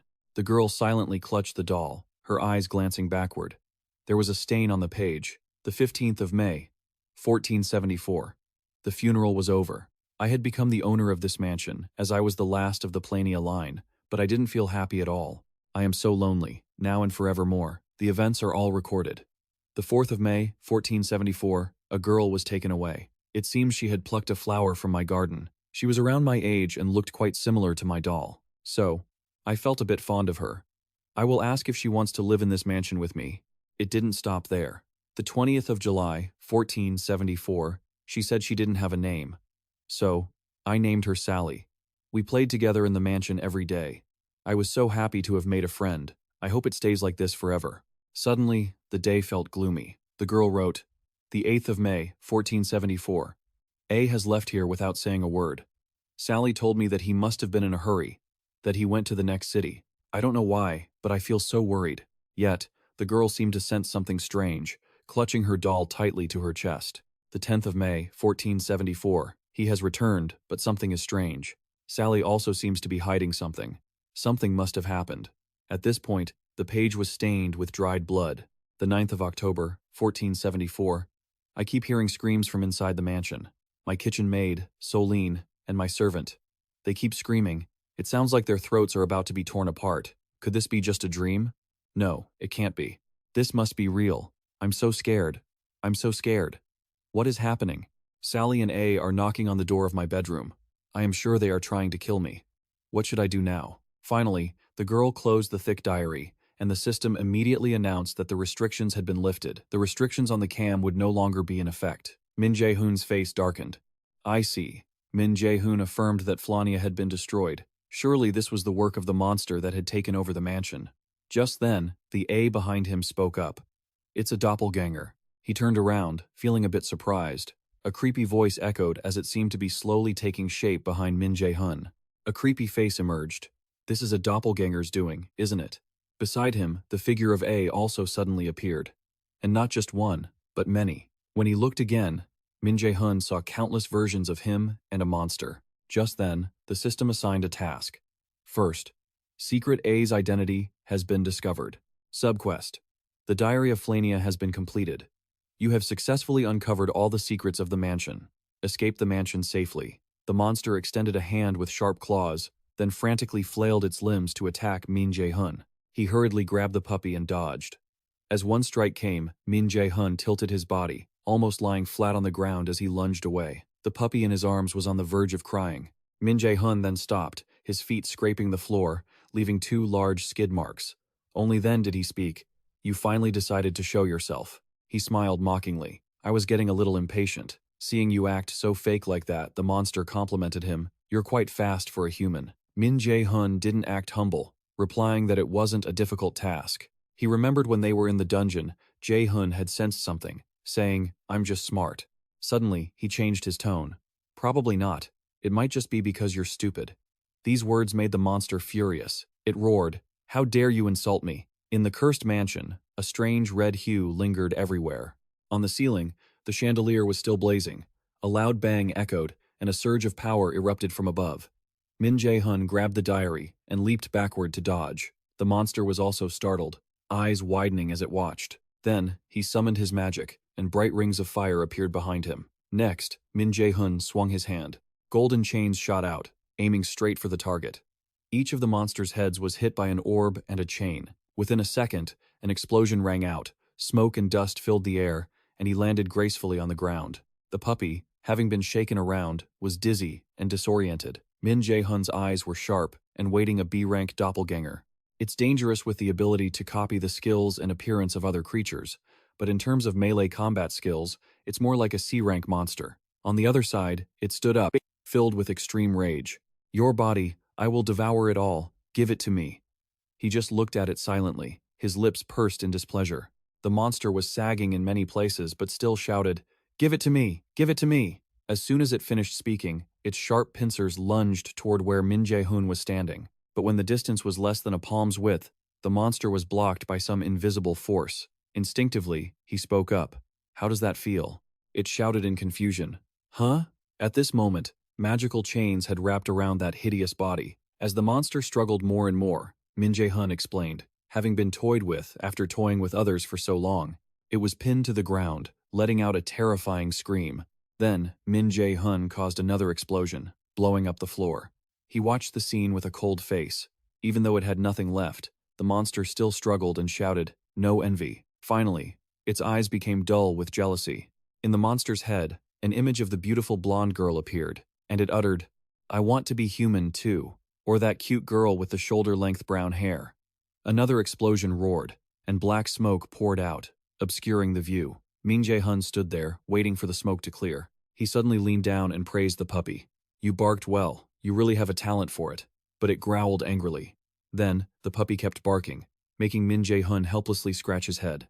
"All right, you did well, so I'll let you go." He reached out to touch the light spot on the wooden door, but didn't forget to turn and look back one last time. At the end of the path, the blonde girl was standing there waiting. She was dressed in clean clothes, no longer covered in blood, and was smiling and waving goodbye to Che-hun.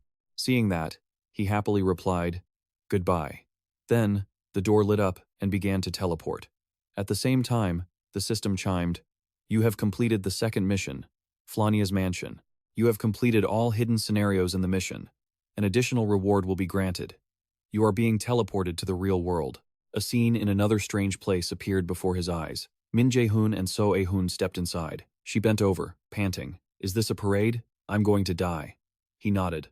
"That's right. We should be careful. We never know what might happen." Just then, a loudspeaker crackled and then began to broadcast. "Welcome to Neverlay, everyone." Both of them were startled. A man in a tailcoat spoke up. "I am Duinin, your host." No sooner had he finished speaking than fireworks were simultaneously launched. Next, beautiful dancers wearing masks began to dance. Run excitedly shouted, "I invite everyone to my parade." He lunged in front of the two. "Hello, Che-hun, So-hun. You have successfully completed 2 missions. Well done." Che-hun didn't hesitate. "I'll be direct. What is the final mission going to be?" Run laughed. "The final mission is a game of tag." She frowned, confused. "Tag?" He nodded. "That's right. Do you two see that gate?" Run explained. "You two must run away from the monsters coming out of there and reach the final destination." Seeming to understand each other too well, Che-hun crossed his arms and asserted, "It surely won't just be that." Hearing that, he clapped his hands loudly in praise. "You are very smart." Run reached his hand forward. "You're right. This game of tag, the number of monsters depends on the number of challengers and their strength." As soon as he finished, Che-hun gritted his teeth and thought, "This is bad." He glanced at the person beside him. Considering his skills, there would be stronger monsters than before. Fighting while protecting So-hun would be a bit. Just then, Run announced, "I will have to learn more about your skills." Before anyone could reply, he reached out his hand. "Please excuse me." At that moment, Run looked extremely serious as he examined them. Very quickly, he excitedly shouted, "Congratulations, you two are S rank." Both of them were immediately surprised. "Huh?" Run was so happy he was nearly in tears. "I have never hosted such high-level participants before.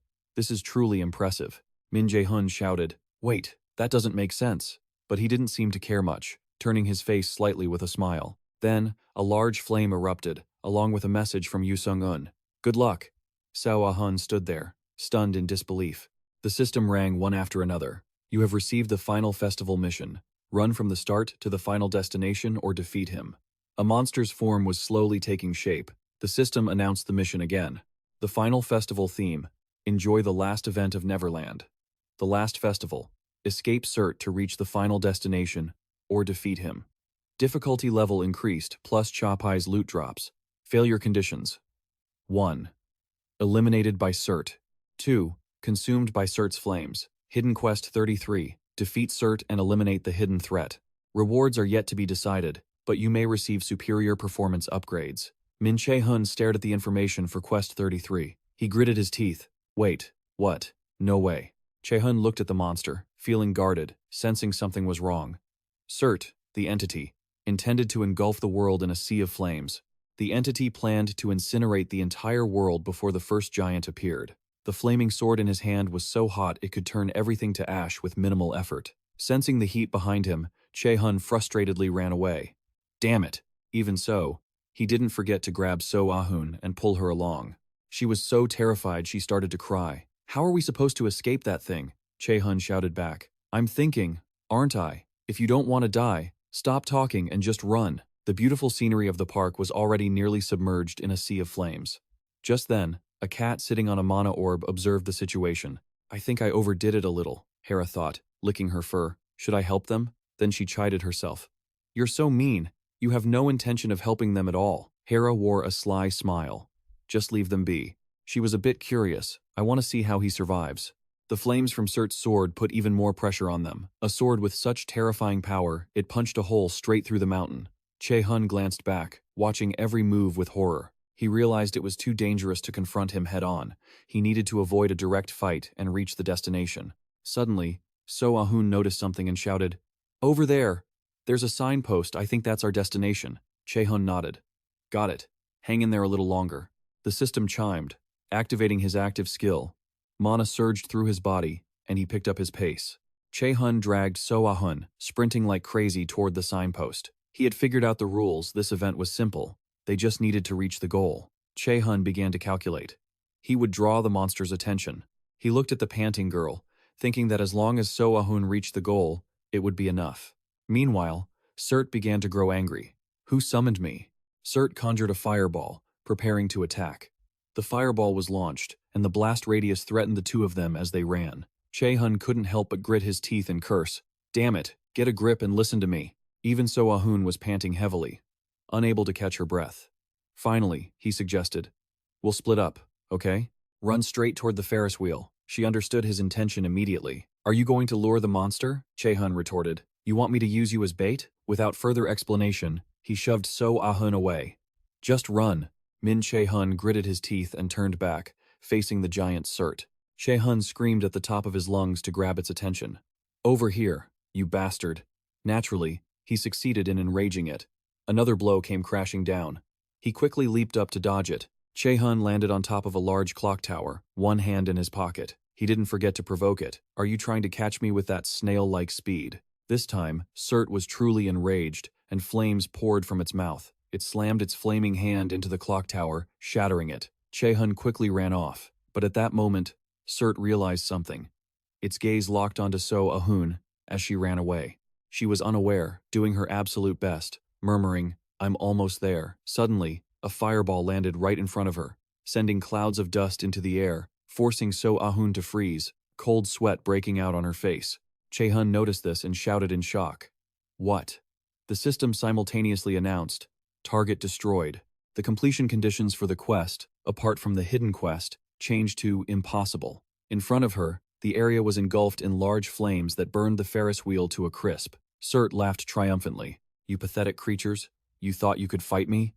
Min Che-hun lowered his gaze, his face darkening, his expression unreadable. Instinctively, he gnashed his teeth, thinking, at this point, there's only one way. Min Che-hun returned to his cold, calm demeanor, having made up his mind. I have to kill him. Another fireball was launched with massive power, but this time, he caught it with just one hand. Surt was slightly surprised and applauded him.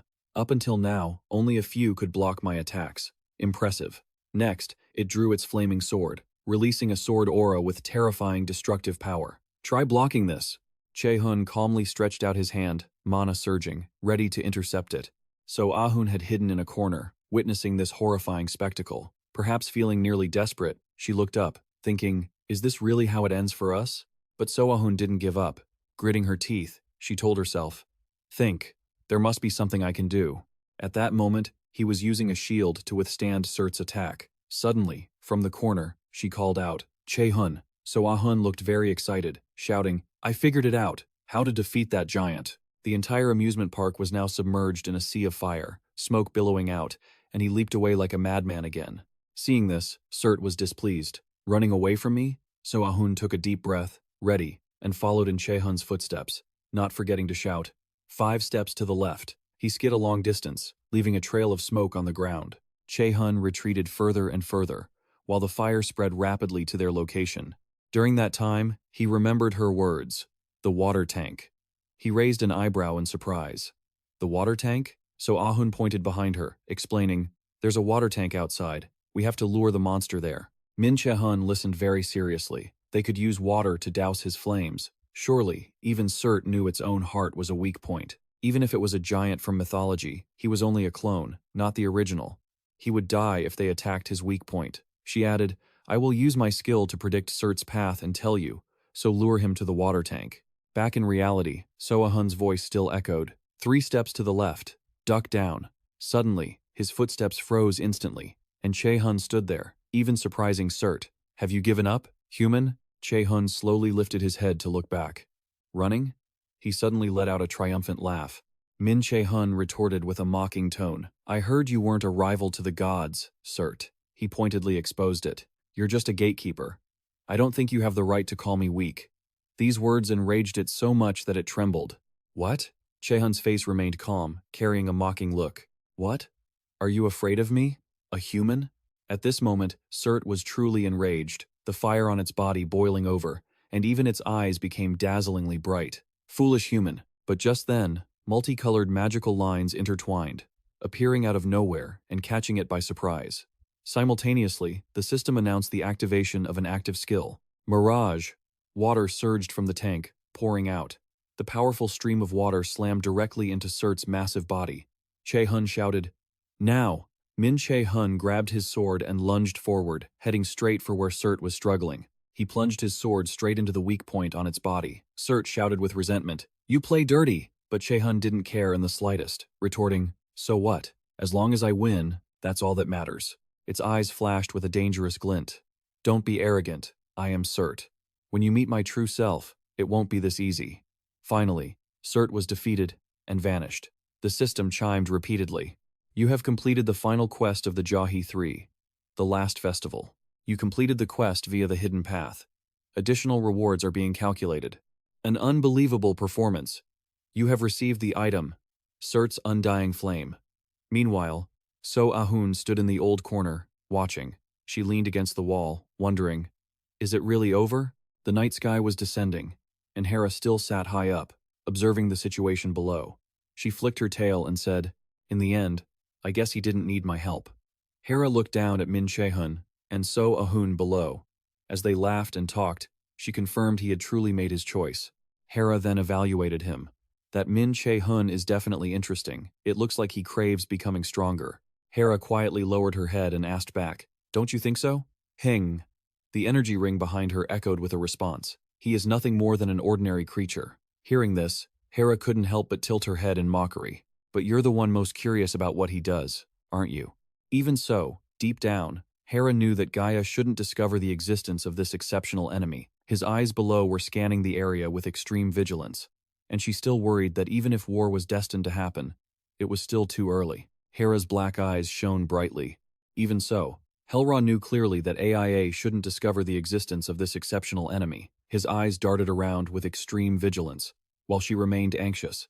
Even if a destined war might happen, it was still too soon. Helra's black eyes brightened, one red and one purple, looking somewhat eerie. Odin, the supreme god of Asia, is the enemy we need to take down. That boy needs to become stronger. Multiple system notifications chimed. Item equipped. Lightning boots of Min Che-hun S rank. Shoes worn by the feet of the Fee. You have stepped into the position of the god of light as a human. Once equipped, it will enhance strength and agility, and you will gain the light footsteps skill. Effects: strength plus 50, agility plus 150. Skill: light footsteps. Active skill: light footsteps temporary rank. Allows the user to achieve burst speed. Agility will be doubled for 5 minutes. Can be used on others. He stared at the system screen with anticipation. A pair of golden sneakers appeared before his eyes, and he was immensely satisfied. Even though he knew about this, the item was truly fascinating. An S-rank item of this caliber was extremely rare. Just then, feeling someone's gaze, Che-hun looked up. It was A-hun, biting her lip as if waiting for something, cold sweat pouring down her. Feeling something, he sighed, thinking, Is she trying to drag something out of me? Probably not. Useless, she called out. Helpless, she turned into a machine and replied, The item I received is the Seal of Yova. It increases strength by 50 and gives me a skill called Courage. He asked, confused. Courage? A-hun was so angry she was trembling. It provides complete resistance to terror and increases strength and agility. Che-hun stroked his chin, thinking, I don't need status resistance. Perception acceleration seems more useful. Behind him, she had completely lost it, pulling at her own hair. He is so annoying. He continued to contemplate. For now, I'll wait here. I can call her whenever I want. Suddenly, Rune appeared. I guess you like the reward. Seeing this, he nodded in confirmation. Well, I had a hard time getting it. Let's go. But Rune pursed his lips, becoming silent, before slowly stepping forward. He placed a hand on Che-hun's shoulder and whispered, I wish for your safe return, you enemy with a destined future. These words surprised him, and he glanced over. Instantly, Che-hun seemed to understand something and jumped up. Wait. Rune only responded with a faint smile.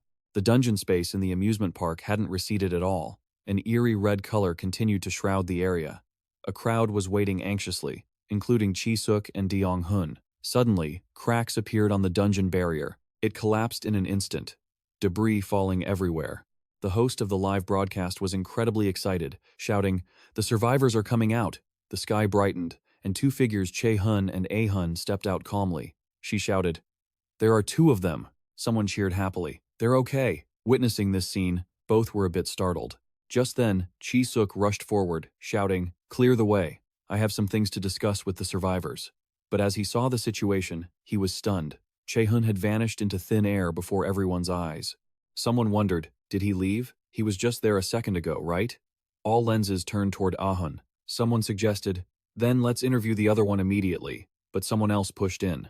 We need to check her condition first. Move. The pressure was mounting on her. Deong-hun looked around, confused. Did he use stealth? It's possible if he's an assassin class. But Chi-suk frowned, understanding something. No, I don't think so. According to Instructor Kim, Jeon Min-eun belongs to the mage class. He sighed, still unable to comprehend it. He's a mage, yet he can move like that without a stealth skill? He explained briefly. A battle mage. This revelation also surprised Deong-hun. Huh? Chi-suk just laughed, convinced. That guy, he's definitely a battle mage. Back at Do Sung-eun's familiar skyscraper, she was on the phone, answering with satisfaction. Well done. You can come back now. It was unclear how the other side responded. But Do Sung-eun replied happily, Yes. We'll see each other soon. After ending the call, she looked lingeringly at the screen. She rested her chin on her hand, lost in thought. He disappeared after achieving such a feat. He certainly isn't an ordinary child. Next, Do Sung-eun slowly spun her chair around, her beautiful blue eyes reflecting the truth. He will never tell me anything if I don't ask first. On the table, a guidebook lay ready. So I'll probably have to meet him sooner or later. The Millet Academy notice boards guided the headmaster of the Millet Academy, Gu Cha-in, back to Min Che-hun's familiar room. By now, he had finished showering and was sitting in front of his computer. It turned out that Che-hun was searching for information related to himself, and felt a bit surprised. Thank goodness, there are no articles about me. The mythic-grade dungeon theme was cleared without any casualties. The reason the dungeon theme appeared in the city is still unclear, but it just means the survivors who returned from the dungeon safely are currently in the recovery phase. He silently thought to himself that he guessed Gu Cha-in must have had a hand in this. Che-hun held a fairly high opinion of him. A large guild was certainly very powerful. Despite his cold expression, he couldn't help but think to himself, I didn't expect so many people to show up there after I got out, but at least I really got to see how capable Gu Cha-in's subordinates are. Recalling the scene where he faced those people before, Che-hun suddenly dashed forward, clearly understanding that with the right equipment, his speed had increased fourfold. At a speed that allowed him to take down his opponent in the blink of an eye, he wondered how much faster he could move if he added an acceleration skill. Returning to reality, he stretched his limbs and muttered to himself, so tired, but it wasn't too bad this time. Min Che-hun pushed his swivel chair toward the desk. He tapped a few times on the system screen, having made some unexpected gains. The necessary information immediately appeared on the screen. Consumable item, S-rank Undying Flame, a piece of the heart representing the Shi has been used. It will enhance a weapon to its maximum potential and include a flame effect. Suddenly, he clenched his fist. His eyes became sharp once again. With this recent incident, I've realized I'm still weak. Deep down, he thought about his magic chains. I need to be strong enough to defeat my enemies without resorting to dirty tricks, strong enough to defeat them single-handedly. Next, he envisioned a figure in a hooded cloak. Che-hun was determined to make others afraid to even approach him. Ending his train of thought, he bit his lip, determined to leave that weak past behind and protect his family and friends. Those are the things I need to do. Thinking of his loved ones once more, Min Che-hun's golden eyes became incredibly serious. I must become stronger, starting right now. A familiar black door appeared in his sight. It was still Gu Cha-in in that chair, ordering someone around. So, I will leave it to you. Below him stood a short-haired girl with a sharp expression. He called out to her, Instructor Lai Shu-huk. Finishing her instruction, Li Shuhook bowed respectfully. You won't be disappointed. From now on, as you said, I will report every detail about the student Min Che-hun. At this, she turned and walked out, leaving him alone with his schemes. Without realizing it, Gu Cha-in turned to look at the large, glowing screen. Just like that, he observed everything. One must mow the grass to have a beautiful garden. The ring with the familiar symbol on Gu Cha-in's hand was still glowing. He stared at it and replied, I'm looking forward to this event, and I also guarantee that I will remove anything dirty from my path. A light flared up in the room. Papers were scattered all over the floor, including student ID cards, with one already marked in red. It wasn't just one, there were many. The next morning, when Kim Joo-jung heard the story in class, she couldn't believe it and shouted, Is that true? Then, as if she understood something, she continued, I was wondering why you weren't answering my calls or texts. Che-hun felt helpless and explained, I wasn't ignoring your calls. His mood seemed to dampen. He put his hands on his face, so please don't be mad. But Kim Joo-jung still crossed her arms, annoyed, though very quickly she peeked at him and said, You know your mom is extremely worried about you, right? At this, Kim Joo-jung looked smug. I already made excuses for you, so you should thank me with something delicious, which made Che-hun frown incessantly. As for Ina, she was extremely worried and asked, Che-hun, are you okay? Were you hurt? He smiled and replied, I'm fine, don't worry. Hearing this, Kim Joo-jung couldn't help but comment, You really are just unlucky. Maybe God hates you or something? Che-hun's eyes glanced to the side, remembering Odin and Hel, and he thought to himself, God hates me? No, on the contrary, I've been blessed. Right then, a pair of sneakers stomped firmly on the floor. What's this? Shuhook said mockingly. I think I've seen an annoying face. Is that you? Hearing this, he turned around, confused. Both girls also looked back at the newcomer in confusion. A familiar red-haired person appeared with a mocking tone. If you're planning to tease anyone else, you'd better prepare yourself. But Kim Joo-jung tilted her head and asked in a low voice, Do you know who that is? Even Che-hun shook his head. No, I have no idea. Which made the person go crazy and shout, I am Li Shuhook. I am Li Shuhook. Right then, a voice called out, reminding them, Student Li Shuhook, lower your voice while you are in the classroom. This made him flinch and turn his head. It was you, with a stern face. The person who had appeared in the office the day before seemed unwilling to let it go. Before leaving, he didn't forget to turn his head and glare at Min Che-hun. Seeing this, he didn't know what to do and let out a helpless sigh. Yu stood on the podium, looking at the entire room full of students. Then she slowly introduced herself. Nice to meet you all. I am Li Shuhook. From now on, I will teach you the subject of magic calculation. Li Shuhook scanned the room. I will do my best to improve your skills. Finally, she reminded them. So please try your best too. Sitting below, Che-hun silently assessed her. She looks very young for an instructor, so I guess there's no way she could have enough experience to become an instructor at Millet. Li Shuhook reached out and said, My class will teach the basic understanding of magic and the calculations that go with it. On the large screen, drawings and very clear descriptions appeared. Suddenly, she asked, How much do you know about magic? Shuhook confidently raised his hand. Magic uses necessary calculations to create supernatural things using mana, she commented nonchalantly. That's right, magic is a subject about creating phenomena by performing calculations. At this, everyone could feel the smugness radiating from him. Then, two people arrived, each carrying a thick stack of books. Li Shuhook announced, Now I will distribute the books. On the podium, she explained further. This book includes basic magic calculation formulas for beginners, and they are the building blocks of higher-level magic. Understanding the whole book is the mission for this term. But when they opened them, someone cried out in panic. What? There's nothing but the cover. Che-hun was also extremely confused. Look at this. It's empty inside. Someone guessed, a misprint? At this moment, the book reached Che-hun, but when he looked at it, he was slightly stunned, then couldn't help but smile smugly. This expression from Che-hun made Yu frown, unable to understand. Very quickly, she came up with a new plan. So now, I will ask you. Li Shuhook's gaze fell straight to where he was sitting as she called out, Student Min Che-hun. She said sharply, Can you tell me what the book says? Che-hun remained very calm and replied concisely, Ancient script. She had to pause for a few seconds before she could speak. Exactly. Witnessing this scene made Shuhook jealous to the point of grinding his teeth. On the podium, she was also unwilling to let it go and frowned, thinking to herself, This book is a magic manual that requires solving calculations to be able to read it. Most new students take a week just to be able to read it, but he solved it on the first try. He's even better than what Headmaster Gu Cha-in described. Suddenly, Li Shu-huk spoke up. I will ask one more thing. Her face darkened, her eyes incredibly sharp. The ancient script on the cover. Do you know what it means? This time, he didn't rush to answer, just kept a straight face, silent, but a faint smile appeared. I don't know if the system is playing a trick on me, or if there's another thought, or if it's just my destiny with Aya. Then Che-hun slowly replied, The Life of Odin, and Basic Ancient Scripts. After speaking, he struck a smug, indescribable pose. At the same time, in a beautiful and tidy room, a loud scream rang out. I hate this! Hun sat on the bed with her swollen, painful red thighs and screamed. It's all because of that jerk. My feet hurt from walking too much. She gritted her teeth in frustration. I was dragged everywhere just because he disappeared on his own. At that time, only Hun faced hundreds of cameras. She had to answer a pile of questions about the inside of the dungeon theme.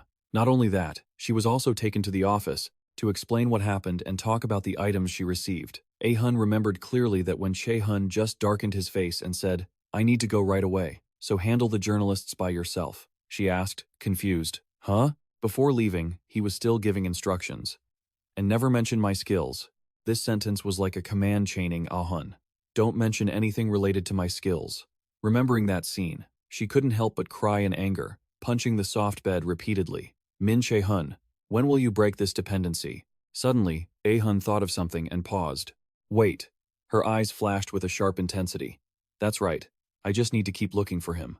Next, the entire building was filled with the sound of a sly, mocking laugh directed at a girl. Meanwhile, in the library, stacks of books were arranged neatly. Che-hun focused intently on reading every line of the book he had just chosen. This is more interesting than I thought. A magic circle pattern appeared in his mind, and all the calculation formulas changed their properties based on how they were used. Or perhaps, the yellow mana threads, like the light chains. Then, his own magical shackles could be understood as a combination of mana chains. Now, it shifted to the blue color of lightning and lightning-based magic.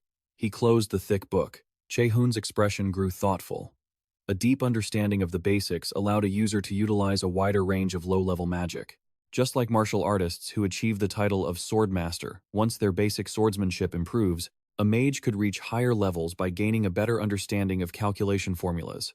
Suddenly sensing something, he looked up. Across from him, Du-jung had already slumped over her books, while only Ina was still intently reading the book in her hands. Seeing this, Che-hun couldn't help but tease. At least you managed to read the cover. You two are truly talented, she retorted, glancing over with a whine. I'm so sad.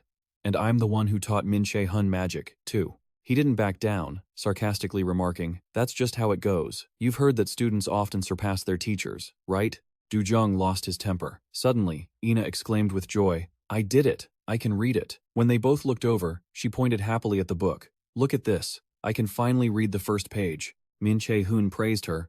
You did it because you worked so hard. Congratulations.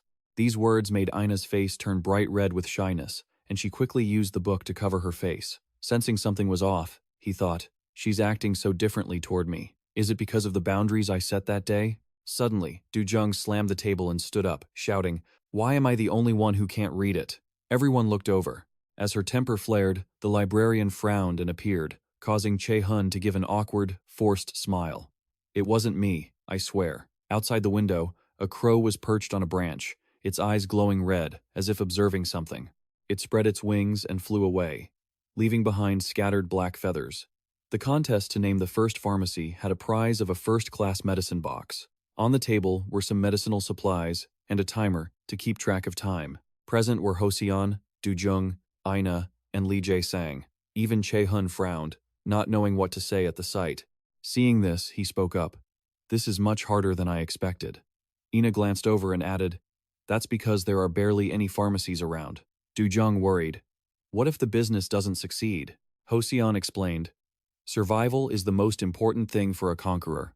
So, it's going to be a long time before this pharmacy business fails. He became serious, reminding them. You all tried it earlier, didn't you? Hearing that, the two of them instinctively looked over. Hosseon still believed that what they had there had the potential to change everything. A few days earlier, in Che-hun's familiar room, he put down his pen and muttered with great satisfaction. Done. The theoretical magic test is actually quite easy. Now I won't have to worry about exams for a while. He then twirled the pen in his hand. Let's see. Suddenly, Che-hun's face darkened, his sharp gaze fixed on an empty space. On the screen were countless notifications. A conqueror is always ready to do anything to become stronger. The current auction status, Black Shadow, remains at 170 million. Black Shadow Core at 315 million. To become stronger, even though effort is crucial, Demonic Sickles at 3.1 million. Demonic Swords at 1 million. But money is still the most important thing. He tilted his head. Of course, the essence of a conqueror doesn't depend on money, but since he is a regressor, there's no way he's missing this opportunity. The pen in Che-hun's hand twirled again. Business and investment. He remembered Lee Jae-sang asserting that it is the easiest way to make money for those who know the future. Back in that room with the strange atmosphere, Lee Jae-sang seemed a bit worried. Meanwhile, Min Che-hun was calculating, "You will be responsible for half of the global pharmaceutical business in the future. To get rich, I need her on my side." Just then, Hun appeared, looking aggressive. She kicked the door open, her face dark. Hun stared straight at him, grinding her teeth as she shouted, You at least need to keep your word. You surprised everyone. Even Che-hun was caught off guard.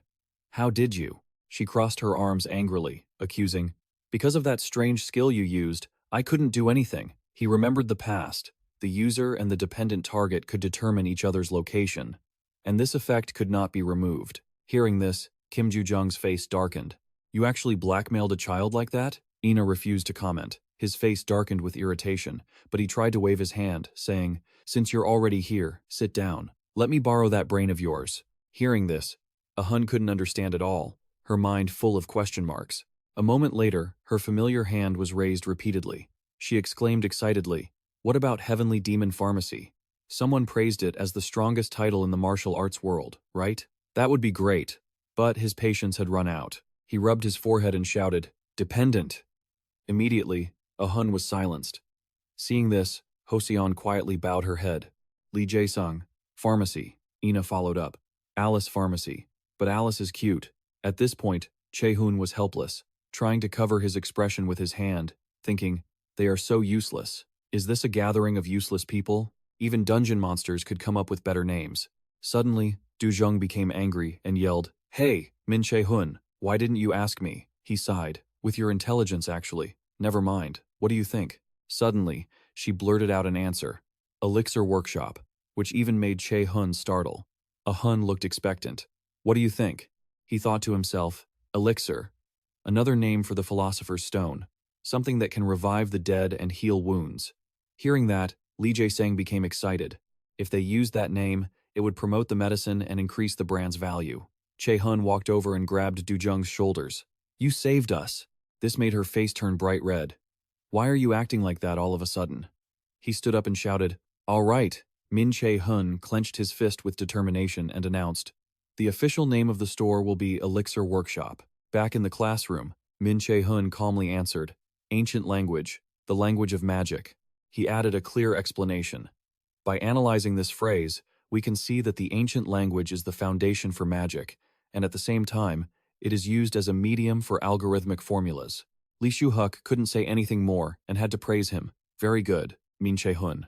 Finally, following the assessment, it was a perfect answer. Shu-huk gritted her teeth in frustration, and the atmosphere became noisy. She announced, We will end here today. Good job. Everyone stood up to leave when suddenly, someone called out from behind. The instructor watched as Che-hun proactively approached, handing over a document. I have a question about the document I just read. She lowered her eyes to look at the document, cold sweat breaking out as she realized it was a top-tier magic book. Looking at the teenager's face, you couldn't help but feel an irrational fear. Even instructors had difficulty grasping knowledge at that level. Min Che-hun, this student, what is he? The scene shifted to the library again. Min Che-hun closed the book. Damn it, I'm stuck. His eyes narrowed in frustration. I didn't gain anything from asking Lee Shu-huk either. He decided he should approach it from a more basic perspective. As Che-hun walked past, someone had been watching from the start. It was a white-haired librarian with sharp eyes. He carefully took notes. Student Min Che-hun. Top-tier magic book. A moment later, in a familiar room with beautiful plants, 2 cups of hot tea were placed on the table. Yoo Sung-eun closed her eyes. You came here sooner than I thought. Hearing this, Che-hun smiled awkwardly. I intended to come earlier, but I got caught up with exams and things like that. She slowly raised her teacup. No hesitation? Yu Sung-un got straight to the point. You want me to help you understand a top-tier magic book? He didn't hide it and nodded. Yes. Creation to bring about new magic, destruction to remove and erase magic, amplification to reinforce magic. Che-hun explained that all the algorithmic formulas and theories were at an advanced level, making it quite difficult for him to figure out on his own. His eyes flickered in thought. Up until now, I have always relied on the eyes of Odin, but I need a deeper understanding of magic. She took a sip of tea. The problem was that she then smiled and affirmed, I can't tell you either. This made Che-hun incredibly confused, and he blurted out, What? Why? Yu Sung-un calmly set down her teacup. As she spoke, she narrowed her eyes slightly, explaining that the concepts within a magical grimoire must be grasped on one's own. Otherwise, everything would be meaningless. Next, Yu Sung-un added that he at least needed to do it himself, in order to set foot into the realm of an A-rank Punisher. Min Che-hun lowered his eyes, lost in thought. An A-rank Punisher. Seeing this, she squinted and chuckled. But since a student has come to me for help. Next, a powerful blue source of mana appeared in Yu Sung-un's palm. A long ribbon appeared in her hand. So, at least, I will tell you one rule. Che-hun looked over, surprised, and asked, A rule? Yu Sung-un nodded. Yes, a rule that will help you with amplification. What do you think? Do you want to hear it? His golden eyes flickered as if weighing something, but he finally accepted. Yes. With that, Che-hun made up his mind, determined to do anything to become stronger. Now, in the combat simulation room, Che-hun was gasping for breath, sweat soaking his body. In front of him stood two monsters summoned by the system, and around his wrist was the yellow ribbon from Yu Sung-un. Even though he was exhausted, his eyes remained sharp as ever. Just then, the system pinged, activating the magic missile active skill. From another dimension, from a different space, countless arrows flew out, targeting the monsters. However, this skeleton monster was quite intelligent. It swung its sword, releasing a blade of energy that deflected the arrows. Seeing this, Che-hun was caught off guard and gritted his teeth. His face tightened as he contemplated his next move. Earlier, Yu Sung-un had told him to use only one skill repeatedly. While wearing the item, the system popped up an explanation. The equipment item, anesthetic, is a counterfeit. A ribbon that once sealed Hugin. A replica, modeled after the original. All stats decrease by 50% when tied around the user. If the ribbon is damaged or torn, stats return to normal. Che-hun didn't forget to ask. Only one skill? She raised a finger and replied, Yes, and analyzed the formulas of that skill repeatedly. He speculated, Does this kind of training have something to do with amplifying power? This time, Yu Sung-un didn't answer, saying, You'll have to figure that out for yourself. Let's see, the more difficult a skill is, the harder it is to amplify. Hearing this, Che-hun didn't ask further. Finally, she advised, Try it with magic missile. Back in the room, the ribbon on his wrist was still glowing with a powerful surge of energy. Che-hun was drenched in sweat, his teeth clenched, thinking to himself that his entire body felt heavy and slow. The system rang with another notification. User stats are temporarily reduced by 50%. He made a hand gesture. This is even worse than I imagined. Space portals appeared behind him, overflowing with mana. The next day, in class, the seats were empty. Noticing something, Dujung looked annoyed. Are you really okay? He just rubbed his neck and replied, I'm fine. I think so. She crossed her arms, agitated. I could smell those mana-dampening stones on you from 100 meters away. Do you know you've been in the simulation room for a whole week? Even Ina couldn't help but chime in. Overworking yourself isn't good. But Che-hun, exhausted, put on his backpack to leave. Thanks for worrying about me. His eyes were dark with fatigue. But you know, there's a test in 2 days, right? Che-hun looked at Dujung to remind her. You said you hadn't finished deciphering yet. That made her jump. Ina wasn't safe from her fate either.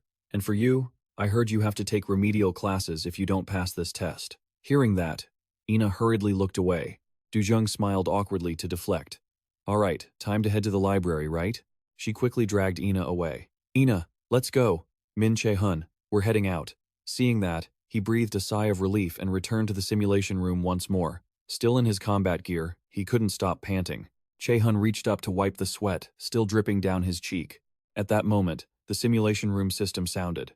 You have perfectly cleared level 41. His system notifications rang one after another. Your understanding of the formula has increased significantly. You have gained the passive skill. Formula Mastery. The effectiveness of the magic missile skill has increased significantly. Skill leveled up. You have learned Magic Missile Level 2, Che-hun smirked with satisfaction. Now I get it. What does amplification mean in the context of star magic? Amplification is the enhancement of a skill. In other words, leveling up an achievement, which depends on one's proficiency with a certain skill and their level of understanding of that magic formula. He looked down at the string on his wrist once more. The system explained. The active skill, Magic Missile Level 2, allows the user to fire bolts of dense mana to attack targets. A very basic attack spell. He clenched his fist, thinking to himself, is this the peak level of a B-rank hunter, or the entry level of an A-rank hunter? Che-hun's lips pressed together, his messy hair shading his expression. He couldn't stop thinking about what Yu Sung-un said. He had to figure out the concepts in the 4-star grimoire on his own. There was no other way. His gaze drifted involuntarily toward the glowing string. He thought, at first, I approached everyone with the intention of using them, but now, it really feels like she is a teacher and I am a student. At the same time, in the familiar principal's office, Cha-in was sitting when a knock sounded at the door. Principal Gu Cha-in, the guide Kim Sok-dae is here. Hearing this, he nodded and commanded, come in. Sok-dae entered with a cold expression. Cha-in observed him in silence. At that moment, the principal lowered his head, grinding his teeth. Damn it.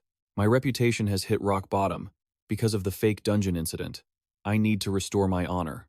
But Sok-dae bowed and reported, preparations for the guild experience event are complete. Sok-dae seemed slightly surprised, then exclaimed, not forgetting to ask, sooner than I expected, is there anything wrong with it? He bowed again to answer, yes, I guarantee it.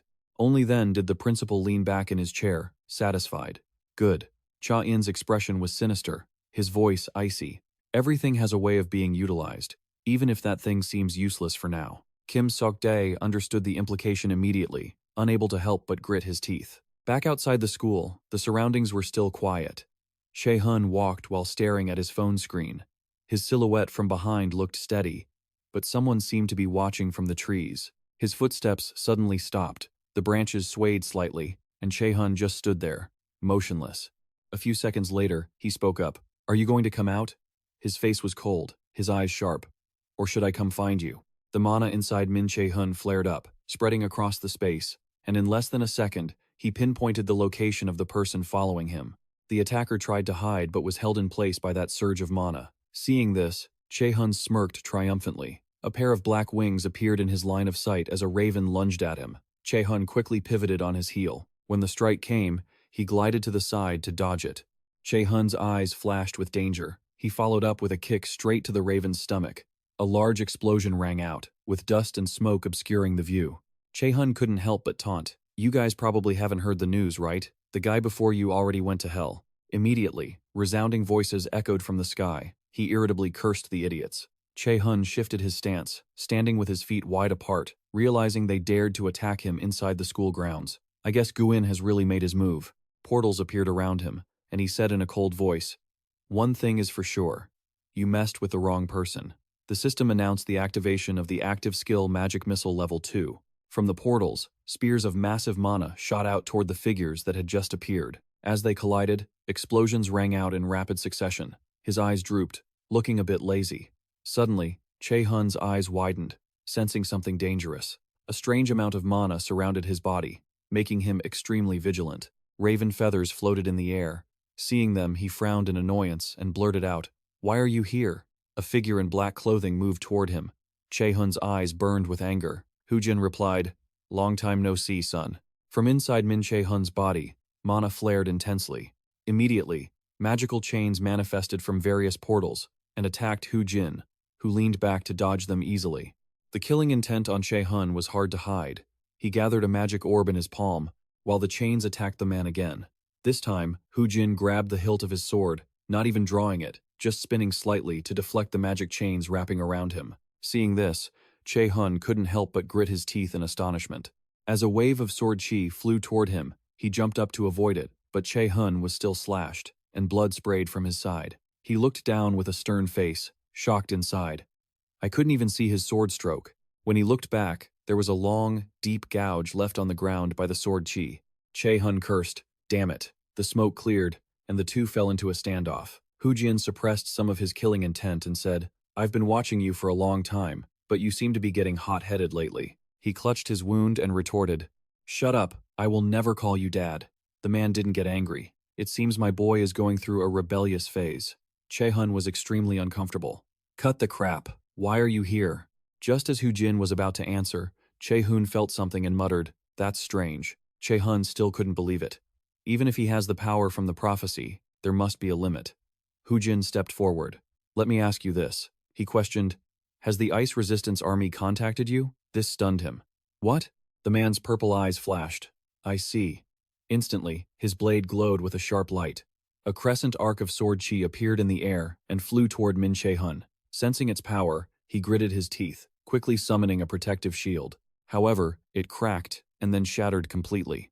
His arms were singed, covered in scratches. Just a graze, and it's this incredibly powerful. Is this the strength of an A-rank hunter? Am I not the only one hiding my strength? On the other side, Hu-jin couldn't help but praise, "You've become much stronger." He was confused, but on the surface, he smiled and asked, "How does he know about the resistance? What is he hiding? Does he intend to kill me?" This time, the man replied, "No." But inside, Hu-jin thought that this enemy was becoming stronger at a terrifying rate. At this rate, he could become a major obstacle before long. An obstacle to my plan and to the resistance. He then made a decision. "I will use divine power to weaken this enemy's growth." Hu-jin's killing intent flared as he announced, "I will only take your legs." Once again, he swung his sword, sending another wave of chi. Che-hun's eyes flashed, seeing the flash of light in his retinas. The two forces collided. A huge explosion occurred, and the impact rippled everywhere. Hu-jin looked up, surprised. When he turned back, he saw Hella sitting on a tree branch. He questioned, confused, "Has the connection between Asia and the resistance been broken, or are you looking to challenge the great Odin?" But she started playing dumb. "I don't know what you're talking about." Witnessing this, Min Che-hun was shocked. "What is this? A talking cat?" Hu-jin yelled irritably, "Get lost." Hella didn't listen. She jumped down, her body transforming, revealing fair legs. Then, white hair flowed in the wind as she fully completed her human form. Hella looked down from above and announced, "I have business to discuss with this kid." He was shocked again. The amount of mana she emitted was already stronger than Min Song-o's. What on earth was going on? She stood in front of Che-hun, making Hu-jin furious. "Are you trying to make things even worse?" Hearing this, Hella wasn't afraid and smiled, biting her lip. She used her fingernails to scratch her own skin, and fresh blood dripped down to the ground continuously. Soon, it began to boil. Then, the arms of creatures from hell appeared, quickly surrounding Hu-jin. He didn't seem surprised, silently drawing his sword to defend himself. Hella warned, "I believe you know that this is the only choice we have." As she finished, a giant arm swung from below, but he quickly blocked it with his sword. Elsewhere, Hugin was still spinning continuously to break free, unleashing a massive tornado. Affected by the impact, Che-hun hurriedly covered his face. At this time, the man mocked, having to rely on a mortal to end the war between gods. The crow was weakening, but Hela didn't show anger, instead asking back, "Is he a mortal who tried to kill Odin, or are you the exception?" Finally, Hugin accepted and sheathed his sword. "I will leave now," Hugin warned, "but if you interfere in my business one more time, I guarantee you will be punished according to the Aesir Treaty." She slowly retracted those creatures. "As you wish, but if you intend to challenge me." At that moment, a clawed hand reached out, but Hugin didn't react. Then, the claws grazed him, causing a small scratch on his neck to bleed. Hela reminded him, "Remember, I can take your head whenever I want." She also emphasized, "The treaty only applies to the Aesir and the resistance forces." Suddenly, Hela's voice turned cold. "There is no law that prevents me from destroying Odin's crow." Hugin's eyes remained calm. Ultimately, he didn't react, and turned to leave. The black smoke slowly dissipated along with its master. Seeing this, Hela smiled in satisfaction. Suddenly, Min Che-hun behind her collapsed to the ground. He clutched his stomach and coughed up a mouthful of black blood. Hearing him, she turned around and spoke, "Hello, Min Che-hun." Hela didn't forget to introduce herself. "Nice to meet you. I am Hela's confidant." When Min Che-hun raised his eyes to look at her, she looked back, revealing, "Your observer." Images of Hela flashed through his mind. She reminded him, "And also the one who guided you through the 5 trials." At this point, Hela pulled her dress and bowed slightly in a formal gesture. The familiar room with the computer appeared in his sight. Che-hun was sitting on the bed, using mana to heal the wound on his hip. The pain seemed to make him wince. Right then, Hela, who was also there, voluntarily offered, "If you have any questions, just ask." She was even sitting on the mana orb, playing around. "I will answer if I can." At this, Che-hun asked immediately, "Min Sung, oh, who is he really?" Hela stepped down to counter. Min Sung, "Oh? He isn't your real father," she said. "His real name was Hugin. He is one of Odin's crows." She even revealed that Hugin is a mystical creature capable of controlling and guiding human minds. He borrowed the mind control power from another crow, Moonin, to do this. He had always been hovering around Yu Sung-un, pretending to be his father. Hela said it was to monitor the great enemy from the prophecy. Naturally, he didn't expect this. "He's not my real father?" Hearing that, she figured, "Perhaps it would be easier if I showed you." Then Hela reached out and snapped her fingers. Che-hun's eyes widened. The system announced, "Replaying memory for player support." Suddenly, a scolding voice rang out. "Useless." He snapped awake, looking at the room's layout. Che-hun was suspicious. "Is this my house from when I was little?" As if realizing something, he jumped in shock. His father was constantly yelling, "I don't know why I even gave birth to a thing like you." While he lay on the floor, bruised all over, he questioned, "Do you think anything will change if you can just unlock mana?" Min Che-hun remembered, "That's right. Father never liked the fact that I awakened. From the day I unlocked mana, I was always beaten and belittled." At this, his mother intervened to shield him. "Stop it." But she didn't get him to stop, only shedding tears as she asked, "Why are you hitting the boy?" The arguments echoed in his mind. Just then, a bright door appeared as if beckoning him. An incense bowl appeared in his sight, along with words of comfort. "It's okay, Che-hun." His mother was hugging Che-hun to her chest, patting his back to comfort him. She kept soothing him, her tears flowing endlessly. "Everything is okay now." He seemed to realize something, his lips parting without a sound. Che-hun's eyes looked up, as if he had noticed something. In the distance was the funeral of his biological father. In the portrait, he was even smiling gently. Che-hun's fists had clenched tightly at some point. "I can't breathe." It wasn't because the smoke was too thick.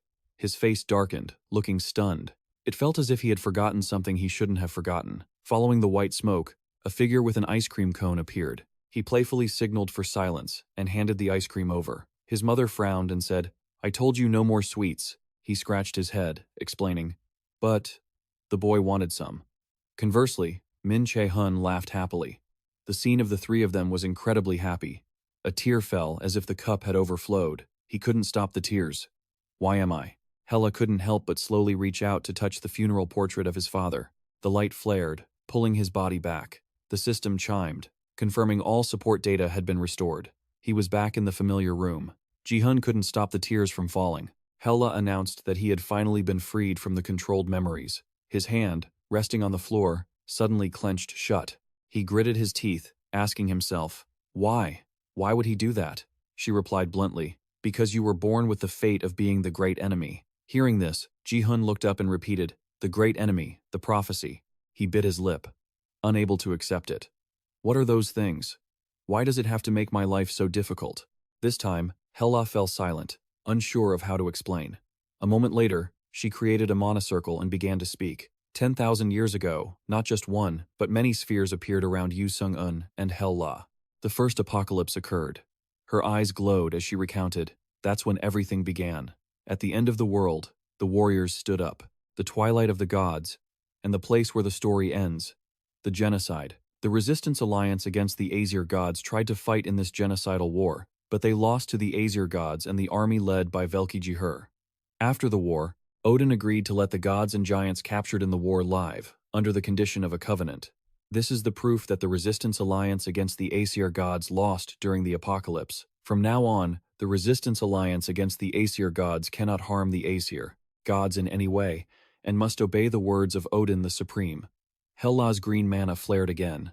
That covenant solidified Odin's power. A shadow appeared in his sights. Living beings across all worlds suffered under their rule, crying out in utter despair. Hearing this, Ji-hun hung his head, his expression cold. Hela continued, "But then, the three sisters of Norn issued a prophecy. 10,000 years later, when the second genocide occurs, the weakest creature will bring down Odin and Asgard, opening up a new world." She looked straight at Ji-hun and revealed, "And the great enemy in the prophecy is Min Ji-hun." When he looked up, Hela reaffirmed, "You are our hope, the one who came here." Che-hun seemed to understand. The emotions in his beautiful eyes gradually stabilized. Then, he clenched his fist and spoke up. So this time, Che-hun asserted, using me to destroy Odin is your plan, isn't it? Hela did not hide it and confirmed, that's right. Suddenly, he grew anxious. Then what is Odin's plan? What does he gain from doing all of this? She replied immediately, the peak of the 9 realms. Suddenly, everything around Yu Sung-un became unstable. Min Ji-hoon panicked, and the air around Hela trembled as she said that Odin wanted to hold the 9 realms in his grasp. She even sounded certain. Right now, this time, he became even more irritated. Hela's eyes flashed as she added, including Midgard, where humans live. The entire Earth is currently under his control. At the same time, high up in a place beautiful and full of sunlight, Odin looked out, muttering, how annoying having to watch these inferior creatures just because of a prophecy. Someone walked over to object. What is a single human compared to us? That person suggested that if the seed is destroyed, there can be no great tree. Hearing this, he turned his head and replied, the resistance against the Aesir is very determined. We cannot show weakness before such an important event. Then, Odin announced, Heimdall, I will grant you temporary authority. I think you understand what that means, right? Heimdall let out a satisfied smile and confidently affirmed, of course, I've been waiting a long time to leave Asgard. At that moment, a gym appeared in view. A heavy dumbbell was slammed back into its place. Min Ji-hoon sat on a bench, panting heavily. His golden eyes drooped, sweat running down his face as he couldn't stop thinking about the conversation from the day before. The peak of the 9 realms? Hela nodded in confirmation. That's right. That is Odin's ultimate goal. At the same time, she revealed that the other worlds Odin had already conquered were Vanaheim, Jotunheim, Svartalfheim, and Muspelheim. Even so, Ji-hoon was deeply confused. And he wants to conquer the rest through the second apocalypse? Hela closed her eyes briefly. Yes, then why hasn't he killed me yet? Suddenly, Hela stood up abruptly. That's because of the power of the prophecy. She insisted that it was something even the gods couldn't resist. These words truly shocked Ji-hoon. Hela explained that even gods cannot resist it? Hela nodded. Exactly. You are protected by that very power. Regardless, no power is eternal. Her hanging hand suddenly reached up. Once the second apocalypse draws near, all limits will be obliterated. Then, Hela gripped his chest. The power protecting you will fade right along with it. A surge of energy is flowing into Min Ji-hyun. Those Norse gods will surely destroy you. Hela saw through him in an instant. No, wait, I think it's more accurate to say you've already been destroyed once, haven't you? He just offered a faint smile. He thought to himself, now I get it. My existence before the regression was all part of Odin's plan. Even so, Che-hun couldn't help but grit his teeth in pure rage. They had been playing with him from the very beginning. They slaughtered his family, manipulated his memories, and turned his life into a living hell. Hela's hand slowly pulled back, as if she could feel the turmoil deep inside him. She spoke. Are you craving revenge? This finally caught his attention, and he looked up at her. Do you want to take your revenge? Hela's eyes didn't waver. And protect what's important to you? The system appeared with a massive surge of mana. She introduced herself as the guide for the 5 great trials. Then, Hela waved her hand in front of Min Jae-hyun. Come forth, the great enemy from the prophecy. Bursts of energy flared up. She said, I will give you a chance. The merchant system appeared, to gain enough strength to become the one who can destroy Odin. The main quest, God Slayer, was born, casting him as the fated great enemy to stand against Odin and Aelin. He received the power to resist the pressure from the Norse throne, which would allow him to stop Odin from fulfilling his ambition. The Trial of Hela. Trial level. S01. Difficulty. Unknown. Reward. Blessing that grants resistance against the power of the god Odin. A flash of energy flickered in his eyes. Hela warned him to grow stronger. Her last words felt like a final reminder before the end drew near. Back in the real world, the place felt a bit empty. Sunlight streamed through the window. Ho-seon was stretching to train, sweat trickling down the side of his face. He scratched his head and walked toward a chair. These special training exercises are killing me. Maybe I should ask Senior Lee Jae-sang for some recovery potions. Ho-seon sat down and opened his large bag. He gripped a water bottle tightly. Thanks to these special exercises, I managed to obtain an S-rank skill, but my body is still struggling to handle it. Ho-seon seemed lost in deep thought. An image of Chun flashed through his mind. Ho-seon knew full well that Jae-hyun's level was already higher than his own. He still had a long way to go to defeat him at the Millet Academy Festival. Even so, he let out a sigh and smiled. Hoseon regained his spirit, stood up, clenched his fists, and shouted, "All right, then I'll just have to train even harder." Just then, a sound drew his attention. The intercom blared, "Principal Gu Cha-in would like to see student An Hoseon. Please come to the principal's office." He looked up, confused. The principal? Arriving at the familiar office, someone's voice could be heard. "Don't worry too much." Gu Cha-in was on the phone, looking quite pleased. "Once we weed out the low-ranked students, the support will naturally flow to the high-ranked ones." The sinister look on his face hadn't faded. "I'm sure you'll handle the rest in your capacity as a National Assembly member." On the other end of the line, the man was tearing his hair out. "Everything is spiraling out of control in the simulation dungeon. There's nothing I can do. The National Extermination Bureau headquarters will be moving soon." Hearing this, Gu Cha-in realized something the man just didn't get it. "Is it time to get rid of him already?" He spoke up to remind him. "They're just the state's hunting dogs after all." "Not only that," he announced, "I've already finished the preparations," causing the person on the other end to jump in shock. "Preparations?" Gu Cha-in smiled faintly and replied. "It's very simple." Gu Cha-in said that for the guild trial they would be holding in the next few days, along with the assertion, "I will open a gate myself." The man was satisfied. "I'll handle everything without needing to lift a finger." Then he added, "You catch on quickly. So, what do you think about that idea?" The man on the other side nodded.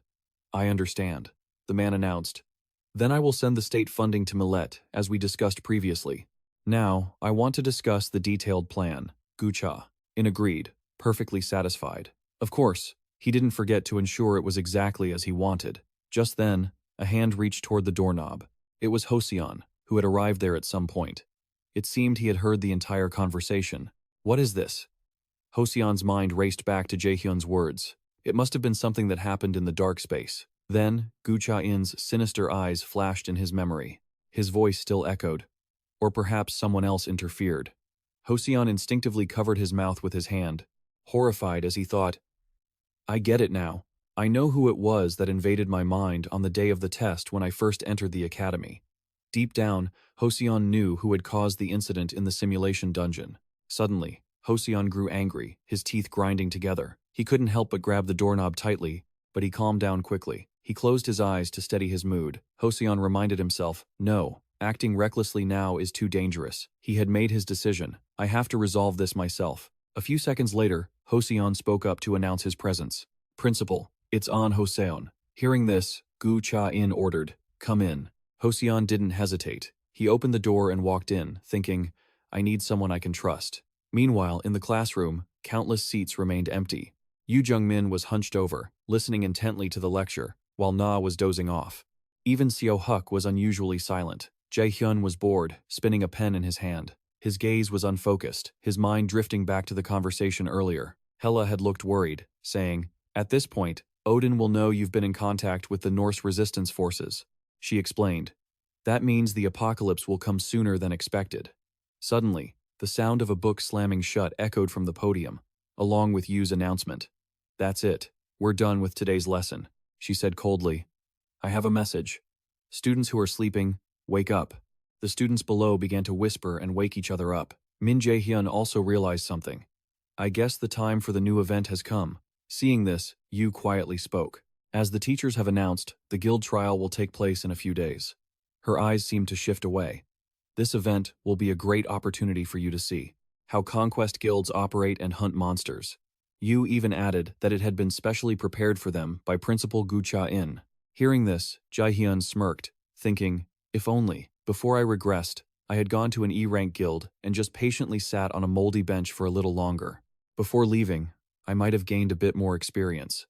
Jae-hyun fell into deep thought. "Now, I can go anywhere thanks to my achievements." A certain skyscraper flashed in his mind. "I guess the Poseidon Guild is the best choice." Jae-hyun was a bit greedy. "I want to see the guild I ranked first in Korea before I regressed." Back in reality, Yu So-hook continued, "There are a small number of students on the priority list. That priority list means accepting guidance and having the opportunity to join their guild later. At that time, the guilds would have a system of giving priority to students who are future members." But Jae-hyun smiled bitterly, feeling a bit anxious deep down. "That can't be, right?" But as expected, the familiar names were called out by Yu So-hook. Students Min Jae-hyun, Sao Ina, Kim Yu-jung, and 3 others were selected by the Red Lotus Guild. As for the rest, she announced that student Yu So-hook had been selected by the Poseidon Guild. Naturally, So-hook was not pleased and gritted his teeth. Yu-jung stood up in surprise and shouted, "What? The Red Lotus Guild?" In contrast, Che-hun was quite calm, remembering Yu Sung-un's words back then. Realizing the potential of a student is very important for a guild. That's why she asked who had the most skills.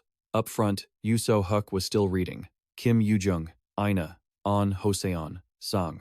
The four of them didn't care about the gossip below. She just announced, "Please make your own choices before midnight tonight and send the application to me." That is all. After Yu So-hook left, the whispering never stopped. Kim Yu-jung was so excited she was practically crying, hugging So-ina. "I'm going to meet Guildmaster Yu Sung-un. I never dared to dream of this." Seeing that, he could only sigh helplessly. As he pulled his chair back to stand up, Jae-hyun guessed that An Hoseon must have been called as well. Suddenly, Ina froze. Yu-jung stood still for a moment, and Jae-hyun stopped too. The three of them immediately took out their phones. Yu-jung couldn't help but wonder, what is this? A message for the three of us at the same time? After checking, she hesitated. This was a message on the lit-up screen from Hoseon. "Hoseon needs to see you all urgently.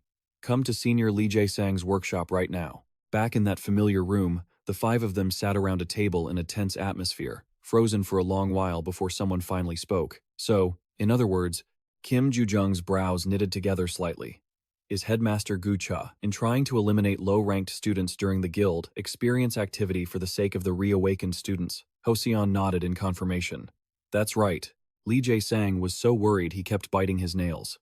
His corrupt actions have been covered up year after year. But there's this too, Se-ina remarked. This is truly excessive. Joking with other people's lives like that. Che-hun just fell silent in deep thought this time, not saying a word, but his face darkened as he pondered the guild experience. This event is even more terrifying than expected. In his past life, Min only heard that some students had passed away due to an accident. Then, Hoseon announced that we are the only ones who know about this, which means he looked extremely serious. We are also the only ones who can stop this. Che-hun remained with his arms crossed, saying nothing.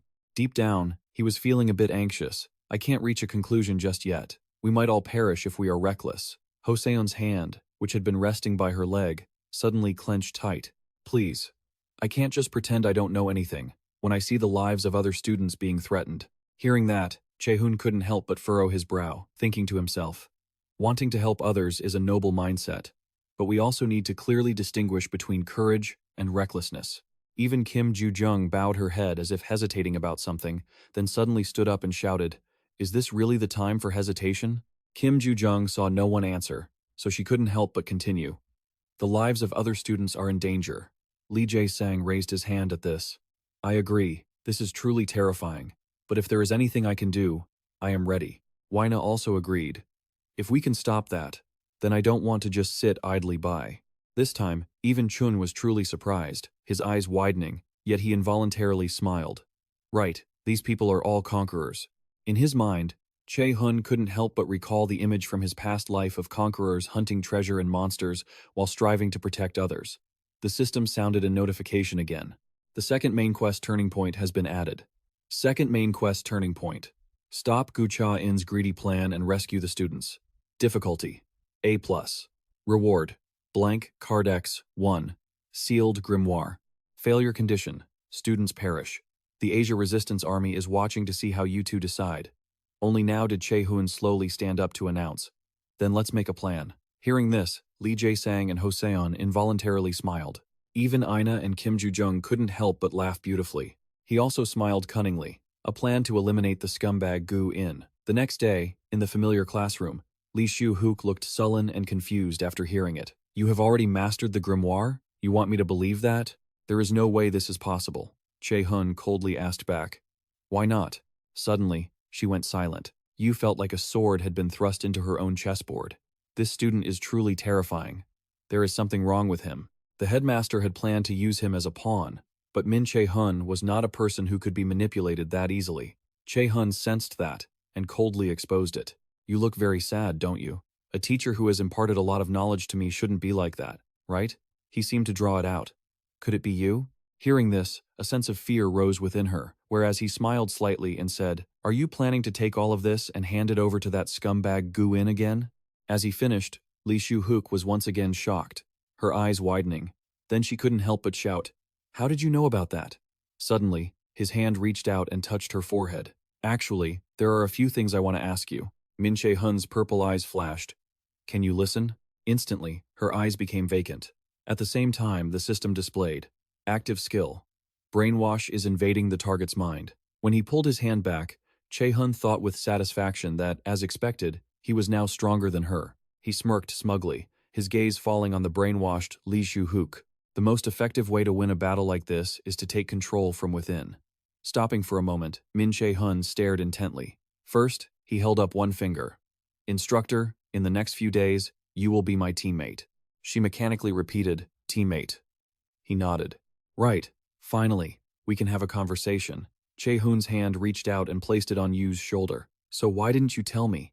His eyes lit up, but his face remained a bit cold. "About what kind of dirty things Gu Cha-in is planning during this guild experience." 3 days later, during the guild experience, Kim Ju-jung's eyes glistened. She blushed and stammered. Suddenly she shouted, "I am getting to tour the headquarters of the Yokwaa Guild."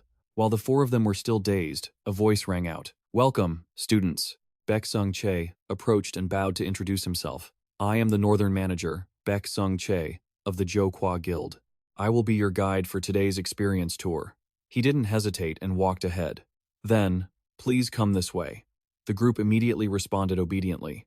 Yes. They walked through a long corridor, and as they went, Baek Sung-chen introduced a few things. Not stopping there, they continued. Only then did he open the door to a room. Baek Sung-chae's toes turned inward. He reached out his hand and uttered, "Finally, this is the place." At this moment, Yu Sung-eun slowly approached. "Very nice to meet you all." She stood at the door like an angel. "I am the guild leader of Yokwaa, Yu Sung-eun." On the long table, cakes were beautifully displayed. Yu Sung-eun placed a hand on her chest and said, "Sit down." As they sat, Kim Ju-jung kept bowing her head and smiling. Finally, she took out a piece of paper and shouted, "I finally get to see you this close. I'm a huge fan. Please, may I have an autograph?" Making her blush in embarrassment. Without hesitation, Yu Sung-eun accepted it. "Thank you. My motivation comes from people like you." Even Che-hun felt helpless, thinking to himself, "Right, she is a huge fan of Yu Sung-eun." Then she looked at him. "You really have made a lot of friends, haven't you?" Che-hun waved his hand. "It's nothing." Seeing that, Ho-jon asked curiously, Che-hun, "Do you two know each other?" Before he could answer, Yu Sung-eun replied, "Of course, he is my disciple." Suddenly, Kim Ju-jung froze, a giant question mark appearing. She stood up abruptly and shouted, "Disciple?" Then she said in a soft voice, "I have also heard Che-hun tell me a lot about everyone." At the same time, Yu Sung-eun confirmed, "And the reason I called you all here is also because of him." She also got straight to the point. Honestly, the Yokwaa Guild and a few other guilds are already aware of Gu-in's wrongdoings. Yu Sung-eun also announced, "It's just that we haven't been able to do anything because of the power he holds." Che-hun continued. "Besides, his trump card isn't really clear yet. It seems he even has the ability to open dungeons." This time, she shook her head. "Most of his skills are kept secret. I don't know much about them, so regarding this, we need a meticulous plan." Salai waved her hand forward. "This is a display of the mana fields around the guilds participating in this guild experience event." A system screen gradually formed. It was like a radar continuously searching for something, showing 2 red circles on it. He spoke up. "These seem to have more mana concentrated than other areas." Then Baek Sung-chae also announced that if a dungeon appears, it is highly likely to be in one of these locations. Yu Sung-eun added, "All right, I will send a few people from the Yokwaa Guild to surround these areas. If something happens, we will evacuate everyone and clear the surrounding area." Che-hun thought to himself, "It's a good plan, but if it's Gu Cha-in, he will surely prepare a meticulous plan as well." He speculated that he would definitely be even more aggressive if he discovered that the Yokwaa Guild was also involved in this. Seeming to understand his meaning, she asked, "Do you have a plan?" Pausing for a few seconds, Che-hun replied, "Yes." He announced with extreme seriousness, "Those students, we will rescue them ourselves." After exiting the elevator, a long corridor opened up, and the sound of heavy footsteps echoed in the quiet space. A group of people was being led by someone walking ahead. Song Tran, not knowing what to think, smiled slightly, then laughed contemptuously, thinking to himself, "Trash. All of them used to look down on me, saying I had no talent, but now things are different." Songtran's gaze shifted straight ahead. The reason the headmaster personally chose him for this was because he finally saw his potential to become a conqueror. Right at this moment, someone tapped his shoulder and called, "Songchan, wait." He wondered and turned back. "Huh? What's the matter?" She glanced at Yu Sung-un and spoke up. "Doesn't this place seem a little strange?" Songtran didn't understand the meaning and asked back, "What do you mean?" The purple-haired girl continued, "Well, you know." She explained that the Conquest Guild should have had plenty of equipment, but doesn't this place look like it's been abandoned for a while? While Min Che-hun stood there stunned, the girl with purple hair remarked again that it was just like a bunch of abandoned buildings. His gaze began to drift toward the stacks of dust-covered cardboard boxes. Songchan's eyes finally showed a hint of wariness. The walls were already crawling with spiderwebs. It wasn't just them, everyone else was starting to panic too. Just then, the mushroom-haired guy announced, "We've arrived." For some reason, China Na flinched in surprise. Right before them stood a familiar face. Someone shouted, "Instructor Kim Suk-jae." He slowly turned around, his face dark and wearing an unreadable, calculating expression. He hadn't expected the skill's effect to wear off so quickly. Suddenly, Kim Suk-jae clicked his tongue. He had no other choice. Although it was a bit early, a purple magic circle suddenly appeared beneath their feet. "Is this where we say our goodbyes, students?" Dark energy rose from below, sending them into a panic. Song Chan shouted urgently, "We have to run!" Suk-jae stood in the corner, raising his fist.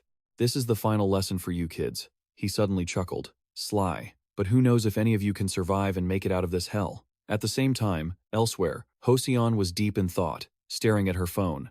She looked up ahead, as if to confirm something. According to the map, it should be here. Just then, a notification popped up on the phone. "You have arrived at your destination." Dujung was incredibly confused. "Where is this? It looks more like an abandoned building than a guild." The three of them huddled over the phone again. Hoseon believed they were in the right place. She added, "Check it again." Meanwhile, Che-hun was trailing behind. His gaze shifted toward a certain direction, and he followed it. In the distance was a forest with massive trees, and behind one of them stood Baek-sung Che. He leaned over and replied, "Of course, don't worry." Suddenly, Baek-sung Che asked, "By the way, Min Che-hun, how did you learn telepathy?" Hearing this, Min Che-hun laughed and replied, "I read some magic literature. It seems it was in the predictions."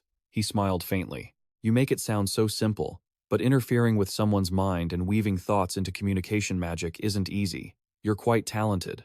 The other three were still discussing something. Hoseon scratched her neck, smiling shyly. "Che-hun came here quite confidently. I trust that he'll step up if things go south." Yu Sung-un also nodded in response. Meanwhile, back at the room in Yu Sung-un's guild, she was constantly muttering, "Che-hun. Borrowing my personal manager, what a shameless kid." Hearing this, Hannah closed her eyes and said, "I hope he's useful to them. He gets distracted sometimes." Sung-un couldn't help but laugh. "He's your brother. Be nice to him. You two are always fighting." Just then, a tremor shook the ground. She stared blankly at her teacup. Suddenly, a streak of black appeared inside it. Sung-un was deeply puzzled. Where is this dark energy coming from? Immediately, she turned around, searching, convinced it was nearby.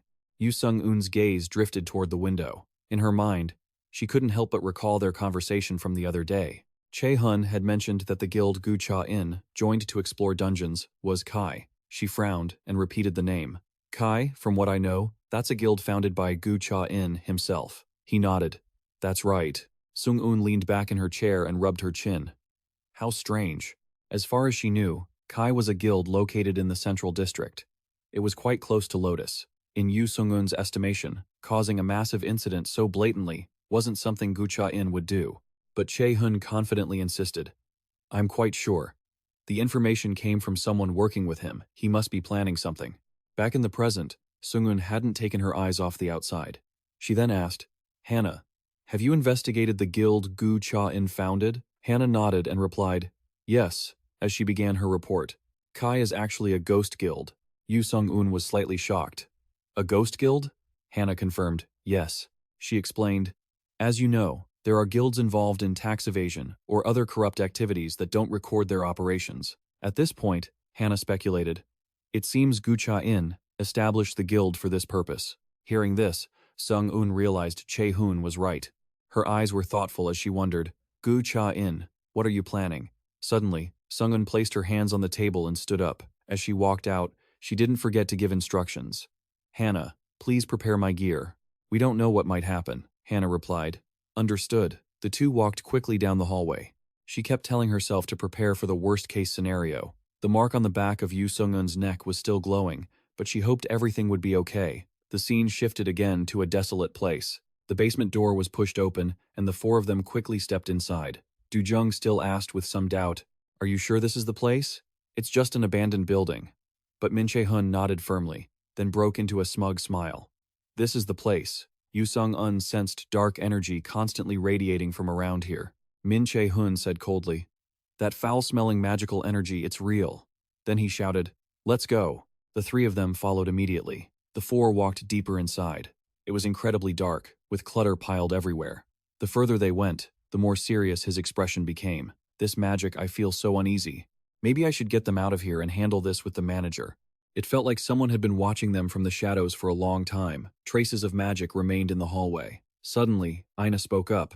"I can sense magical residue." Min Che-hun crouched down to examine it and nodded in agreement. It seems some high-level arrays were activated in this area. He quickly realized something. There were still traces of a magic circle. Suddenly, Min Che-hun's eyes widened as black energy flared up violently. The four of them grew wary and backed away. Immediately, he turned and shouted, "Everyone, get out of here now." But it was too late. A magic circle appeared under their feet. Hoseon frowned and announced, "I can't move." Right then, a voice echoed. Du-jung and Che-hun looked around, searching. The voice still resonated. "Welcome to the kingdom of the dark elves, Vatahem." Hoseon and Aina were deeply worried. At the same time, the system sounded, "Teleporting players to Vatahem. The dungeon is too dangerous for the player's level. Leave the dungeon immediately." At that moment, in the dark dungeon, the Dark Elf King was already sitting on a high throne. He grinned slyly. New prey. Suddenly, the Dark Elf King ordered, "Rise." Instantly, blue eyes ignited within the darkness. Seeing this, he was incredibly satisfied and smiled smugly. Time to start the feast. Vatahem, the world of the dark spirits, also known as Vatahem, was where the Dark Ones resided. The four were quickly teleported there. Che-hun was furious, gritting his teeth and cursing. "Damn it!" Du-jung looked around, bewildered. "Is this Vatahem?" He thought silently to himself. Legend has it that the dark elves in Norse mythology possess power that could challenge the gods themselves. Of course, their power had been diminished since this place turned into a dungeon. Che-hun gritted his teeth again in extreme rage and hissed, "Gu Cha-in." So this is his plan to eliminate the students here. Hoseon looked around, deeply confused. Can the academy principal, Gu Cha-in, use such high-level teleportation magic? I wonder what his true colors are. Hearing this, he suddenly realized something. An Hoseon is right. Gu Cha-in is just a human. How could a mortal obstruct the system's teleportation? Min Che-hun rubbed his chin and pondered. He must have some force backing him. He speculated. This situation doesn't look very optimistic, does it? Suddenly, footsteps sounded, accompanied by a voice. The person who appeared was none other than Yu Sung-eun Che. The other three looked stunned. Du-jung ran over and shouted, "Lord Yu Sung-eun Che." Hoseon asked worriedly, "Why are you here?" He pointed to Che-hun. "Min Che-hun asked me to come, just in case something bad happened. We couldn't let a representative deal with a situation that might require a witness, so I came in their place." Hearing this, she sighed in relief. "I'm so glad. I thought we were all going to die here." But Yu Sung-eun Che immediately contradicted her, making her even more confused. "Not necessarily. The situation really isn't any better, just because I'm here." "Why?" He nodded and explained further. "This is the world of the dark spirits. Even an A-rank subjugator would struggle to survive here."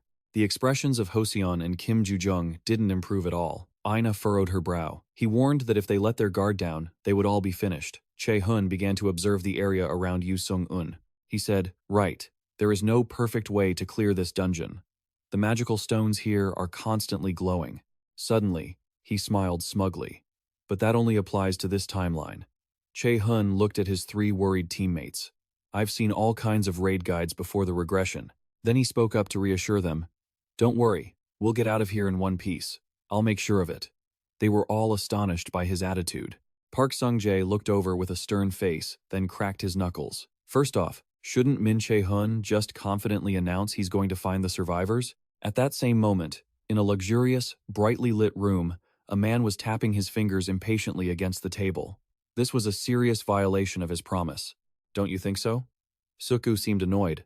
I recall you saying you would make Joseon much stronger. Hearing this, Cha-in laughed loudly to reassure him. You don't need to worry about a thing. He will easily take first place in the upcoming event. Deep down, Sukugu thought to himself, he's as vicious as a snake. But on the surface, he calmly asked, who is the top-ranked student in the new student hunt? How could my Joseon lose to a magic class student? Cha-in picked up his cup for a sip. Well, you watched the broadcast, didn't you? And with that, he quietly set the teacup down. His face darkened as he read one name, Che-hun. He is a genius, born with a 97% magic adaptation rate. Even SK was terrified when they heard that name. Suddenly, he jumped up and shouted, a 97% magic adaptation rate? This time, Cha-in did not answer. He just furrowed his brow slightly and looked down at his tea. Has it gone cold already? Cha-in looked at Sukgu's aged face and asked, should I get you a fresh cup of tea? Sukgu's hand, resting on the table, trembled with rage, a brat from out of nowhere whose name he had never even heard. He stood up abruptly. Forget it, I have to go now. Cha-in kept watching Sukgu's retreating back. He knew well that Sukgu used to be a military officer, and Cha-in even had information that he had an incredibly good relationship with the government center, so he was extremely valuable to him. However, looking at the teacup opposite him, there was no reason for him to get involved in that matter. Cha-in instinctively wore a cunning smile. He was all alone in the room, but he didn't feel lonely at all, stating firmly, I don't play games that I know for sure I will lose. Back to the world of the dungeon. On the way, they could only see the path thanks to the quartz rocks. The five of them walked on, led by Che-hun. The five of them walked on, led by Che-hun. I think it's a bit too dark here. I'll use the light. Suddenly, a hand was placed on his shoulder. Wait, it'll be better like this. The prince took the orb from Ya's hand, then raised it high. The system announced, active skill, light orb level 3 activated. Powerful rays of light chased away the darkness of the night. The orbs seemed to multiply, creating a bright, glowing sky. Even Kim Do-sung had to exclaim in amazement, is this light? Che-hun nodded in confirmation. Yes, I upgraded the light orb from the basic level. But So Ina was still puzzled. Upgrading skills is only possible when you become an A-rank explorer, right? Witnessing this, Joseon also stood with his mouth agape, thinking, is it really that unreasonable? Has Che-hun become this skilled? Seeing no one following, Che-hun turned back to ask, what are you all doing? Aren't you coming? The first to react was Do-sung, answering, all right. He turned to the other three and said, let's go. Joseon replied, yes. Joseon's expression was also a bit solemn. Is this really possible? He had trained countless rookie explorers, but he had never seen anything like this before. He also looked at Che-hun's back and couldn't help but wonder, just how much stronger can he get? As they walked a bit further through stalactites pointing downward, Che-hun's footsteps suddenly came to a halt. He announced, let's rest here for a bit. Kim Do-sung and the others didn't hesitate and agreed. All right, we should recover our strength here quickly. We've been walking for quite a long time. Next, Che-hun waved his hand, and all the light vanished. The space around them turned pitch black. Kim Do-sung was deeply confused. Why did you turn off the light orb? He explained that the dark elves are creatures accustomed to the night. They can easily destroy the light orbs, so they needed to adapt to the darkness quickly. Hearing this, she nodded. Ah, if you say so, then it's lucky we took the potions. I was starting to feel breathless from the mana depletion. Each person received a bottle. Joseon said happily, I'm glad I asked Che-hun to prepare ahead of time. Ina followed up with thanks. The five of them went to Che-hun with different moods. Joseon seemed to sense something. He looked in a certain direction and suddenly spoke up. The survivors must be somewhere along this path. Che-hun heard this and added, I have an idea. The mana on his body flared up, then spread throughout the surroundings. Che-hun closed his eyes slightly to sense the center leading to the boss's room. Suddenly, he opened his eyes wide in surprise. An arrow tore through the air from above, attacking them. The target must have been Ina, who was standing nearby. But as it flew toward her, Che-hun caught it with his bare hands. He looked up, the system popped up. Absolute calculation skill activated. His fist tightened. Mana flared up intensely. Kim Do-sung also took out his staff to prepare for battle. When had Joseon drawn his sword? Kim Do-sung also took out his staff to prepare for battle. Joseon had drawn his sword. Everyone gathered in a hidden corner, eyes flashing brightly. Gradually, he appeared with a sharp spear. Joseon glanced over to observe. Ina and Kim Do-sung looked around vigilantly. The five of them stood back to back, facing different directions. Che-hun quickly identified the dark elves. Che-hun clenched his fist, and a surge of golden mana burst forth powerfully. Ina looked over in astonishment. Fragments of broken glass echoed, and even Hoseon couldn't help but glance over. Kim Do-sung was truly stunned, his mouth hanging open. Kim Do-sung's blonde hair fluttered in the wind. She swung her staff and shouted, "Magic field!" Mana immediately surrounded them. And at the same time, the system announced that the magic field skill was activating. At this moment, Ina also slightly moved the wand in her hand, and the system popped up again. Slow skill, activating. Her green mana began to spread toward the dark elves. Not stopping there, Ina shouted loudly, "Oh, holy radiant sword!" Waves of energy surged forward, but the enemies were able to block them with their spears. Seeing this, Hoseon rushed forward. The system rang out. Ultimate martial arts skill activated. He used his shield and sword to block, shielding Ina. Seizing this opportunity, Hoseon shouted, "Now!" At this moment, Kim Do-sung wasn't idle, grabbing his dagger and rushing toward a dark elf. A streak of sword energy flashed by, then another, and another. He swung his sword coldly, and the enemy took the hit and fell. Seeing this, Che-hun laughed and called out, "I'm joining in too." At this moment, the dark elves were a bit scared, sweating profusely. Behind him, spatial gates opened. The mana made them feel immense pressure. I have the opposing attribute to them. The system rang out. Light chain skill activating. From inside the gates, chains with sharp tips reached out. It wasn't just one. The chains immediately pierced through the bodies of several dark elves at once. The purple swords in their hands fell to the ground. Che-hun put his hands in his pockets. Remembering the guide to completing the Farhi maze, dark elves have weapons and armor made of magic. Suddenly, he paused. That meant when Che-hun lifted his head, a flash of mana ignited in his eyes. I can completely annihilate them using absolute calculation. Within the darkness, the dark elves were still numerous. Suddenly, he shouted, "Everyone listen! Kim Do-sung, Ina, only use fire spells." Kim Do-sung was confused. "Huh? Alright. I don't know why. But..." After a few seconds, Ina nodded and replied, "Okay." A purple light flashed, and a wave of sword energy flew from afar to attack Che-hun. At this moment, he still took the time to call out to Hoseon. Che-hun used one hand to block the strike, while still turning to give instructions. Use the provocation skill to simplify the enemy's movement path. At that moment, Hoseon, who was clashing swords with a dark elf, replied, "Got it." The system rang out. Awakening skill activated. His eyes flashed brightly. Then, 3 of these elves immediately froze, as if their minds were being controlled. Seeing this, Che-hun said, "Manager, Kim Do-sung, please eliminate the dark elves affected by the provocation skill." He gripped the sword hilt tight. All right.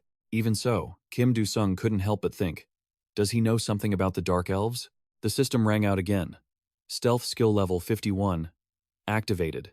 The user's presence will be completely hidden. His body gradually became transparent. A dark elf was terrified and jumped back in shock. Suddenly, a dagger coated in blue mana appeared. As Kim Do-sung glided past, at least 4 slashes were unleashed. While the enemy was still dazed, 2 fatal strikes split its body in half. Despite all the noise around him, Che-hun kept his head bowed, feeling something. His hand tightened into a fist, golden mana surged again, and the system rang out. Fire attack, skill activated. You have defeated a dark elf. With a slight shift of his feet, he lunged forward, his body blurring as he crossed the distance in an instant, piercing right through the dark creature. The monster went flying into the raging flames as the system notification popped up. The other Dark Legion members stared on in sheer terror. He stepped back slightly. Kim Do-jung shouted, "Eternal Flame!" The system chimed, triggering the fireball skill. Meanwhile, a monster was lurking in the corner. It lunged, intending a surprise attack from behind, but she summoned a scorching flame. Suddenly, something seemed to pierce right through the fire. As expected, 2 dark creatures appeared, covered in burn marks. Ina furrowed her brow, gripping her wand tightly. As she swung it, countless fire arrows shot forward. Ina shouted, "Fire missiles!" 2 arrows pierced their bodies, and they shrieked in agony. At that moment, the dark creature, Sung-un, gritted his teeth in fury. How the hell did these humans figure out our weakness? Dark energy surged from beneath him. Sung-un's eyes flared, and veins bulged on his skin. When did Hoseon impale him with his sword? Sung-un hissed in frustration. They were just lowly humans. How dare they? At that very moment, the pointed chains from Che-hun tightened around his neck, forcing Sung-un to cough up blood. Then, his physical body vanished, leaving only a swirling mass of dark mist. Even so, Kim Do-jung and Ina remained vigilant, scanning the area. Kim Joo-jung asked, "Is it finally over?" Min Che-hun replied, "It seems so." Standing in the corner, Min Che-hun spoke up. "Let's keep moving. We don't have much time." Seo Ina asked, confused. "Is the path to the left the right way?" He explained, "Not all of it, but I can sense the aura of the survivors." Min Che-hun stared at the black portal, his voice low. "If we're late, their lives could be at stake." At the same time, in the familiar headmaster's office, the headmaster's voice boomed with rage. "How could you let it end up like this?" Sok-jae hung his head, looking pale. "I apologize, sir. I didn't think an outsider would infiltrate the guild building." The headmaster went berserk, slamming his fist onto the table. "You think that's a reasonable excuse?" The headmaster then slowly looked up, forcing a stiff explanation. "You don't need to worry too much. People dying from random portal openings is normal. We can cover this up." Before he could finish, the headmaster roared, "Shut up!" Instantly, Sok-jae knelt, terrified, and stayed silent.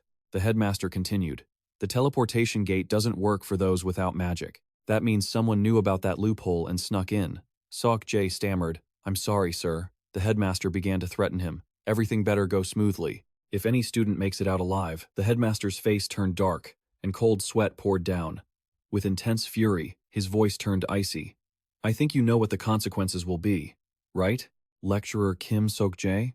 The scene shifted elsewhere as two sets of footsteps echoed in the hallway. Hannah asked anxiously, "Are you sure everything will be all right?" Sung-un, dressed in tight-fitting gear, replied, "This is an emergency. Going alone will be more discreet." As she turned her head, she became tense. That ominous mana with that kind of power, it must be at least S-rank magic. The children and Sung-un were in danger, but her earring remained silent. Sung-un understood that since there was no reaction from the earring, no one had died yet. But if she arrived late, the consequences would be irreversible. The two reached the door, and she urged herself, "I need to hurry." Before leaving, Sung-un gave instructions. "If I haven't returned by tomorrow morning, contact the association for immediate help and collect all the CCTV footage from the surrounding area." Hannah nodded in understanding. "Got it." She then put on her helmet and climbed onto the motorcycle. Suddenly, she whispered, "President, I know you understand, but please be careful." Sung-un looked at her and said, "Don't worry." As soon as she finished, she sped off like an arrow. Inside her, she was frantic. If Gu Cha-in dared to touch a single hair on their heads, she, Sung-un, was determined not to forgive him. Back in the dark, gloomy path, the sound of someone gasping for air echoed. A purple-haired girl was struggling to support a friend on her shoulder. Just a little further. She couldn't help but cry. She whispered, "We have to keep going." Just then, the purple-haired girl tripped, and both of them fell flat to the ground. She let out a pained cry, but she couldn't stand back up. She reached out, saying, "No, please, we have to get out of here." Right then, rain began to fall, mixing with the girl's sobs. She was nearly hopeless, blaming herself. "If only I weren't so useless, this wouldn't have happened." Suddenly, the purple-haired girl sensed something. She looked up and felt a warm hand on her shoulder. She turned around to see Min Che-hun and the rest of the team. He said, "You did well. Leave the rest to us."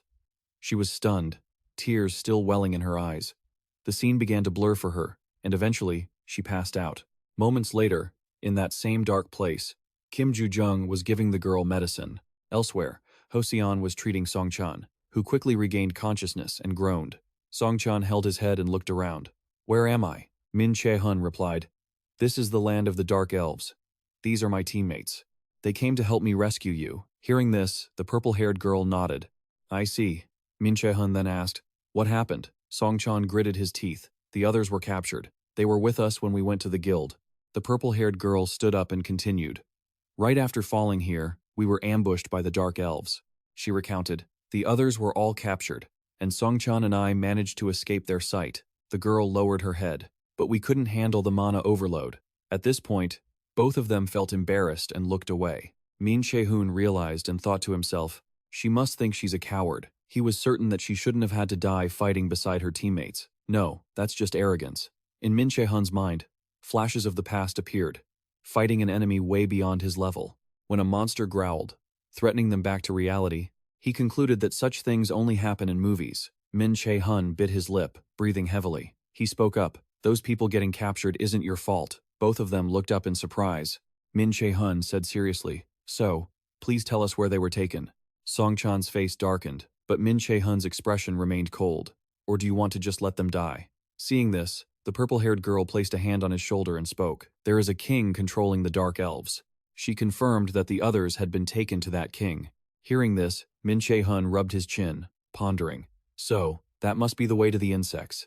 Remembering something, he asked, one more thing. Who brought you here? Suddenly, Song-chan grew angry, hesitated, then clenched his fists and spat out. Lecturer Kim Sok-jae. He brought us here.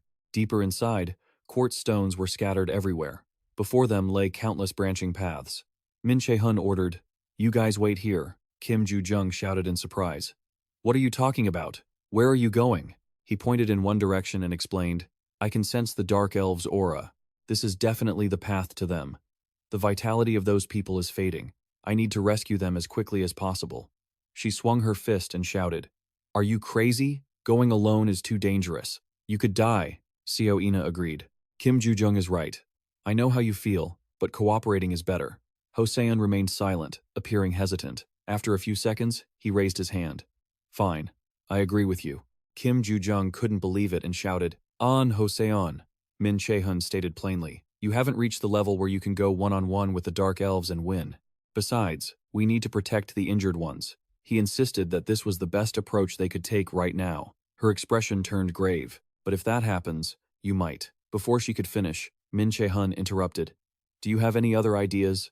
This left Kim Ju-jung speechless. Witnessing this, Sung-un closed his eyes and let out a long sigh. He also agreed, "Fine, but if you find it too dangerous, you must come back immediately." Che-hun laughed.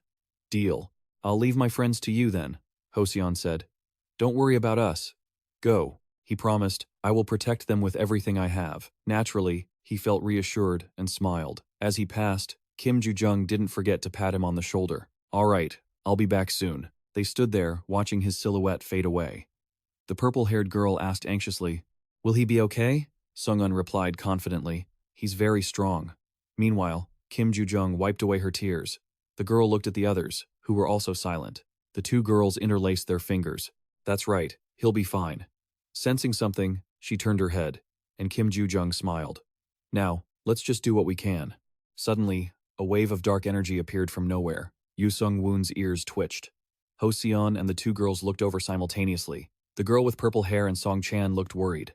He raised a hand to his lips, signaling that the enemy was closing in. Yu Sung-woon drew his sword and shouted for everyone to prepare. Just then, a massive wave of sword energy appeared, cutting right past him. Fresh blood splattered onto his body. "Sung-woon!" Yu-jung screamed in panic. "Uncle Sung-woon!" No sooner had she finished than heavy footsteps echoed nearby.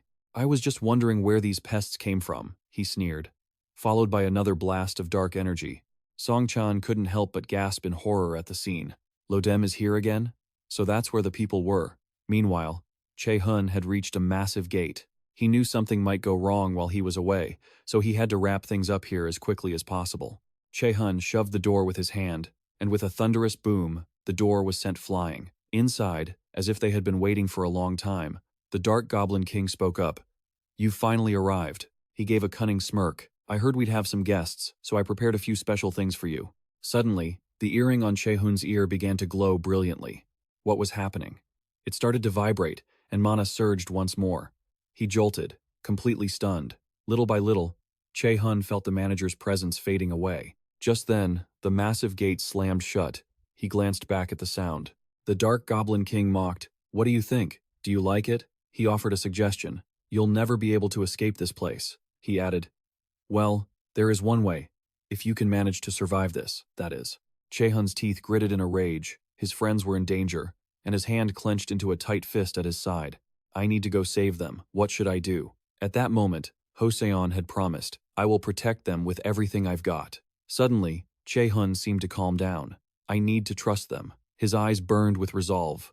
"That's the only choice right now." The Dark Goblin King laughed loudly. "What are you going to do now?" Looking at the flames before him, Che-hun spoke up. "You should know this." His words made the king tremble with caution. A massive inferno erupted, circling Che-hun. He tilted his head, his expression cold and demonic. "All of you are going to die here." Back where the others were waiting, blood splattered the ground, and Sung-woon lay in pain, while the rest stood in shock. Ho-seon quickly rushed over to pull him into his arms. He checked Yu Sung-woon's complexion and worried silently. "This is bad. Is this poison?" He finally realized the problem. Those monsters knew exactly what the weaknesses of a rogue-class hunter were. Yu Sung-woon's face had turned pale, and cold sweat was pouring down his face. Lodem wanted to retrieve his sword. He turned to them and sneered. Now that I've gotten rid of the most annoying one, only the small fry are left. Yu Sung-woon raised his sword as dark energy surged. Hoseon's expression grew grave. He thought to himself, I knew it. He was just waiting for Min Che-hun to leave. Yina also stepped up. Since the manager had collapsed, she assumed the representative must have realized it too. Yina remembered back then when Sung-woon had said, take this, and Che-hun had reached out his hand to accept it. He had been stunned. Is this? And she replied, it's an earring, take it. Yu Sung-woon didn't forget to explain, I will get a notification if you are in danger, and she added firmly, I will come to your side immediately if something urgent happens. Hearing that, Che-hun gripped it tightly. Goodbye then. At this moment, he was still fighting. Pieces of the earring began to break off as rings of fire swirled around the Dark Goblin King. Che-hun's eyes glowed with mana, and an explosion occurred. He wanted to run, but he had to stop in his tracks, his eyes widening. The Dark Legion had appeared. They had a glowing spot on their chests and were licking their lips, looking bloodthirsty. Very quickly, Che-hun realized, you will vomit up everything you've just eaten. He had made calculations earlier, but they didn't have enough time. If only we had 10 more minutes, he muttered. Hoseon looked confused. Just 10 minutes? But when Che-hun turned back, he was the one surprised. He saw determination in him. This was the face of a madman, someone who had accepted his own fate. He had seen this expression countless times in his past life. He couldn't help but trust those eyes. Min Che-hun bit his lip, memories still swirling in his mind. Hoseon placed a hand on his shoulder with absolute trust. Go, kill the king and save everyone. I'll handle everything here. Back in reality, Yu Jung bowed her head to hide her expression. Then, she shouted angrily, Dance, demon! A ring of sword energy appeared, and Yina pulled out her wand. Song Chan and the purple-haired girl were also ready to fight. He frowned and shouted, It would be too embarrassing to face the others if we ran away now. Lodem laughed mockingly. How pathetic. How can you crawl around like this? But it's all useless. He lunged forward with his sword. All of you will become part of the feast dedicated to the king. Hoseon stepped onto the shield and launched himself into the air. Seeing that movement, Yina was shocked. He's so fast. His eyes were sharp, locked onto the enemy. The sharp tip of Lodem's sword came crashing down. Hoseon stepped forward to block it, using his shield to cover himself. Lodem smiled triumphantly. Hoseon didn't let his guard down for a second. His hand tightened around the hilt of his sword, and the system notified him that the superpower martial arts skill was activated. He swung his sword, mana exploding forth, but Lodem quickly jumped back to dodge. Lodem laughed smugly. I guess you're not entirely useless. Hoseon bit his lip, realizing, they are stronger than any dark monsters we've ever encountered. What are you? He demanded. Lodem traced a circle on the ground with his black boots and introduced himself. I am the captain of the royal guard. I am the guardian of the king of the dark elves, and I carry royal blood in my veins. Yu Jung clutched her staff tightly. A dark elf of royal blood was certainly stronger than even the elite monsters. Hoseon bowed his head to hide his expression, suddenly remembering Che-hun's back, a feeling of pure respect. I can't forget the first time I met you, when you stood in front of me to protect me. It was like I was looking at the embodiment of all the beautiful things I had forgotten about what a hunter should be. You followed your own path, not caring about what others said. That was the dream I wanted to see. Finishing his memory, Hoseon swung his sword again, hardening his resolve. I cannot die in a place like this. Che-hun's back appeared in his mind once more. I need to catch up to you, no matter what. Hoseon pulled at his sleeves, then threw his shield onto the ground. Witnessing this, Yina couldn't help but be shocked. Kim Yu Jung didn't understand what was happening and screamed in panic. Hoseon, what are you planning to do? Whatever she saw made her eyes widen in horror. Hoseon walked onto the blue light shield, his feet stepping out of the safety zone. Hoseon firmly gripped his sword, mana bursting from his body. I should have done this from the beginning. Back then, Che-hun had said, a hunter has more than one heart. His eyes flashed with inner energy. An energy core inside Hoseon began to glow brightly. First at his heart center, then, down to his lower energy center, he gripped his sword tightly. Feeling the pressure, Lodem jolted. What the hell is this mana? No sooner had he spoken than a thunderous explosion occurred, and mana surged like a tidal wave. When the mana exploded again, its target was Lodem. Lodem watched in horror as the waves of sword energy attacked. How can you possess such power? He shouted. Hoseon's face remained blank. The system sounded, activating active skill. sword body integration. His eyes narrowed, and veins bulged on his forehead. Suddenly, Joseon couldn't take it and vomited a mouthful of fresh blood. Seeing that, Ina shouted in worry. No, stop it. Even so, he kept his grip on his sword. The system blared simultaneously. Skill level exceeds user's capacity. All meridians in the body are being inverted. Warning. Retract skill immediately. If you ignore this warning, you will die in 6 minutes and 36 seconds. Lodum shouted his orders. Even if you have to cut off his limbs, bring him back alive. Hearing that, Joseon forced his head up. Any dark monster that approached was injured by the erupting mana. His body was growing weaker, and he gritted his teeth. Joseon remembered his training.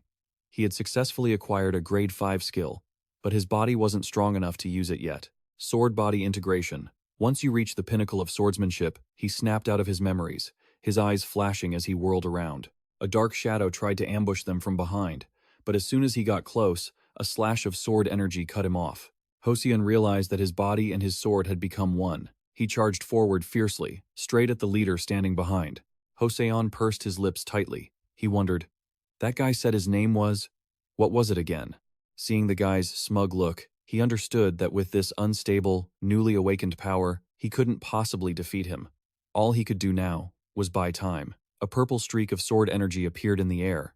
Joseon thought, but what if what I'm doing can still help somehow? His sword and Loamitsum's blade both swiped through the air, missing their mark. Then, the guy leaped backward, creating distance between them. Immediately, Loamitsum aggressively raised his sword and lunged again. Joseon kept watching his opponent, waiting. He swung his sword back, thinking, if I truly am an awakener. The two weapons clashed with a resounding boom. Loamitsum started taunting him again. Your desperate struggling is truly amusing. Do you think I don't know your current condition? Joseon didn't answer, just thinking to himself, I have to keep my promise. Another explosion went off amidst the smoke, and the two separated once more. Without a pause, the guy launched himself like an arrow, determined. Joseon's eyes were equally resolute. He knew it had to be him and no one else. Joseon's footsteps faltered, but he replied, You'll never know the reason why I'm doing this. He planted his feet firmly, bracing himself. His hand tightened around the sword hilt again, preparing to fight. A sharp wave of sword energy flew through the air, attacking Loamitsum. His blade drew even closer, but the guy easily leaned his body to dodge. Just then, Loamitsum's blade suddenly grazed Joseon's side. Joseon instantly leaped to dodge, even jumping a fair distance away. Seeing this, Loamitsum lowered his sword, grumbling angrily, You lowly wretch. Joseon didn't care about the insult and raised his sword again. Then, Joseon put all his strength into a jump, his body hovering in midair. As he landed, Joseon slashed, but the guy managed to block it with his sword just in time. However, Joseon's blade pushed past the barrier, pressing closer and closer to Loamitsum's face. Next, the guy swung his arm, knocking Joseon backward. A bolt of energy surged through his body, causing him to stiffen. He forcefully jammed his sword into the ground to steady himself. Joseon bit his lip in pain as the system notification rang. User's body is breaking down. Danger. Immediate skill cancellation required. All muscles paralyzed. Blood circulation blocked. Taking this opportunity, Loamitsum lunged forward, swiping past his head. Joseon jumped in shock, turning his head back. Loamitsum smugly swung his sword again. The energy struck the cliffside with force, causing rocks to crumble and shatter. It turned out Joseon had managed to deflect it just in time, sending the impact elsewhere. His face was flushed, and he was gasping for air. His body couldn't take much more. Joseon twisted his hand, switching to a horizontal grip on his sword, and his mana flared up again. Joseon's eyes brightened with determination. This was his final strike. Instantly, the sword energy surged out like crazy, shattering everything in its path. Finally, it exploded with a deafening roar, filling the area with thick white smoke. When the smoke cleared a moment later, Loamitsum was seen gritting his teeth, blood spewing from his mouth and dripping onto the ground. But when he looked back, Joseon's eyes widened in horror. The guy had used one of his dark subordinates as a human shield, remaining completely unscathed. The minion couldn't believe it before he was finished off. Commander Loamitsum chuckled. Don't worry, you were useful. Then he absorbed the minion. Since he had run out of strength, Joseon coughed up a mouthful of blood. What a coward. While Joseon tried to say something, Loamitsum pierced right through him. Joseon's face darkened. Blood splattered back onto his own body, while his opponent smiled maniacally. Then, his sword dropped to the ground. Witnessing this horrifying scene, Kim Ju-jung couldn't help but cover her mouth, sobbing. She screamed, "Hosseon!" Meanwhile, Loamitsuum pushed his sword deeper. Back at the dark mansion, everything was shaking. The large pillars showed cracks, and a ring of fire surrounded them. Magic chains wrapped in flames appeared, binding the dark minions. At that moment, Che-hun sensed something, and snapped his head back. There, a cage was holding his teammates inside. They were incredibly exhausted, heads hanging low, completely drained of energy. Just then, a light flared up in that spot. In Che-hun's mind, Hosseon's words echoed, "Just 10 minutes? Go. Take down the boss and save the others. I'll handle everything here." His eyes flashed with intensity. His last shred of patience had snapped. A spear wielder rushed at him from behind, aiming to strike him down. He didn't even bother to turn around. His hand flared with a powerful source of mana. Then, Che-hun turned to face the guy. When the enemy got close, he was the one who was shocked and startled. Once the distance was just right, a powerful fiery punch slammed into the dark minion. Watching the scene, his expression remained strangely cold. The Dark Goblin King sitting above kept laughing gleefully, confidently taunting him. "Fool, you're still surrounded by a massive number of my forces." The Dark Goblin King sneered. "Do you think you can win against numbers like these?" But Che-hun raised his head with confidence. "Why not?" Hearing that, the Dark Goblin King laughed, mocking him. "Even though you're just a useless human, you're quite arrogant." The previous insults seemed to repeat themselves. "You useless bastard." Che-hun repeated it as if to himself. "Useless, huh?" Then, Che-hun scratched his neck. "I've been hearing that since I was little." Suddenly, his expression turned icy, and every word he uttered was so cold it made even the dark creatures tremble. Suddenly, rocks fell from above, and his energy exploded, spreading everywhere. The surrounding rocks were crushed to dust. Che-hun's face remained calm, but his voice was chillingly cold. "I'm sick of it." At that moment, the Dark Goblin King felt fear and stood up. "What are you doing? Kill him!" The dark minions rushed forward all at once, and the flames on his body surged again. The system notification sounded, announcing the activation of his active skill, Hellfire Chains. Chains imbued with flames whipped around his entire body. The dark creatures growled aggressively, and more magic chains were summoned. They seemed to have a life of their own, moving to seek out their targets. The chains spread out further and further. Suddenly, Che-hun launched himself off the ground.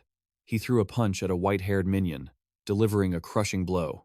A thunderous explosion echoed. When Che-hun landed, smoke obscured everything happening within. He said with a hint of satisfaction, "I've always wanted to try this new skill. Thanks to you for giving me the chance. I'm actually quite grateful." The Dark Goblin King, standing above, was so angry he clenched his fists, unable to speak. Inside the flames, the dark minions screamed in pain.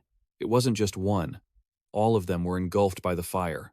The king was so furious he hissed through his teeth. "You bastard!" The Dark Goblin King pointed forward, threatening. "Do you think I'll let you live after what you just did?" His eyes widened as if he noticed something. His gaze dropped to the nearby prison cells, and he gasped. "You!" Below lay dried bloodstains, along with the teammates who had collapsed there. Che-hun brushed past the corpses of the dark minions, slowly walking up to the king. "Are you serious?" The aura he exuded made the Dark Goblin King freeze. He was sweating bullets, thinking to himself, "This is impossible." The Dark Goblin King couldn't help but look behind Che-hun, puzzled. Can a mere human be this strong? I can't beat him. Now, he could only grit his teeth in anger. "You'll regret this. Even if you kill me here, the other 7 kings will definitely." Che-hun didn't seem to care at all. His body flashed, and he appeared right in front of the king. Che-hun shoved the Dark Goblin King backward with force, summoning flames that swallowed the king whole, before stopping to say, "I couldn't care less." Che-hun affirmed, "If they're angry, they can come find me." Back to the battle on the other side. Loamitsuum's purple sword was stained with blood, but he still hadn't pulled it out of Hosseon's body. Streaks of black blood were scattered on the ground. Ina was frozen. She couldn't do anything. Seeing him stumble, she wanted to scream. No, she couldn't even keep up with what was happening. Even as her friend fell, Ina was almost in despair, thinking, "Is it just because I'm too weak?" In her mind, she thought of someone else. "I've lost another friend." At this moment, Loamitsuum also turned to look at them. By now, he was facing Ina. She was the only one left. Loamitsuum's large hand gripped her throat. He mused that she would probably make a delicious dessert. Just then, a loud cry from Kim Ju-jung rang out from behind. Ina was gasping for air, but at the same time, she steeled her resolve. "I cannot lose here." Right at that moment, a strange source of mana appeared in the space. Che-hun's face tightened, and even Du-jung was utterly stunned. With a loud blast and a blinding golden light, a beautiful figure appeared at the cave entrance. He couldn't believe it and shouted, "What kind of mana level is this?" Yu Sung-un stepped forward. "Did you harm them?" Her long hair swayed in the intense mana, and she added, "You had better think carefully before you answer." If it's true, Yu Sung-un revealed her full power. Song-chan and the purple-haired girl were left gaping in shock at her overwhelming pressure, while Lodurm Itsum had already broken out in a cold sweat. Sung-un kept walking. She closed her beautiful eyes for a moment, then snapped them open with a piercing gaze. "Then you're as good as dead." Hose, lying on the ground, felt something, and managed to crack his eyes open. Seeing her there, he finally felt at ease, telling himself he was safe. "But my patience has its limits. I will ask you one more time." The space suddenly shook, leaving Lodurm terrified. Her voice rang out, and they all felt as if they were being crushed by an immense pressure.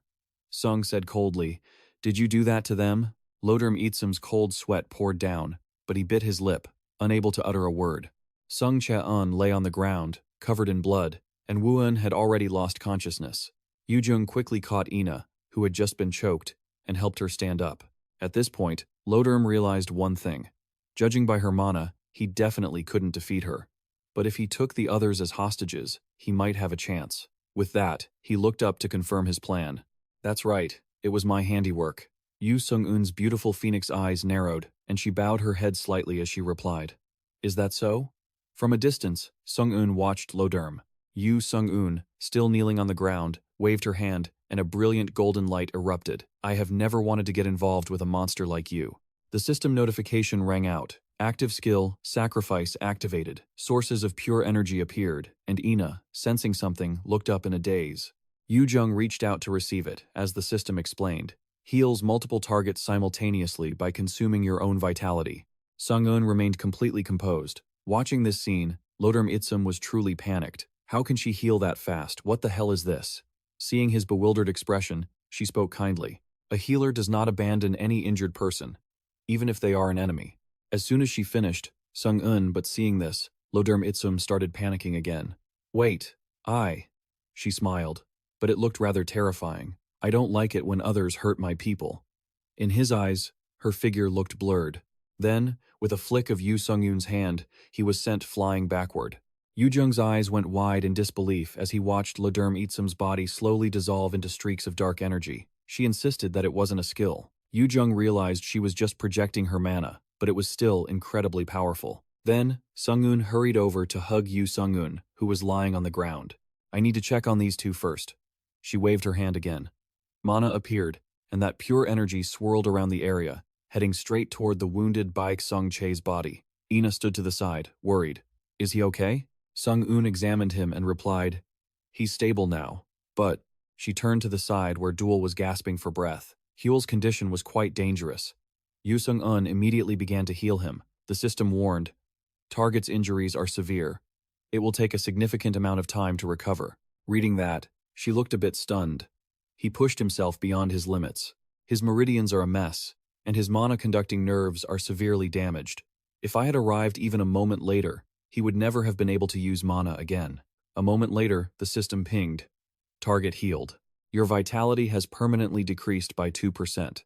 By now, Huel's complexion was gradually easing. At this point, Sung-un also felt exhausted and let out a sigh. "This skill is so draining. If it weren't for Che-hun, I would have been dead a long time ago."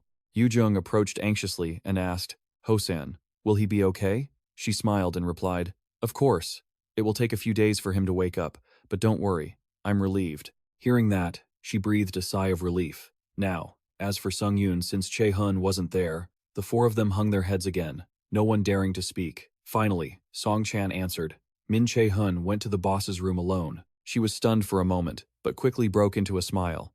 "I see." Sung-un was extremely confident, asserting that he would be fine, and not to worry. Yu-jung, on the other hand, was still a bit anxious, but he went there alone to kill the boss. "How can you be sure he'll be fine?" She reiterated. "He's not the type to die so easily, I'm sure of it." The dark elf used magic to attack. Back on the other side, smoke was still rising from Che-hun's fist. Sung-un remained adamant, they are no match for him. The Goblin King had taken a heavy hit, his body slamming into the rear wall and shattering the stone. Che-hun stood in his combat stance and warned, "If you're angry, Come find me yourself. Che-hun then flashed a mocking smile.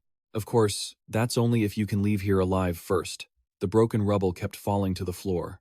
The king sat on the ground, his face full of frustration, cursing to himself. Damn it! He looked at the young man in front of him and wondered, how can a dark goblin king like me lose to a mere human? He scrambled to stand up. No, this isn't the time for pride. I need to warn the others about this. He moved his feet quickly and turned to flee in a flash. At that moment, as if sensing something, he turned back to look at the dark goblin king, only to see a hand reaching out. A bad premonition washed over him. Just as predicted, something descended from above, with magical chains on both sides. Che-hun pinned his head to the floor, the chains wrapping around the giant body. Che-hun's voice turned icy. Where do you think you're going? Huh? His hand pressed down with terrifying strength. Suddenly, the dark goblin king had an idea. You think I'm going to die here alone? A blue mana flow appeared, and he shouted, I'll drag you to hell with me. Everything around Yu Sung-un began to freeze. The dark goblin king thought, a secret technique passed down only to the goblin kings. It's called Ice Earth. The entire mansion was covered in a layer of ice. The dark goblin king was expectant. It's your turn to tremble. I'll show you what death looks like. But Min Che-hun only offered a smile. What a pleasant surprise. The king was confused. Is he laughing? Che-hun looked extremely satisfied as he pulled something out. You're using it at just the right time. I never expected to use this thing here. The system rang. You have obtained a new skill. Would you like to add Ice Earth to an empty card? Che-hun nodded. The system flashed, adding rank S skill Ice Earth to an empty card. The system announced, activated active skill Absolute Calculation, Ice Earth Destruction. The entire frozen space began to crack. The Dark Goblin King couldn't believe it, gasping. How? How is this possible? Before he could react, Che-hun grabbed his head and yanked him back. Che-hun growled, haven't you ever heard the saying, know yourself and know your enemy, and you will win 100 battles? As soon as he finished, flames erupted from his hand. Very quickly, the system announced, you have defeated the Dark Goblin King. You have achieved a great milestone. As he let go, the king's body collapsed. The system rang again. You have obtained the title, Dark Goblin King Slayer. Min Che-hun stood tall and asserted, you should have known we were on different levels. Che-hun's eyes stared fixedly at that spot. The giant body of the Dark Goblin King slowly dissipated. The system rang again. You have obtained an essence of the Dark Goblin King material. You have obtained a thorn armor of the Dark Goblin King equipment. You have completed the second milestone quest. He turned around sharply. The system displayed again. You have obtained an empty card. You have obtained a sealed magic text. You have obtained the magic tool materialization active skill. He turned away sharply, and as the system notification popped up again, his footsteps quickened. Che-hun reached the prison cells where his teammates were held. Che-hun used his strength to bend the iron bars. Everyone inside was listless. He quickly caught her as she lay down, and after checking on Yu, he breathed a sigh of relief. She's still breathing. His gaze turned to the other cells. However, these people were now completely exhausted, their hands hanging limp on the ground, their fingernails caked with dirt. Che-hun bit his lip. The system rang. Activated active skill, Sacrifice, healing the selected target. A stream of pure light appeared in his hands as he began to heal, reaching out to channel it into Song-kyu's body. Just then, a hand was placed over his, making Che-hun jump in surprise as he turned around. He was even more shocked, exclaiming, Instructor. Yu Sung-un looked down, saying, a healer is a cruel job. The light grew even brighter. She believed that a healer is happiest when they don't have to heal anyone in the squad. Yu Sung-un turned to look at Dae-un and was just as happy to have saved a comrade in critical condition. Hearing that, he looked down at the two hands stacked on top of each other.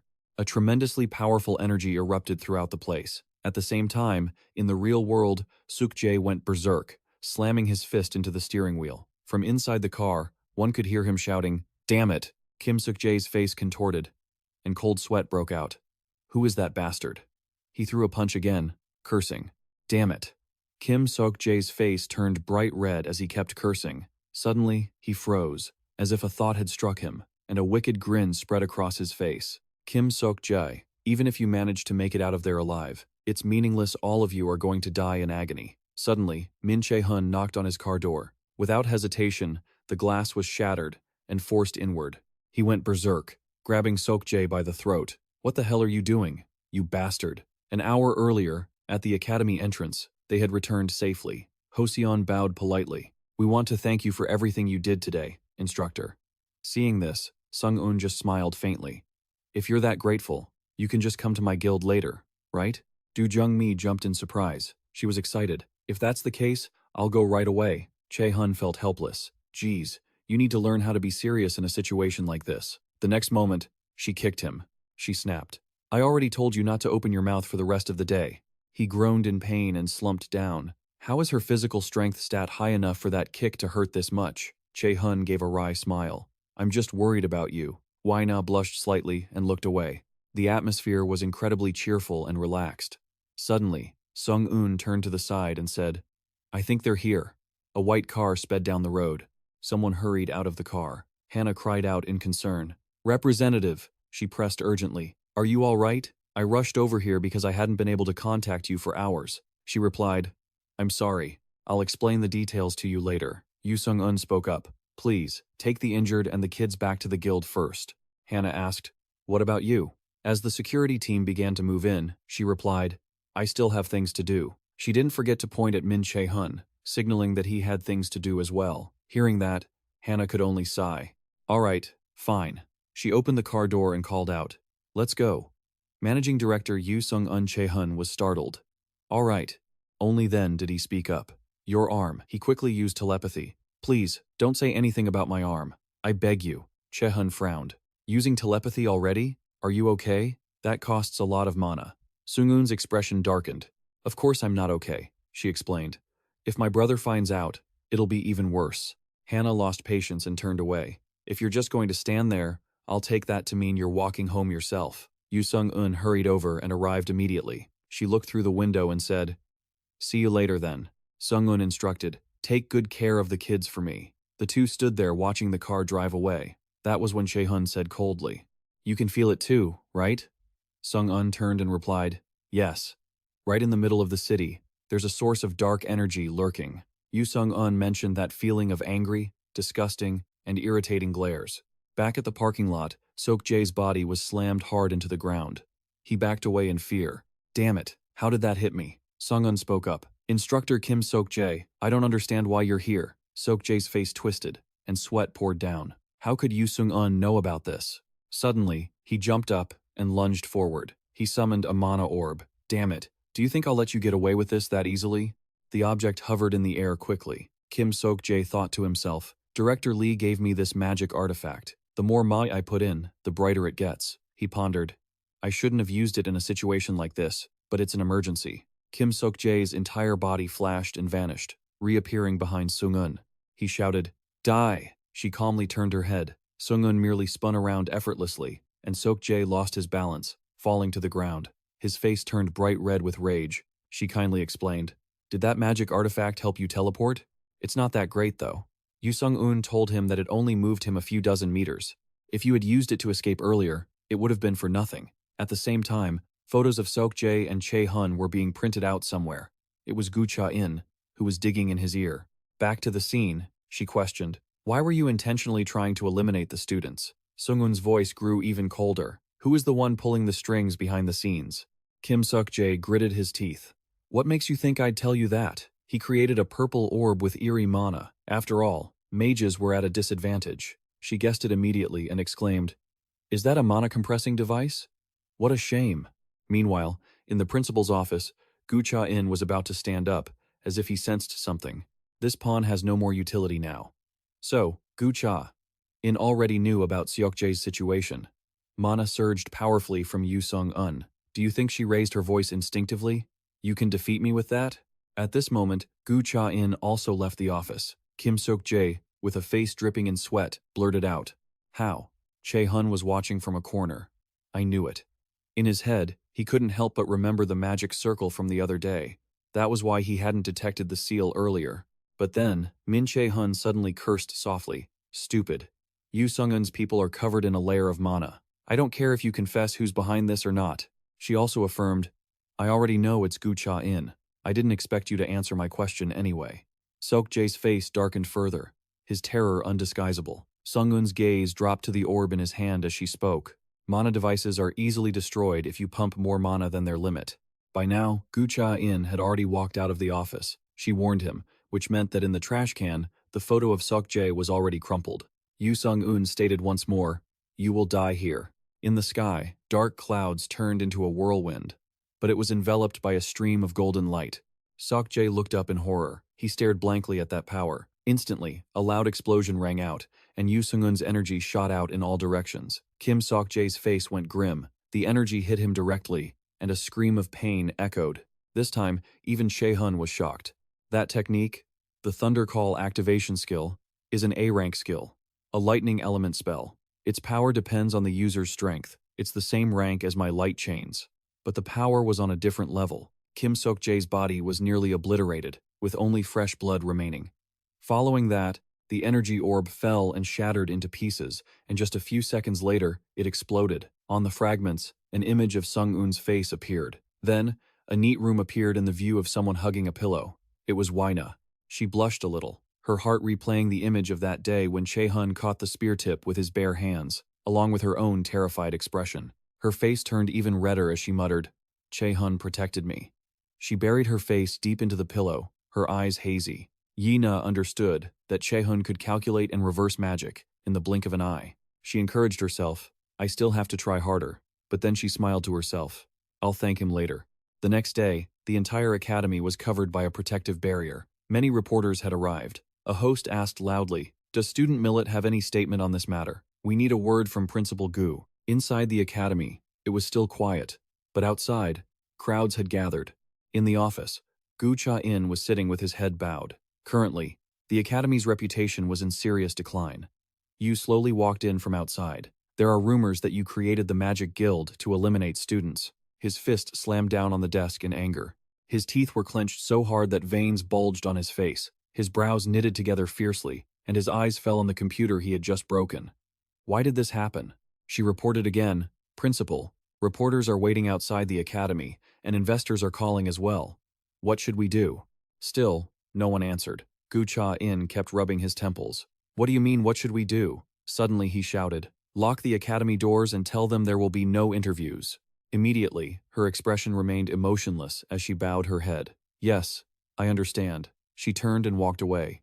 Gu Cha-in instinctively let out a sinister laugh. He speculated, "Someone saw through my plan. There's a traitor in Milet.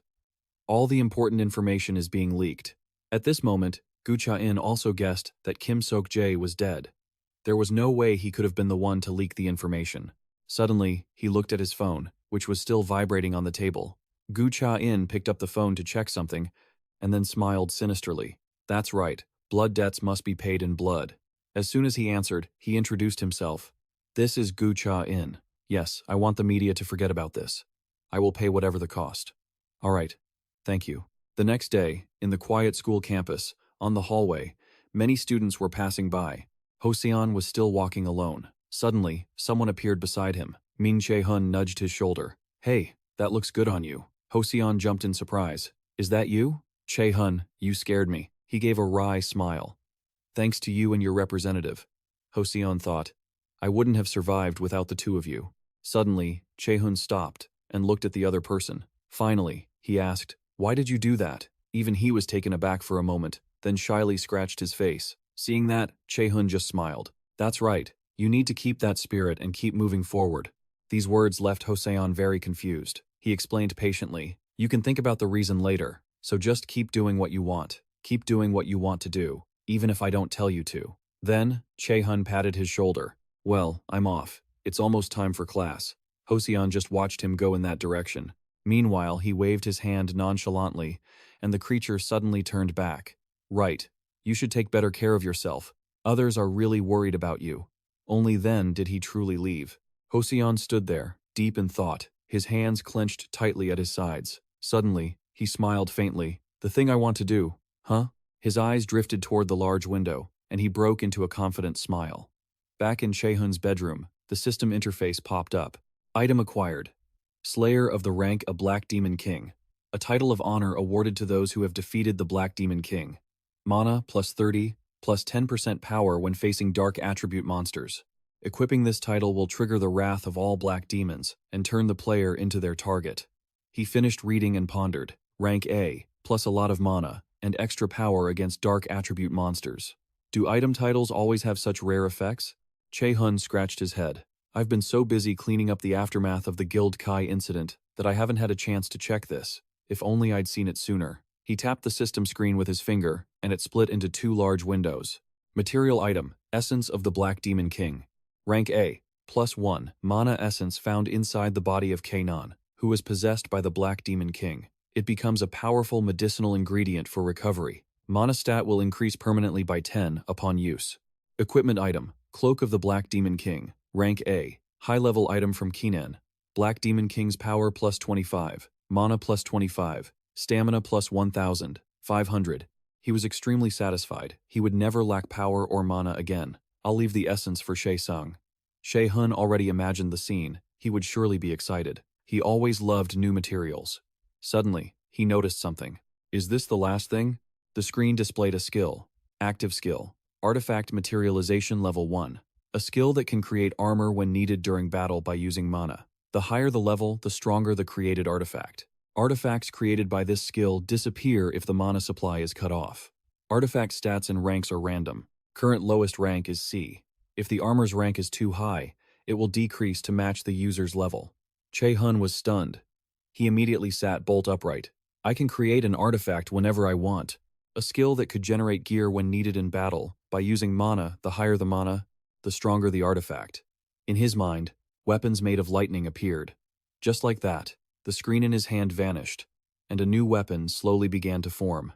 First was a compact blue sword.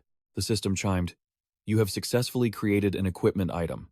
Che-hun ground his teeth in satisfaction. "This is amazing," he kept muttering. "It's not about the rank or the item itself. The true value of this skill lies elsewhere. Utility. On the black market, a prestigious set of armor can cost up to 10 million won. He tossed it lightly. So, each time, I can create a suit of armor with that kind of value. Suddenly, the sword glowed and floated upward. Che-hun was startled and shouted, "What is this?" The system screen appeared. Equipment item. Miten is reacting. You have met all requirements. Unlocking Miten's functions. You have just acquired a passive skill. Mecha Genius. The sword was immediately enveloped in mana. Very quickly, it was done. The system announced, "From now on, all items you create will be automatically upgraded by 1 rank." He couldn't help but exclaim, "That's insane." Holding the sword in his hand again, Che-hun's eyes lit up. Now I understand. Deep down, he couldn't help but remember the bracelet Du Jung had given him earlier and the information the system had provided. Equipment item Miten. You can only use some of its functions because you have not yet met all the requirements. Che-hun waved his hand. I kept wondering why this bracelet was classified as a weapon. Perhaps this is the reason. 3 identical swords appeared above his head. He grinned with satisfaction. Well, if it's been served on a silver platter like this, who would say no? Let's go train right now. The next morning at school, the exams at Mess Academy had long been famous for being tough, a graveyard for many students' grades, due to the intense competition and extreme difficulty. Regular exams were usually divided into 2 types, theory and practice. Theory exams were done on paper, while practice exams included pharmaceutical preparation and dungeon raids. The entire exam process would be broadcast nationwide. First, someone was calling Hoseon. Seeing no reaction, they started shaking him. "Hoseon, Du Jung." Du Jung glared and threatened. "If you don't want me to kick your ass, wake up now." Hoseon woke up instantly and slowly regained his senses. Sorry. I fell asleep while writing," she yelled furiously. "Oh, is that so?" Du Jung frowned. "Do you know how many days are left until the midterm? If you fail this time, you'll be so scared of books that you'll see stars just from reading 1 line. Ina used her book to shield herself. Che-hun, sitting next to them, could only laugh helplessly. So hopeless, he sighed, feeling exhausted. These two are absolute disasters with theory, Min Che-hun thought to himself. He remembered that he was the one who offered to tutor them, because if they got stronger, he would benefit too. But save me. He rested his forehead on his hand, muttering, "It's all over." Ina also said desperately, "See you at the remedial cram school." A ruler tapped on the table. Du Jung hissed at the two of them, her face cold. "Done with the nonsense?" "Sit up straight." Du Jung announced that the next 2 subjects would be wave understanding and radar logic. Suddenly, Che-hun looked up and sighed. A few days later, the sky was clear, and the campus was bustling with students. The redhead asked dejectedly, "How'd you guys do?" The white-haired one shook his head. "Don't even mention it. It was insanely hard." Suddenly, The brown-haired one shouted, "Hey, look over there." A gentle breeze blew, causing someone's skirt to flutter. It was Ina. They were in awe. "That's her, right? The girl who got the high score in the rookie hunt exam." Du-jung called out, "Ina." The others started whispering, "That's Min Che-hun and Kim Du-jung." The news said they were the top scorers in the rookie hunt. The redhead remarked, "Birds of a feather flock together, huh?" The brown-haired one wondered, "Isn't An Hoseon friends with them too?" The redhead affirmed, "Total geniuses, no doubt. They must have done great on the exam." The brown-haired one lamented, "So jealous. They probably finished the exam with their eyes closed." But Che-hun sighed, "Hearing you guys say that puts a lot of pressure on me, but I still feel lucky." "It's better than being hated," Du-jung asked. "Ina, how was the exam?" Ina's expression darkened. Seeing that, the two of them understood. She forced a smile. "Oh well, we both tried our best, right?" He comforted her. "The problem isn't us. The problem is that I and Hoseon were just not born for studying." Suddenly, the other two stepped away and whispered, making Ina pout until her cheeks puffed up. She then yelled indignantly, "Hey, I heard all that. You guys need to study hard. Take advantage of every moment you have to study." She ran off. In the distance, someone was watching. It was Shuhook, looking annoyed. He frowned and cursed. "Arrogant bastards." Shuhook vowed, "This time, I'll definitely defeat that guy." Mingshu thought helplessly, "Looks like he's going to lose again. I just hope he doesn't fight with Che-hun." As the sun set, an old wooden cabin appeared. Someone was brewing something. "Now, if I pour this vial in." A colorful magical pot was bubbling violently, followed by a puff of white smoke. Du-jung stood there with a dark face, while Min Che-hun laughed out loud. Then he pointed behind him. "Look at that. It's not even close to what I made." Min Che-hun didn't forget to ask, "Che-sang, don't you think I'm right?" Lee Che-sang stammered shyly, "Huh?"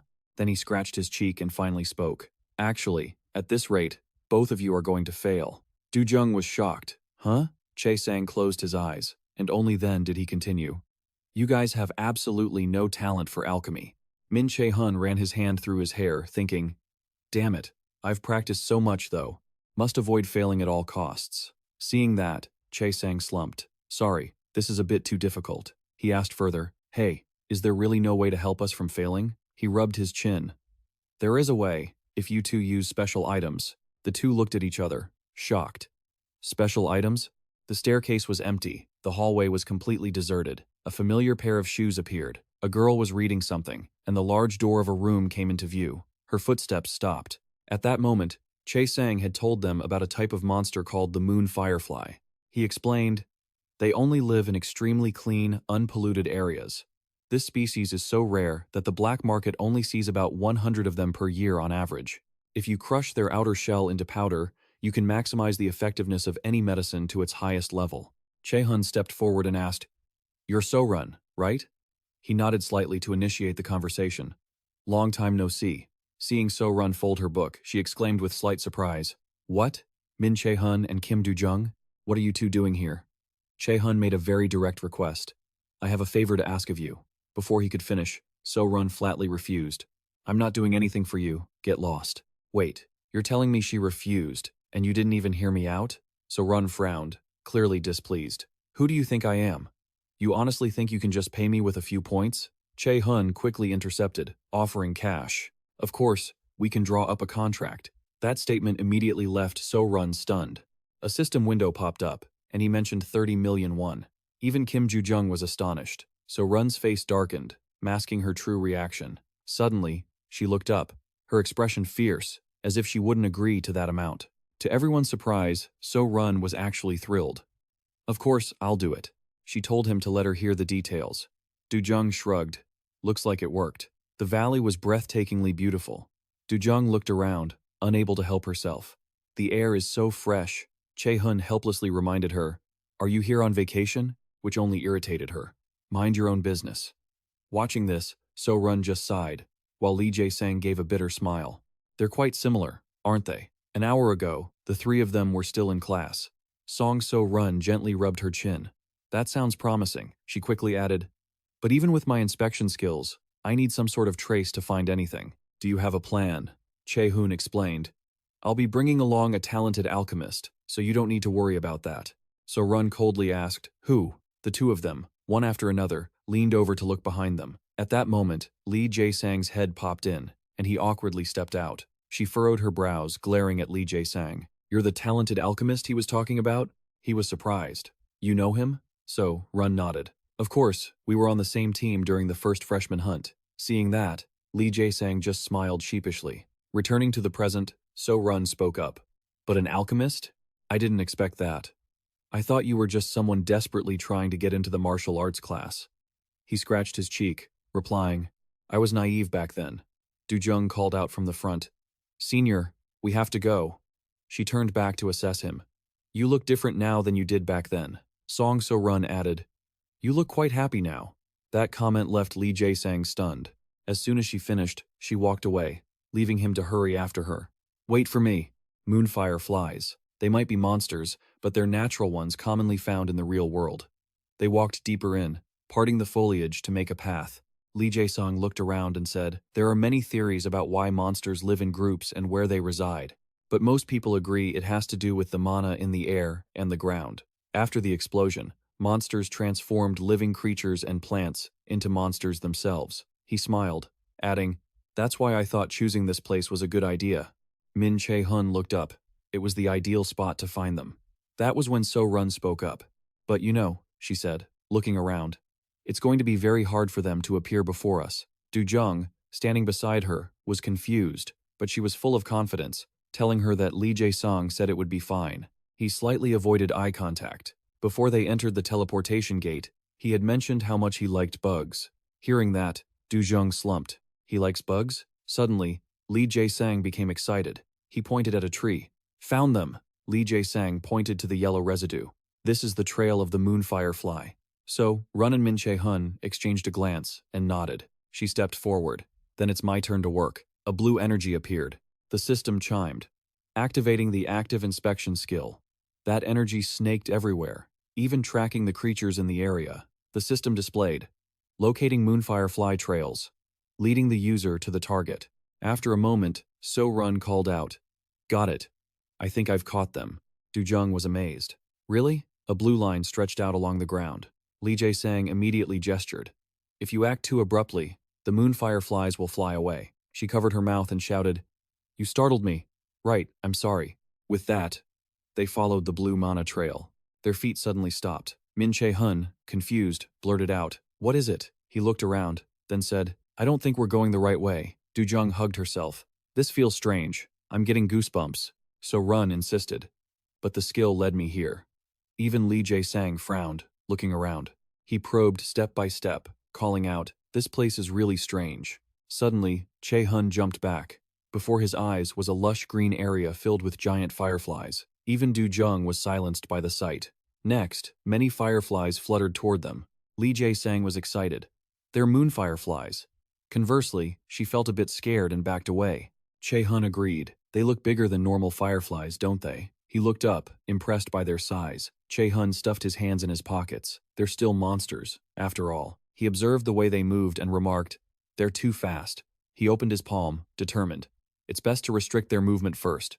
The system chimed, activating the active gravity skill. As Che-hun waved his hand, the fireflies were affected, but they were struggling violently. So-run warned from behind. They're stronger than regular bugs. She suggested, Che-hun, can you increase the power? He shook his head. No, I don't have enough proficiency to change the skill's power. Li Jae-sang was worried. What if we lose them? But Min Che-hun just smiled smugly. No, we're going to catch them all. I won't let a single one slip away. An energy orb condensed in his hand, and a large net appeared, its corners sticking firmly to the large trees. The opposite side looked the same. After a large box formed, So-run muttered in confusion. It was an image of the memory from inside that simulation room. At that moment, Che-hun was standing in the middle, wiggling his fingers. What are you doing? Catch them. She furrowed her brows. A mana room? So-run was shocked. You just created a mana room? Song Li Jae-sang chuckled. I knew you were a monster. Inside the room, the fireflies were trapped. Li Jae-sang excitedly shouted, That's amazing! I never would have thought of that method. As soon as he finished, he ran inside. Du-jung stood there, backing away, saying, I can't do it, I hate bugs. But Che-hun pushed Du-jung forward. This isn't the time to whine. Go and help, she grumbled. I don't want to. Inside, Li Jae-sang was already working hard.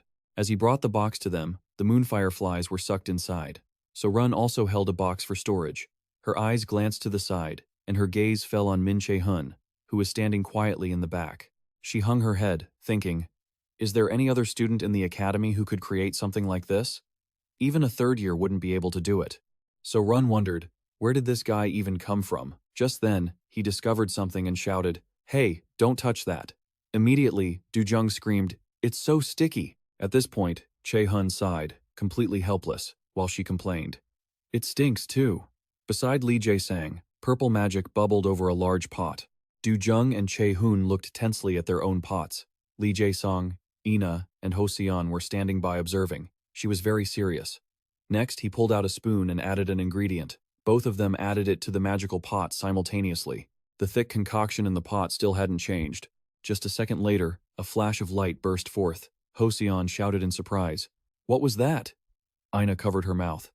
I'm not sure, Lee Jae-sang proudly introduced. I worked really hard to create this. It's being filtered. While he was rambling on about how the purity should be, at least Lee Jae-sang's face darkened.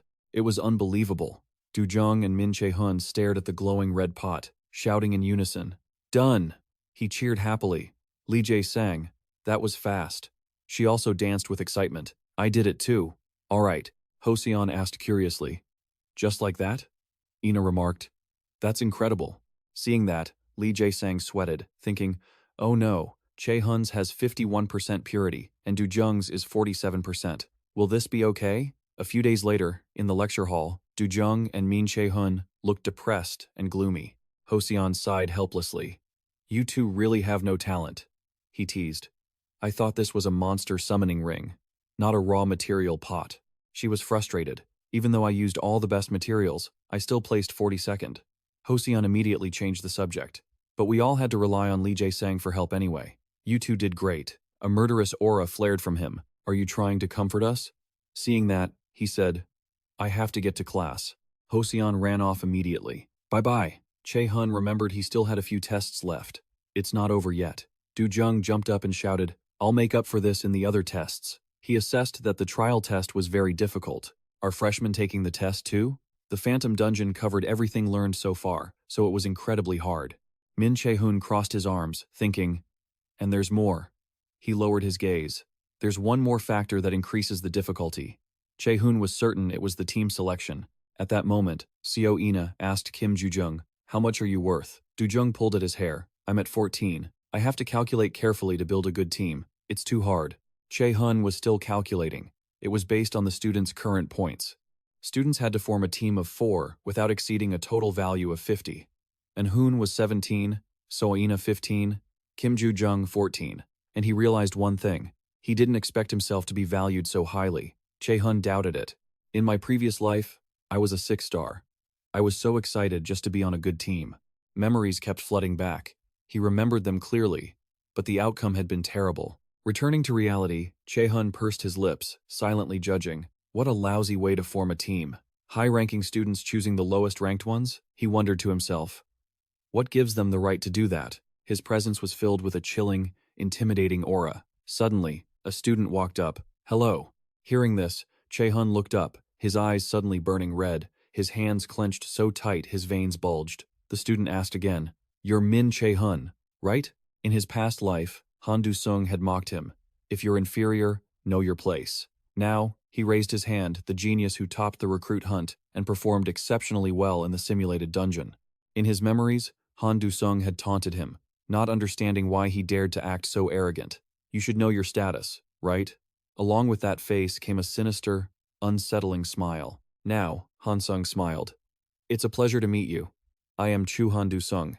Che-hun asked coldly. So what? Deep down, he wondered, why is he so intimidating? Putting on a strained smile, he said, I'll be straightforward. What do you think about forming a team with me? Han Sung explained. My value is lower than my actual skill level, he suddenly suggested.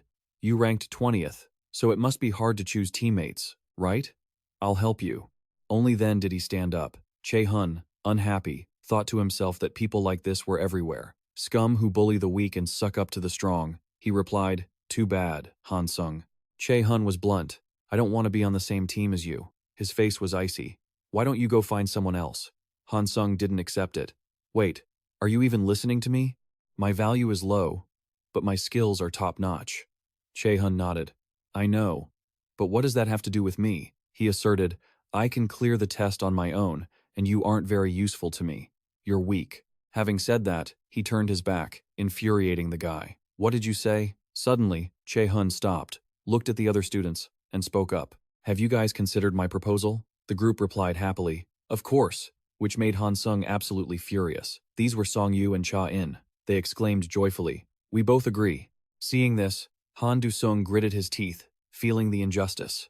He remembered clearly that those two were the ones who had abandoned Min Che-hun in the simulated dungeon and ran away. Hearing that, Che-hun breathed a sigh of relief. That's great. I was worried you two would refuse. His golden eyes glanced back, observing the face red with rage. Han Sung was still angry, thinking to himself, he chose those bastards instead of me. Next, Han Du-sung couldn't take it anymore and walked away. His face showed unmistakable fury. Min Che-hun, you will regret this. A moment later, at the Cheon-dong Cafe, a glass of watermelon juice was placed on the table. Che-hun sat on one side, opposite Song Yu and Cha-in. She hesitated slightly. Che-hun, are you sure you want to choose us? Back in the simulated dungeon. We didn't help you at all, Cha-in said, feeling ashamed. We even left you behind and ran. He listened silently. Song Yu also lowered his head. You also know about the situation at the association. We were sort of expelled because we weren't talented enough. At this point, Min Che-hun reassured them, don't worry. Suddenly, he became serious. I don't intend to team up with you just to lose. I wouldn't lie about something like that. Hearing this, the two looked at each other involuntarily. Che-hun lifted his drink for a sip of coffee. The evaluations of Kim Cha-in and Park Song-yu were lower than their true potential because, in the simulated dungeon, they had been able to retreat safely. These two were worth trusting, not Han Du-sung. Finally, Song-yu was put at ease. All right then, Cha-in asked with some curiosity, but who is the last person? Min Che-hun tilted his head. Oh, I haven't told you yet, have I? He should be here by now, right? Just then, the door to the cafe was pushed open. The man looked confused. Huh? Why are you with these two? Hearing this, they looked over. He smiled. You've arrived, haven't you? Du-jung frowned in anger. She remembered clearly how desperate she had been back then, and how those two had abandoned them. Du-jung said coldly, the reason you called me here is to form a team with these two? At the same time, in Principal Cha-in's office, the screen displayed information and images of the Millet Academy being threatened, risking the loss of its title as the top academy in South Korea. There was also a large headline about student deaths, threatening to drag Gu-in into public criticism. The more he read, the more he gnashed his teeth in rage. Then, Gu Cha-in lost control and swiped, purple mana flaring up and shattering the screen. Damn it. A large crack appeared, and Cha-in bowed his head and cursed, those bastards. His eyes were bloodshot. I poured a mountain of money into them, and they still wrote articles like that. Damn it. Suddenly, the ring on Cha-in's hand lit up. He took a deep breath and leaned back. Cha-in understood clearly the media had turned its back on him. His face twisted as he affirmed, I am the great Gu Cha-in. At the same time, Cha-in knew that only one organization could do this, the association. His hands, clasped behind his back, clenched tightly. Cha-in walked toward the door. He stared outside. His face darkened as he spoke. Du-sung, I'm certain that damn woman had a hand in this. Cha-in slammed his hand against the glass door. I have no other choice. I have to humble myself now. He clenched his fist again. Even if I have to suffer a bit of a loss. Cha-in had calculated everything. Once the public calmed down, he would return to his original plan, all for the sake of the North. Back at the cafe, Du-jung sat with her arms crossed, while the other two hid in embarrassment. Finally, she spoke up. So Du-jung glanced over. Even assuming I can overlook this, are you really bringing them along because you're okay with what happened? Che-hun pursed his lips as if choosing his words carefully. He lowered his eyes, explaining, I know you two aren't comfortable, even though it was Ina and me who told you both to run. Finally, Che-hun affirmed, but I want you two to understand. It was the best choice we had. These words left Du-jung speechless, but his face was incredibly serious, and she helplessly ground her teeth. Fine. I'll trust you. But Du-jung looked straight into Min Che-hun's eyes. What is the real reason you chose them? You could easily get a perfect score by yourself. At this, he had to silently praise her. She was sharp. There were two criteria for forming a team for this test. First, that person must hate Gu-in. Second, that person would keep what happened in the dungeon a secret. The reason, Che-hun suddenly said, is that I have a plan. He reached out his hand, Gu-in. I intend to use this event to overthrow him. Naturally, that startled Kim Do-jung. Huh? The other two were also stunned. Cha-in thought blankly. She looked at his serious expression and wondered, does he really mean that? Che-hun's face was determined. Che-hun and Do-jung stood side by side. A pair of leather boots appeared. Hello, everyone, Ha-chun introduced. I am Instructor Park Ha-chun. I will be in charge of the second part of the practical exam. He quickly realized that Park Ha-chun was just another henchman of Gu-in. Of course, he was the new right-hand man replacing Kim Sok-dae. He announced, not keeping everyone waiting any longer. The practical exam will be broadcast live nationwide. In the second part of the practical exam, everyone was in a hurry. It was an opportunity for students to showcase their skills to the whole world, but it also meant the students had to perform under the eyes of the entire country. Ha-chun advised, so please do your best. I wish you all luck. Then, a source of mana flared up, surrounding them. Do-jung anxiously bit her lip, and even Song-yu watched with a serious face. Cha-in couldn't help but frown, while Che-hun remained relaxed. Then, let's get into the game. The four huddled close together.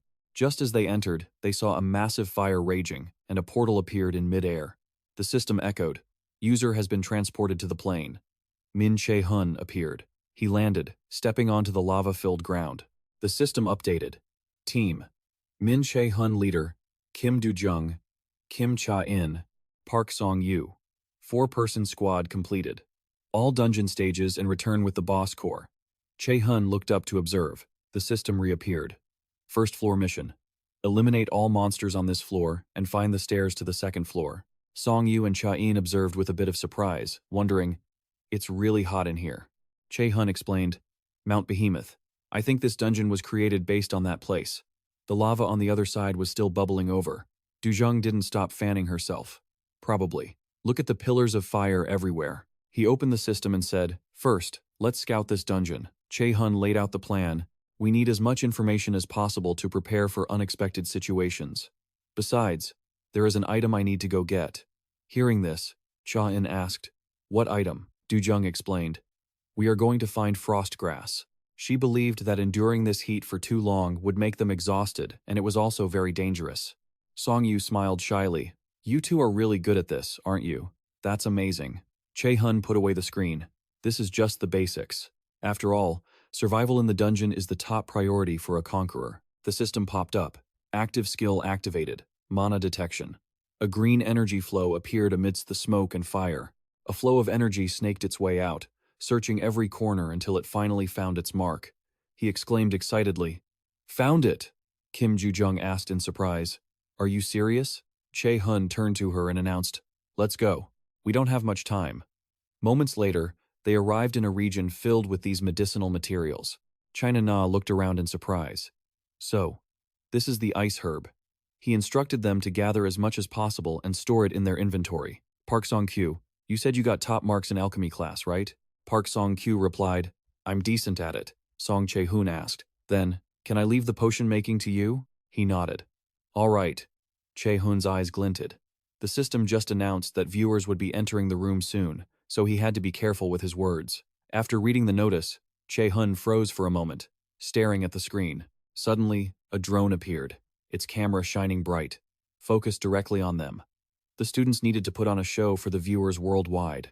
In other words, they had all just become streamers. They had to satisfy their audience. There were many eyes watching through the live feed. Che-hun didn't like the idea, but he admitted it had its uses. Before he could think more, he announced that 4 monsters were approaching. When China Na looked up, Che-hun made sure to remind her about the C-rank threat. Park Song-kyu turned around to scan the area. Kim Do-jung understood the signal and gave a slight nod. Che-hun then ordered everyone into Formation B. The 4 of them stood back to back. The surroundings felt like they were closing in. Park Song-kyu drew his sword and shield. The system notification popped up. Active skill, provocation activated. Even so, Che-hun warned them to keep their distance and stay alert. Looking at the monsters, he warned that they would explode upon contact. Kim Do-jung grabbed her staff, calling out, Oh, spirit of water. The monsters lunged forward, closing the distance quickly. Seeing that her attacks had no effect, she screamed in panic. Min Che-hun! Che-hun shook his head. Not yet. China Na listened and stayed put. Even she didn't dare to move in. The system chimed, Channel created. Viewers have entered. Is this a stream of students on their first hunt? Unknown. B. Yeah, I just saw the notification on the homepage. Che-hun shouted. And at that moment, the system signaled, active skill. Water arrow activated. Kim Joo-jung silently drew her bow and struck a monster, leaving a massive hole in its body. Meanwhile, China Na slowly approached another monster. She leaped into the air, unleashed an ice attack, and stood back to observe. He figured there was no better place to use the ice ability. Suddenly, the camera flashed. Che-hun smiled. However, he raised his hand and looked down at something. I shouldn't build up the climax too early, Che-hun thought to himself. When everything reached its peak, the system chimed. Active skill. Ice rain activated. A massive explosion echoed as his eyes gleamed. It was time to let it blow up. The waves of power collided, creating a deafening boom. The camera captured the entire scene. Comments flooded the screen. Unknown 1. Is this for real? Unknown 7. Whoa, he's that good? He's not a rookie? He's that strong? Unknown 11. Since when? Unknown 29. This is insane. Unknown 4. Something's wrong. That's an A-rank skill. Che-hun shifted his stance. He opened his eyes, knowing this was only the beginning. He had calculated that these viewers would be his weapon to take down Gu Cha-in. At the same time, in a certain room, the same scene was being replayed on a screen, and the comments were being read aloud. Unknown 1. Is this real? Unknown 2. No way. What kind of rookie can use an A-rank skill? Unknown 4. They must be at least a third year. Someone called out softly. Min Che-hun, so it's Chi-sok. He hadn't even broken a sweat using an A-rank spell. Che-hun was staring directly into the camera. The man wondered about what Agent Kim Chi-jun had said that she didn't get along with Gu Cha-in. Chi-sok understood. Furthermore, Lotus was backing him. He smiled smugly. If he used this kid, he could expose Gu Cha-in. Suddenly, Chi-sok snapped the toothpick in his hand. Now then, Min Che-hun, I have some expectations for you. Show me what you've got. The attack Che-hun unleashed had immense destructive power. The blast kicked up so much dust that everyone around had to squint. A large number of the monsters had been wiped out. Kim Joo-jung couldn't help but exclaim, I'm beyond surprised. When did he learn that? But China Na still felt uncomfortable. Isn't it getting too hot? Just then, Che-hun, who had been moving, stopped. He turned to the others behind him. I think we've taken care of all of them. We should drink our potions now. Hearing this, she quickly replied, Agreed. It's too hot here. Kim Joo-jung instinctively looked around and suggested, Let's find somewhere cooler. Park Song-kyu looked around. Somewhere cooler? Right. Follow me. He quickly spotted a place. How about over there? There's less energy leaking out over there. Min Che-hun agreed. You're right. That's the spot. Then he summoned an artifact. Shall we start setting up camp? Meanwhile, in another location, someone drew their weapon. Waina waved her hand, unleashing a martial art. Countless arrows flew straight toward the monsters. In the blink of an eye, she had wiped them out. Weina stood there, seriously assessing the situation. Suddenly, Hosseon lunged forward from behind. He moved with incredible speed. Hosseon swung his sword, and the monsters were immediately annihilated, leaving nothing but corpses on the ground. He looked around and exclaimed, All done? Weina felt something was strange. Yeah, isn't this dungeon too easy? Hosseon assessed the area. I also think the monsters are weaker than we expected. It's easier than the simulation dungeon. Chin-hook heard this, and thought in horror. What is he saying? He was calculating everything with extreme caution. We could fail with just one mistake. Besides, he's fighting those monsters in close quarters without taking a single scratch. Hosseon turned to Waina. I bet Che-hun handled the rest of them. She understood and spoke up. Yeah, let's hurry. Chin-hook overheard them and instinctively looked at his teammates. If both of them said that, then just how strong was Min Che-hun? The scene shifted to a zone radiating intense heat, where a tent had been set up nearby. Che-hun's group was sitting inside, recovering their stamina. Park Song-kyu looked at the item in front of him and guessed, I think it'll take about an hour for the potion to be finished. Che-hun, sitting opposite him, replied calmly, That's fine. That's plenty of time. He couldn't help but chuckle. I'll try to finish as fast as possible. Kim Joo-jung couldn't help but complain. It's so hot. This dungeon is really a perfect replica of the Moot Bo Hem dungeon. Che-hun glanced at her, saying, As expected. Kim Joo-jung is hinting for me to hurry up, aren't you? Kim Joo-jung panicked and quickly denied it. What? That's not what I meant. China Na saw them chatting happily and remarked, You two are so close. Meanwhile, she was still frustrated. You're making me look like the bad guy. Che-hun apologized. I'm sorry, okay? A moment later, Kim Joo-jung turned away, annoyed. Not really. Che-hun sighed after she ruffled his hair. He was sure they had realized that what happened in the simulation dungeon wasn't their fault. He recalled Kim Joo-jung's recent actions, but fear had overwhelmed her and clouded her judgment. Min Che-hun thought for a moment, then suddenly raised his hand. He spoke with absolute seriousness. Guys, Che-hun proactively suggested, I want to discuss our next plan. Afterward, the makeshift tent was opened. Kim Joo-jung asked with concern, Is this feasible? Che-hun turned to her and affirmed, Of course. Then, she and he instinctively looked at the nearby drone. Che-hun's eyes never left the object. He watched the timer on the screen 12 minutes and 4 seconds and calculated that now was the best time to stir up some trouble. Immediately after, Che-hun raised his hand to unleash a martial art. Waves of language were transmitted far and wide. Those waves began to spread throughout the entire space. At the same time, the system updated. Connection to the Myeonggae Plains is unstable. Voice limitation has been lifted. A flood of messages appeared. Unknown 32. He's doing it again? Unknown 71. Summoning the 500 brothers. I think he's starting to sweep through everything. Anno 3. But why are there only 2 people? Where are the other 2? Unknown 5. Are they dead? Min Che-hun spoke with complete confidence. My team members are all fine. So don't worry. Everyone was stunned. Unknown 5. What was that? I think I heard his voice. Unknown 3. Me too. What is going on? They couldn't believe it. Unknown 1. I thought we couldn't hear the students talk? Unknown 9. Is it like this for all streamers? Unknown 47. Just this one. He wasn't surprised, thinking he had predicted this reaction. Che-hun couldn't help but smile slightly. He then spoke calmly. I've interfered with the structure of the Myeonggae Plains a little bit.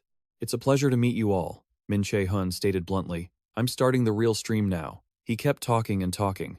What is the meaning of this stream? Che-hun began to pose questions. If you all can't hear my voice, that wouldn't be right, would it? Just then, Ha-chun asked curiously, Principal Gu Cha-in, are you sure you're all right? Cha-in raised his hand. I'm fine. His face looked a bit ugly. I just have a bit of a headache. Cha-in was furious. This shouldn't be happening. He silently analyzed every detail. He interfered with the structure of the Myeonggae Plains. This area was created by countless mages, myself, and the Academy's faculty. Gu Cha-in was beyond baffled. How could he have interfered? Now, he proposed an idea. Principal Go, I think we should punish Min Che-hun. The man had his own troubles. I want to, but I can't. Cha-in pointed out a major issue. There were no rules covering this situation. He gritted his teeth in frustration, muttering, Who would have thought a student could modify the structure of the plane? His fury was evident, especially considering his standing as a master instructor at the academy. He eventually calmed down, telling himself not to worry. Students were strictly forbidden from leaking sensitive information outside. Gu Cha-in already had a plan if this rule was broken. The punishment was expulsion. He said, unbothered. The moment that kid signed the agreement, there was nothing he could do. Suddenly, Min Che-hun spoke up from the surveillance monitor. Principal Gu, a lot of people are curious about you, aren't they? He hinted pointedly. Everyone already knows about the incident. Similar things happened with the guild too. There are a lot of secrets being hidden. Cha-in's face turned pale as he listened to Che-hun. Am I worried about being expelled? Che-hun replied, completely fearless. You don't need to worry about that. In fact, Che-hun continued with great confidence. Should I tell everyone who the principal's favorite is? He kept talking on and on. He only cherishes the strong who are still alive. Che-hun didn't fear Cha-in's retribution. He just kept explaining. The strong rule. That's the law at Milet Academy. The drone was still tracking his movements, and Che-hun stared straight at it, asking, Do you guys really think Principal Gu Cha-in will expel me? His words infuriated the old man. Cha-in then covered his face and let out a cold laugh, his eyes burning with killing intent. That's right. Min Che-hun has been like this from the start. Why did I only realize it now? Cha-in, having made a calculation, called for Instructor Ha-chun. Ha-chun immediately replied, Yes, Cha-in clenched his fists in rage. As soon as the exam ends, expel Min Che-hun immediately. Cha-in continued his orders. Once the media coverage dies down, hire at least 2 veteran A-rankers. He gritted his teeth, full of determination. We will deal with Min Che-hun. Ha-chun understood his intent and bowed, replying, Yes, sir. Meanwhile, Cha-in was struggling to suppress his own irritation. Cha-in's eyes were glued to the screen. He didn't want to let Min Che-hun off easily. I will make you pay. Che-hun, completely unfazed, spoke up. If he expels me while my scores are this good, he's going back on his word. Would he really do something like that? The viewers started discussing it. AD23 didn't care at all. They were feeling excited. And 2. If a student says that, there's definitely something wrong. That must be why Min Che-hun is so annoyed. The discussion became very lively. And 3. That sounds plausible. Gu Cha-in is accused of so many things, yet he's never been investigated. Che-hun felt very satisfied seeing the public's reaction, because he knew the media had turned against Gu Cha-in. Do you think you can cover this up this time? The scene shifted to a moment earlier in the sweltering hut, where he had explained his plan. I'm going to edit the formula for the subspace. We have to ensure the viewers can hear us. Song-si curiously asked about the formula, and Che-hun explained everything in detail. The first step of the plan is to take down Gu Cha-in in public. We can win the viewers over by fulfilling their desires. Kim Ju-jung asked with some concern. But are you sure this will work? What if he does something? He immediately stood up to reassure her. Don't worry. Che-hun was very confident in his plan. We have the viewers. Besides, I've calculated every possibility in detail. There's no rule forbidding us from interfering with the subspace formula. Thus, Che-hun carried out his plan. Then, let's officially begin the dungeon conquest stream. He stood there and declared proudly to everyone, this is an event we've specially prepared for you, so please enjoy it. Comments started appearing. AD 76, he's so good at this. A real professional streamer. AD 43. This looks like it's going to be interesting. She couldn't help but walk over to call him. Hey, Min Che-hun, Kim Ju-jung whispered to him. I'm a little scared of these people. A second later, a comment about her appeared. A 2. Is that Kim Ju-jung? I heard she's a very good warrior, but she doesn't look like it at all. Kim Ju-jung had to face a barrage of criticism. ALD 77. Stay away from Che-hun. And 30. I heard they were on the same team in the newcomer hunt. ALD 8. She took down those bad guys fast earlier, though. She was deeply hurt by those words, so Kim Ju-jung angrily turned off the system screen. She complained to Che-hun, I'm easily hurt. This is so annoying. Seeing her reaction, Che-hun reassured her, just hold on for a little bit. We have to do this for the plan. She understood and replied, yeah, I know. But Che-hun watched Kim Ju-jung's attitude and mused, I understand how she feels. He became lost in his own thoughts. I've wanted to die countless times because of online haters. For a moment, Che-hun kept silent and focused on his thoughts. A while later, he spoke up. Let's go. Che-hun said to her seriously, we still have work to do. The scene shifted to a place with many flows of Yu Sung-eun-han. He and Kim Ju-jung had moved to this dangerous location. The viewers were confused and commented, and 3. Where are they going? I thought they wiped out all the monsters. A82. Yeah, what's there? Currently, Yu Sung-eun-han was emitting a massive amount of heat. Che-hun stood there and calmly said to the screen, we have business here. He added mysteriously, we intend to show you something interesting. Che-hun stated his goal. We are going to find the hidden part of the subspace here. The viewers were overwhelmed, commenting, AD 90, just seeing your face makes me happy. ALD 91. A hidden part? AD 21. Why is there a hidden part there? He continued his plan. Then, let's begin. Kim Ju-jung, nearby, immediately took out her weapon as the system notified them. Activate active skill. Rogue. Activate active skill. Gale. The system updated as Che-hun triggered his active skill, a faint light radiating from his body. Che-hun thought with determination, now is the time to show them, whispering to himself about the path of a regressor conquering the dungeon. The scene shifted behind the quiet Milet Academy. At that moment, Kim Chi-jun told the person on the other end, yes, I will contact Min Che-hun immediately after the However, Kim Chi-jun was still hesitant. But are you sure about this? The Yokwaa Guild was backing Min Che-hun. Now, Chi-suk looked seriously at his computer screen, frowning unconsciously as he replied, that's the problem. Chi-suk carefully reminded her, so you have to contact her as soon as possible to bring him to our side. He stated his plan. Then we'll let him control the conditions. Chi understood and quickly replied, understood. After the call, she took off her headset. Kim Chi-jun immediately turned and left the area. She secretly calculated in her mind, if the conquest manager can get him, it will be extremely beneficial in the long run. However, Kim Chi-jun also realized there were many issues involved. The problem was that she understood the current situation that Gu Cha-in was also pursuing him. Kim Chi-jun's hair fluttered in the wind. She reminded herself that she had to assess the situation first. Meanwhile, Che-hun was moving toward the Yusung Unnan flow. At this moment, he didn't feel any fear at all. Suddenly, Che-hun reached out and grabbed Kim Ju-jung's waist, speaking with determination. "Let's go." She was a bit flustered, saying, "Wait." The viewers were stunned to see Che-hun holding Kim Ju-jung as they rushed off. On 2. I thought this would be romantic, but it looks more like a fight. They paid attention to her expression. ALD 81. She's got him in a chokehold. ALD 73. Kim Ju-jung, the combat champion. Then the viewers started to get confused. And 9. But why are they jumping? Is Che-hun just standing in midair? This left everyone in disbelief. ALD 20. Did he just stand in midair? Kim Ju-jung saw the situation and exclaimed, "Min Che-hun, just like you said, there's a hidden standing spot here." Min Che-hun still calmly reminded her, "Hold on tight and cast the spell. Don't make any mistakes while calculating the timing." Kim Ju-jung glanced at him and complained, "Got it. Just don't let me go. If you let me go, I'm dead." But Che-hun just kept holding her as they rushed forward. He thought to himself as they moved, "I really respect whoever found this hidden part." Che-hun analyzed silently. Even though it's state-funded, Gu Cha-in still hid it here. He really doesn't want students to have it. The scene shifted to a space with no one else around. Very quickly, there was a major disturbance in this space. He and Kim Ju-jung arrived at this area. Then, both of them landed and looked at the Yusung Unhan surrounding them. She was momentarily stunned and exclaimed, "Is that the item you mentioned?" A brilliant light flickered in the distance, marking a spot filled with valuable items. Min Che-hun kept his eyes locked on it, confirming the find. "Yeah," he said, brimming with excitement. "Those stones will be the key to conquering this dungeon." Cha-in stared at the scene, sweating in fear, while the viewers were buzzing with excitement.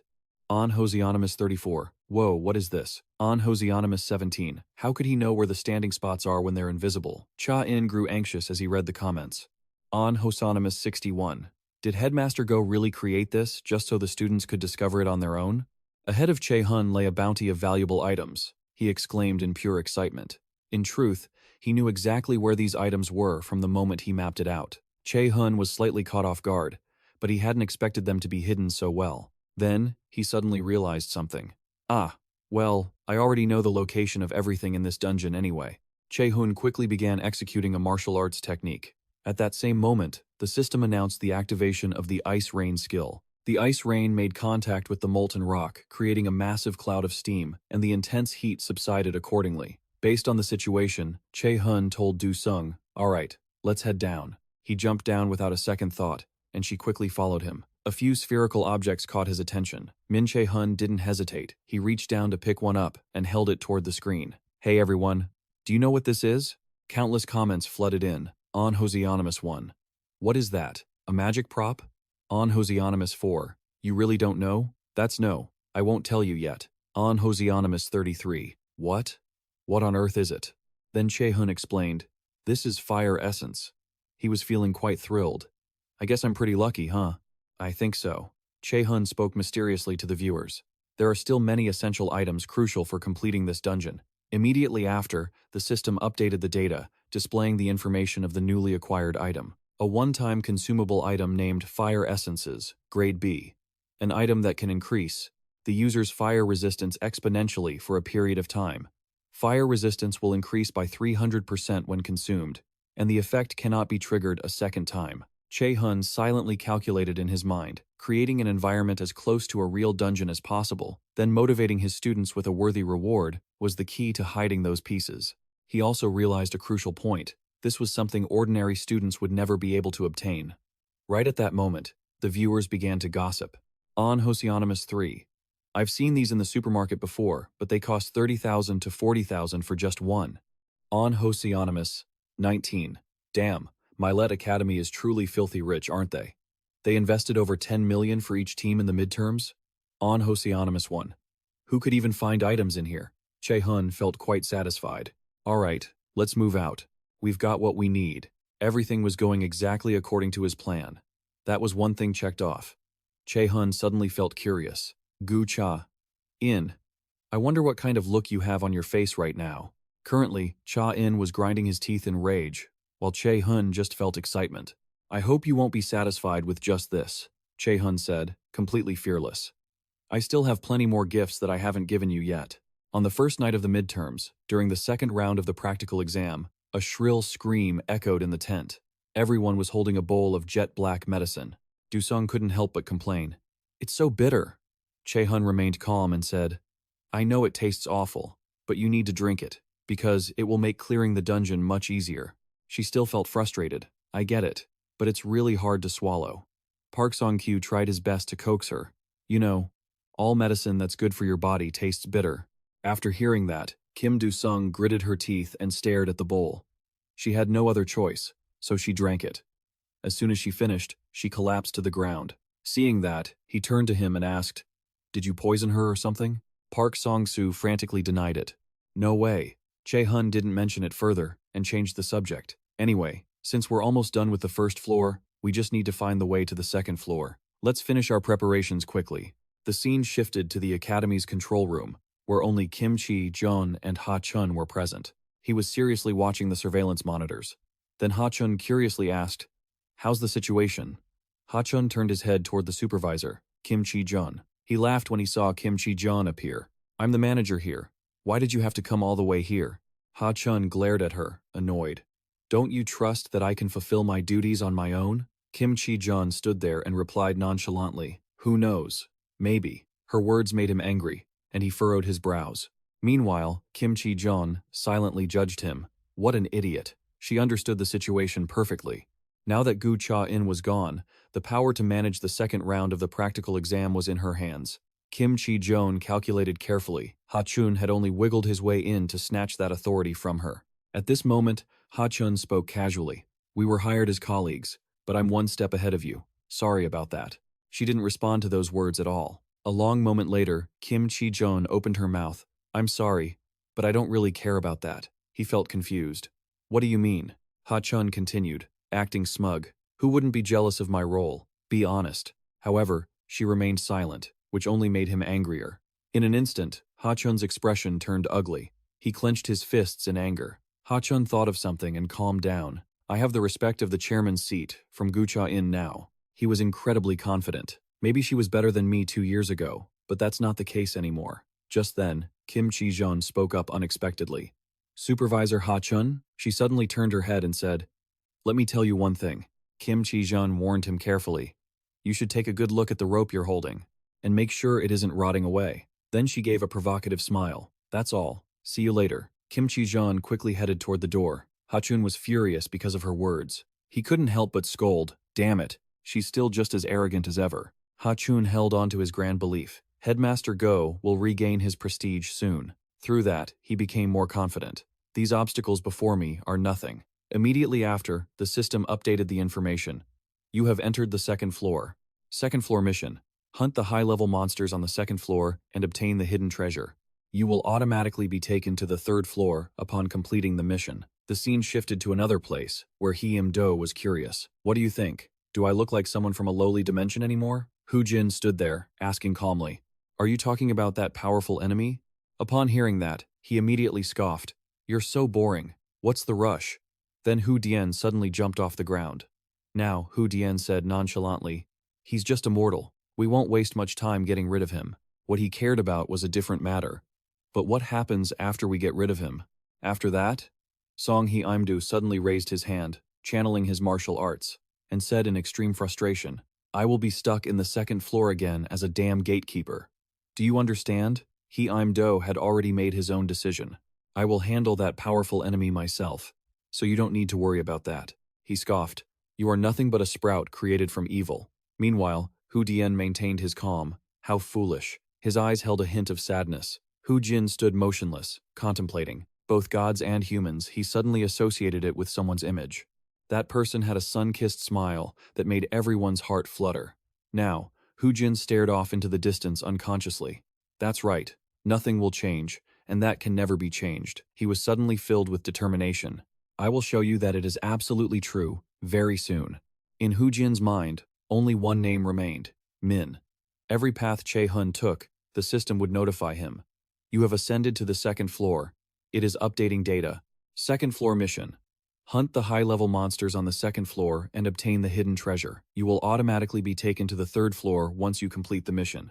At this moment, Cha-na raised her hand to wipe the sweat and remarked, This place is even hotter than the first floor. I wonder what's on this floor. Du-sung evaluated the information. The mission is also tricky. She recalled the previous challenge. The first floor mission was to wipe out all monsters to get to the second floor.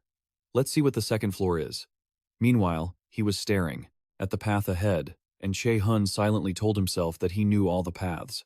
But the scene shifted to an hour before. When they were exploring the area, they stared at the path ahead and gasped. This path is quite narrow and dark. Cha-na couldn't help but exclaim.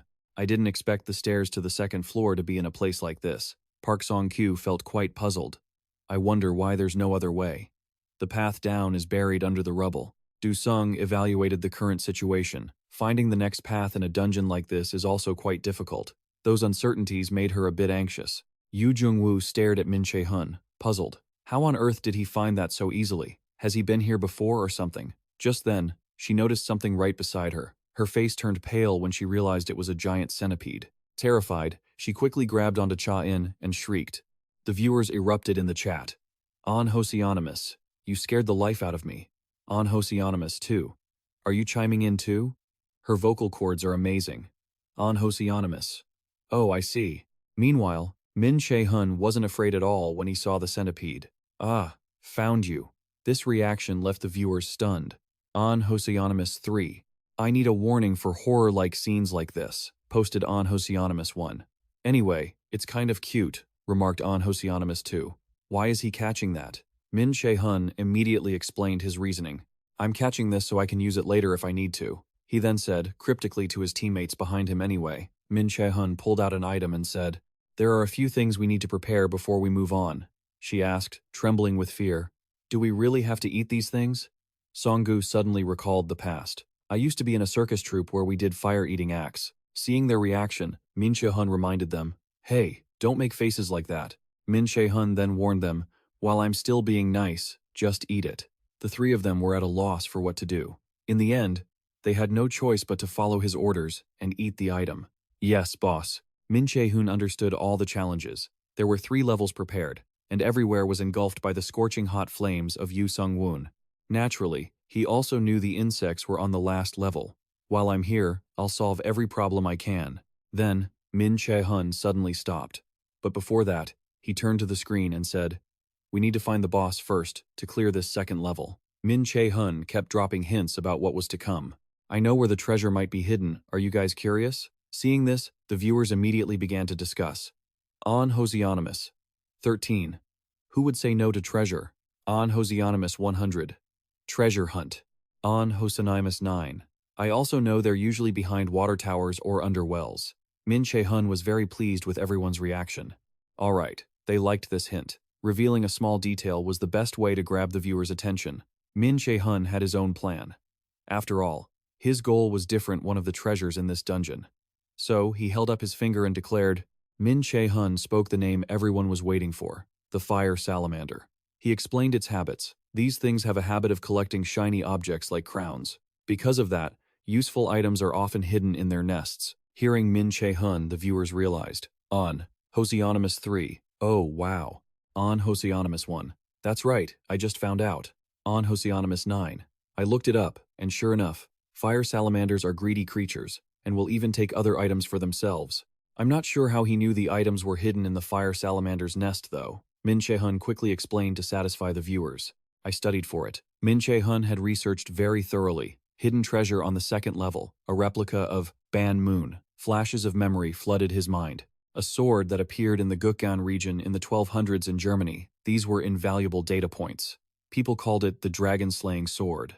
And just like Min Che-hun's Thunderstep, it was an item with overwhelming, destructive power. Min Che-hun also knew the origin of that object. The original was owned by a German crusader named Balak. He assessed it through that knowledge. If the original is an S-rank item, the replica should still be pretty good. Cha-in suddenly felt curious. But what's the fire salamander's weakness? Yu Jung-woo immediately answered her question.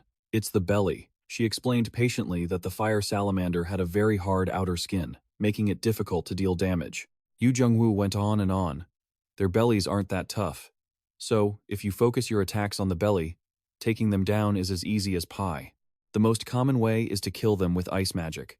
Cha-in was overwhelmed by her level of knowledge. Wow, you know so much. What did you get on your theory test? Yu Jung-woo felt shy at the compliment and coughed lightly. Anyway, The best time is right after they've finished eating, because their movements will be quite sluggish. Right then, Che-hun chimed in. She's right. So, prepare as thoroughly as possible before we go. He felt incredibly excited. Finding the hidden treasure would be amazing. Scene changed to inside the scorching hot dungeon. The flames of Yu Sung-woon radiated immense heat here.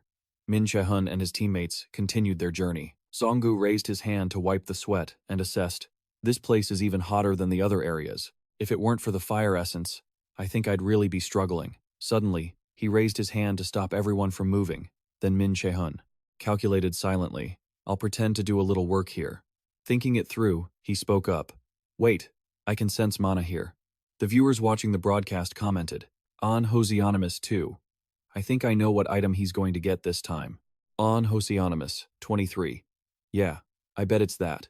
On Hosianonymous 55. "Yeah, that one?" However, some people still didn't understand the situation. On Hosianonymous 93. "What the heck are you guys talking about?" Then someone realized. On Hosianonymous 52.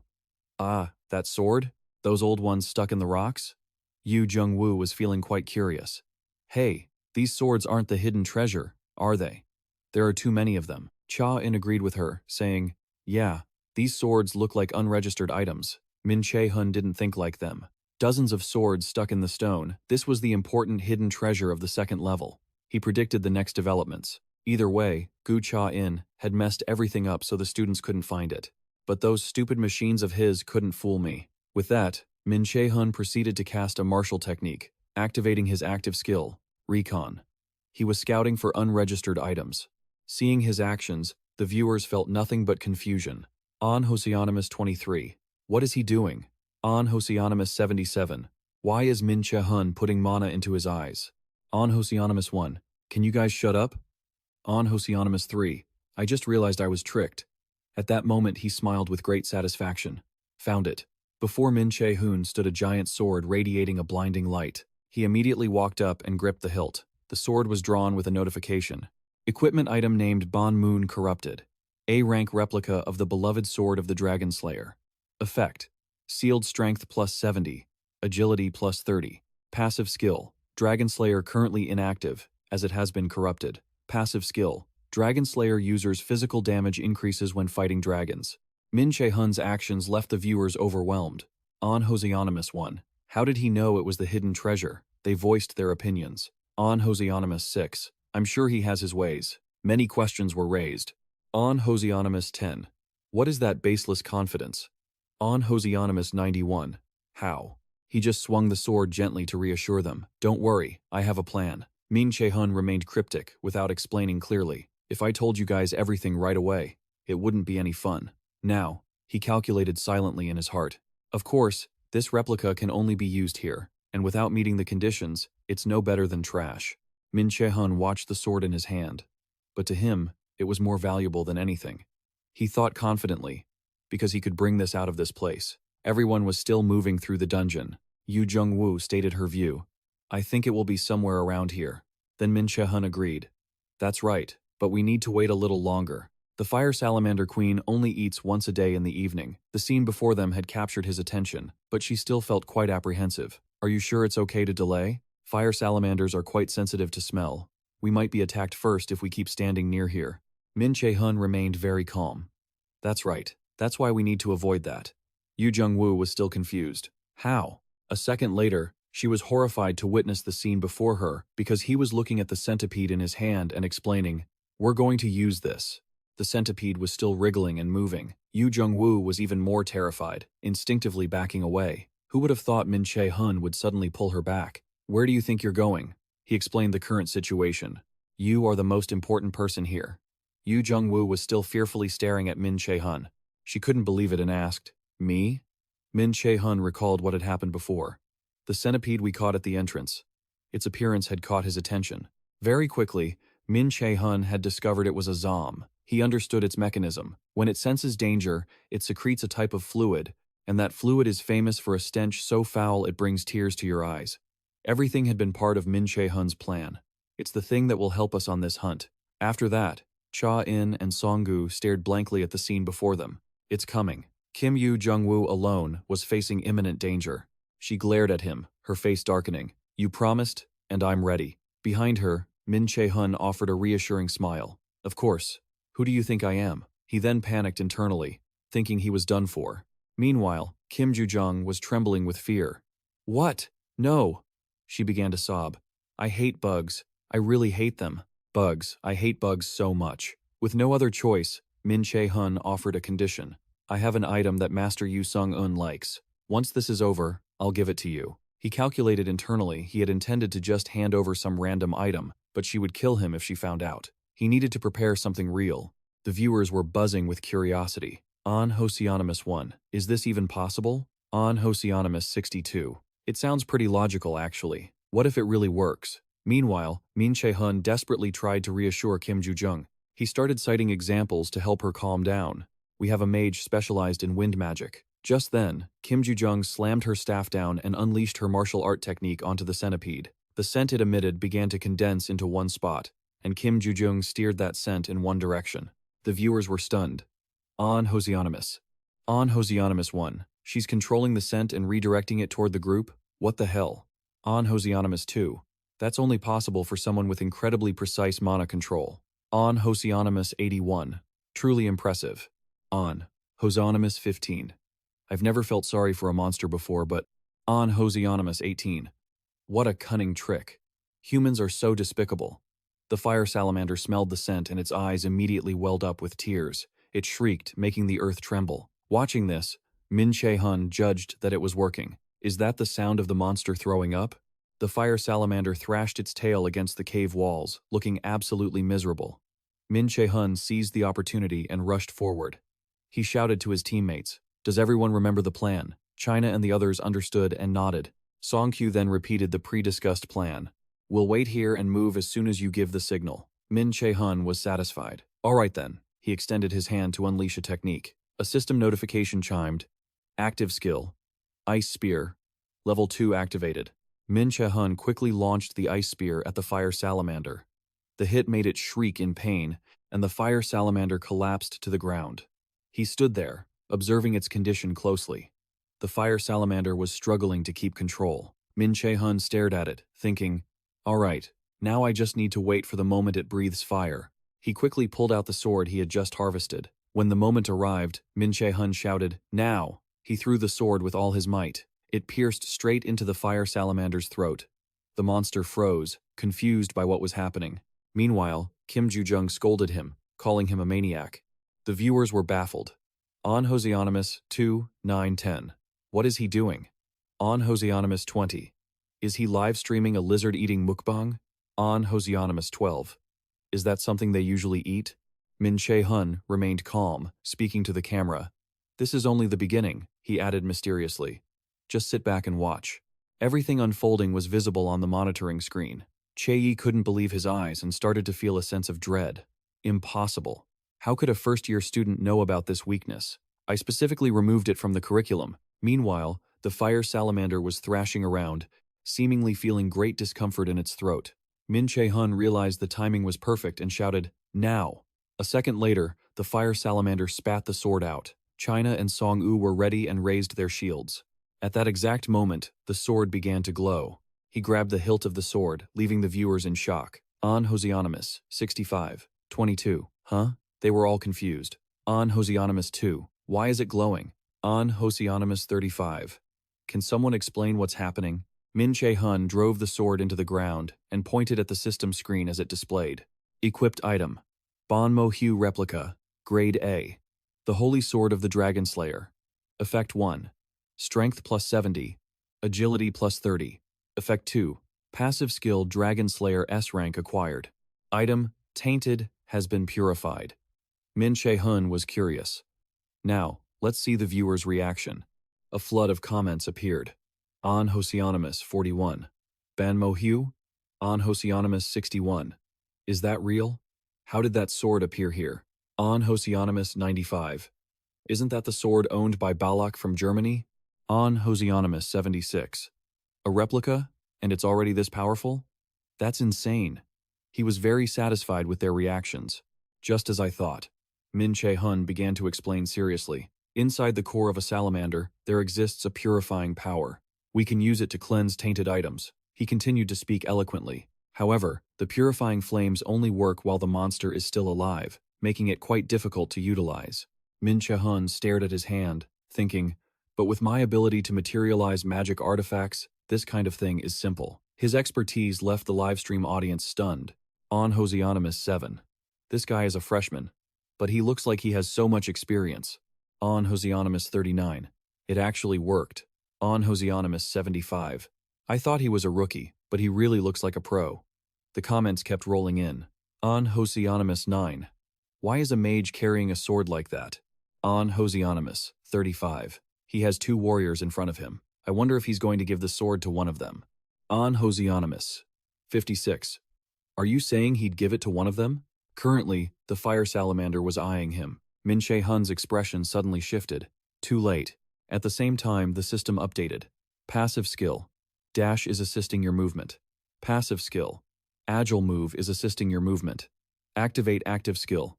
Gale. Filled with killing intent, he swung the sword to run. The beast moved its legs, preparing to strike, but Che-hun quickly unleashed a lethal attack. The slash was aimed straight at one of its legs. After executing the technique, Che-hun slammed the sword into the ground, using it as a pivot to quickly retreat. He stopped at a certain spot and immediately proceeded to trigger his next skill. Ice Zone. The ice spread rapidly toward the fire salamander. Song-kyu immediately noticed the problem. Its belly is exposed. Che-hun had clearly already spotted it, so he seized the moment to attack its stomach. The plan succeeded as Che-hun drove the sword deep into the fire salamander's belly. Kim Ju-jung was overwhelmed by the sight. China and the others were equally astonished. The viewers were terrified. On Hosianonymous 1. What did I just watch? On Hosianonymous 21. Good lord. He was very pleased that his plan succeeded. The viewers judged that a magic warrior build might not be his direction, but rather that this was his inherent nature. Cut to a small room with minimalist decor. Someone was furiously typing on a keyboard. Che-hun leaned back after finishing. Posted, she muttered in confusion. Why did he make me do such a troublesome task? But it is kind of fun getting this much attention. On the screen, lines of text appeared, demanding to reveal the true identity of the rookie, Che-hun. It contained a lot of useful information. Hello, I'm a fan of the elite students. Freshman Che-hun is currently putting on an impressive performance at the midterm exam, and I took the opportunity to learn more about this mysterious figure. Check out the articles below. Article 1. Dungeon-themed event at Neverland. A freshman and a first-year high school student conquered a dungeon, causing a public stir during the recent Neverland incident. With only 2 students, they managed to conquer the dungeon, causing a buzz. One of those students is the recently famous Che-hun. The other student is So-hun, a cute and smart girl. Beyond the images in this article, there was another one. Can you recognize who that is? That's right, it's Che-hun. Hun had provided a large amount of data. Many people claimed that Che-hun was only good at editing images and videos. Many people read the post. I wanted to keep this to myself, she thought, after hearing a bit of information from those involved in the Neverland incident. Her post was trending on social media, but I felt I needed to share this after watching the midterm exam livestream. That's why I wrote this. I have to go back to watching the stream now, so I won't be replying to comments. Sung was among those who read the post. She couldn't help but smile. So, this is the reason you proposed that to me? You've got a lot of tricks up your sleeve. Cut to a moment earlier, Che-hun had said bluntly, an interesting thing is going to happen during the midterm broadcast. Yu Sung-un cautioned him carefully. This involves the entire academy, and the risk is just too high. But Che-hun is still pushing hard to convince her. How about this? You monitor everything I've planned, and if you feel it's worth getting involved, you can make the decision later. What do you think? These words of his changed her mind. So, Yu Sung-un spoke to Yu Sung-un. Did you have a hand in this? So that's why you were so confident I wouldn't refuse. Huh. Mr. Baek-sung-che. He just stood there calmly and replied, yes. She continued giving orders. Contact the reporters. Baek-sung-che asked with some hesitation. Right now? Yu Sung-un spoke up, completely unfazed. I think Gu Cha-in is about to be finished for good. She started to find this battle interesting. If things go according to Che-hun's plan, Ah-hun is feeling incredibly satisfied that the article has gone viral. Nice, the views are climbing. She sat there muttering to herself. The more famous I get, the better. But why did he make me do this? Ah-hun remembered the time before the second round when she curiously asked, hey, what are you doing? Back then, Che-hun was reading a book, glanced at her, then closed it and stopped reading. Che-hun explained his plan. I'm coming up with a scheme to deal with that bastard Gu Cha-in. Ah-hun felt quite curious. What kind of scheme? She saw him stand up and say, You'll see. I'm pretty busy right now, so I can't explain everything to you. Remembering that conversation, she muttered in annoyance. He just makes me even more curious. It's so annoying. If he's going to ask for a favor, he should at least explain a little bit. Then, Ah-hun suddenly stared blankly at the screen because a comment appeared. Unknown 31. Is that really so, Ah-hun? I don't know what she looks like, but she was pretty sharp in the interview. She immediately started taking it seriously. Another comment popped up. Wow, I happened to see her in person. She's like a goddess, even prettier the more you look at her. Now, Ah-hun was satisfied. Exactly. She reminded herself not to comment there, though. Let them discuss it among themselves. Time to get more snacks. Meanwhile, inside the dungeon, which was covered in lava, Che-hun was using a knife to dissect the fire salamander. A moment later, he said excitedly, Found it. Kim Ju-jung immediately walked over, asking curiously, What is it? Che-hun took out an item and explained, A superpower ring. The system updated the latest information. Equipped item, incomplete superpower ring. Level B. It amplifies mana for a moment to enhance magic. The owner will learn the overload activation skill. The level is still low due to missing a superpower stone. The stats for overload are unstable because the item is incomplete. The overload activation skill, level A, amplifies mana to boost magic by 1.5 times for 5 minutes. You will not be able to use mana for 5 minutes after activating this skill due to the missing superpower stone. He clearly understood the value of the item in his hands. This was the item the Academy used as a reward for the midterm exam. Although it was still incomplete due to the missing superpower stone, it was still a decent item. Next, Che-hun turned to his teammates and said, But there's only one ring. Let's play rock, paper, scissors to decide who keeps it. China Na immediately refused. No need. Whoever contributed the most should take it. Songgu agreed with her, saying, Exactly. We can't just take it like that. Kim Ju-jung also contributed her opinion. You did everything in the fights. Just treat us to a meal after we get out of here, and we're good. Seeing everyone's reaction, Che-hun put on the ring, if you guys say so. Immediately, the system updated the latest info. You have received the reward to teleport party members to the next floor. Very quickly, they were teleported away. You have reached the next floor. It didn't stop there, as the system announced the protective shield would drop in 1 minute and the boss fight would begin. Be prepared. She looked at the thing in front of her and remarked, It looks like it's made of glass. It feels like it could shatter at any moment. Then, Kim Ju-jung looked up in confusion and was startled when she saw something affecting it from the outside. In an instant, Kim Ju-jung turned pale with fear. China and Song-gu also looked up, stunned. Suddenly, she slipped in a panic while backing away. Kim Ju-jung fell to the ground, staring forward in a daze, because in front of her was a giant monster. Che-hun asked in confusion, What's wrong? She coughed and replied, It's just very solid. And he agreed with Kim Ju-jung. Yeah, it really is, China Na asked him. Curious, Che-hun, do you have a plan? Che-hun replied very calmly, No. Kim Ju-jung sat up and asked in disbelief, What? He showed no fear at all, saying, We don't need any plans.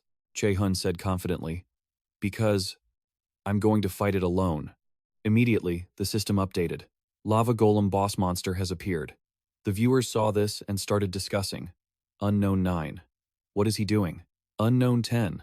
Isn't the most basic thing to gather intel on the opponent while holding the formation? What are the other members supposed to do if he acts alone? Unknown 22. He must know what he's doing. The people were restless and talkative. He was analyzing the current situation. Every year is different, but this is the place where 70% of students fail this exam. Che-hun stared at the shield and thought. Each year features different monsters, but they are all level B and C monsters. Just then, the system updated. Defeat the lava golem and take its magic core. He carefully observed the surroundings to prepare for the battle. Che-hun could guess that they probably cleared everything out here for the viewer's convenience. He noticed every small detail, so this place was quite barren and empty. However, Che-hun was neither worried nor bothered. He just leaped off the ground to prepare for the fight. The monster let out a terrifying roar. Che-hun rushed forward without a hint of fear.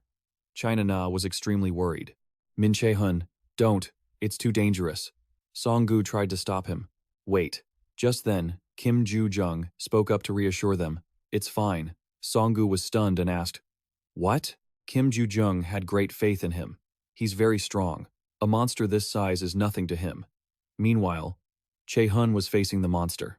He easily dodged its punches. China was still very worried about Min Che-hun, but the lava golem is at least a level B. It will be very difficult for him. But Yu Sung-un must have had a reason to trust him like that. Now, the monster angrily swung its fist toward Min Che-hun. He remained very calm, without a trace of fear. Che-hun used a move to dodge its attack. Then he was pushed back a great distance by the monster. At the same time, the system announced, "Activate Gale Skill Level 4. Che-hun calculated in his mind, "I will finish it with this." So he continued to use his move, Activate Ice Skill. It instinctively dodged to the side when it saw Che-hun's attack. But the monster stepped hard onto the ice wall. It wanted to rush toward him to attack. Suddenly, the system updated the data to Che-hun's surprise. Activate Mana Detection Skill. He quickly backed away, dodging the monster's attack. It missed and gathered strength to prepare for another attack. Che-hun ducked again to avoid the danger. The viewers were overwhelmed.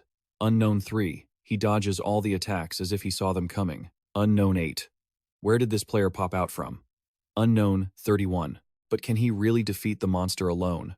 Unknown 99. Not sure, but he'll probably find a way. He was analyzing in his mind that the lava golem is very sturdy, and its attack power is heavy-duty, but there is still a way to destroy it. So, Che-hun proceeded to use his martial arts. Activate Binding Skill. Countless chains appeared, binding the monster's body. It didn't stop there, as he used the move. Activate Ice Rain Skill. Barrages of ice rain attacked the monster. Che-hun realized the current situation. The binding could only hold for a brief moment, but the small pieces of ice were embedding deep into its body. The ice had frozen part of the monster's body. Seeing the time was right, he proceeded to channel his strength. Che-hun couldn't help but smile. That's enough. And then he quickly launched the move. Activate Water Bullet Skill. Countless water bullets attacked the monster. Its body was destroyed in an instant. Finally, the monster was defeated with the notification, "You have successfully defeated the dungeon boss." Che-hun stood calmly in front of its carcass. He instinctively looked back and said, "We won." Everyone started to feel embarrassed. Unknown 51. Is this even a boss fight? The poor students prepared to be compared to Min Che-hun. China and Songgu were stunned to witness this scene. Kim Ju-jung couldn't help but mutter, "That crazy lunatic." Then she thought to herself, "Every time we meet, he gets stronger. It feels like he's drifting further and further away from me." Kim Ju-jung's eyes followed Che-hun's back, while he was concentrating on listening to the notifications. "You have cleared all floors. You have obtained the lava golem's magic core." However, Che-hun clearly understood the current situation. The test was not over yet. He was silently telling himself that there was still one more thing to do. Gu Cha-in will be overthrown today. Suddenly, the system displayed a question. "Do you want to return to reality?" Che-hun immediately replied, "No. Reject." While the viewer unknown was wondering, it asked again, "Do you want to refuse teleportation to reality?" Only then did he confirm, "Yes." This only makes them find it even weirder. On Hosonimus 56. Why isn't he coming back? On Hosonimus 49. Is there anything left to do there? Right then, Min Che-hun calmly speaks up. "Are you guys disappointed that the fight was too short?" Then he adds cryptically that there's still a real show waiting for them ahead. Kim Ju-jung reveals her next challenge. "I will prepare to fight a hidden monster." Min Che-hun's group quickly moves to a small path in the dungeon. The viewers are feeling very confused. On Hosionimus 78. Why are they coming here? On Hosionimus 4. I want to know that too. Then Min Che-hun expresses his own thoughts. "I can feel the presence of a powerful amount of mana here." Then his teammates' reactions catch his attention, because they are all avoiding Min Che-hun's gaze. He feels a bit helpless witnessing this scene. Kim Ju-jung asks Min Che-hun cautiously, "Are you sure you're okay?" He smiles to reassure her, "Don't worry." Min Che-hun calmly continues, "No matter how much it hurts, you won't die." The three of them hear this and think dejectedly, "Yeah, we chose the wrong person." Very quickly, they arrive in front of a glowing orb. He walks up, inspects it, and says, "Found it." Right at this moment, the system updates its data. "You have discovered a hidden floor that is creating a special challenge." Kim Ju-jung cannot help but exclaim when seeing this information. It quickly displays the requirement to defeat the hidden boss and return to reality. Now, Min Che-hun is focused. Regular students wouldn't even detect the appearance of a hidden floor. He is silently analyzing everything. Even if they were lucky enough to stumble upon it, they wouldn't be able to reach this point. Gu Cha-in knows that, and placed a hidden floor here. At this moment, Min Che-hun is very excited, but he is different. He knows all the hidden details about this dungeon. Gu-cha-in, I bet you're very shocked, right? Then he points in a direction. Everyone, do you think there's something great waiting for us here? The viewers of the broadcast are feeling weirded out. On Hosianonymous 3. How could he find this place? On Hosianonymous 8. I can't believe my eyes anymore. What kind of person is he? On Hosianonymous 91. The others are still struggling on the second floor. Che-hun is calculating internally. He already knows how to summon the hidden boss, but at least he has to pretend to look around, right? Suddenly, Kim Ju-jung asks curiously, "What is that?" Seeing her ask that, he feels very satisfied. Perfect timing, Kim Ju-jung. Nana also stares blankly ahead. An altar, she says, stating her guess cautiously. Nana looks at it for a moment and remarks, "It looks so familiar." Songgu agrees with her, saying, "Yeah." Then the three of them subconsciously look at Che-hun, only to see him standing there, calmly asking, "Think about it. Don't you have any ideas?" She hears this and gives a soft gasp. "I get it. That pattern." Kim Ju-jung hasn't even finished speaking when Che-hun pulls out an item. He stands there casually and says, "The core of the Oreum. I guess this is the answer, right?" She agrees with Che-hun and replies, "Yeah, otherwise it couldn't fit so perfectly. That's what I was going to say too." Then he puts the item in his hand down. "Then I'll place it here." The object immediately fits perfectly into the altar. Then it radiates a blinding light. A magic circle is formed accordingly. Seeing that, Che-hun immediately reminds his teammates to step back. A giant monster also slowly becomes visible. The system updates the latest data. The hidden boss of the Blood Dragon subspace is appearing. Survive with the team, defeat the enemy, and obtain the dragon's heart. If successful, you will receive special rewards. The form of the blood dragon is gradually emerging. It lets out a roar, looking extremely terrifying. The blood dragon possesses a terrifying power, hard to defeat. The viewers of the broadcast see this and are horrified. On Hosianonymous 1. What the hell is that? On Hosianonymous 81. What the heck? That's a dragon. Even elite punishers struggle with these things. On Hosianonymous 4. How is that possible? Who would set this up in a subspace? A dragon. Who sets it up like this? What kind of setup is this? And everything happens exactly according to Che-hun's wishes. Alright, everyone is reacting exactly the way I wanted. This is a bit troublesome, because absolute calculation doesn't work against the dragon's physical attacks, but he can still handle it easily. Right at this moment, Nana screams in horror. She cries out in a panic. "A dragon is here!" Songgu turns pale and exclaims, "Damn it, what is this?" Kim Ju-jung sees their reactions and her face darkens.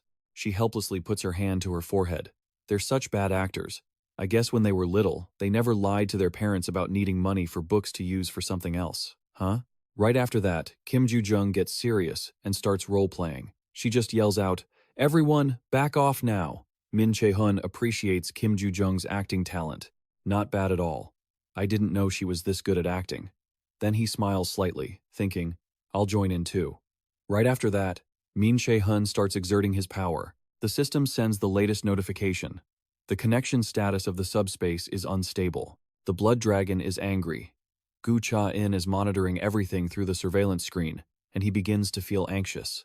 I wanted this year's exam to go smoothly. How could this happen? I was planning to shift the media's attention elsewhere. Gu Cha-in is extremely angry, grinding his teeth. He can't stop himself from shouting. Che-hun, this is definitely his doing. He's meddling with the system again. Che-hun hears this and quickly speaks up. But this time it's the whole subspace. A student couldn't possibly do that. Gu Cha.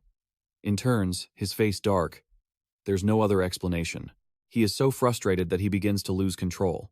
It's definitely him. He sees Gu Cha-in's reaction and thinks silently, if I support Principal Gu Cha-in while he's in trouble, I'll definitely get promoted. So, Ha-chun immediately speaks up to reassure him. Don't worry, Principal, the worst-case scenario won't happen. Encouraged, he gradually calms down. Right. Fortunately, he's doing it. He is a bit confused and exclaims, Huh? Gu Cha-in stands there and continues to ramble on. If Che-hun's goal is just to get an item, there won't be any big issues. He already has his own plan. Giving it to him is better than letting the reputation of Milet Academy go down. Gu Cha-in is no longer too worried. Right. If he eliminates the hidden dungeon, I can get rid of a little bit of the hatred I've received lately. He carefully watches the battle's progress. I'm only worried about one thing, which is the reason why making the dragon angry will be unpredictably dangerous. Then, Gu Cha-in calmly speaks up. By the way, All we can do now is pray that Che-hun can defeat that blood dragon. The next second, he is suddenly startled by the scene before his eyes, because Che-hun is hugging Kim Ju-jung and yelling, "Kim Ju-jung, wake up!" He yells at his two teammates. "Nah, Song-gu, I'll leave Kim Ju-jung to you two." Nana and Song-gu understand, immediately replying, "Got it." Meanwhile, she is still whispering, "I'm still fine." He is still trying to reassure her. It's okay. With an injury like that, how can you move? I think the subspace's protection system is broken. We need to get out of here fast. Gu-cha. In starts to feel scared. Everything is going in the wrong direction. What is this feeling? Am I being deceived? Viewers see this and start commenting. On, Hosianonymous 91. Huh? I thought this was a subspace, so she couldn't get hurt? She's bleeding. On, Hosianonymous 7. I already saw the subspace connection status was unstable. Is it because of that? On, Hosianonymous 2. I feel like things are getting pretty bad. The health bar at the top has also disappeared. And the four names, Che-hun, Kim Ju-jung, Kim Nana, and Park Song-gu, are gradually disappearing. The viewers of the broadcast are very worried. On, Hosianonymous 68. Doesn't that mean they could actually die? Ha-chun anxiously asks for Gu-cha. In's opinion. What should we do, sir? He is furious, grinding his teeth as he says his name. Che-hun, Gu-cha-in, has been provoked to the limit, that bastard. Che-hun can see countless comments on the screen. He feels very satisfied. How does it feel to be controlled by me and fabricated before the media, just like you always do? Viewers have realized something unusual. On, Hosianonymous 91. Other parts of the subspace are still normal, only this place is affected. How does Gu-cha-in run this academy? On, Hosianonymous 9C1. Or is it intentional? Che-hun must have badmouthed him. Perhaps he got angry and did it on purpose. On, Hosianonymous 37. How many times have things like this happened? How can they still claim to be a school when they're always forcing students to die like this? This is hell, not a school. However, he still carefully asks about Kim Ju-jung's condition. Hey, are you okay? You didn't actually get hit, right? She quickly confirms. Of course. Che-hun shot a glance at Du-jung and asked curiously, was my acting really that good? He smiled, clearly satisfied with her reaction.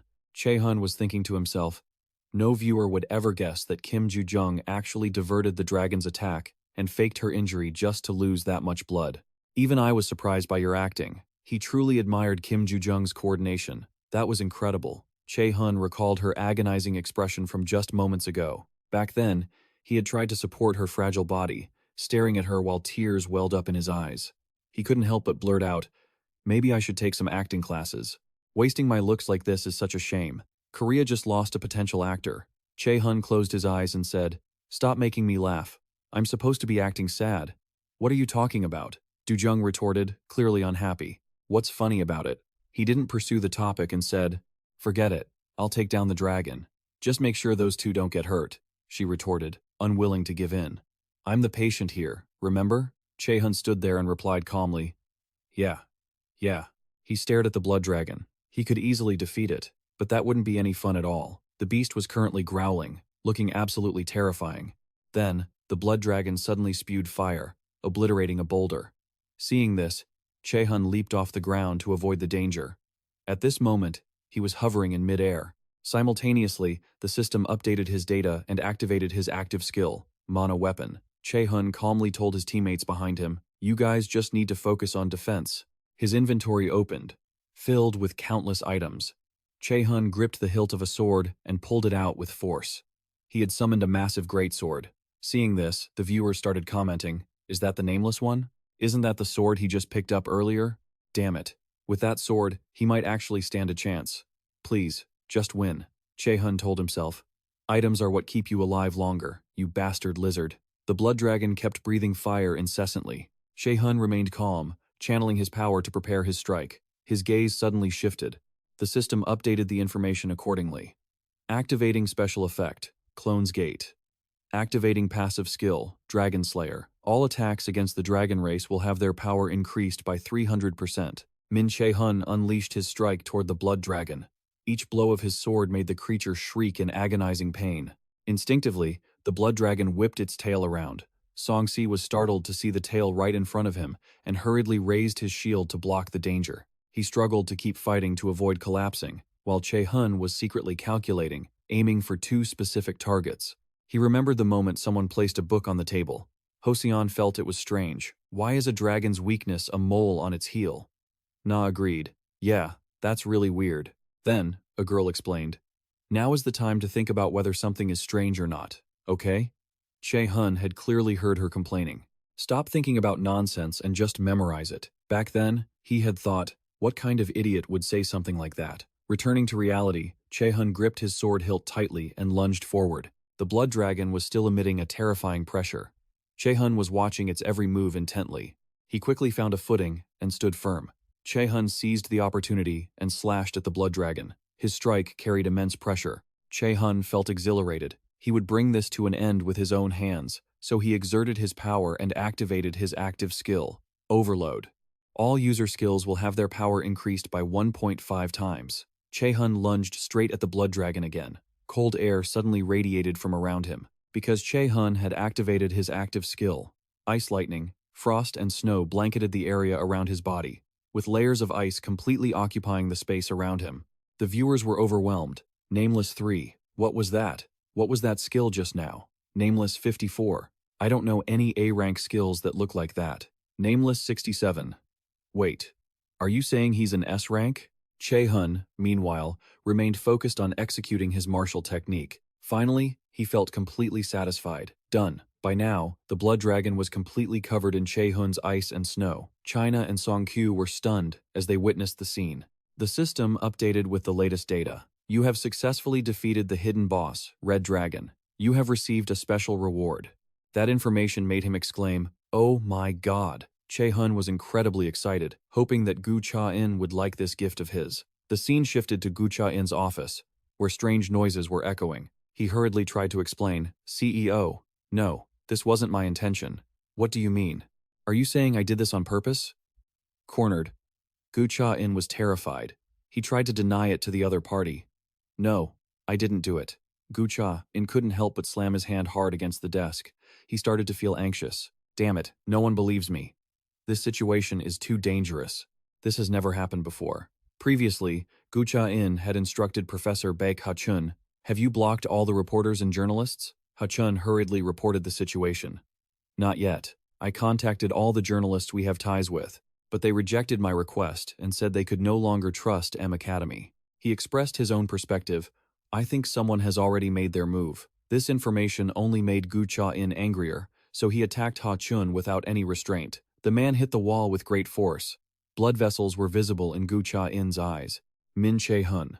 He analyzed everything in his mind. There's no way he could cause this alone. He has someone backing him. Someone is definitely helping him. Who would dare? Gu Cha-in gasped, as if he had realized something. Could it be? Just then, his employee rushed in to report.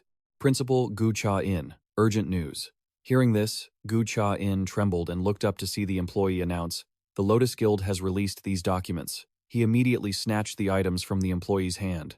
The man tremblingly reported that their representative, Yu Sung-un, had sent them personally.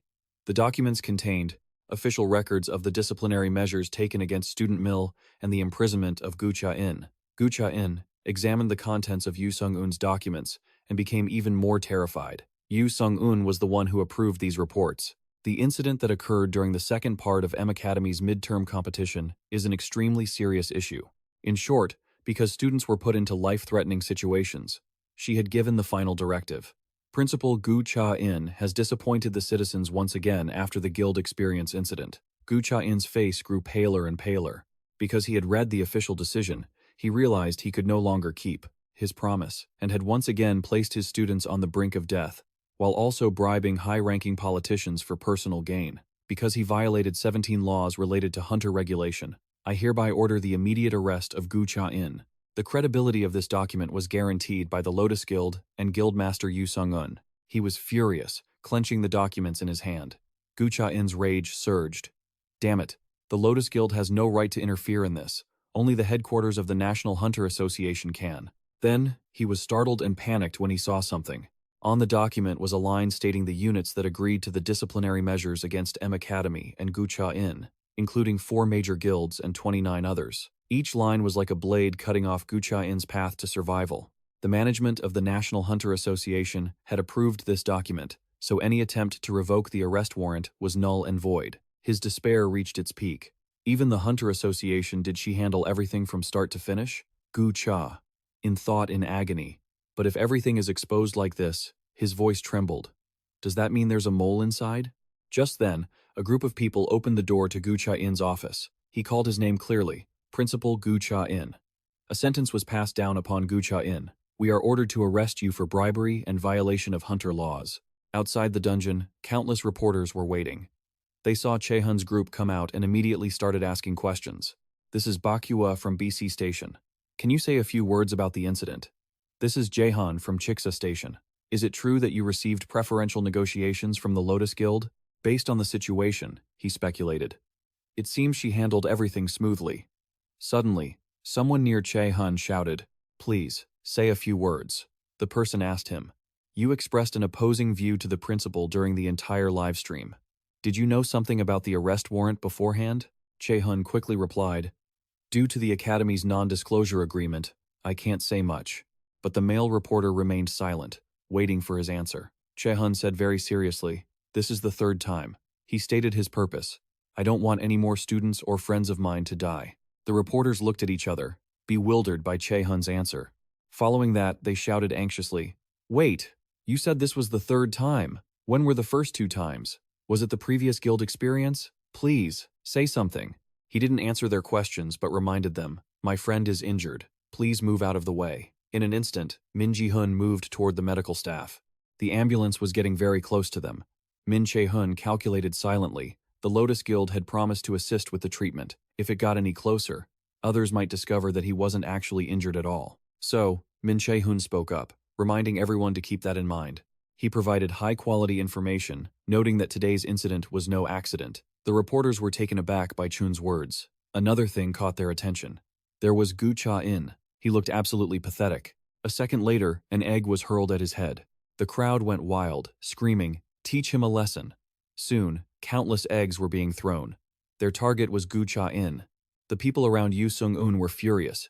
"Gu Cha-in, step down, resign," they chanted while pelting him with eggs. The chaos continued as everyone kept shouting, "Resign." Watching this scene, Che-hun wondered if Gu Cha-in thought this was just a coincidence. He looked at Du Jung being loaded into the ambulance, thinking he was unlucky. Then, Che-hun instinctively looked back to check on Gu Cha-in and couldn't help but chuckle. Of course, it was no coincidence. Inside the ambulance, a silence hung in the air. Finally, Du Jung couldn't hold it in anymore and spoke up. She burst out laughing inside the vehicle. Du Jung immediately sat up and complained, "Hey, Min Che-hun, your acting is terrible." He suddenly felt curious. Was it that obvious? She looked at him with concern and asked, "Are you okay?" Yu Sung-un, sitting opposite them, spoke up. "This guild experience incident is huge, but what were you thinking?" She carefully reminded Min Che-hun, "If anything goes wrong, you'll be the one to pay the price." He replied with complete composure, "This guild experience has taught me a lesson." Min Che-hun stated his purpose. "My safety is important, but my top priority is saving others." He didn't dare reveal his true motive. Of course, that reason was a lie. Gu Cha-in would return one day. After all, he had connections with the Norse gods. Du Jung was incredibly surprised. "What? You never say stuff like this. Did you eat something bad today?" Min Che-hun, hearing this, reminded her with dissatisfaction, "Shut up." Yu Sung-un watched them bicker and thought with a smile that he was still just a child in some ways. Then, she reminded him that there would be a press conference in 3 days. Her expression looked quite menacing. "That is where we will finish off Gu Cha-in." The scene shifted to the National Investigation Bureau headquarters. At this moment, Chi-sok spoke up with great satisfaction. "Finally, this is where Gu Cha-in meets his end." He then asked curiously, "Kim Shi-jon, what's going on?" The colleague reported immediately, "She will be back as soon as possible." Chi-sok couldn't pry any further. Everything was still going smoothly. He remembered their conversation a short while ago, where he had asked, "Do you want me to prepare for Gu Cha-in's arrest?" The voice on the other end quickly replied, "Yes, that's right. We will handle the remaining procedures." Chi-sok was still hesitant. "Yes, but regarding what I asked you," before he could finish, the other person cut him off. "I will try to secure a position." Chi-sok understood and asked no more. Understood. He hung up and set the phone aside. Che-hun stared intently at his computer screen, which displayed headlines about the principal of Milgene Academy being corrupt and neglecting the academy's facilities. Time passed, and 3 days later, at the Jokwa Guild's official press conference, Che-hun was standing outside, not daring to go in, when a voice caught his attention. "Are you nervous?" He saw her standing right there. Che-hun made up a quick excuse. "I just don't like crowded places." But he couldn't help but sigh softly. One thing down. Che-hun glanced at his hand. From now on, Milgwen was basically in the palm of his hand. He slowly clenched his fist with determination. Che-hun felt a surge of confidence. "And since I'm cooperating with the investigation bureau, no one will stop me anymore." Just then, she placed a hand on his shoulder. "It's time." "Now," Sung-un urged Che-hun. "Let's go." The reporters were gathered in the room. Someone couldn't help but exclaim, "They're here." Yu Sung-un, Chi-sok, and Che-hun marched into the room with confidence. He kept a cold, somewhat unapproachable expression while she raised her hand to adjust the mic. Then, Yu Sung-un spoke clearly. "Hello. Thank you all for coming to this official press conference for the Jokwa Guild and the Investigation Bureau. I am Yu Sung-un, the representative of the Jokwa Guild." Chi-sok, standing beside her, spoke. "I am Manager Song Chi-sok from the Investigation Bureau." He, like the two of them, introduced himself. "I am Min Che-hun." Countless reporters held up their cameras to capture the scene. A male reporter had his own calculations. "This is my chance to write an article about the priority negotiation between the Lotus Guild and Min Che-hun. I can't miss this." They all had their motives. An academy student who could use both A-rank and S-rank skills was shocking enough to be global news. There were rumors that Yu Sung-un had trained him personally. If I can verify that Che-hun quickly felt that everyone was watching him. Yu Sung-un kept her composure and said, "Now, we will begin taking questions. If you have any questions, please raise your hand and follow the instructions of Manager Bak Sung Che." A female reporter immediately raised her hand. Was it true that Gu Cha-in intentionally tried to kill the student and used the accident as a cover? She nodded immediately, confirming, "That's right. We have collected all the evidence of his crimes." Hearing Yu Sung-un say that, Che-hun couldn't help but smile. He was calculating silently. "We used the professor in you by brainwashing her to get those documents for this. He won't be able to defend himself." Sung-un continued. "Moreover, this isn't the first time Gu Cha-in has broken the law. He has done similar things many times." She recounted the events. "There was a massive amount of funding poured into M Academy. We suspect there are other issues yet to be discovered, but we are currently investigating." A male reporter raised his hand and asked, "Who else is involved in Gu Cha-in's corruption?" Yu Sung-un answered his question. "We are currently investigating that." Following that, the press conference became very lively. A while later, she suggested, "We will only take questions regarding the incident from here on out. Does anyone have any other questions?" A female reporter spoke up. "Is Min Che-hun your student?" Min Che-hun heard this question and smiled instinctively. Min Che-hun didn't try to hide it and confirmed, "Exactly." At that moment, the reporters glanced at each other. He sat there, saying nonchalantly, "Anything I have achieved up to this day is thanks to her guidance." The reporters started firing questions at Che-hun. "Min Che-hun, we haven't seen any articles about you. Have you been hiding your talent from the start?" He replied frankly, "I didn't want to attract attention." The reporter continued to grill him. "When did you sign the contract with the Jokwa Guild?" Che-hun quickly answered, "Just a few months ago. I'm very lucky." Then, countless questions were asked. "How did you train? What is your family background? Are you dating anyone?" Facing those questions, Che-hun reminded himself not to get carried away, because he understood that from now on, the media would continue to keep their eyes on him. Just then, Sung-un reminded everyone, "Please refrain from asking too many questions to Che-hun. He is still in the process of recovering from the shock of the incident."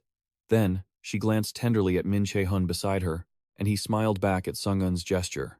Time passed until a few days later. At the interim principal inauguration ceremony, Kim Ju-jung couldn't help but sigh. She muttered, "So much has happened lately." An Ho-seon reassured her, "But it's fortunate that we are all okay." In-na spoke up anxiously. "If you guys had been hurt, I would have gone crazy." Suddenly, Min Che-hun spoke up. "I'm just asking to be sure. But you guys know this isn't over yet, right?" She nodded, confirming to him, "Yeah, Gu Cha-in isn't that easy to take down." Du-jung added her opinion. "We have to use this time to get stronger. I heard the Jokwa Guild and the Investigation Bureau will both support you." He was also determined, saying, "I will get stronger, too." An Ho-seon admitted that during the guild experience, he really felt he was still weak. Yina agreed with him. Me too. After listening, she thought to herself that she couldn't catch up to him right away. Deep inside, Kim Joo-jung was determined not to lose. Che-hun stood there silently, saying nothing. He had his own thoughts. You guys wanting to get stronger is a good thing, but I don't intend to let you get deeper into this. This is my job. Che-hun slowly clenched his fist. I need to get stronger to face the Norse gods. Later, at the inauguration ceremony, under the stage lights, Kim Chi-jeon was walking while Yoo Sung-un stood in the center of the light. The students saw this and started whispering. Even Do-jung found it strange. What is this? Why is the professor there? Min Che-hun wasn't very surprised and said, because that's how she is. She didn't understand, and immediately asked, what are you talking about? He spoke very calmly, Professor Kim Chi-jeon. Che-hun seemed to have predicted that she would be the new principal. Do-jung and Yi-na were taken aback when they heard this news. Ho-seon was taken aback, never expecting things to take such a turn. She exclaimed in shock, huh? No way. She's still so young. He was endlessly curious. Who is she? Che-hun stood there calmly, explaining, the new magic professor. He provided them with more info, an elite from the Punishment Bureau. The scene shifts to the National Punishment Bureau headquarters. Yoo Sung-un asked with great curiosity, who do you plan to have take over as headmaster? Hearing her question, Ji Kim Sok-jae smiled slightly. He reassured everyone, don't worry, I've got it all planned out. Then, Ji Kim Sok-jae turned back and gave the order, let her in. The door opened, and someone walked into the room. Che-hun was stunned to see the other person. He stared at her, unable to believe his eyes. Professor Kim Chi-jeon has returned. In reality, as Che-hun watched the stage, he was secretly judging, thinking that if she were to take over Milet, there would surely be gossip. Che-hun scrutinized everything carefully. If they were willing to handle this, it would be all the better for him.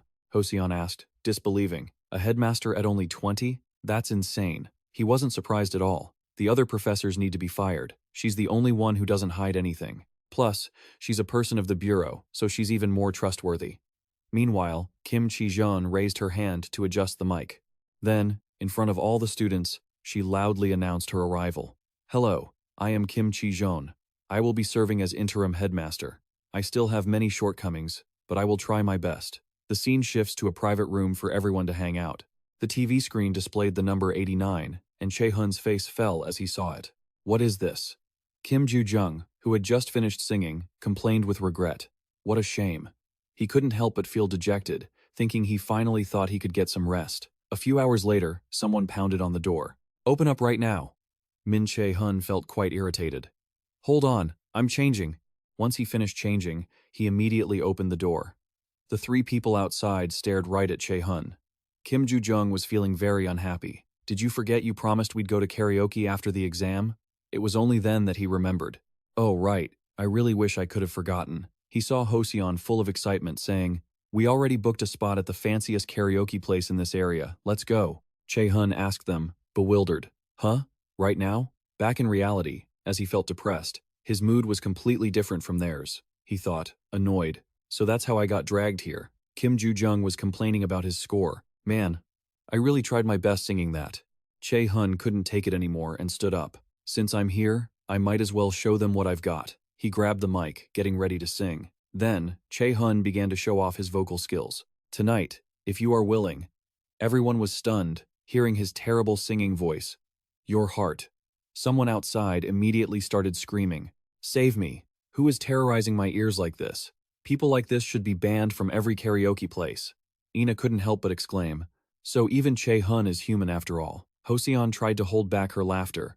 Nobody is perfect. Heaven is fair, after all. When Che-hun finished singing, the screen displayed a score of 10. He heard it and whispered to himself, I will never invite Che-hun to karaoke again. Yu was also determined. And I'm never letting him sing again. After he finished singing, he asked curiously, whose turn is it? Wina immediately raised her hand. My turn.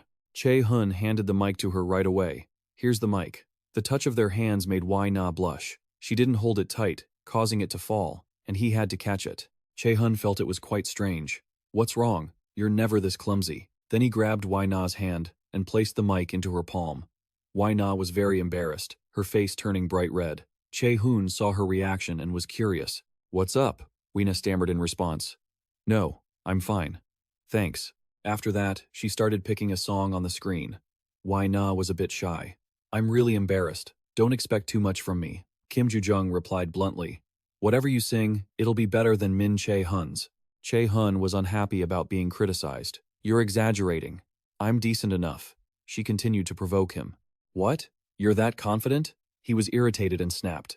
You're one to talk. Che-hun then wondered with curiosity. I wonder how her singing voice is. Even if it's not good, I'll still applaud to cheer her on.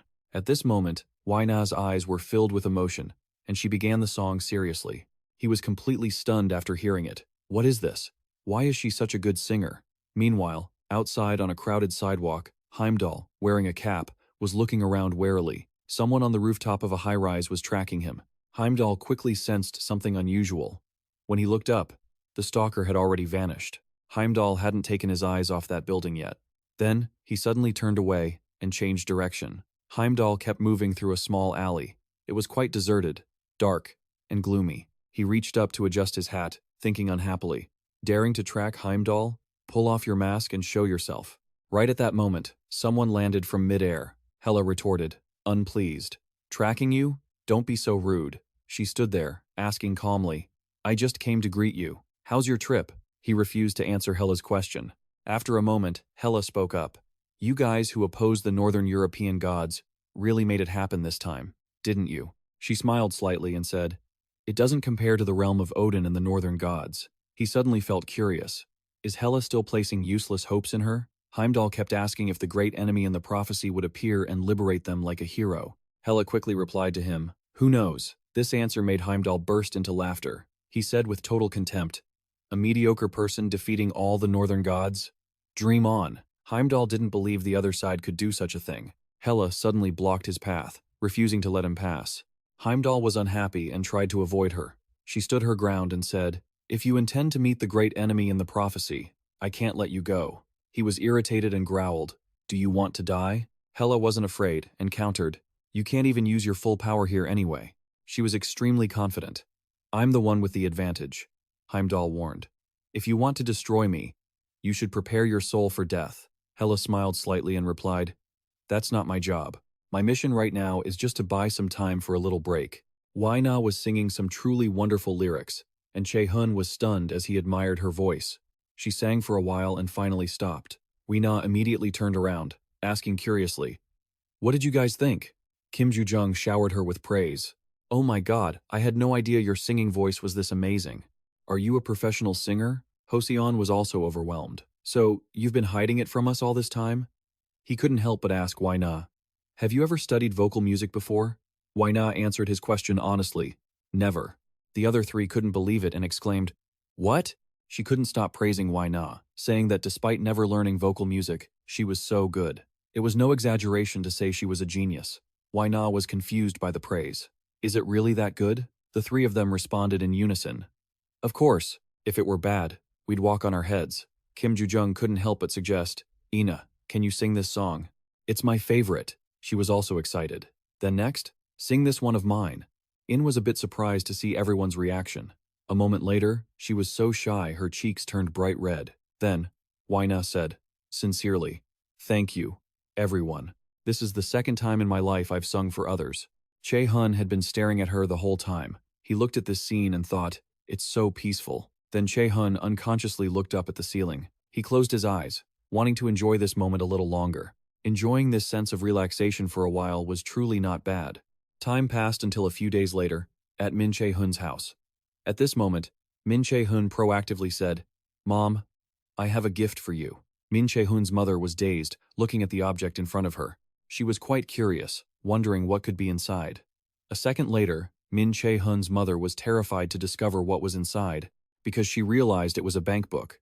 Min Che-hun sat opposite her and explained, Yes, it's my stipend. Min Che-hun's mother listened and looked at him gently. Her son had grown up.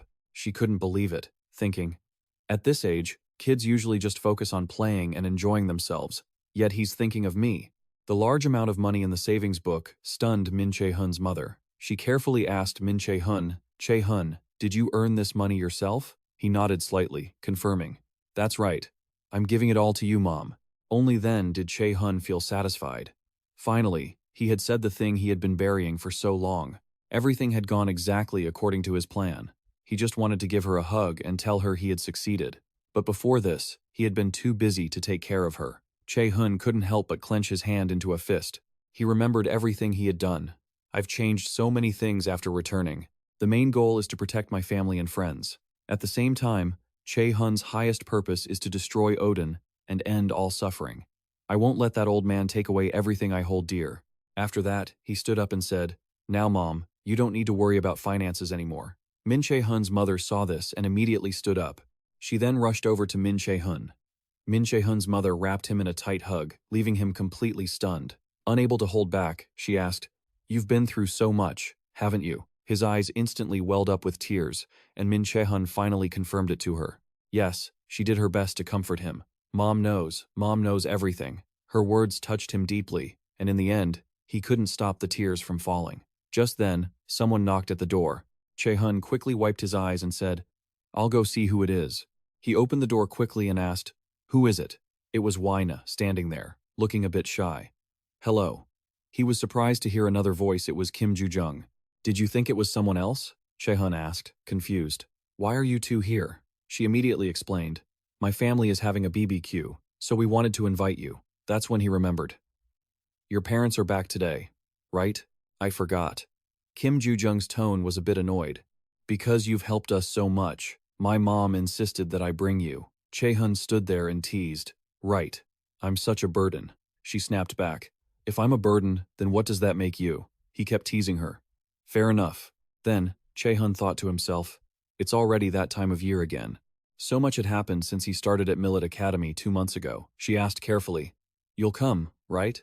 My parents are really looking forward to seeing you." He replied helplessly, "Fine, I got it." Seeing this, Kim Ju-jung said excitedly, "See you at 6 p.m.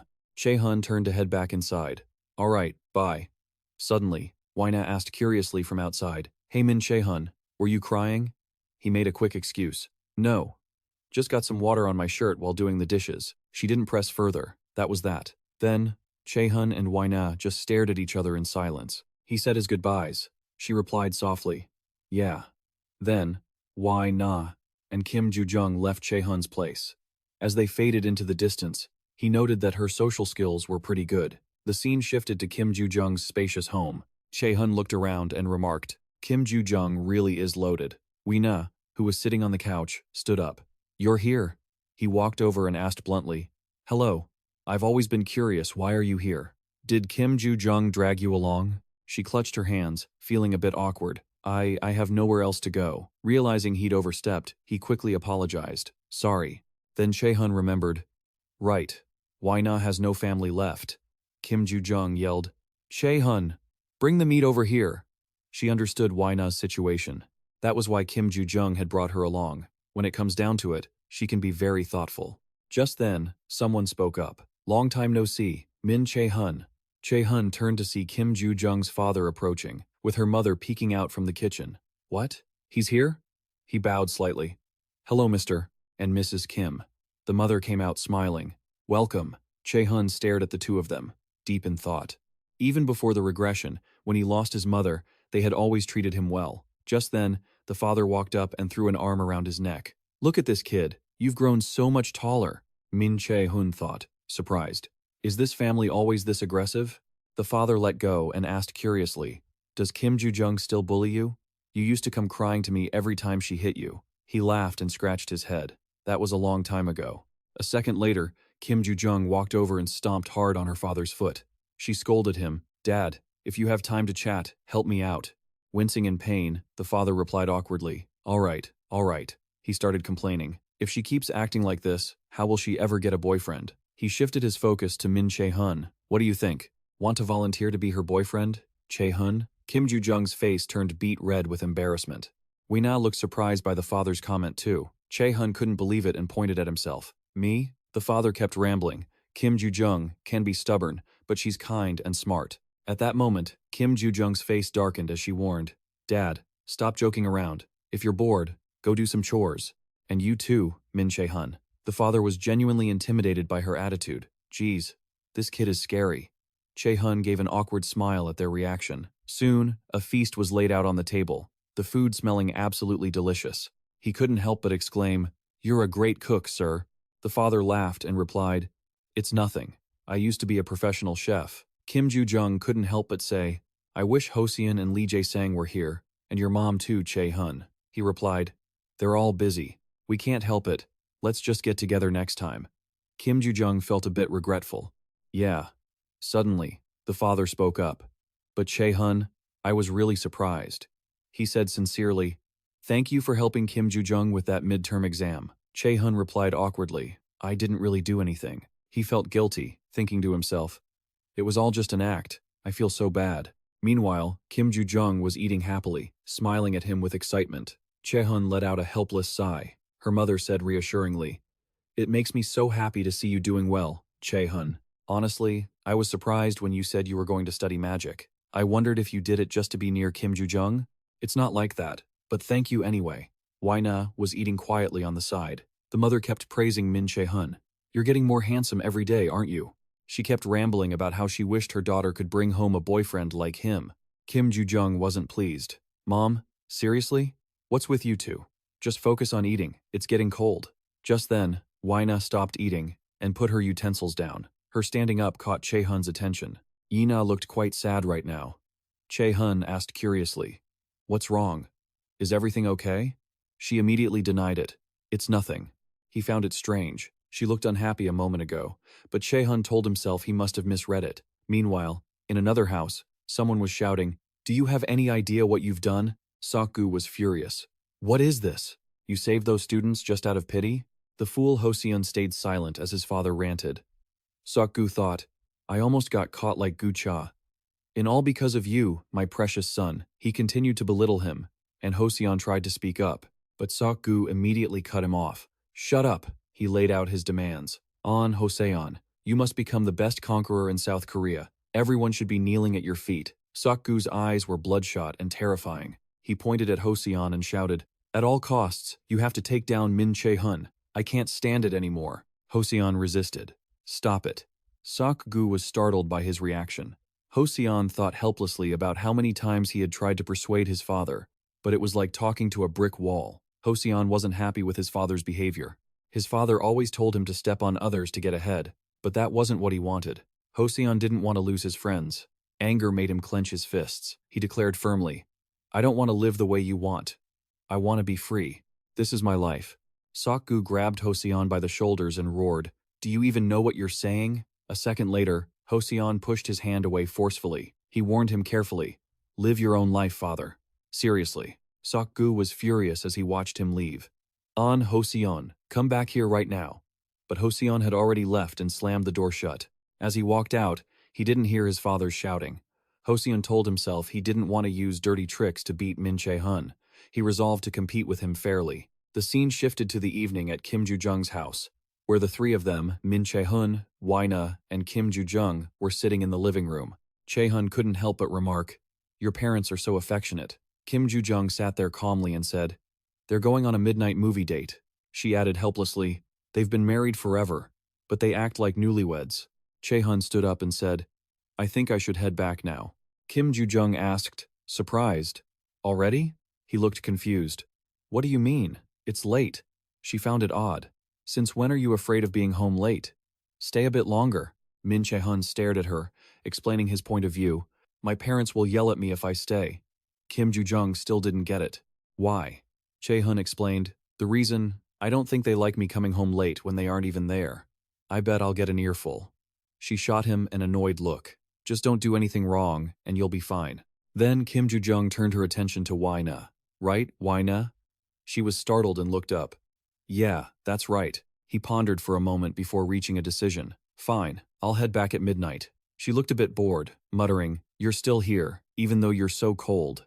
Che-hun, losing patience, urged Kim Joo-jung, just keep quiet.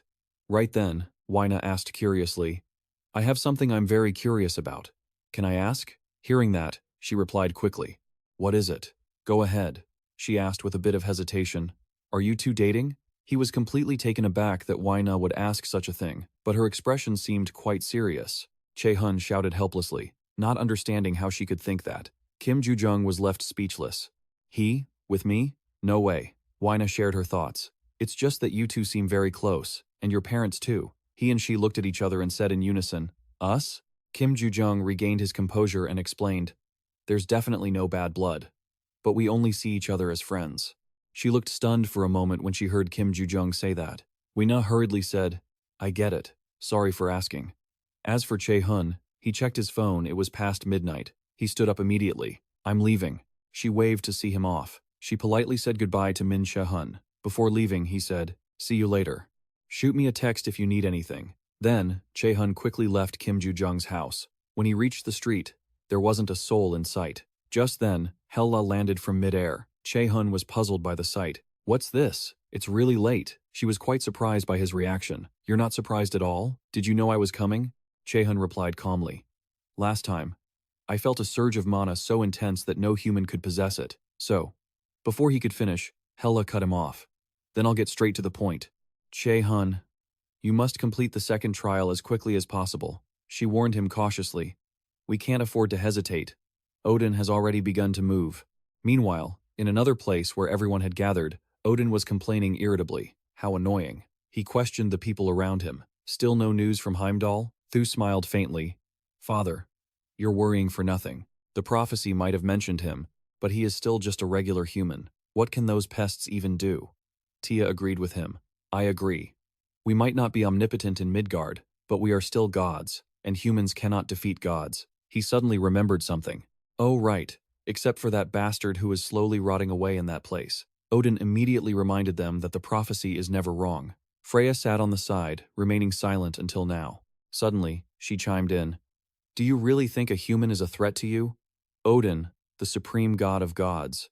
She spoke without a hint of fear. You're overthinking it, my love. Odin had his reasons for his fear. Humans are creatures that never stop learning and growing.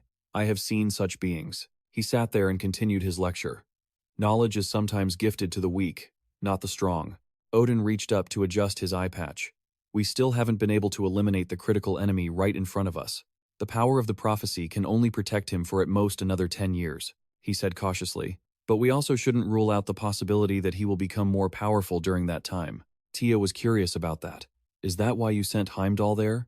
He is strong enough to destroy that human, thereby stopping our great enemy. Freya couldn't help but laugh. Indeed. And then, somehow, she had a conviction. The power of the prophecy. Protecting our great enemy will weaken. Freya walked slowly toward Odin. Perhaps we won't need to wait another 10 years. Freya tried to reassure him. We will soon be able to finish him off with our own hands. Now, Odin warned everyone that the plan must be meticulous. He didn't want any mistakes. No prophecy has ever said that we would defeat our destiny. Everyone responded in unison. Everything will go according to your will. The scene shifted to the meeting place of Che-hun and Hella. Currently, Che-hun was analyzing. So, the power protecting me from the Aesir. The power of the prophecy, it's weakening. He stared at her, asking, is that what you mean? Freya nodded in confirmation. Exactly. Che-hun suddenly felt strange. How could that be? He started to recount. In my previous life, when I was 27, that person, then Che-hun suddenly realized the problem. No, Hu-jin plotted to have Du Sung Unumin destroy me. He felt there was something mysterious about this. Why is the power protecting me in this life weakening when it should have been maintained so that I wouldn't be destroyed like that again? Hella answered Che-hun's question. The reason is very simple, she explained patiently. Bringing you through time. Back here consumed too much of the prophecy's power. Hella provided him with more information. Even for a god, returning to the past is a taboo. The fact that the power of the prophecy still exists until now is surprising even to me. Then she said seriously, I wonder who. What Hella was wondering was who had paid the price for all of this. A strange sound echoed, causing Che-hun to frown. He instinctively raised his hands to hold his head. What is this? I'm hearing those strange noises again. Che-hun tried to keep his composure and replied, I understand. There isn't much time left. I need to overcome the second trial to become stronger. She felt quite satisfied. You're a quick learner, Hella suggested proactively. Let's go somewhere else to finish this conversation. She didn't want to continue the talk in this place. We can talk about the test you're about to take and the enemies you'll soon face. The scene shifted inside Che-hun's house. At this moment, he was extremely surprised. Shouting, Heimdall? Che-hun stated what he knew. The white-clad god who sees the near future and carries a large horn. Right? Hella quickly confirmed the information. Right, do you know him? He replied calmly. I have researched the gods. After all, Odin is my enemy. Hearing that, she praised him. Very good. Che-hun suddenly remembered a problem. Still, If he is already in Midgard, will I even have time to take this test?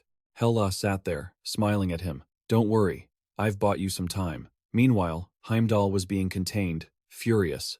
How dare she? He roared irritably. Locking the great Heimdall in a place like this?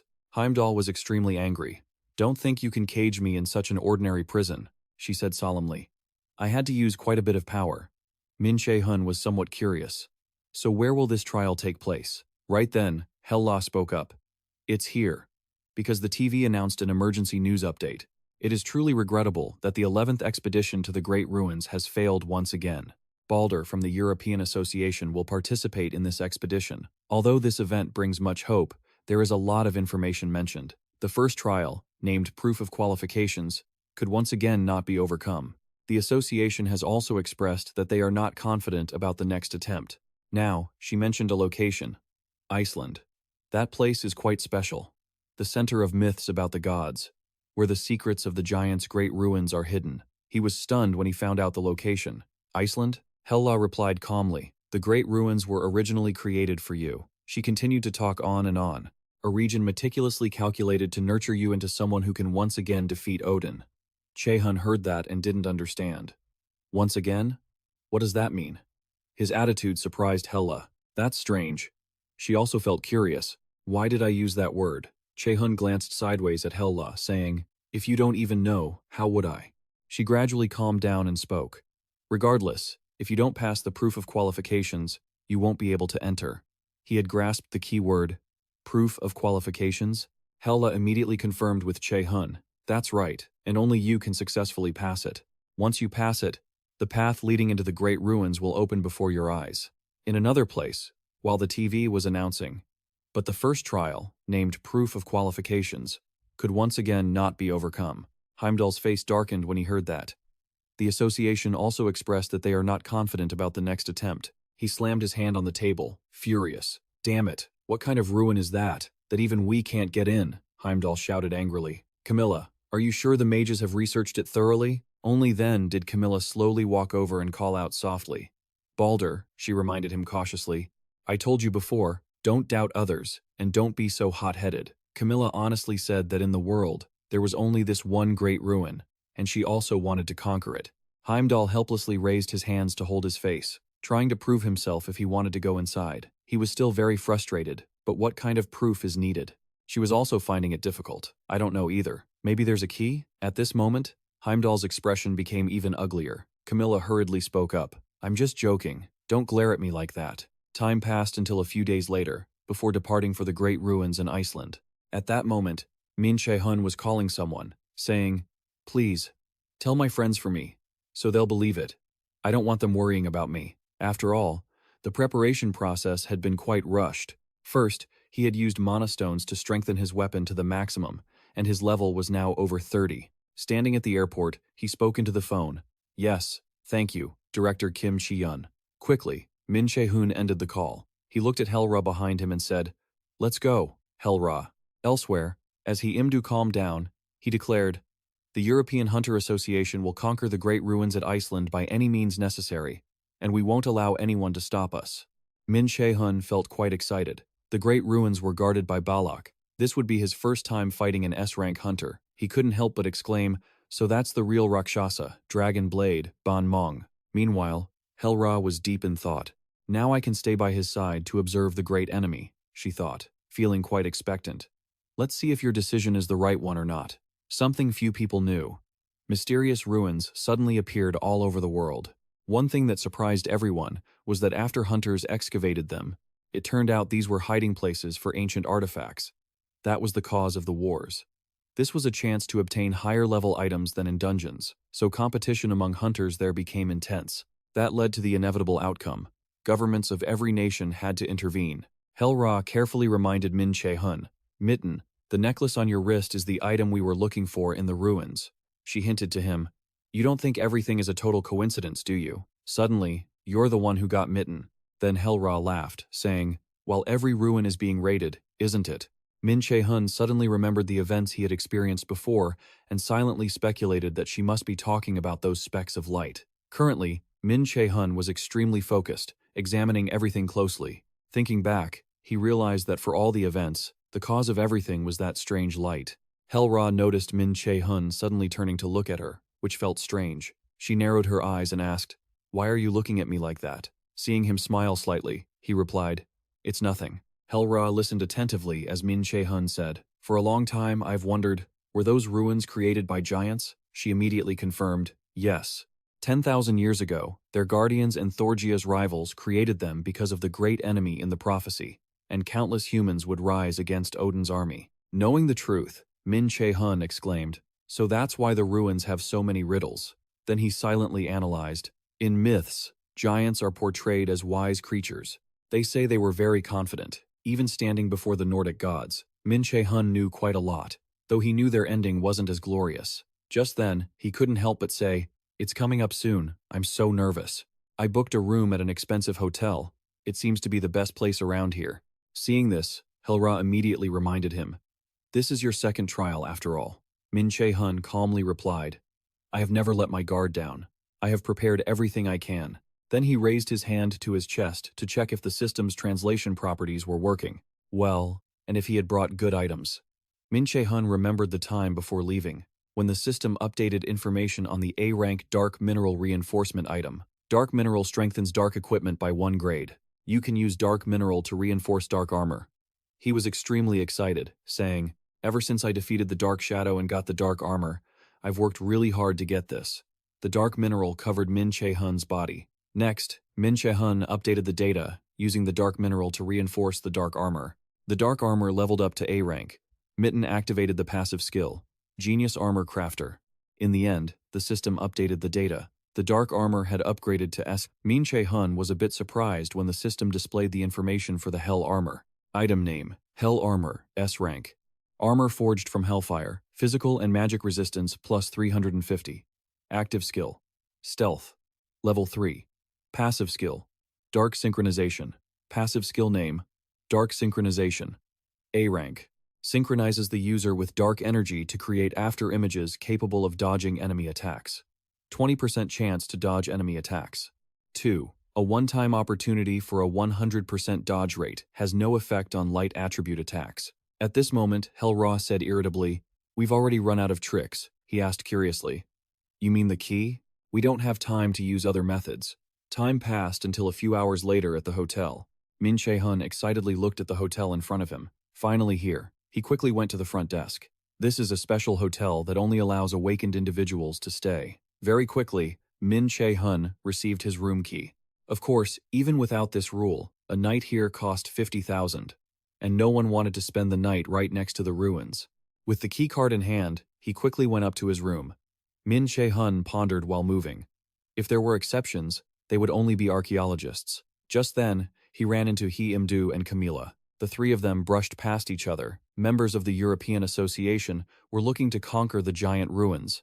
Min Che-hun glanced at them and thought, "I didn't expect to run into them so soon." Suddenly, he called Min Che-hun over. He Im-do's expression was quite unsightly. "What is that?" Min Che-hun knew his identity quite well. Balak, the true owner of the dragon-slaying blade Banmong, and also the president of the European Hunter Association. Min Che-hun remained calm and asked, "Is there something wrong?" Camilla saw that the situation wasn't right and quickly stopped. He Im-do, "Wait."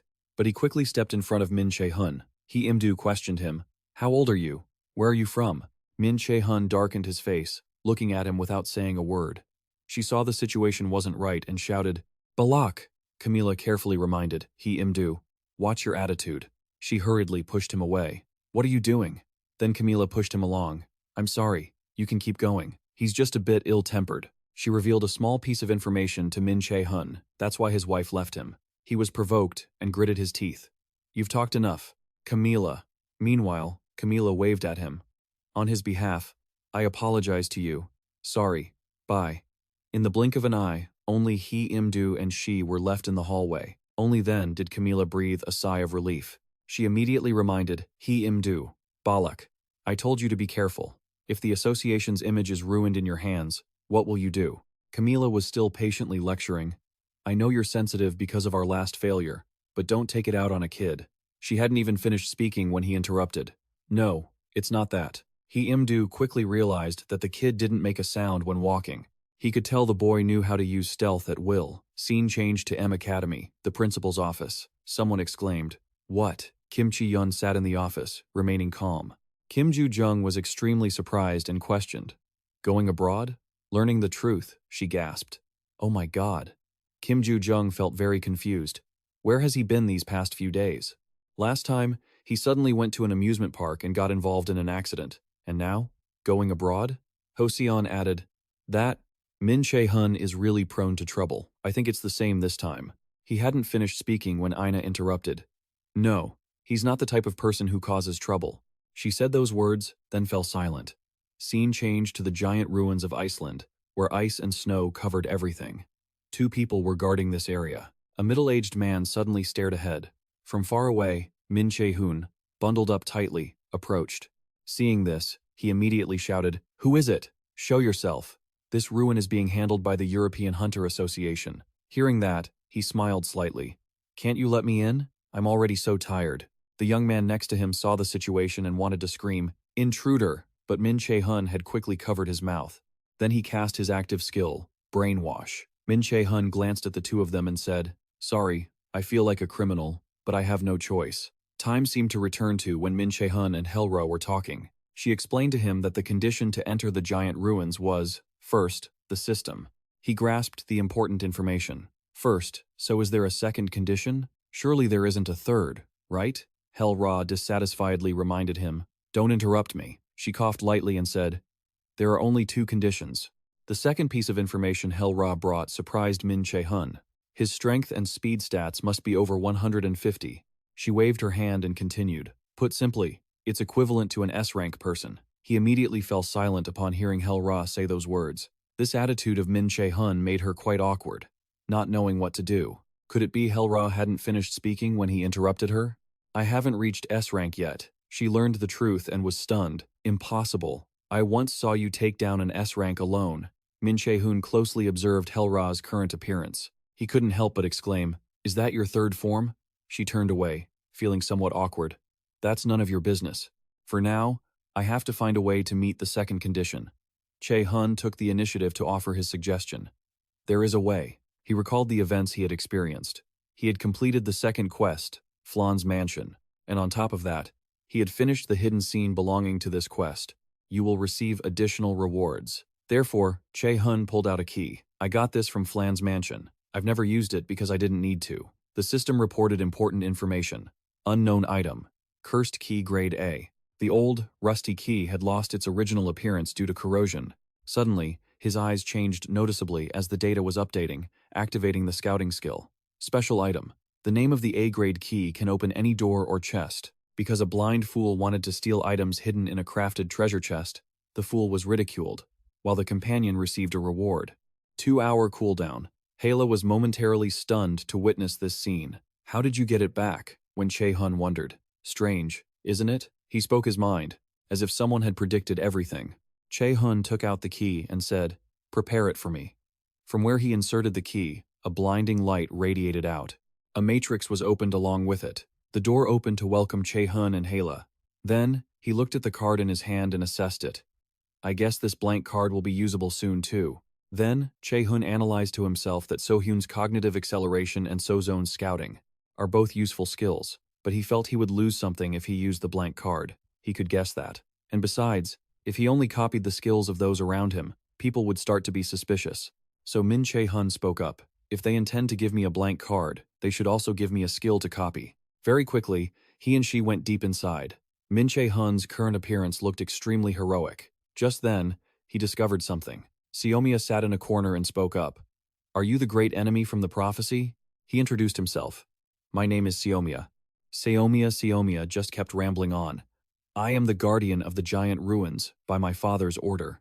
He saw Hala rushing over, so he warned her. Then, Seomiya was startled to discover that she was his incarnation, and he saw her confirm that information. "That's right, my name is Haela. I am in charge of guiding the great enemy through the 5 trials." He just stared at Haela without saying anything. Meanwhile, she spoke. "Seomiya, the power of the prophecy protecting the great enemy is weakening. We must prepare so the great enemy can take on the second trial as soon as possible." Hala hadn't finished speaking when Seomiya interrupted. "I refuse. She was extremely confused and questioned. What? Why? He quickly explained. You should know. Che-hun's face darkened when he heard Seomiya say that the way the great enemy opened that door was cheating. He sat there nonchalantly and said, You cannot pass the second trial yet. I've been generous enough. Become stronger, then come back. Hela still tried to persuade him. Seomiya, we don't have time anymore. Once the power of the prophecy is exhausted, the Norse gods will act again. But Seomiya didn't care about that. Law is law. Incarnation of Hyela.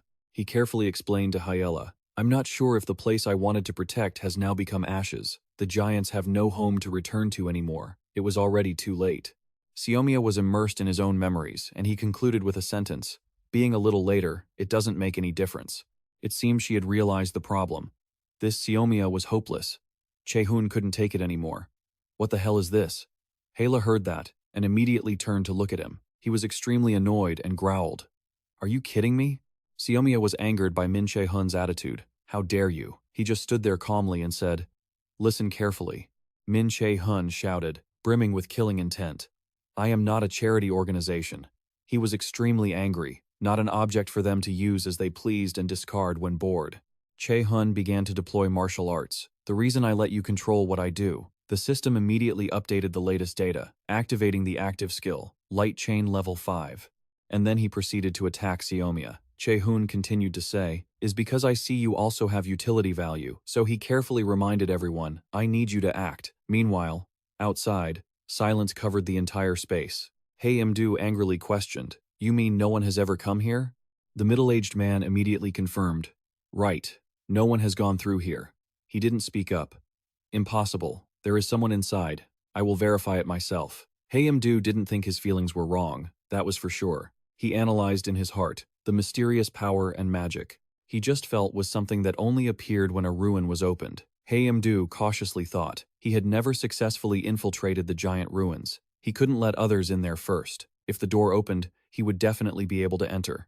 Immediately after, a sound rang out. You are not qualified. He was angered by these words and gritted his teeth. The scene shifted to Camilla's bedroom. The phone rang. She reached out in her sleep to touch the phone. Camilla confusedly asked, Balak, why are you calling me so late? Hae-imdu immediately stated the situation. An intruder? He recounted the story, that they had entered the giant ruins. She knew that information and said, I'll be there immediately. Meanwhile, inside the giant ruins, Hyela confusedly questioned Che-hun. What are you doing? At this moment, Seomiya was raising his hand to block the previous attack. He angrily slammed his hand on the armrest, and Seomiya also stomped his feet hard on the ground. He stood up and irritably growled. Foolish. Seomiya's massive body held more advantages compared to him. Seomiya shouted loudly in extreme anger. He shouted angrily, Do you dare to oppose me with only a human body? Seomiya radiated a terrifying pressure, causing rocks in the dungeon to gradually fall. Hela was somewhat panicked when seeing this scene. However, Che-hun was not afraid at all. Can't you say anything else? I've heard that line until I'm bored. He was reminding himself that either he gave up the challenge, retreated, and died while fighting Hae-imdu, or he died here. It made no difference. After everything, Che-hun had made a decision. Then he only had one choice left. He kept staring at Seomiya and pondered. He had to try every possible way. He didn't want to die in regret, like before he regressed. At this moment, he clasped his hands together and shouted, Challenger, Seomiya summoned a large arrow. I will not be lenient with you anymore. That arrow shot straight down at Min Che-hun. In the blink of an eye, it was close to his head. Che-hun immediately deployed martial arts, activating the skill, Absolute Calculation. His eyes also gradually changed. He was somewhat surprised by Min Che-hun's ability. It didn't stop there when he continued to cast, Activate the active skill, Gale. Next, Che-hun suddenly jumped off the ground.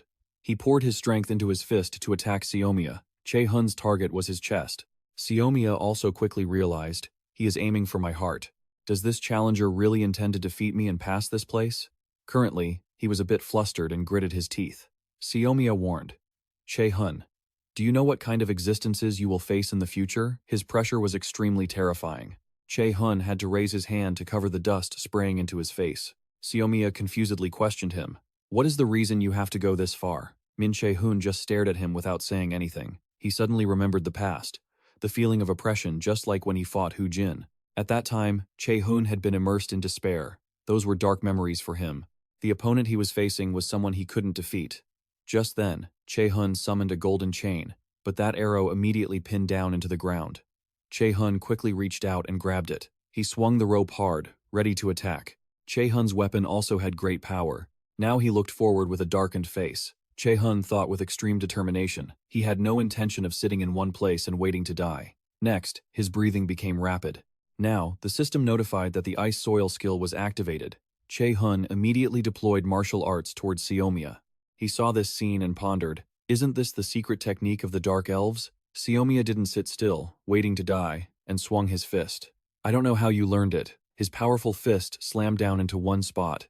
Seomiya tried to block his move but still had flaws. Che-hun's ice walls had been shattered by him. He was somewhat stunned to witness this scene. The next second, Che-hun suddenly wore a strange smile. He excitedly gathered strength and said, "You acted exactly as I had predicted. Is it because you are too straightforward?" Immediately after, the system notified, activate skill, Fire Strike level 5. Che-hun's move had great attacking power, activating skill, Air Burst level 5. Around his body, he was surrounded by fireballs.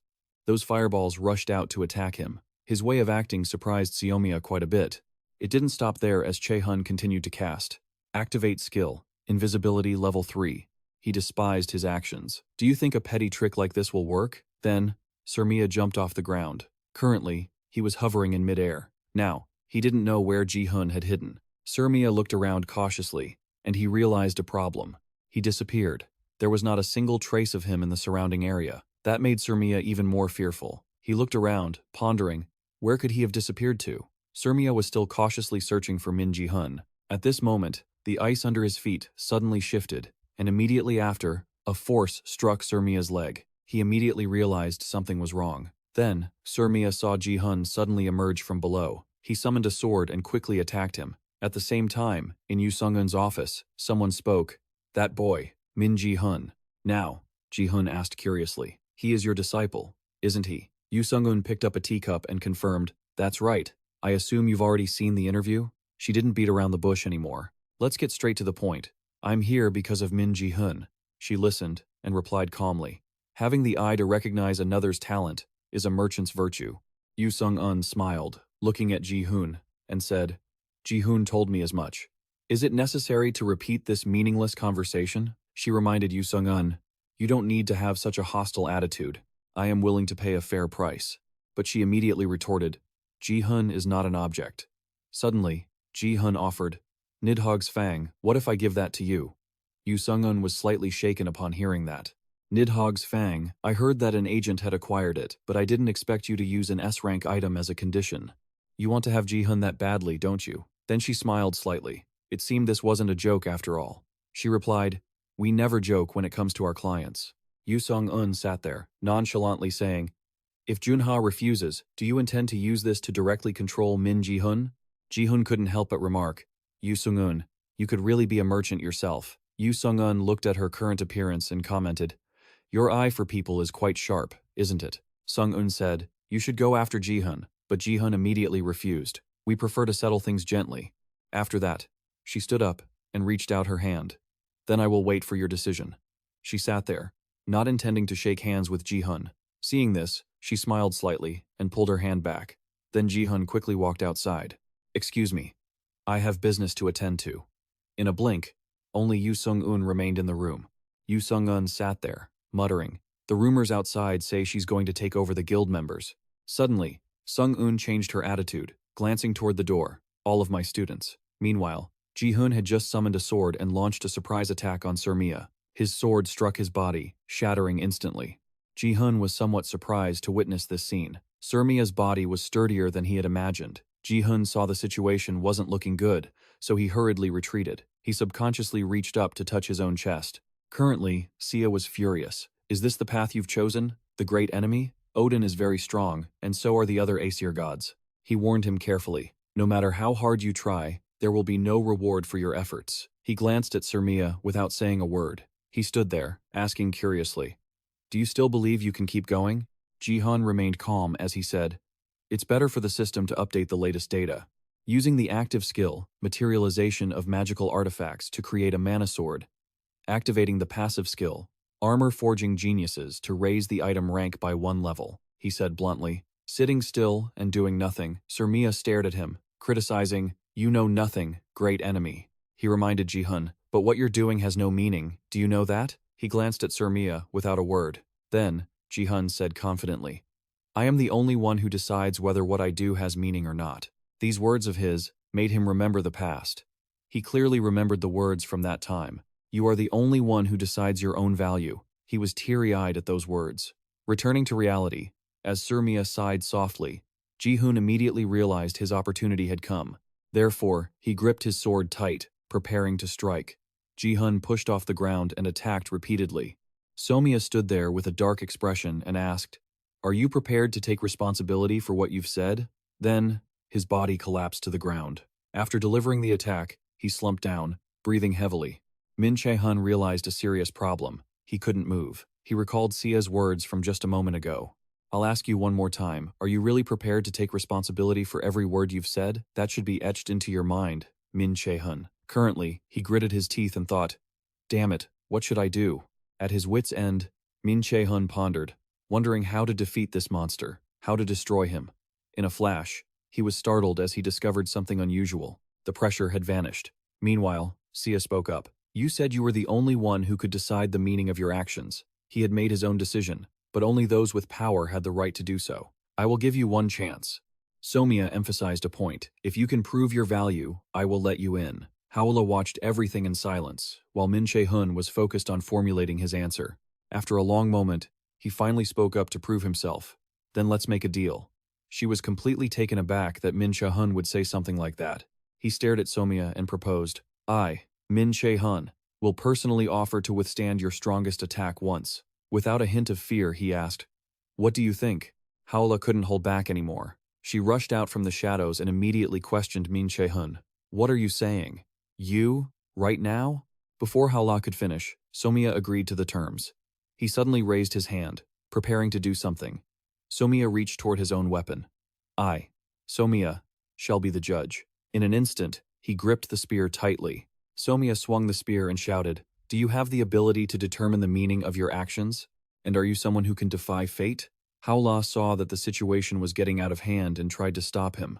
"Wait, stop." If things went on like this, their last sliver of hope would be gone. Ignoring Howla's reaction, he launched his move. "Take this!" Somia threw the spear straight at Che-hun. His attack carried terrifying pressure, piercing through a massive wall. Somia stared at the hole. Che-hun was still safe and sound, asking, "Is that enough?" Seizing the opportunity, he unleashed his martial technique as the system announced. Passive skill activated. Dark Sun's Shadow. From now on, the skill had a 20% chance to trigger. Somia hadn't expected Che-hun to survive. He stood there, glancing coldly at him. Then, Somia couldn't help but smile slightly. He immediately clapped his hands as if to praise Che-hun. At that very moment, a door slowly creaked open. Somia no longer blocked him. "Go ahead, this place was made for you." Che-hun asked him cautiously, "Are you sure?" Somia calmly replied, "Coincidences can happen twice." He added seriously, "But more than 3 times is impossible. Go." At this moment, Howla watched Che-hun's back from behind and couldn't help but exclaim, "What a strange human." In a blink, Che-hun stepped onto that path. Somia carefully reminded him, "There are 3 intellectual trials waiting for you there." Hearing this, he replied softly, "I understand." Somia was somewhat curious. "Are you not afraid?" Just as Che-hun walked inside, he replied, "I am." Somia asked with a hint of doubt, "Is that so? Then that's good." He watched the man's retreating figure and mused, "My task ends here. As for the rest, I can no longer help Che-hun. It is up to him." He and Howla were quickly heading inside. She kept staring at Che-hun from behind. Howla couldn't help but ask, "How could you do that?" He replied to her calmly, "Who knows? I'm not even sure myself." Howla hadn't expected Che-hun to answer that way. She remembered the conversation with Smia. "Somia? You've given up." He had confirmed it to Howla. The dialogue was still imprinted in her mind. She looked at the newly opened door and pondered.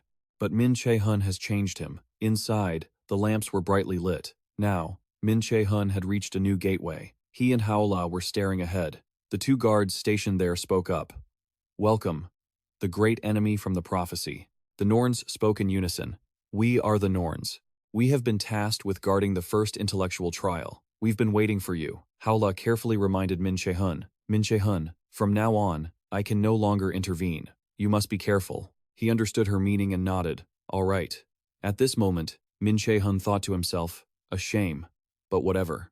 After all, this is just the second set of trials I have to go through. They were staring at him with smiles. The Norns spoke in unison. One of us is an angel, the other is a demon. They continued to ramble on. The angel speaks only the truth, while the demon only lies. The Norns continued to guide him. One of us guards the gate to heaven where angels reside, and the other guards the gate to hell where demons dwell. She saw Che-hun's reaction and questioned, "What's with that look? You look so disappointed." He replied nonchalantly, "It's just that this isn't exactly what I expected." The Norns sat there and seriously warned, "No matter which gate you choose, you will still be led to the second round of the trials." They explained what Che-hun was about to face, but added that if one chose the gate to hell, zombies would continuously obstruct their path. He didn't say a word, just stared at the Norns while they tried to tempt him. "From now on, I will let you ask only one question, so make good use of this opportunity." Che-hun was silently evaluating in his heart. Find the right path with only one question. This is a famous riddle. He focused. But no matter which gate I choose, I can still proceed to the next round anyway. Then, Che-hun couldn't help but chuckle. He thought to himself, interesting. Very quickly, Che-hun spoke up. "I will ask." Seeing the Norns raise a finger, "No need to rush, you still have plenty of time to think." He walked toward them and confirmed, "No, I don't need to think about it." The Norns were curious. "Then who among us do you wish to ask?" Che-hun went straight to the point. "Which realm does the other person's gate lead to?" Hearing this question, they smiled slightly, and one of them walked in front of a door. The Norn confirmed to him, "The gate behind me." Che-hun whispered to himself in thought. The name of the riddle is The Angel and the Demon. It's quite famous, so there are probably many variations and common solutions. Currently, Che-hun was reasoning. If he asked about where they lived, the angel would point to heaven. He could deduce that, and if he asked the demon, it would also point to heaven. The Norns asked with curiosity, "Is this the gate you choose?" Che-hun smiled and denied it. "No." He shifted his gaze to the other Norn. Che-hun had made his decision. "I will enter that gate. Can you open it for me?" Howla was shocked by his action. "What?" Then, Che-hun walked straight into that gloomy gate. She stood behind and questioned him. "Are you crazy? Why are you doing this? Why are you going into the demon's gate?" "Now?" he answered calmly. "Haven't you heard that when you're young, there's no such thing as a difficult task?" Howla immediately retorted. "Nonsense." Currently, Che-hun was focused. Of course, who would voluntarily choose the harder path, but I'm different. He mentioned something he had overheard. They said the zombies would try to stop me. She couldn't believe it and gasped, "Huh?"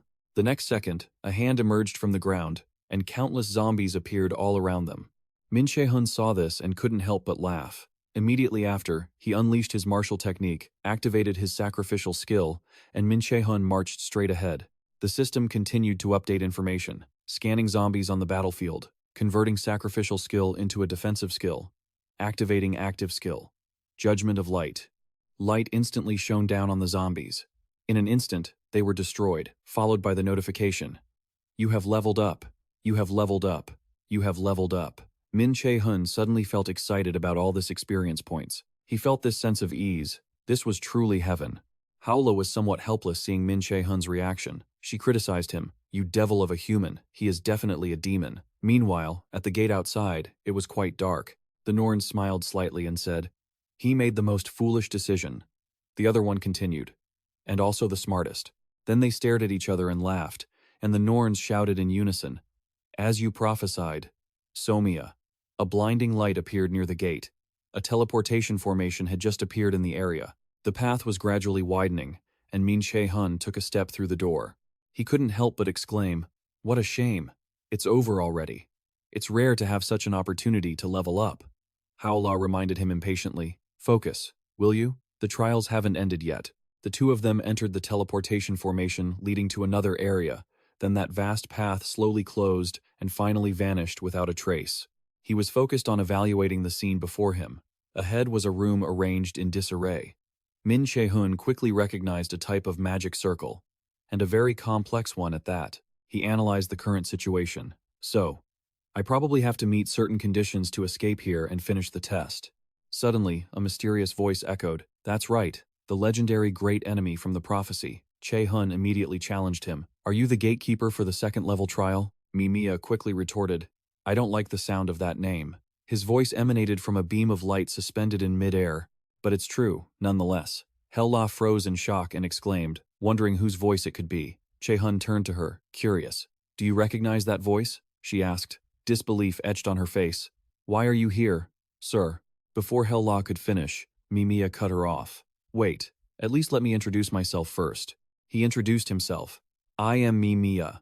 I am the one who created the Noya system, Mimiya explained to him. And I am also the one who orchestrated your destiny. Min Che-hun could hardly believe the truth he had just discovered. Orchestrated my destiny? Immediately after, the system notified him that a new operating system had been successfully downloaded. Do you wish to activate it? He could see a vision of his past self activating the new operating system, the Noya system. At that moment, Che-hun sank into deep thought, processing the information. After a long while, he finally spoke up. Could you explain things in more detail, sir? He complied with Min Che-hun's request. As I said, Mimiya began to explain everything in great detail. A long time ago, a man came to me, begging me to teach him how to help the great enemy from the prophecy grow stronger and how to escape Odin's watchful eyes. After all that, he finally provided the answer.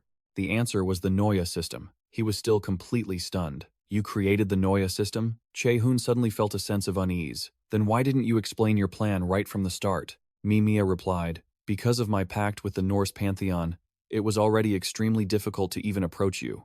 The Norse pantheon system that you've been using isn't. He corrected himself. No, it would be more accurate to say that all awakened individuals using it are being suppressed. Hella couldn't help but speak up. I have never heard that you were the gatekeeper for the second part of the trial. Mimiya acknowledged her confusion. You know it too, Hella. The situation is not looking good. If the collapse happens sooner than expected, before he could finish, Hella cut him off. If that's the case, there's no guarantee the great enemy will even survive. Che-hun chimed in, annoyed. I'm about to lose my life here, and you're talking about it so casually. Mimiya concluded. Regardless, my reason for intervening here is simple. It all serves one purpose. The trial is truly meant to test you. At this point, he couldn't help but laugh. You haven't said a single word to me for so long. Yet now you want to test me? The man had his reasons for everything he did. With so many eyes watching, Mimiya spoke seriously to Che-hun. The reason we can talk like this right now, he revealed the deeper motive, is because we are currently inside the ancient great ruins. Realizing the situation, he whispered to himself, so, the Norse gods can't spy on us in here, which means we are free. Immediately, Mimiya offered Che-hun a compliment. Exactly. You're quite clever. He suddenly remembered something and spoke up. I have a question. He didn't refuse. Ask away. Che-hun got straight to the point. If fate has already chosen me as the great enemy, then whether I want it or not doesn't really matter. So why ask me how I feel about fate choosing me as the great enemy? He didn't stop there, continuing, and you chose the moment I was at my most desperate, on the verge of death. Why did you do that? Meanwhile, elsewhere, someone was whining. Oh my God. That person was none other than Kim Ju-jung. Why did he go abroad? Who knows? He won't even reply to my messages. Hoseon tried to reassure her. He'll be back when it's time. Are you sure about that? Ah-hun read her book while wondering, no matter what, why did he even go abroad? She replied listlessly, who knows? He just left without saying anything. He suggested that we needed to decide what to do with our team first. Hoseon kept babbling on and on. I hope we all end up on the same team. Ina, still remembering Che-hun's handsome smile, nodded in agreement with her. Suddenly, Ah-hun, sitting in the corner, shouted excitedly. Wait, what? She quickly asked. I've been wondering why Che-hun kept rambling on about those potions or whatever he used to bribe people. So, those are the benefits you're jealous of him getting as the class valedictorian, right? Kim Ju-jung asked, full of suspicion. Are you sure you want to be lying there? She muttered in annoyance. I just wanted to be with him. A second later, realizing he had slipped up, Kim Ju-jung quickly shut his mouth and sat up straight. She said, feeling a bit startled. Of course, who else would put up with him? But the image of Ah-hun in his mind is completely different from reality, isn't it? Hoseon voiced her own desires. I just wanted to go along because we're friends, that's all. It's not like there's anything more to it. He suggested, we'll get more funding and be able to use a bigger room. Kim Ju-jung suddenly felt curious. You aren't even a student yet, so how do you know all that stuff? He saw her answer smugly. I'm going to enroll here soon, so I looked into it beforehand. Hose couldn't help but laugh. Well, what if you happen to fail the entrance exam? Obviously, Ah-hun hadn't considered that possibility. She just stood there, stunned, without saying a word. Kim Joo-jung felt very smug that he could tease Ah-hun like that. Seeing Kim Joo-jung's reaction, she became furious. "You're such a jerk." At that exact moment, Wina said seriously, "I hope he returns soon." She replied softly, as if agreeing with I. Meanwhile, Che-hun was still questioning him. "Why are you asking for my opinion?" After listening, Mimiya was silent for a moment before speaking up. "Because we don't want to entrust the fate of the world to someone who can't even overcome his own fate." He grasped the important keyword, fate. The old man quickly confirmed, "Correct. Back then, I only gave you a chance." At the same time, the system displayed information. Once a new operating system is activated, the player will regress to the moment they most desire to return to. Mimiya recalled what had happened. "You chose to change fate." He explained it to Min Che-hun, "So now you are here." He immediately complained, "Why is the reason so complicated?" Kim Joo-jung stated his own purpose, which was that he hated his old man so much that he wanted to just wipe him out. Mimiya remained calm and replied, "If that is your goal, then we will respect it. A goal is a goal. It doesn't matter if it is noble or not." At this point, Che-hun said provocatively, "I still have many things I want to ask, but I'm sure you can't answer them all right now." The old man quickly replied, "Unfortunately, that is true. But I can tell you one thing." Mimiya began to lure him. "If you pass this part, I will give you a hint about the truth." He also felt this request was quite reasonable. "That's fine. Then please explain the second part of the challenge." At this, he complied with Che-hun's request. "Do you see the things around you?" He immediately confirmed, "I see all kinds of stuff." Mimiya explained in detail, "You just need to offer one of those things by placing it on the altar. However, remember two things," he pointed out carefully. "First, don't forget that the main goal is to gain wisdom." It didn't stop there, as Mimiya continued.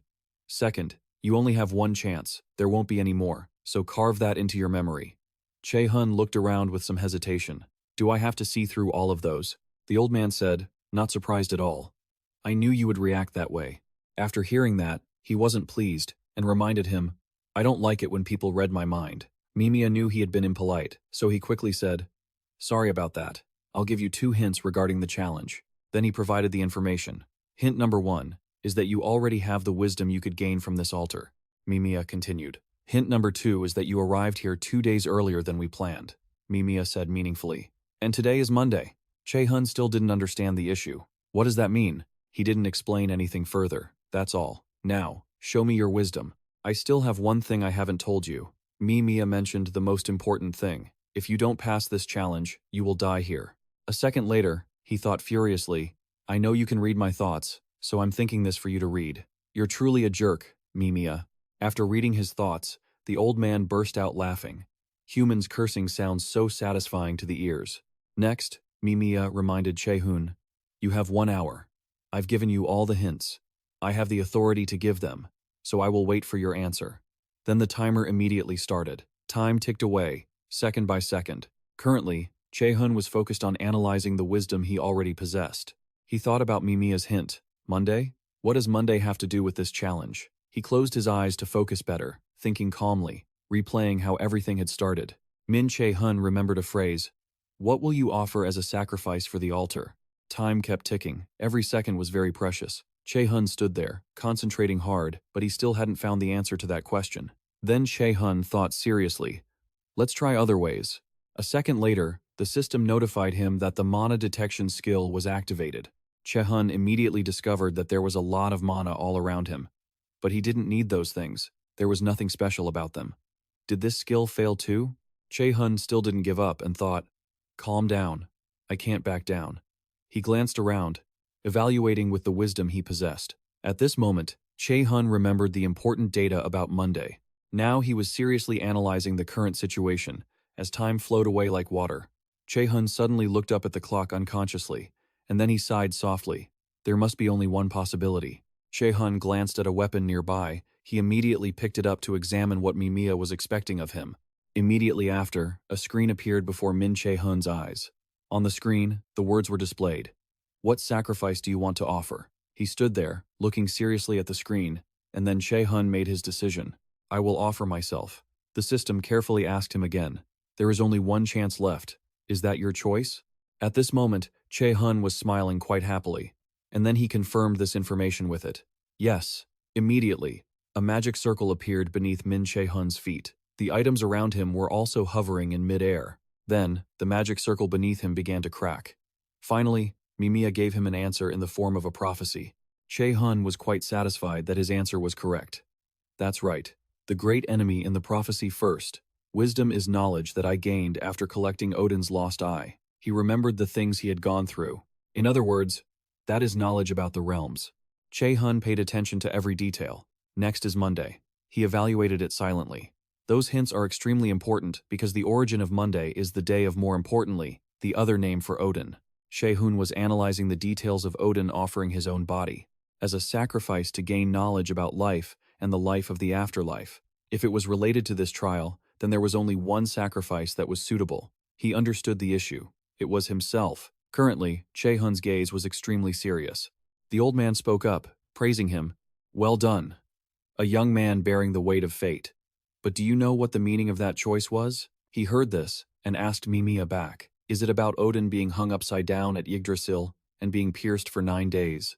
Next, Che-hun twirled the weapon in his hand and said seriously, to achieve what I desire, I am willing to risk my life to gain what I want. So, at this moment, a different space appeared around Min Che-hun. Hela was extremely shocked to witness this scene. She hurriedly stopped him. Wait a second. What do you think you're doing? Che-hun just gripped the weapon tighter and told Mimiya, this is what you wanted to confirm from me, right? And he just like that, stabbed it hard into his own body. Che-hun spat blood and asked him again, is it this? Next, he thought to himself, offering myself as a sacrifice means I have to face the gates of death. It's going to be many times more painful than this later on. Now Min Che-hun said, seriously, time is really precious. I should have finished this earlier. Huh. Immediately after, the system announced that the materialize magic tool skill was activated, and he took out another sharp weapon. Hela saw Che-hun destroying himself and stopped him. Stop. I said stop. He was dazed after being stabbed by those two things, but Che-hun still didn't stop and pulled out a third weapon. Just then, another door opened along with Mimiya's words, enough. Then he stared blankly at his own hands. Min Che-hun was a bit stunned to see himself back in the dungeon. The old man was evaluating him. You have changed a lot, to the point where you don't even need my advice anymore. He reached out to touch his stomach and discovered that the wounds had disappeared. Now, Mimiya said seriously, the test ends here, and you showed me more than I expected. He turned toward Che-hun and said, so, it's my turn to keep my promise, right? He replied with extreme excitement. I've been waiting for this day for a long time. Che-hun was thinking to himself, finally, I have a chance to find out the truth the gods are hiding. Mimiya provided the information to him. I will give you 3 words. These 3 words will combine into a sentence and guide you to find the truth. He heard this and felt unsatisfied. Why must you keep speaking in riddles? The man immediately explained. I do this to avoid the gaze of the Norse gods. You must understand. Mimiya suddenly remembered something. And Hela, even you don't know. Hela was stunned and exclaimed, I don't know, either? Then he confirmed. Yes, it is a long hidden clue. Suddenly, a line of text appeared in midair. The characters meant Punisher, Eye, and Shining. Min Che-hun stared at the words, Punisher, Eye, Shining. There were too few details to deduce anything. What could those words possibly mean? It didn't stop there, as Mimiya continued. I will give you one final piece of advice. He carefully warned. Examine the system many times. You will surely find the truth. Finally, Mimiya said his farewells. Then, let's meet again, another time. Hela, I wish you luck as well. At this moment, Hela stood there, dazed and motionless. She suddenly glanced at Min Che-hun nearby. She didn't know what he was thinking about right now. Min Che-hun was focused and deep in thought, and looking at it, it seemed the 3 words were related to him. Punisher was his job. He analyzed the keywords. Eye could be Odin's lost eye. Che-hun connected everything, and his present felt brighter than his past. He suddenly recalled his past. Everything felt more vivid than back then. He knew nothing and lost his life acting as a shield for someone else. Che-hun felt quite confused, but why Shining? Why should he doubt the system? Right then, Hela walked over and touched his shoulder. She gently told Che-hun, I will also think about their meaning. About what Mimiya said. Let's go. Afterward, he stood dazed in front of a large mirror. Surtur told Che-hun, Great enemy, you have passed all the trials. The final part is awaiting you. He curiously looked at the object in front of him. Is this large mirror the final trial? The man immediately confirmed this to Che-hun. Then, Surtur introduced it. This was the Mirror of Erd, the first of the three Norns, an artifact that reflects the past. He continued to provide information. You will see Erd's memories. Surtur urged him to watch and then come back to tell him the answer he found. Once completed, he would pass the trial. He suddenly asked curiously, "Is there an answer you want?" The man replied, "No, no matter what you answer, I have no right to judge. Find the answer for yourself. That is the final trial." Surtur instructed Min Che-hun that when he was ready, he should touch the surface of the mirror. He continued to guide him. "The past will appear before your eyes." Afterward, Che-hun was astonished to witness the scene before him, because Erd had appeared. Finally, she reached out to touch him from the other side of the glass. "You have also come to this place." Erd spoke her innermost feelings. "I have waited for you for a very long time." Min Che-hun's eyes widened, unable to hide his astonishment. Erd requested, "Say my name one more time." He was stunned for a moment, then complied. "Erd." She wore a satisfied smile. Erd continued, "That's right. I am Erd. This is a fateful meeting and an inevitable reunion. I have waited for you for so long, trying to hold on to this shattered past." Che-hun was still a bit dazed while listening to every word she said. "This is a fragment of the past that an ancient existence wishes for you to see. Let me lead you through the first fragment." The space portal brought them to a somewhat desolate landscape with hills and rocks. He looked around suspiciously. "This place is Hela," manifested and stepped in to explain. "This is Jotunheim, the land of the Giants. But Min Che-hun, have you met Erd yet?" Min Che-hun couldn't help but be suspicious. "I'm not sure." Erd chimed in. "The past we need to observe is not in your head, but before your eyes. You can look, but you cannot change anything. This story ended long ago. This is nothing more than an echo from the past. Utgard Loki, you were once the great Jotun, leave it for him." Her feet stepped rhythmically on the green grass. He instinctively startled and looked back. "So you must listen to the story he wants to tell." Utgard Loki asked slowly, "Surtur, what do you think a good king is like?" Surtur mused for a moment, and then naively replied, "A strong person. He must be someone strong to be able to protect others." He also nodded in agreement. "That is true. That is an important factor. But a good king should know how to share and care for others, while also understanding his own shortcomings. Father hopes you will become such a king one day." Surtur hung his head, hesitating. "But me, I am weak, and I fear many things, and I also fear Thor's hammer. How could I have any value to be a king? I don't understand." Utgard Loki gently touched Surtur's shoulder to encourage him. "Surtur, don't judge your own worth so easily. The only one who can decide your value is yourself." Hela looked at Che-hun as if she had realized the truth. She finally understood.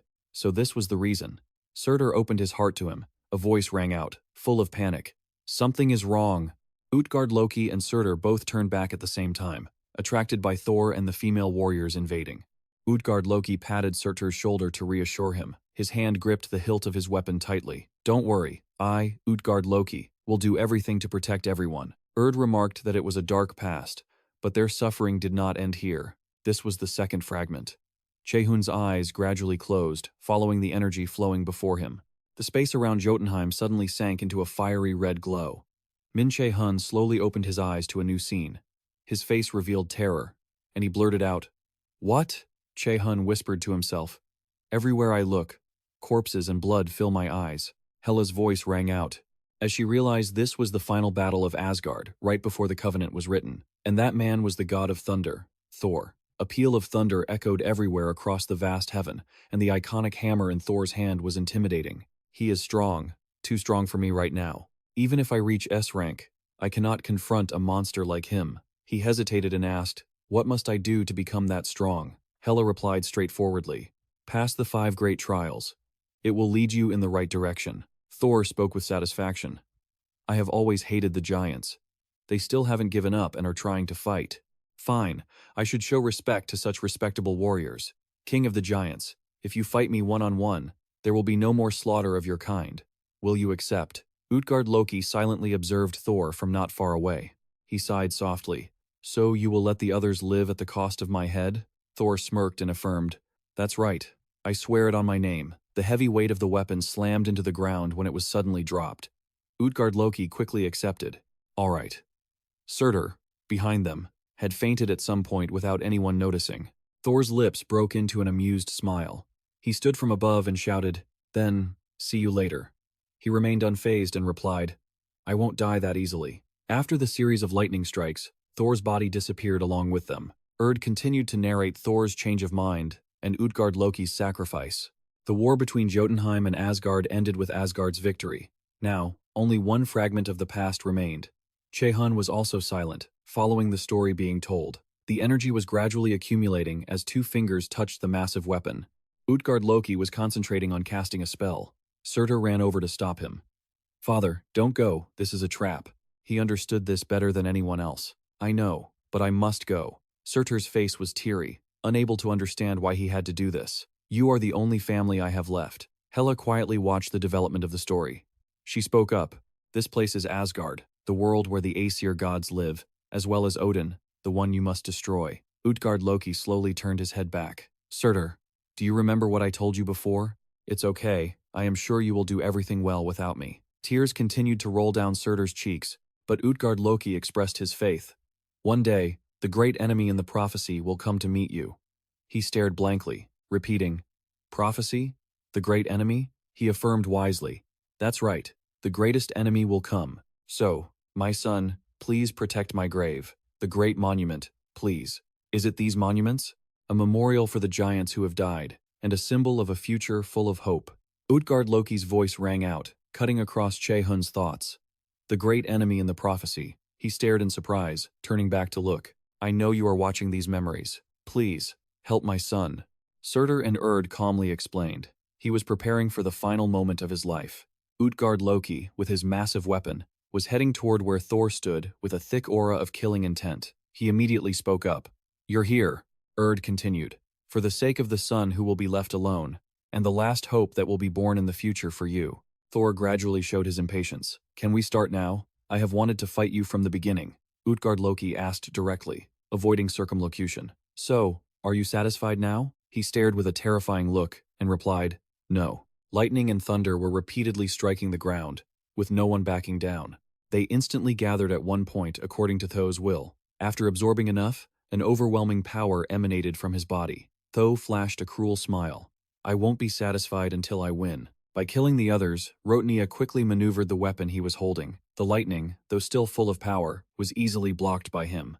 Roni used a massive amount of force, swinging his hand to disrupt the trajectory of the lightning bolt. He was visibly exhausted, his breathing heavy. "Why are you doing all of this?" Roni asked, confused. "What are you?" Roni demanded. "Why would you take countless innocent lives just to satisfy your own selfishness?" He calmly rubbed his head. "Is that what you think? Everything is the will of the greatest of the great gods. Odin. I don't care about reasons because I have no reason at all. All I care about is fighting a strong opponent. Let me ask you this. Why did you agree to this fight knowing you would die?" He gritted his lips in frustration, slamming his weapon onto the ground. "Because I have something I need to protect." Thor scoffed casually. "You still have things to protect? Most of your kind have already turned to dust." Roni denied it curtly. "They still exist, and one day, Asgard will fall." His face twisted in annoyance. "The prophecy of the three sisters, you still believe in that? I'm sick of this, Sams." With those words, Thor gripped his hammer tightly, entering a serious state. "I will send you to join your kin." Che-hun and Hela stood by in silence, watching. Min Che-hun's eyebrows furrowed slightly. Roni remained calm, facing him, his lips moving slightly. "Great enemy, are you listening to me? If you do what you want, never forget what I am about to say. The path you must choose, the only thing you need to focus on is having an unwavering will." His palm tightened as he contemplated the path he had to choose. Thor now radiated a fierce pressure, quite different from before, and told Sia that he was sorry. The hammer gathered lightning and flew straight toward Roni. The sheer force of the impact caused the surface of Roni's weapon to crack. In just a moment, the massive weapon was shattered into 100 pieces. The momentum of the hammer didn't stop there, it pushed forward. A horrific scene appeared clearly before them. Somia sobbed helplessly, covering the puddle of blood that spread to the tips of Chun's boots. He coldly muttered a heartless remark. What a lame ending. A gold card appeared, pinched between his fingertips. Hela was suspicious. "That is," Che-hun said with disgust. "I think I'll only feel better once I can take this Thor down at least once." "You feel the same way, don't you? You can use a white card." Black lightning bolts crackled with power around Thor. The card reflected his image, nestled in the palm of Min Che-hun. The system displayed a prompt. "You can use a white card." The brawny body had now collapsed onto the desolate ground. The surrounding rocks were still cracking from the shock of the horrific attack moments ago. Thor's face contorted with frustration. A piece of rubble fell from above, bouncing as it hit the ground. That piece of stone landed perfectly right in front of his feet. A blinding light erupted, reflecting off Thor's face. The stone suddenly glowed with golden characters. Memories flooded back as his hand tried to gather energy into the stone. Roni had planned this all along. Thor gritted his teeth, cursing such dirty tricks. Golden spells had appeared out of nowhere, surrounding his body. Those spells quickly sought out the surrounding rocks. Soon after, the stones were pulled together. Linking up, Thor's arms were bound tight, as if by shackles. Not only that, but larger rocks were also being pulled toward this spot. Thor's eyes showed clear rage. A counterattack triggered by your death, impressive. But that's still not enough to kill me. Che-hun couldn't help but squint as he witnessed the guy's terrifying power. The system kept appearing, warning that the skill level was too high for the user's current level. The copy skill could not be fully utilized until the user's level was higher. The lightning shot directly toward the incoming stone. Other bolts of lightning quickly split off toward their own targets. Massive pressure radiated with every step Thor took.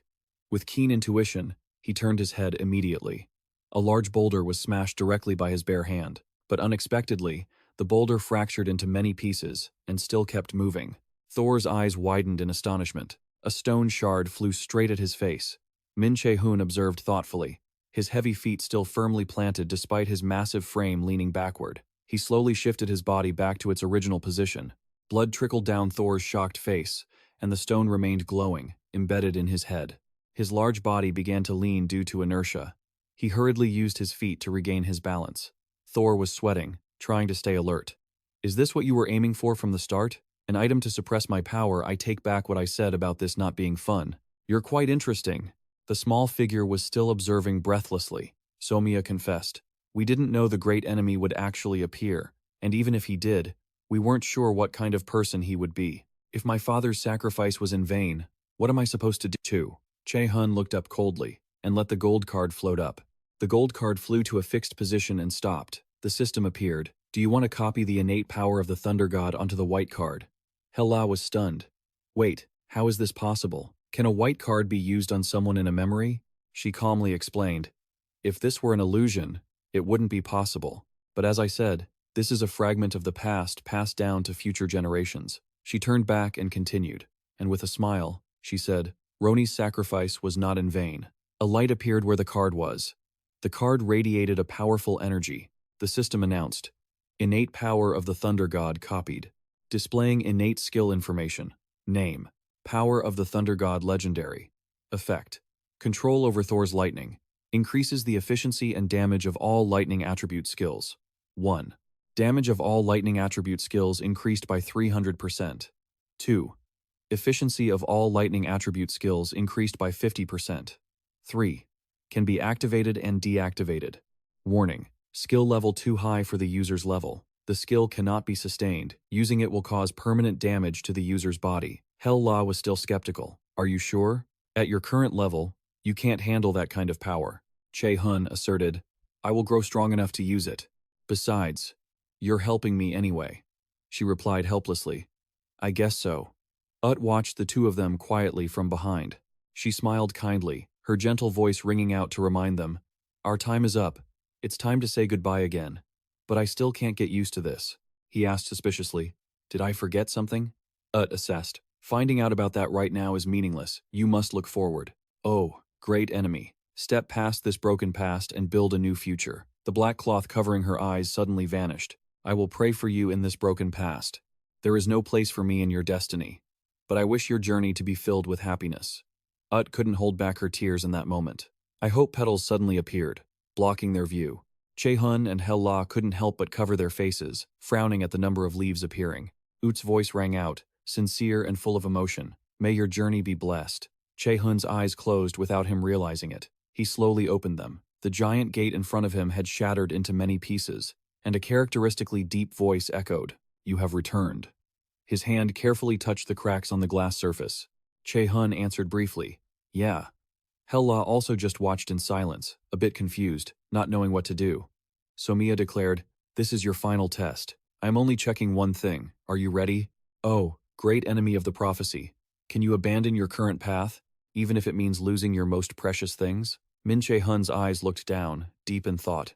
Images of his mother and Kim Ju-jung flashed through his mind, followed by Yu Sung-un, and in the distance, the familiar figure of Yu Sung-un appeared.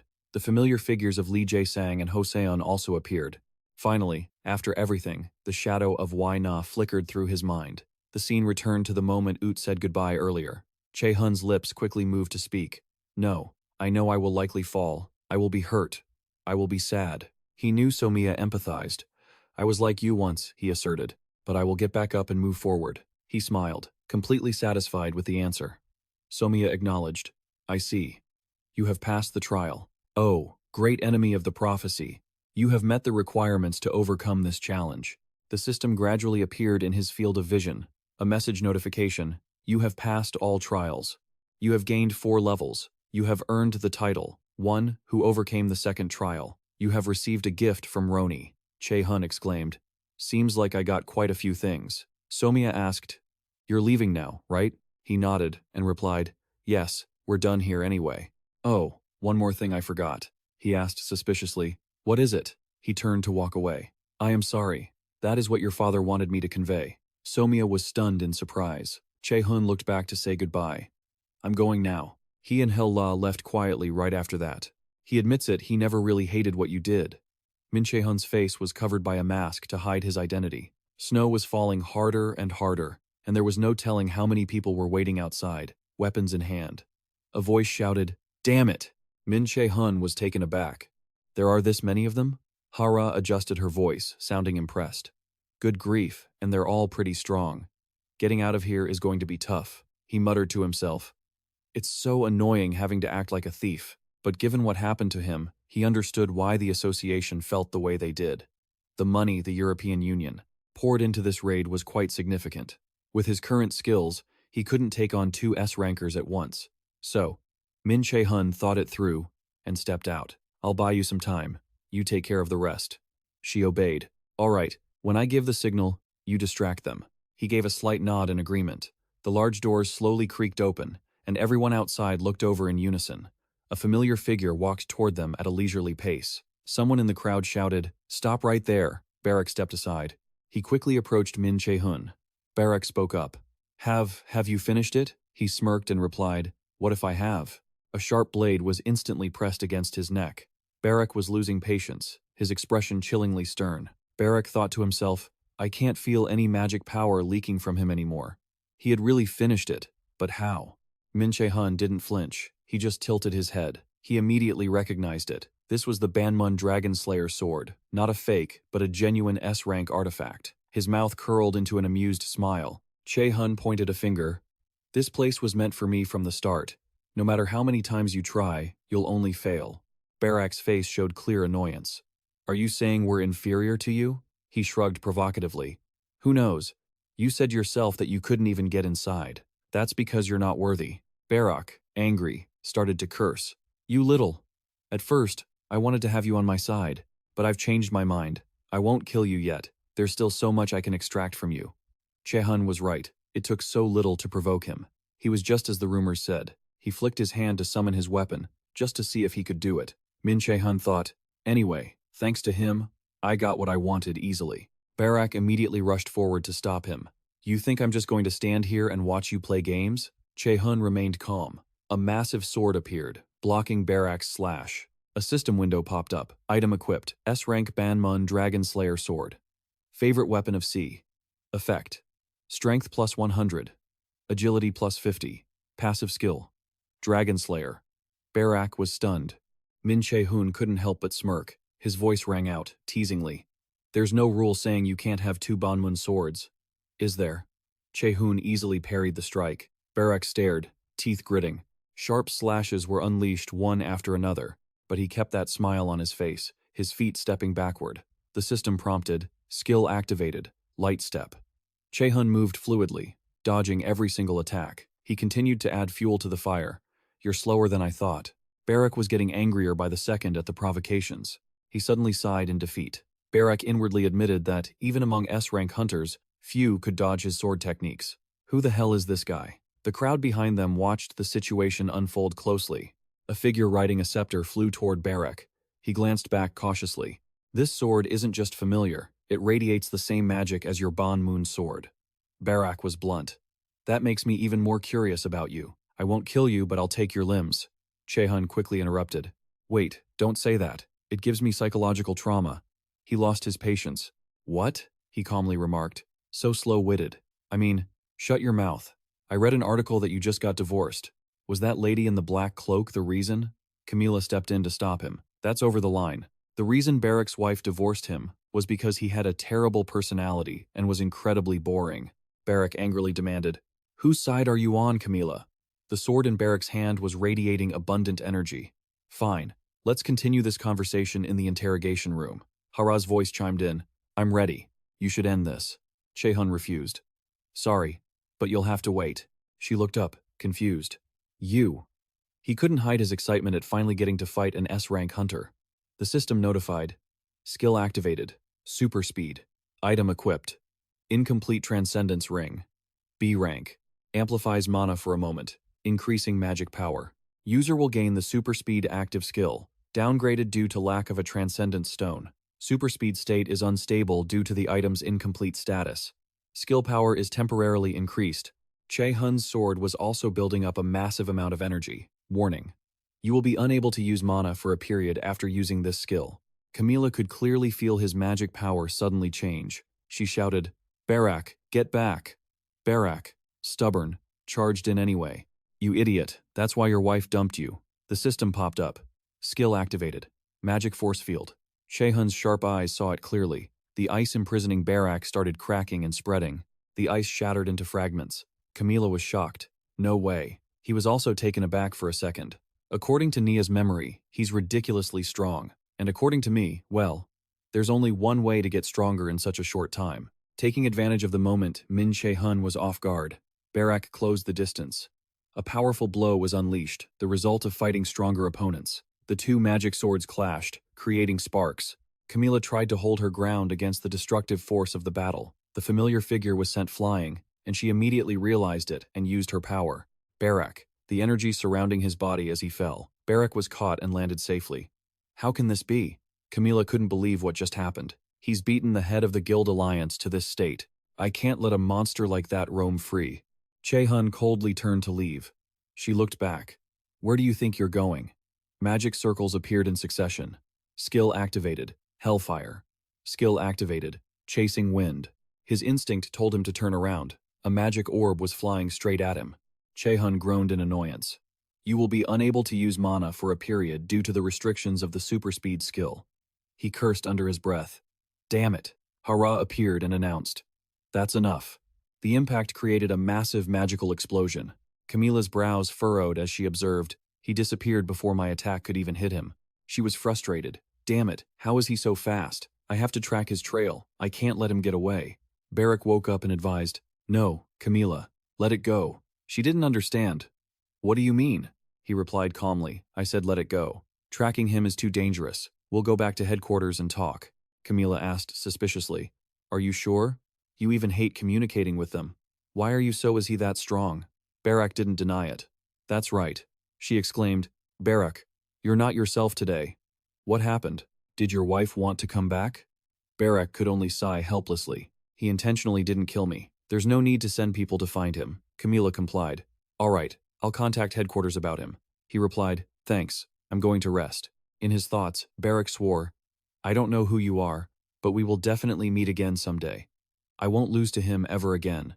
Hara clicked her tongue, speechless. You're really something. Che-hun just laughed it off. All right, let's head home. The next day at the airport, a message replied, I just landed. Nia called? Wonder what it is. Hi, is everything okay? A voice asked from the other end. Che-hun, have you decided which group you're joining yet? He quickly considered it. I guess it's about time. Is there about a month left? A group is one of the main policies for all hunter academies nationwide. Simply put, it's like a club activity, but for hunters. Usually, second and third years are the ones who form groups to recruit first years.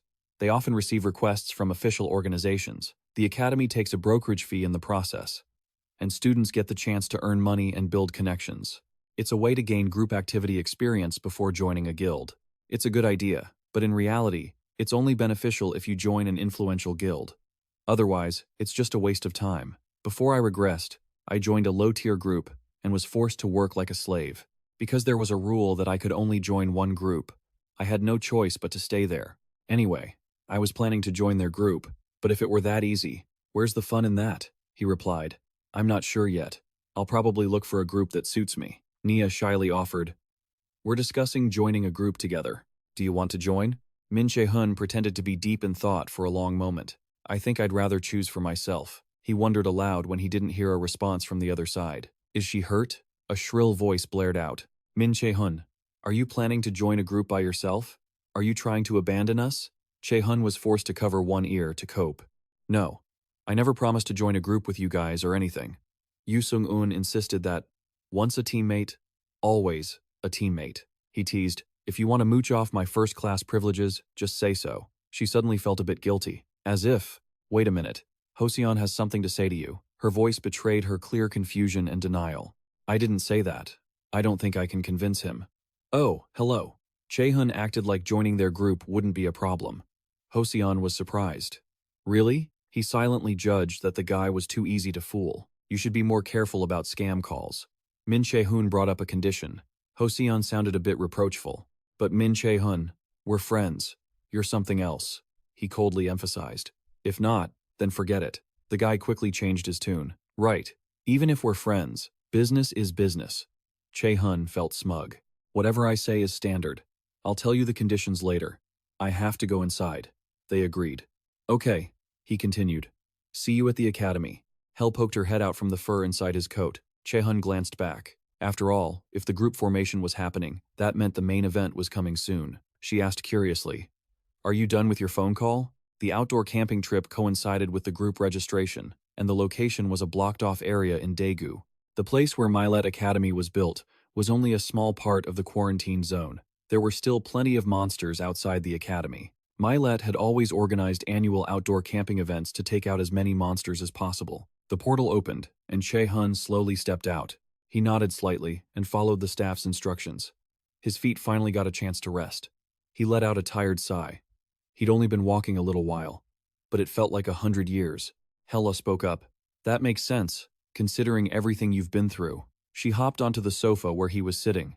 So, why don't we check out the gift? Hela's fur stood on end with a strange premonition. Che-hun asked curiously, what is it? She replied, Che-hun, do you remember how I bought you time? He suspected she meant, Hela answered briefly, or maybe it had already escaped. The city had become desolate a long time ago. Cracks began to appear in the red sky. A large arm struggled to reach out from the fissures. A massive body was then revealed. From the crack in the sky, a figure plummeted. The monsters around them couldn't help but look up. The powerful impact created a huge force on everything around Yu Sung-un. He-I-am-do quickly stood up and cursed. Damn it, a clone actually dared to leave me abandoned. Was she trying to help humans avoid him? He rubbed his face, deep in thought. How dare you disturb me? The loud noise had gradually attracted other things. The target on the ground was locked in his sight, his glowing red eyes filled with ferocity. The monster's flying speed increased. Its gigantic, ferocious body touched down. Yet He-I-am-do stood there completely unfazed. He seemed to be lost in his own world. The dragon tilted its head in confusion, its mouth slowly opening to reveal sharp fangs. It opened its jaws, ready to swallow He-I-am-do whole. His eyes were deep in thought. He-I-am-do finally spoke. I see. His hand clenched tightly. I've got an idea. Let's play. I look forward to meeting you, the great arch-enemy, from the prophecy. He smirked, letting the slime from the dragon's body splatter all over him. I will test you myself. Her small ears twitched. Hela suspiciously. Strange. Why would He-I-am-do go there? Che-hun wondered. Where did he go? She replied. Near Milet Academy is a restricted area. Do you seem to know why? He hesitated and replied. That's where Milet Academy is planning to go camping. Hela continued. I think I know what he wants. He-I-am-do has the ability to see the future of who his enemies are, so he wants to go there to see who that person is. Che-hun mused. It seems my friends have been dragged into this trouble. She didn't know what to do either. Che-hun, he confessed. I predicted it too. Che-hun slowly stood up. He seriously calculated that he had to prepare as much as possible to confront him. He swiped the screen, searching through the system. I hope Ronia has prepared something good. The system popped up. Opening Ronia's gift, a potion immediately appeared before his eyes. You have received the consumable item, Giant's Essence Blood. Che-hun reached out to take it. Consumable item. Giant's Essence Blood. S rank. Giant's Blood containing both wisdom and strength. Strength and wisdom will increase upon use. Requirement. Strength and wisdom at 30. Cannot be used unless the minimum requirements are met. Minimum requirement. Strength and wisdom stats must both be over 150. This item was the reason he needed to achieve an S rank in the test. After all, if he wanted an S rank in the test, both stats needed to be over 150. He shifted his eyes to read. You have received a passive skill, Ronia's Wrath. The information for the new skill displayed. Che-hun focused on the system screen, his eyes widening in surprise. This is a passive skill called Ronia's Wrath. S rank. All damage dealt to the Nordic and Vavi gods will double. Hela asked, "What do you think?" "That's why I told you that you need to complete the second trial quickly." He smiled and replied briefly, "I know. It's good that I quickly finished those small goals earlier," she said, confused. "Wait, what are you doing?" Hela looked up suspiciously to evaluate. Che-hun looked down and smiled lightly. Hela focused her energy, revealing her true form. "Don't worry, I know how to help you." The next afternoon, black lightning bolts radiated from Che-hun. He struggled to maintain control over the immense power. The lightning kept growing more intense. Che-hun brushed his hair back and exclaimed, "This is not easy at all." Hela called down from the tree branch. "Of course, the skill you received is of mythical rank. S rank and special ranks are nothing compared to it." Her body gradually faded.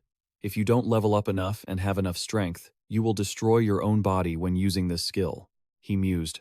"The mythical skill I received from the Great Ruins, a passive skill called Thunder God's Might. Mythical rank. It possesses the lightning of the Thunder God. All lightning-related skills have their effects and power greatly increased. All lightning skill damage increased by 300%. All lightning skill effects increased by 50%. It can be toggled on and off," he warned. "This skill is much higher than the user's level. Therefore, this skill cannot be maintained for long, and if you try to maintain it, it will cause permanent damage to the user's body. I need to learn how to use it as quickly as possible." The scene shifted to where skyscrapers stood. Che-hun was slowly walking on the sidewalk. He looked up to read the notifications for leveling up. Special mission, Raven Hunt. Eliminate all of Odin's ravens attacking you and the Resistance Alliance against the Nordic gods. Target, 15. Difficulty, S. Reward, one-time use. Empty card X, 1. Reward for mission completion. Rank up.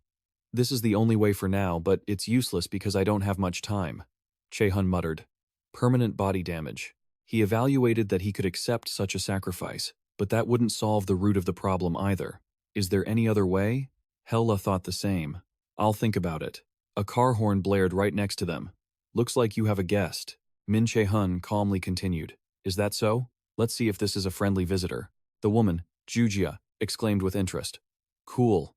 What a coincidence, Che-hun, meeting here like this." He was trying to identify this person, the leader of the Jugia Guild, Che-hun. She smiled and asked, "I heard you just signed a contract with the Lotus Guild. Do they treat you well?" Che-hun quickly realized, "I think I know why she's here." He greeted her. "Nice to meet you. But aren't you too busy to coincidentally meet someone like me here?" Jugia replied shamelessly. "Then I can consider this destiny." He suddenly froze for a moment. "Destiny. I hate that word the most. Did you investigate behind my back or something?"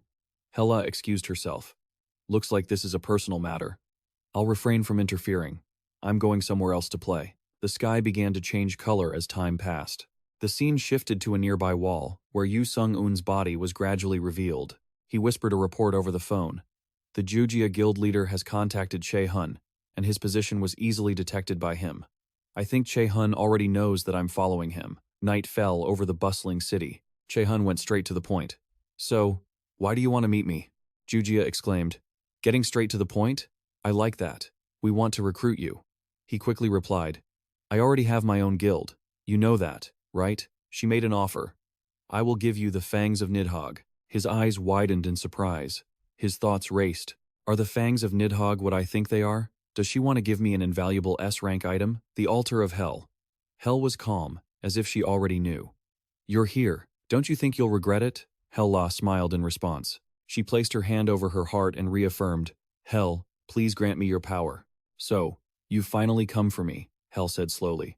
"Hela," she repeated, "please, lend me the power of the underworld." She smiled, explaining, "You know well enough. don't you? You are just a part of me. There is a difference between holding my full power, even if I share some of it with you.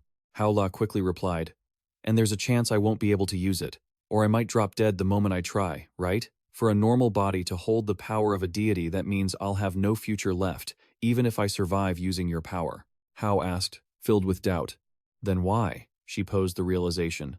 Because you've intended this from the very beginning. I am the guide for the 5 great trials, and the compass for the challengers to move forward. Everything about me was prepared for him, and the prophecy has been in effect since the start of this mission. She wasn't convinced by that reasoning. That's not a reason to sacrifice yourself. She hesitated for a moment. Actually, there is another reason. I'm just curious about human effort even when crushed by despair. How hard will that guy keep trying? What will happen to him next? She looked confused. Even if you are no longer a part of that story? Hel La replied calmly. Yes. Hel pondered for a long while. Sigh, I'm just helpless. It seems you've made up your mind. Very well, I will share a portion of my power with you. No matter how rough your path becomes, I hope you will always be happy. Hel La stood there, stunned for a moment, then smiled gratefully. A voice echoed through the space. So, from what I can see, it seems the guild leader Baek Che-hun is trying to persuade Min Che-hun. And Min Che-hun isn't an easy man to convince, is he? Yu Sung-un tapped his fingers on the table in rhythm. That's probably something money can't buy. Perhaps it wasn't me, but Miss Baek Che-hun, who rated Min Che-hun's potential even higher. Baek Sung Che asked in confusion. Guild leader, are you just going to let it be? I might be overstepping, but Che-hun could become the brightest star in history. Shouldn't you protect him at all costs? She laughed and remarked. Hey, you've changed a lot. Have I ever had something stolen from me by someone else? Che-hun's voice sounded inviting. So, how about it, Che-hun? I think we'd make great partners. Don't you think so? Min Che-hun teased. We just met. Aren't you being a bit too aggressive? She stated calmly. Do you know how a deal works? As long as you're still sitting here, the deal has already begun. He could only smile and shrug at those words. All right, since we both want something from this meeting, Che-hun said bluntly, it's best we get straight to the point. Che-hun quickly went along with it. Bring it here. Jun-chu followed the order. Yes, he was truly serious now. The fangs of Nithhogg were immediately placed on the table. Che-hun looked at them with interest. The fangs of Nithhogg from my previous life. This sword is the second most expensive item on the Challenger Exchange, second only to the Dragon Slayer sword, meaning it's a priceless artifact. He wondered, how could she possibly have a treasure that money can't buy? He thought for a moment, looking at it. It looks expensive. Why are you showing me this? She said straight, I don't like men with too many secrets. Let's be honest with each other, shall we? Che-hun agreed. Fine. So, what do you want? An immense pressure weighed down on Che-hun. A student with this much magical power? If he loses control, he easily read her inner thoughts. Don't lose control. You were thinking that, right? Che-hun was startled in astonishment. It seems the traditional persuasion methods you use don't work on someone like me. In short, you want me to join the Gaja Guild, and you're offering me an S-rank artifact from the N.C. Che-hun struggled to speak. Yes, exactly. You won't get treatment like this anywhere else. Che-hun had to admit it internally. Obviously, where else could you find a guild that would offer this insane deal to a 17-year-old? He expressed his doubt. But it's strange. From what I know, the Gaja Guild is actively recruiting combat experts. Has your policy changed? Why recruit someone young like me? She emphasized, I am the one who decides what the Gaja Guild does. Leave that aside. Che-hun asked directly. So, I'm the first person you've wanted to recruit? Che-hun didn't deny it.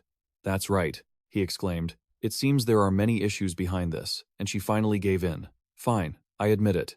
The advantage of bringing in a student directly from Zhonghua and considering your value since you've performed so well in the Academy's exams has even caught the attention of the National Punishment Bureau's headquarters. Therefore, to get you, it's worth it for me to put out a valuable item like these fangs of Nithhogg.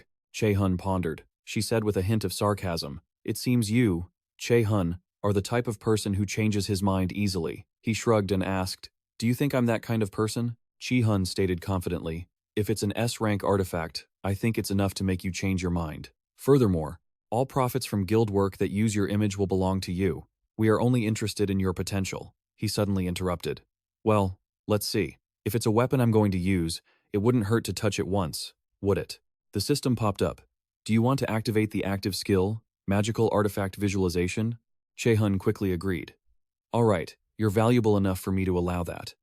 Jeonshu nodded and followed the instructions. The fangs of Nithhogg were held out to be released. A massive amount of energy radiated from it, making the space tremble. Che-hun observed intently, full of anticipation. His hand reached out to the fangs of Nithhogg. So, this is the fangs of Nithhogg. This priceless weapon was now in Che-hun's hand. The corner of his mouth curled up in satisfaction. He sighed and sat down. To Che-hun's amazement, I don't think it's a weapon that fits my combat style. But thank you for the offer. Goodbye, she repeated, unable to hide her shock. You're saying you don't like it? Che-hun emphasized what he just said. No, it just doesn't fit my style. She jumped up in anger. Who cares about combat style when it's an S-rank artifact? Do you realize what a precious opportunity this is? You can't buy this with money. Che-hun replied calmly. I have nothing more to say. Can I go now? Che-hun was bewildered and confused. What? The door quickly shut. She sighed, exhausted. Jeonshu approached and asked, Are you all right? Che-hun remarked. The apple doesn't fall far from the tree, does it? He's quite like his guild leader. Her hand clenched, hitting the table in frustration. I will make them regret this. Che-hun was sitting on his bed, inspecting the fangs of Nithhogg, unable to help but enjoy the weapon in his hand. The system appeared. Active skill, magical artifact visualization, activated. You have obtained the fangs of Nithhogg. Che-hun exclaimed happily. I didn't think I'd get it this soon. It was named after the largest and most dangerous poisonous dragon in legend. It lived in Lake Vegimia, deep within the Niflheim realm. Rumor has it that it continuously eats the roots of Yggdrasil, which spread to the lake. I didn't expect her to let me touch the sword. From the beginning, she didn't think I could copy that weapon. Everything is so different from before, I need to calculate and be even more careful. And that guy, I don't know how strong he is, but perhaps nearly equal to a god. He continued to be lost in thought. Che-hun parted his lips slightly. Things were indeed interesting. He immediately calculated his strategy. A battle against a god could become insane and quite difficult given his current situation. And he was curious, wondering how strong he was compared to them. Has fate shown me through the mirror whether I can change that destiny? At the Milet Academy's conference room, the student before him couldn't help but exclaim in admiration. She thought to herself, all the top students at Milet Academy have a distinct aura. If I didn't know better, I would have thought they were veteran punishers. But for the guild leaders of the big guilds to be here just to recruit one person? Che-hun opened the conversation. We will be taking Min Che-hun. You should give up. Jun-hun, the leader of the Academy's one club, Wei Shenjia, frowned and retorted. No, this time it's our turn. You guys already took the best one last year. This time, I cannot give up on a student like Min Che-hun again. Isn't there a rule that magical punishers and martial artists aren't supposed to interfere in each other's business? So you should give up on Che-hun. Han, the leader of the Sung-un Club. This was the club of mages founded by Yu Sung-un. Chu-hee interrupted. Shut your mouths. Didn't you hear the reports in magic class? He's a combat mage. Why would a mage guild recruit him naturally? Even Chu-hee, who had brought his club, Gazam, to the second rank, everything about them was admirable. Jun-hun argued. That's what I'm saying. Min Che-hun is the perfect candidate for our guild. Chu-hee dissented, dissatisfied. This is nonsense. Chia suggested. Let's play fair. Let Min Che-hun choose which club he wants to join. He will propose it to the club he likes himself. He said annoyedly. As if it's that simple. The problem is you're being stupid. Have you forgotten why we're having this meeting? She stood up, fuming. What? Stupid? A meathead like you has no right to say that. The discussion turned heated. Neither side was willing to back down. It was all about Min Che-hun, a student from Min Che-hun's academy. The academy clubs receive a lot of attention and funding from outside organizations. Many groups keep an eye on them, hoping to recruit the top-performing students, and they constantly pour resources into the clubs they sponsor. Because of this, the club presidents always work to maintain a balance of power among themselves. While that balance had held in the past, Min Che-hun's arrival made him a threat in everyone's eyes. He had the potential to shatter the stability they'd maintained for so long. Incredible, they whispered, wondering just how strong he was to attract this much attention. Cha Chi-jun slammed the table, proposing, Well, what about this? Chu Hyop frowned and shouted, What? She put forward her plan. We make an offer to Min Che-hun directly. If he accepts, we notify everyone else. But the club that takes Min Che-hun in cannot take his friends, and they must give up at least 2 other major academy events. The president of the Three Knives Club, Cha Chan. Her club was the least known, but she had built it up all on her own. Chu Hyop found it persuasive. That sounds reasonable. It's only fair that the club that recruits him faces some limitations. I agree. Chi agreed. Me too. Chachi Jones smiled, satisfied. Let's end the meeting here for today. A girl watched Chachi with admiration. She had managed to get everyone to agree how brilliant. This will make for a great article. As night began to cover the blue sky, Che-hun picked up his phone and asked, "What? You want me to go where with you?" Wina sat listlessly on her bed, her hands pressed against her chest, feeling her heartbeat, her face flushed with embarrassment. A few minutes ago, she had taken the initiative to call and ask, "Would you like to go to the National Hunter Festival with me?" Che-hun was puzzled by the sudden request. Why all of a sudden? Yina quickly explained, "I just heard there are many things to see that hunters should experience at least once in their lives." Kim Ju-jung said that he understood her all too well. He knew she loved festivals and things like that, but he wondered if she was just exaggerating to see if others were going. Wina fell silent for a moment. She hesitated, saying everyone else was busy, and he quickly agreed. "All right, let's go." Che-hun was calculating the black market would start appearing soon, and going there wasn't a bad idea. Considering what happened before his regression, he might even find a key card to help defeat the enemies. He asked, "When do you want to go?" Yina answered shyly, "In 2 days, on April 25th. See you at the festival park at 9 in the morning." She thanked her lucky stars, at least she hadn't stuttered this time. He agreed, "That works, I'm free then. A break is good sometimes. It sounds like it'll be fun." Wina replied happily, "Yeah, I think so too." Che-hun suddenly remembered something. "I forgot my stuff at the academy. I have to hang up now. See you later." He slowly opened the door and walked out. On the other end of the line, she let out a sigh of relief. Wina felt truly happy. "I think it'll be fun too." The academy was still lit in parts. Che-hun was heading back to his room with his things. Kim Ju-jung's silhouette caught his eye nearby. Che-hun teased her, "What are you doing here? This is the floor for the guys. Are you planning on becoming a man?" Kim Ju-jung was embarrassed and about to snap. "You jerk. I just had something to ask you. That's why I came here." He was visibly surprised. "Huh? You want to ask me something?" "It's probably not about schoolwork." She hesitated, scratching her head. "It's not, you know. The festival. The National Hunter Festival." At the festival, people were bustling about, having fun. Wina shyly wondered to herself, "Did I come too early?" Che-hun approached, surprised. He smiled and waved. "You're here really early." She waved back. He continued, "I planned to come early to take a look around, but you beat me to it." Wina just gave a sheepish smile. "Yeah." Che-hun gestured for them to head inside. He started walking quickly, while she couldn't help but be thrilled by the scenery. People around them started to notice. "Look, isn't that Min Che-hun?" "I think so. He looks even better in person." "Isn't that Seo Wina?" "They look even better than on the news." "So, people like them come here too." Yina felt anxious about the murmurs surrounding them. He reached out and held her hand to reassure her. Che-hun tactfully pulled her to another spot. "Let's walk a bit faster." Wina was deeply touched.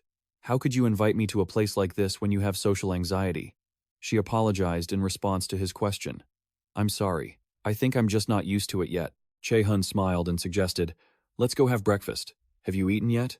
There are a lot of good restaurants around here, even the toast shop you like." She didn't expect him to understand her so well. He knew the toast shop she liked. He turned back to urge her, "Let's go." That waving hand completely captured Wina's attention. She hurriedly caught up to his pace. Flashing back a few days, Kim Ju-jung was hesitating, saying, "That I had something to ask you. That's why I came here." Min Che-hun was surprised. "Huh?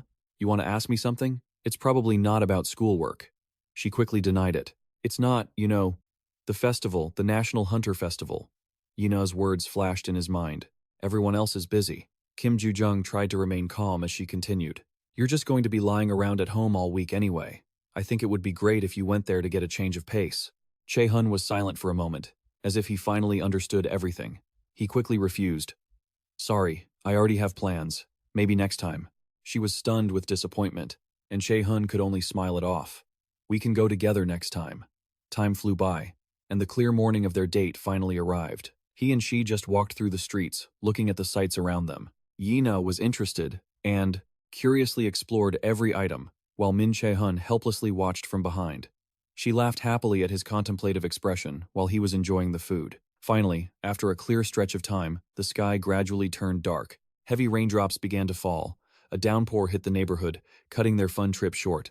Yina sat sadly under the bus stop, and Che-hun quickly went to buy an umbrella to shield her from the rain. He walked slowly back toward her and spoke casually. It suddenly started raining. "This is why I don't trust weather forecasts." Wina's face wore a hint of sadness. She vaguely replied with a sound. Che-hun saw this look on her, and also became pensive. His lips pressed shut as he didn't say anything more. At that moment, both of them suddenly looked in one direction, as if they had discovered something. His eyes lit up, and an idea flashed through his head. Che-hun pointed at a Photoshop, smiling faintly as he asked, "Do you want to take a picture?" Yi-na didn't expect him to make this invitation. Her face instantly turned red as she asked, "Huh?" He shyly scratched his cheek, looking away as he explained, "I'm not sure either, but I heard that when you come to places like this, you should take photos. So, if you don't want to, we can go somewhere else."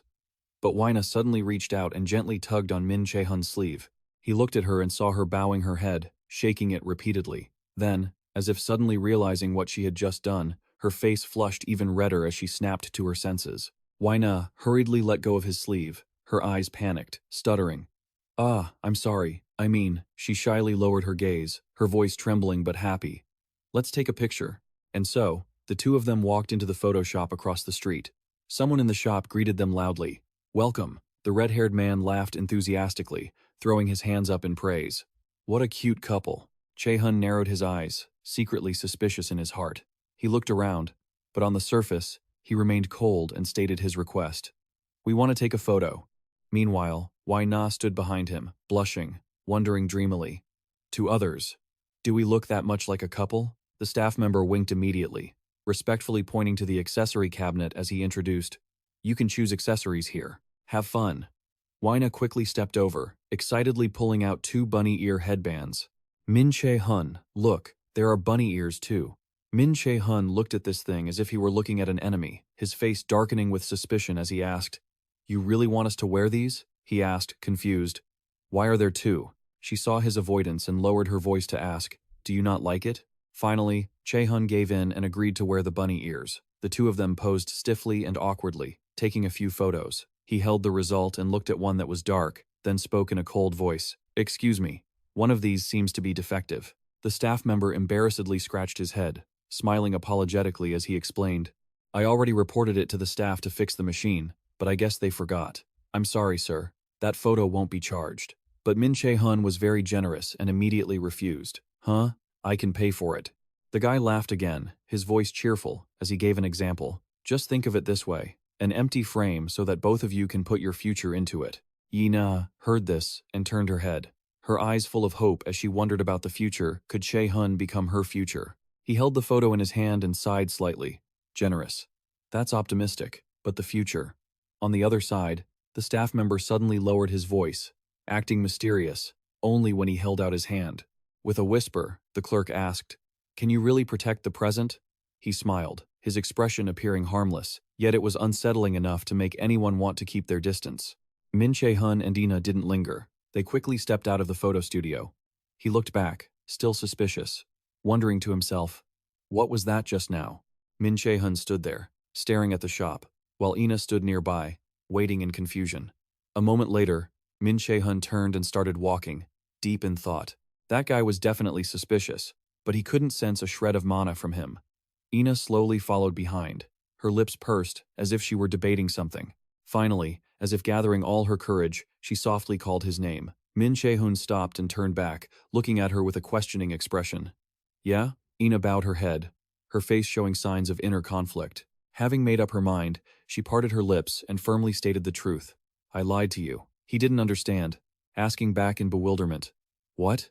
She gripped the photo in her hand, silent for a moment before addressing his confusion. Ina sighed softly, her voice hesitant as she explained, "I didn't ask the others about this trip." Che-hun was taken aback, his eyes still filled with questions as he called her name. Ina kept her head down, not meeting his gaze, and muttered bitterly, "I was selfish."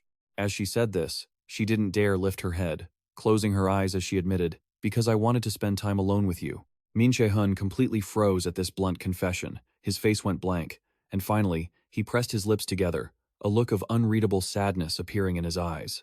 Suddenly, Che-hun remembered the clerk's smile. He remembered the desolate landscape filled with dust after a battle, faces flashing through his mind, including hers. Her frantic expression amidst the fire also came rushing back. The sight of the giant monster they had encountered flickered through his memory, ending with the image of a friend falling in despair, tears in her eyes. It all passed by like a slow-motion film, weighing heavily on his heart.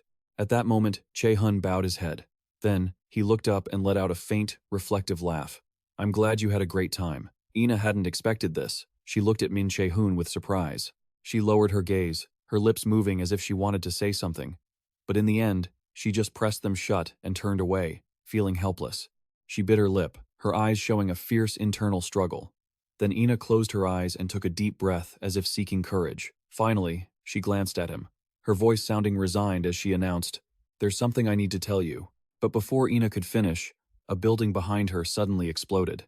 Both Che-hun and Ina widened their eyes, rushing to look toward the source of the massive blast. A loudspeaker high above immediately blared, a panicked voice making an earth-shattering announcement to all tourists participating in the National Subjugation Festival. It was an emergency situation. A dungeon break had occurred. Like a gust of wind, two figures armed with weapons dashed past them.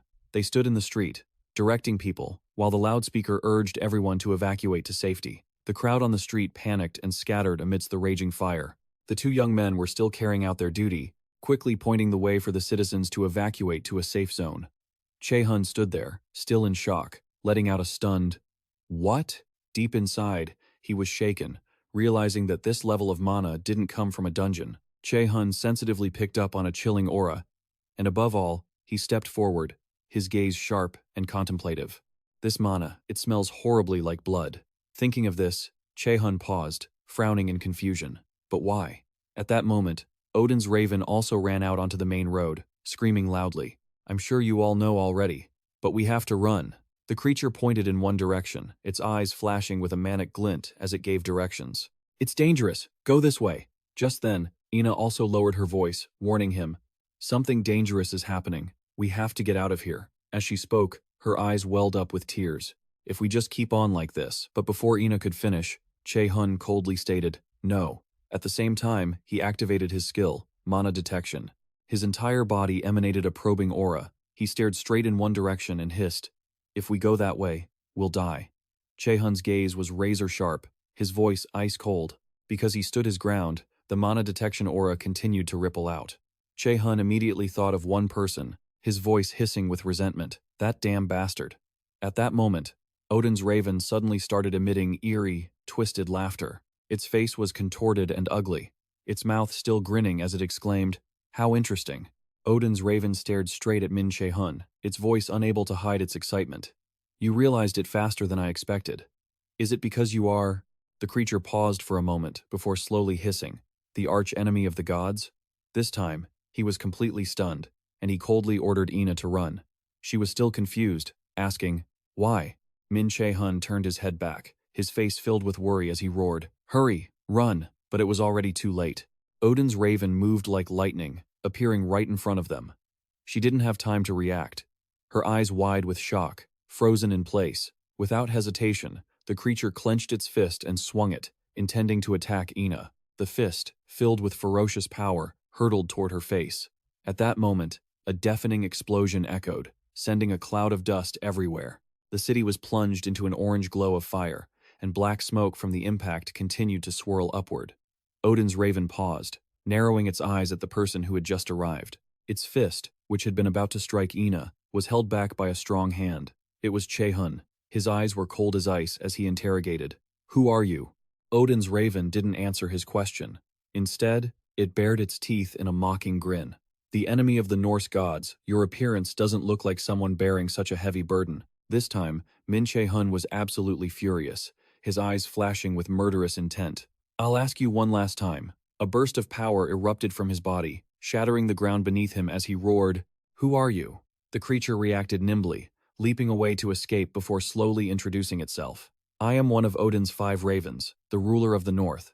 Odin's raven took a defensive stance, its twisted smile declaring, "Even though I haven't been given a name yet, as soon as I offer you to His Majesty, he will name me."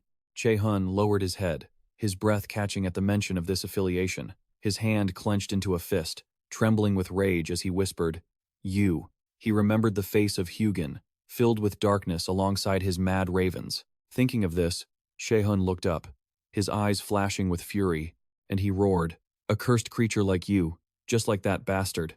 Seeing him like this, Ina paused, calling out to him with worried hesitation, Che-hun? Che-hun took a deep, calming breath and sternly instructed her. It's going to be hard to escape right now. Please, stand behind me. Aina pressed her lips together, her face etched with deep concern, and nodded in agreement. Opposite them, Odin's raven continued to probe leisurely. She must be very important to you, right? He didn't answer, only frowning as he asked coldly. So what? The creature immediately struck a pose, its eyes flashing with murderous intent as it declared, I'll make you despair. I'll tear her to pieces. Min Che-hun's face darkened, and he challenged the creature coldly. If you're good enough, give it a try. At the same time, he reached out to activate his active skill. Item creation. Che-hun slowly closed his eyes, his voice returning to a calm tone. No matter what you do, he paused, then leisurely opened his eyes, which had regained their composure. Che-hun pointed the sword he had just created straight at the creature and declared, the one who gets torn to pieces will be you. Having successfully created the Dragon Slayer blade and gripping it tightly, Che-hun quickly lunged forward with all his strength. Opposite him, Odin's raven also took a step and charged forward. The sword in his hand flashed with terrifying power, clashing directly with the creature's bare hands. Che-hun gripped the sword tightly and began to use his strength to swing it. Odin's raven's eyes widened, and it let out a scoff of contempt. Not bad, but that's not enough. But no sooner had those words left its mouth than he struck a sharp, precise blow with his sword. Aina stood behind, shielding herself from the swirling dust, filled with suspicion. What's happening? She gazed vaguely at the battle ahead, unable to suppress her inner thoughts. Who is this person? And besides, why does he? Opposite her, Odin's raven, after that strike, suddenly asked Che-hun with a look of excitement, Who are you? When Aina heard that name, she also became suspicious, and she called out to Che-hun by that very strange name. But she quickly shook her head to clear her thoughts, telling herself firmly, now is not the time to think. I have to do everything I can to help him. In front, Che-hun didn't utter a sound, focusing solely on swinging his sword, while Odin's raven simultaneously pulled an eerie chain from its chest. The very next second, when he swung his blade, the creature immediately used the chain to block the attack. Che-hun's face darkened, his eyes gloomy as he interrogated. What is your connection to Hugin? On the other side, a thick aura flashed around Odin's raven, and a mocking voice rose up. In this life-or-death moment, you're still curious about that? Odin's raven quickly adopted a different posture, whispering with a smile, I'll tell you. It didn't hide anything, speaking in a measured tone about Hugin. He is one of Odin's most famous black ravens, just like Munin. Odin's raven shrugged, its tone devoid of emotion as it stated, he also possesses the holy power of the Norse god. Hearing this, Che-hun let out a short laugh, his eyes filled with mocking speculation. Pathetic, really. Now I understand. And you? A creature as powerful as you, yet you let yourself be used as a pawn to control me? He pressed his lips together, his voice unable to hide his hatred. Why must you do this? Odin's raven reached out to explain the reason. Because the ancient prophecy foretold it, it was the supreme decree of the gods, and nothing could change it. Hearing this, Che-hun grew furious, gritting his teeth as he cursed in frustration. Beneath his feet, another surge of power began to spread, accompanied by a sense of deep suspicion. Is everything really just for some baseless prophecy? Min Che-hun slammed his sword into the ground, causing ice blocks to erupt as he hissed in madness.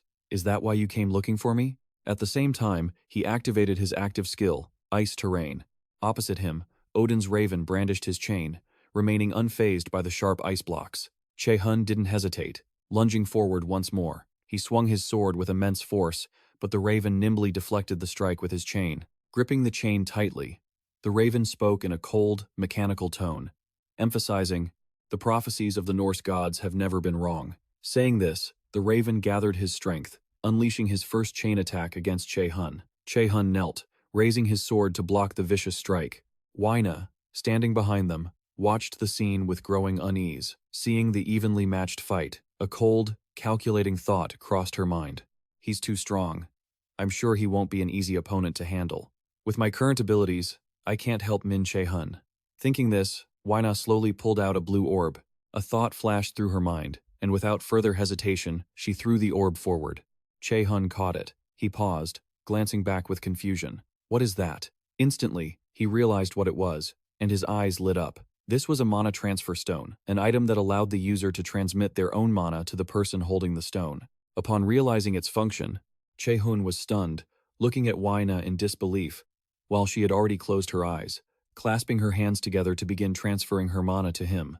At that moment, A series of memories flooded back, including the sight of Waina's pale face. In those memories, he had stood by helplessly as she reached out, her eyes glowing as she gathered her power. Returning to the present, Che-hun stood dazed, watching the stone begin to emit the mana she was channeling through it. Che-hun looked down at the stone Waina had thrown to him, countless thoughts racing through his mind. He gripped the stone tightly, paused for a moment, and said sincerely, "Thank you." Looking at Odin's raven, Che-hun cleared his head and told himself, "I mustn't lose my cool, that's exactly what he wants." He lowered his gaze, exhaling as he calculated his next move. Stay calm to find the best way out. What is his weakness? Che-hun watched the raven charging toward him, still pondering. How can I get out of this dangerous situation? I need to make a decision quickly. Opposite him, Odin's raven swung his chain, the spiked tip flying toward him like lightning, waiting to tear him apart. Just then, a brilliant point of light flashed beside Che-hun. Suddenly, countless golden chains appeared around him, colliding directly with the raven's steel chains. From Odin's raven's hand, a sharp knife shot out. The chains clashed violently. The raven let go of his chain, gripped the knife, and lunged in for a direct attack. Then, suddenly, Odin's raven launched a black chain. He jumped onto it, using the momentum to fly straight at Che-hun with the knife in hand.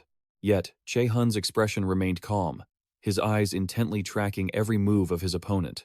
An opponent who uses both a knife and a chain, even with the difference in our mana. Che-hun glanced at Waina, who was still transferring mana to him, carefully calculating, if I can keep my distance from him, if I'm careless, it will lead to big trouble, and it'll be hard to counterattack and gain the upper hand. Thinking this, he manifested a sharp chain point and stepped onto it. Che-hun stood firm on the chain, gripping his sword tight, his eyes locked on his opponent with killing intent.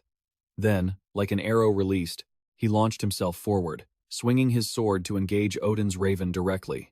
After the clash, Che-hun gritted his teeth, glancing at the bleeding wound on his arm. He quickly stood upright, activating his sacrifice active skill. Watching the wound heal rapidly, Che-hun couldn't hide his surprise.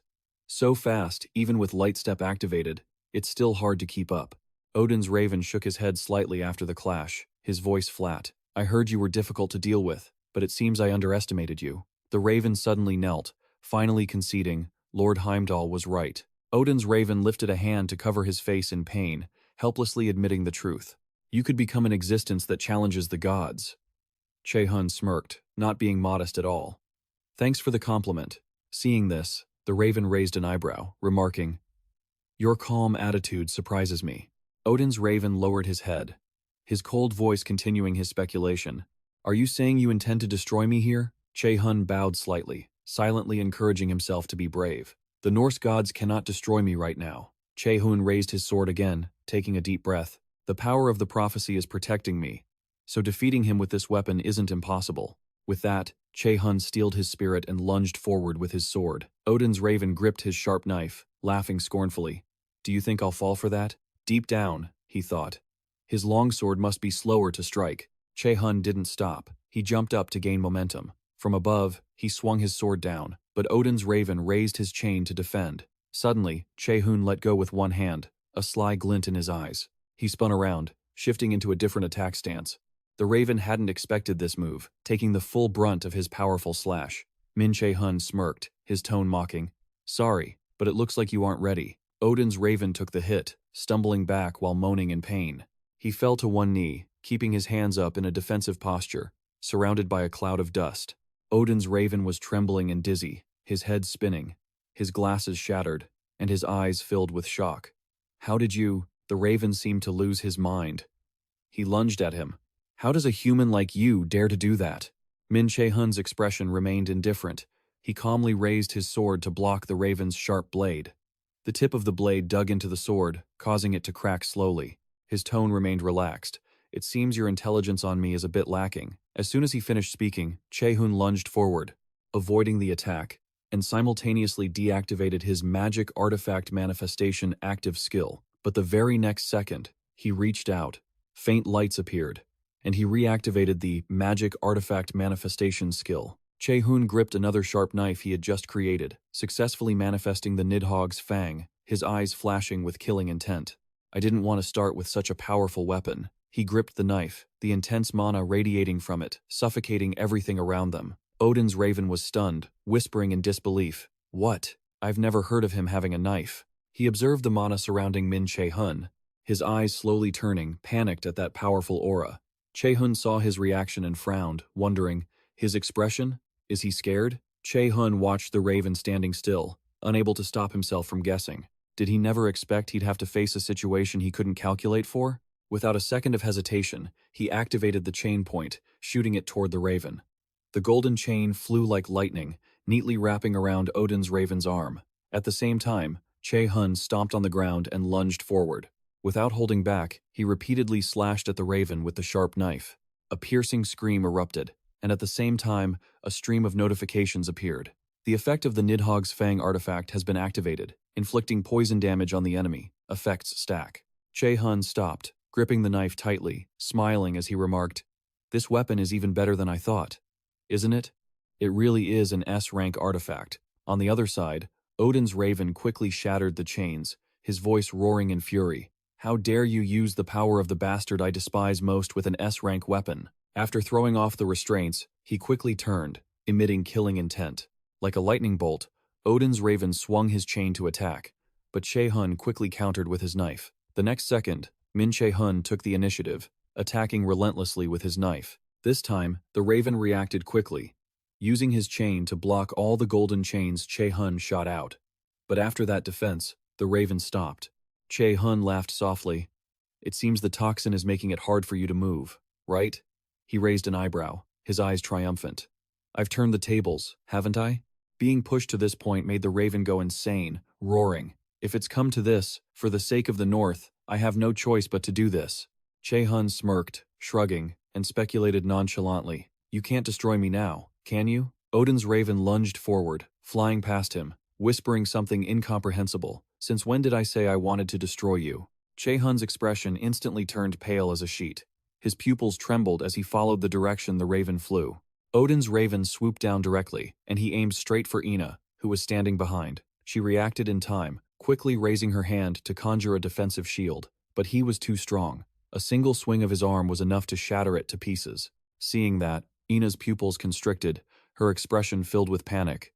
Opposite them, Odin's raven tightened his grip on the dagger, radiating a killing intent as he closed in. Che-hun was grinding his teeth in frustration, and one could faintly hear his teeth clenching together. The very next second, he threw his dagger, shouting an order, "Duck!"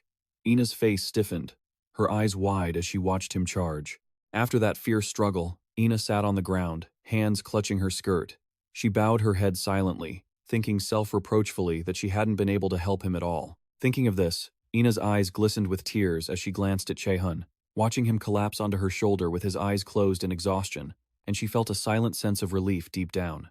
At least this time he wasn't seriously injured. But then, Ina furrowed her brows, remembering Odin's raven, and couldn't help but wonder, who is he?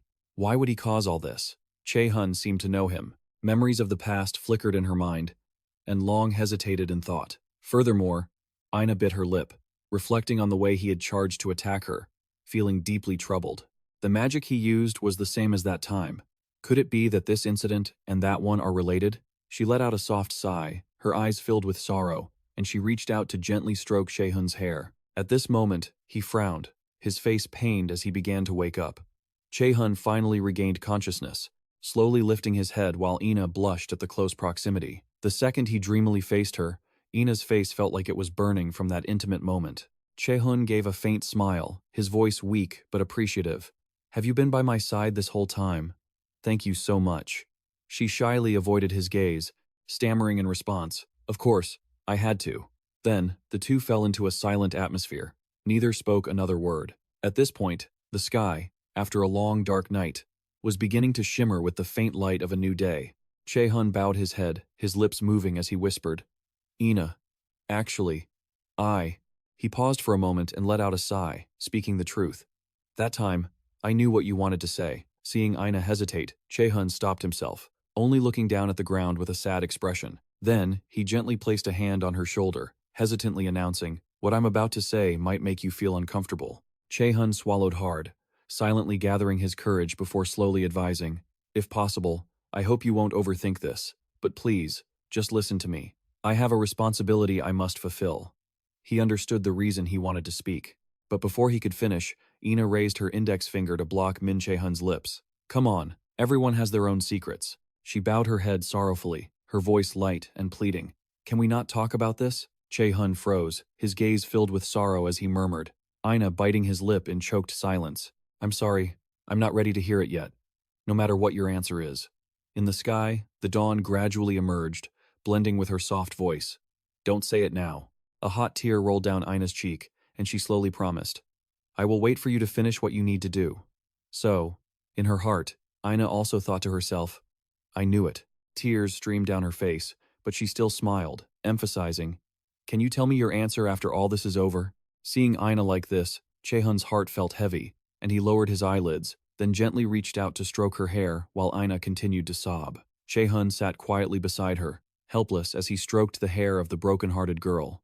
After returning, Che-hun was still filled with doubt, wondering why. The image of Ina's tear-streaked yet smiling face kept recurring, making him reproach himself for why he had cut her off and why he couldn't give her an answer. Recalling his own helpless avoidance back then, he sighed in confusion. I know for sure that Ina likes me, but why did I act like that?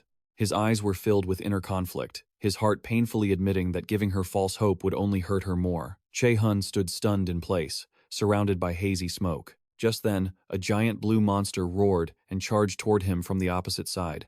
Inside that sealed room, smoke and dust rose from the impacts. The monster swung a long wooden club, delivering a powerful blow, but Che-hun quickly leaped into the air, dodging its world-shaking attack. He immediately summoned his familiar golden chains. Che-hun flew through the air, pointing his fingers to direct the chains to bind the monster. His expression was indifferent as he watched it fall, and at the same time, a notification appeared. Task progress increased. You have leveled up. After that, Che-hun suddenly clenched his fist, a surge of intense power welling up. He threw a powerful, earth-shattering punch, the force of it making the air feel suffocating. Now you can feel the defensive shield surrounding you. Che-hun kept his fist raised, muttering coldly, I can feel the shield around me. Speaking of this, he let out a frustrated sigh. But I don't understand how it works. Just then, a figure slowly walked in, drawing Min Che-hun's attention. The person who arrived was Hela. She closed her eyes slightly and slowly declared, That's right, of course you can't know everything yet. Hela stepped forward with her bare feet, her voice still light. But soon, you will understand everything. She stopped a short distance from Che-hun, tilted her head, and smiled firmly. If anyone can do this, it can only be you. He bit his lip and laughed, lowering his eyelids in confusion as he asked back, Huh? Why are you suddenly saying such nonsense? You sound like you're about to leave for somewhere far away. Che-hun crossed his arms and shook his head, warning her, Vague talk like that doesn't work on me. Hela kept a straight face and scoffed. Oh, is that so? She said nothing more, her eyelids curving slightly, thinking to herself, I really hope, that in the future, my existence will no longer be important to you, so that you can truly awaken your power. On a crisp, sunny morning, Che-hun strolled toward a large, well-appointed building. Someone approached, bowed respectfully, and asked, Are you Min Che-hun? He narrowed his eyes, looking back with suspicion. Who are you? The person stood tall with their hands behind their back, clearly introducing himself. I am a third-year student, and I am the president of the Guardian Kim Sok Jaeity. Che-hun raised an eyebrow, listening carefully before nodding to himself. He had heard of this guild before. He searched his memory, slowly recalling it. The Guardian, Kim Sok Jaeity, the strongest warriors in the academy. Even just being a member was a sign of significant strength. But Min Che-hun bowed his head slightly, his lips moving as he whispered, Compared to the north, they're still quite weak. Deep down, he gave an honest assessment. On the other side, the man politely held out his hand, his voice calm as he extended an invitation. I've come to invite you to join the Guardians. Just then, Jia ran over breathlessly to interrupt. Stop it. Who gave you the right to recruit members here? She pointed her finger, declaring firmly, Min Che-hun will join the Yu-Sung-un Guild. Chu-hyup didn't stay quiet either, quickly stepping up and shouting, Don't talk nonsense, you guys. He pointed at himself, his eyes sharp but firm. He's going to join our guild, GAM. Che-hun glanced at the crowd of onlookers surrounding them, bit his lip, and helplessly reminded them, Seniors, please control yourselves, everyone is watching. Speaking of this, he glanced at them indifferently and added, Besides, but before Min Che-hun could finish, a man standing in the crowd smiled and interrupted, Could you spare a moment for me? I am Cha-cheon from the three-eyed Kim Sok Jaeity. This character completely captured his attention, and Che-hun's eyes widened in shock as he wondered, Who is she? Looking at the three people who had just been recruiting him and were now arguing, he vaguely remembered hearing about this guild when he was a conqueror in his past life. Just then, Cha Kim Chi-jon stepped forward, standing opposite Min Che-hun with a standard smile. "I didn't come here to recruit you. I just simply wanted to say hello." He gave a meaningful look at the group of people surrounding them and replied irritably, "You should come to meet me when it's less crowded." But she remained calm, narrowed her eyes, and whispered slowly, "If I don't say it now." Speaking of this, Cha Chi-jon raised her hand to brush her lips, her eyes like a venomous snake, as she said something cryptic. "Then it will be dangerous." On the other side, Chu Hyup lost his patience and declared loudly once more, "Forget it. Let me say it again. Min Che-hun will join GAM." But at that moment, Che-hun suddenly spoke up to make an announcement. "Sorry, seniors. I have to correct this." He stood silently in the middle of the crowd, his face calm as he dropped a bombshell. "I have no intention of joining any guild." Chu Hyup frowned in disbelief. The guy from The Guardian, Kim Sok Jaeati, bowed his head in silence, while the woman was stunned and blurted out, "What?" At that moment, the guy from The Guardian, Kim Sok Jaeati, suddenly looked up and asked slowly, "Then what do you plan to do? I know you're a student of Yu Sung-un. A conqueror who doesn't join any guild will have to start with low-level tasks." Min Che-hun gave a faint smirk, slowly shrugging his shoulders as he emphasized, "Did I ever say I would? To be a conqueror without joining any guild." As soon as he finished speaking, Chu Shiop aggressively grabbed his collar. He furrowed his brows, his tone heavy with obvious impatience. "So, what's your point? Say it clearly right here." Min Che-hun's expression darkened slightly, his voice cold as ice as he commanded, "You'd better let go of me." He looked up, his expression cold and emotionless as he issued the warning. For his own safety, Chu Hyok trembled slightly before this chilling threat, his eyes widening in silence. Finally, he gave in, slowly releasing his grip on Min Che-hun's collar. He brushed off the wrinkled fabric of his shirt. His voice was icy as he declared, "I will establish my own guild." The moment those words were spoken, everyone present stared in disbelief, their faces full of shock. Chia, who had retreated to a distant corner, quietly observed the situation. Upon hearing this, she curled her lips, her gaze as cold as a beast waiting for its prey to fall into a trap. A moment later, Chu Hyok sat in a private room, slamming the table furiously as he shouted. No matter how he thought about it, the brat's words sounded completely insane. Is he out of his mind? He raked his hair in frustration, grinding his teeth in confusion. Why would a first-year student want to form their own guild? Chia, sitting opposite him, also gritted her teeth as she reminded him. He spoke in a low voice, while Min Che-hun maintained his deadpan expression, gently rubbing his chin as he repeated it. "I don't get it either. A new student wants to start their own guild?" He looked at the table, absent-minded, and spoke in a monotone voice. "There's no academy rule against it, but it's practically impossible for a first year."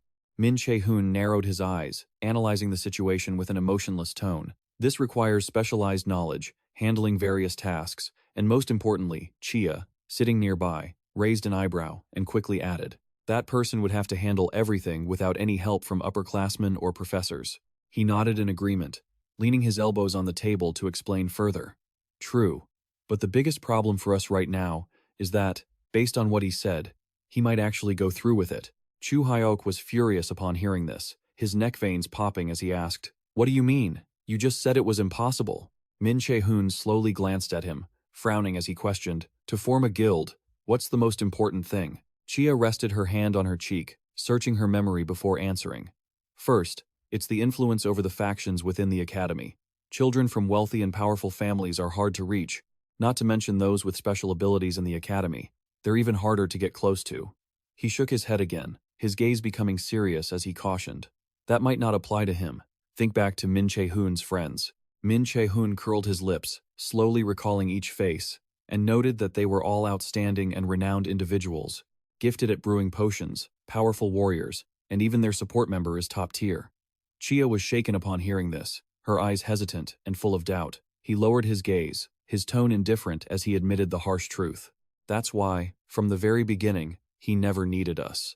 Chu Hyok finally understood everything, rubbing his head in annoyance as he grumbled, "Damn it, things are going to get messy." Min Che-hun tapped his fingers on the table, clicked his tongue, and announced, "Min Che-hun, we need to change how we view him." Recalling Che-hun's demeanor, he helplessly admitted one thing.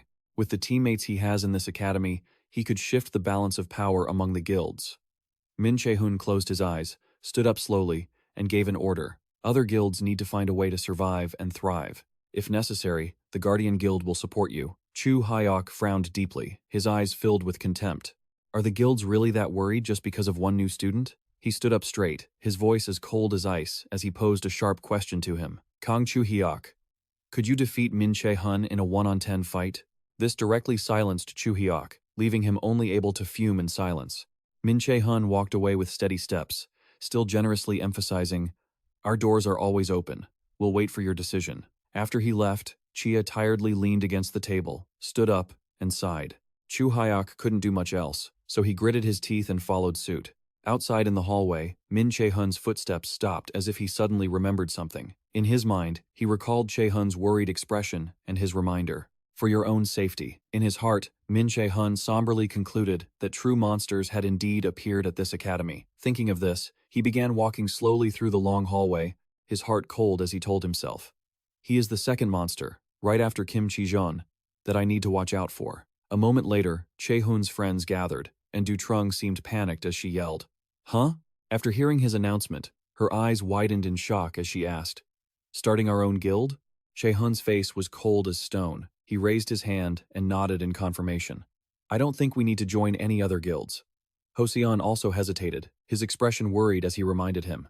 No, wait, even so, aren't we still first-year students? He frowned, starting to fidget and worry. If other guilds feel threatened, we're going to be in big trouble. Che-sang clenched his fists, his face looking like he was about to cry as he nodded repeatedly. Yeah, that's right. I'm really scared of having to fight other guilds in the academy. But Sun crossed her arms and scoffed. I thought you called me for something important, and it turns out it was just this?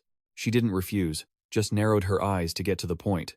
So, what about the rewards? Min Che-hun glanced blankly at So Du-sung-un, seemingly speechless at her bluntness. He looked away, not answering that question, and started explaining something else. We just need to become strong enough to defend ourselves against the other guilds. She glared in resentment, feeling her question had been ignored. Che-hun didn't care about that. He just kept on lecturing.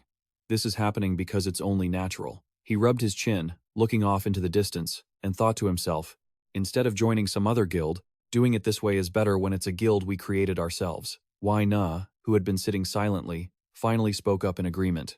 I don't have any objections. Lai Che-sang also cowardly took back everything he had just said, hesitatingly going along with the crowd.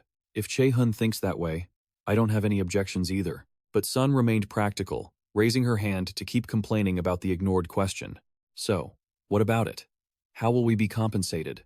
Without reward points or guild benefits, are we all just going to starve? This time, Che-hun didn't dodge the question, just smirked and let out a sigh. He helplessly recalled the assets he had, slowly listing them off before reassuring them. The reward points given to the top students, the items I obtained from the guild, plus the missions I've participated in combined with other sources, I have at least a few million points. So, everyone, don't worry about the pay. Sun didn't look happy upon receiving the answer. On the contrary, she gritted her teeth and cursed. You maniac! Du Trung jumped up, her sharp gaze accusing him. You're so rich, but you never buy any food for us. While she was busy ranting at him, a shadow suddenly approached. That person casually raised her voice to announce, in that case, let's have a party today. He glanced at the person who had just spoken, his eyes tired as he asked, why are you here? Looking at the girl who was stretching without a care, Che-hun said her name, So-hun, in a cold voice. So Ah-hun rubbed her head tiredly, her eyes bleary as she muttered, I just want to join the guild. It's fine, right? Besides, I'll be enrolling at Millet next year too. She pouted, shifting into a whiny, complaining tone. Because of your skills, I haven't been able to act freely at all. Che-hun's eyes flashed with a glint of light as he began to use manipulation. Right after that, So Ah-hun excitedly raised her hands and cheered. This place will be so fun because it's full of idiots. As soon as she finished speaking, her face turned pale, and she hurriedly covered her mouth. But it was too late. Che-sang cried out, lamenting, I can't believe you think of us that way. Hosseon also glared at the red-haired girl, scolding her for her sharp tongue. On the other side, Wai Na also sighed, unleashing a long, confusing rant.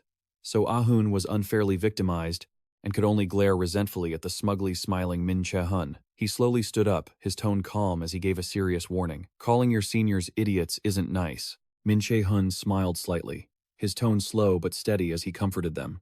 Besides, our situation isn't that bad. He walked over and patted Hoseon on the shoulder, firmly asserting, "Everyone, including our seniors, has special talents." Che-hun somberly gave a thumbs up, beginning to brainwash the whole group. "If we can grow this guild, we will be able to surpass the limits we're currently facing." Hoseon was completely mesmerized by these words, his eyes sparkling as he turned to look at him, and immediately, he passionately swore, "I will pledge my loyalty to the guild." Yina, sitting across from them, observed everything, internally declaring that this time she would protect Min Che-hun herself. At that moment, Min Che-hun glanced over at her, while deep down, Wai Na was certain. As soon as she met his gaze, she smiled and promised firmly, "Yes, I will do my best to contribute to the guild." Du Trung wasn't fooled at all, whispering to So-run while covering her mouth, "Something wrong is happening, right?" She also covered her mouth, speaking in a low voice. "Every time Che-hun smiles like that, I feel like something bad is about to happen." But Min Che-hun had ears like a dog, and his murderous gaze immediately flicked toward them. "Huh? What are you two talking about?" Both of them were immediately silenced. So-run gritted her teeth in resentment, while Du Trung paled and shook her head repeatedly. He didn't pursue it further, but instead seriously instructed, "Of course, to get stronger, we need to train hard." But at that point, Min Che-hun gave a slight nod, offering a word of comfort. Since everything was already clear, there was no need for everyone to worry too much. "I will assist all of you during both training and actual combat." "So," he smirked, his voice whispering like a devil as he asked one last time, "Will you all join my guild?" After that bizarre conversation, on a beautiful day, the whole group headed to the Milet Academy gym. The gym was fully equipped with all sorts of machines. Che-hun nodded in approval. The Milet Academy gym possessed a vast array of training gear. He glanced around, observing Du Sung-un, satisfied with the valuable artifacts on display. Even so, only top students and their relatives were allowed inside. At the very least, you had to be a high-ranking guild leader in the school to enter. Just then, Du Jung gritted her teeth in pain, sweat pouring like rain, pooling under her chin. Finally, she collapsed to the floor, exhausted and complaining. "Damn it." So Ah-hung also lay limp nearby, whimpering, "I want to take a break and relax." While Du Jung was lying there gasping for air, a figure slowly approached. It was Che-sang. He kindly offered a bottle of medicine, instructing, "Here, this is a recovery potion for you two." Hoseon, sitting on the sidelines, also groaned, with difficulty. "My muscles feel like they're being torn apart. Let's finish early today." Che-hun remained calm, explaining slowly, "Actually, your muscles only grow when they're torn." After saying that, he walked over to the stash of medicine Che-sang had brought. Che-hun observed them for a long while before reaching out to grab a bottle. He immediately turned back, smiling in a friendly manner as he warned, "Don't waste a single drop, drink it all." So-run was furious, pointing at Hoseon and scolding Che-sang, "You traitor." He panicked, hiding behind Min Che-hun, and whispered firmly, "I'm sorry, but I don't like fighting." Che-hun calmly raised 2 fingers, his tone admonishing as he reminded them, "Why are you blaming Che-sang? Come on, just 2 more training sets." Watching So-hung training in the distance, Che-hun thought to himself that although it looked like a normal gym, this place was very special. He shifted his gaze to Kim Do-jung's near-lifeless expression and continued calmly, "This place can increase gravity to train strength and endurance, as well as enhance the student's physical capabilities." Finally, Che-hun crossed his arms, his eyes filled with insight. To achieve that, the equipment here has been adjusted to handle gravity several times stronger than outside. In one corner, Ina was also panting, struggling to lift weights. Che-hun stood in deep thought, quietly glancing at her exhaustion. A flash of pity crossed his eyes, but he remained cold and said nothing. He remembered the previous attack by Odin's crow. He sighed internally, knowing something like that could happen at any time. Remembering Ina's fearful and helpless expression back then, Che-hun felt determined. There was only one way to prevent it. Thinking of this, he sadly lowered his eyelids, sinking deep into his chaotic thoughts. His hand at his side tightened, his heart becoming more resolute. "My friends need to get stronger quickly so they don't become a burden in urgent situations and can escape the battlefield safely." His gaze was filled with coldness and an unshakable determination. That was the prerequisite they had to achieve right now. A few days later, on a clear day, Che-hun visited the Cheonhua Conquest Guild. Sung-un sat to one side, smiling gently to welcome him. Min Che-hun sat opposite her, squinting as he smiled back. The two just sat looking at each other, smiling. The atmosphere was both silent and amusing. Finally, Du Sung-un tilted her head and spoke up. "So, I won't stall anymore. Let's get straight to the point. Do you want to transfer to another guild?" Che-hun was momentarily stunned, startled, and asked skeptically, "Huh? What do you mean?" Facing him, Do-sung-un covered her mouth and giggled.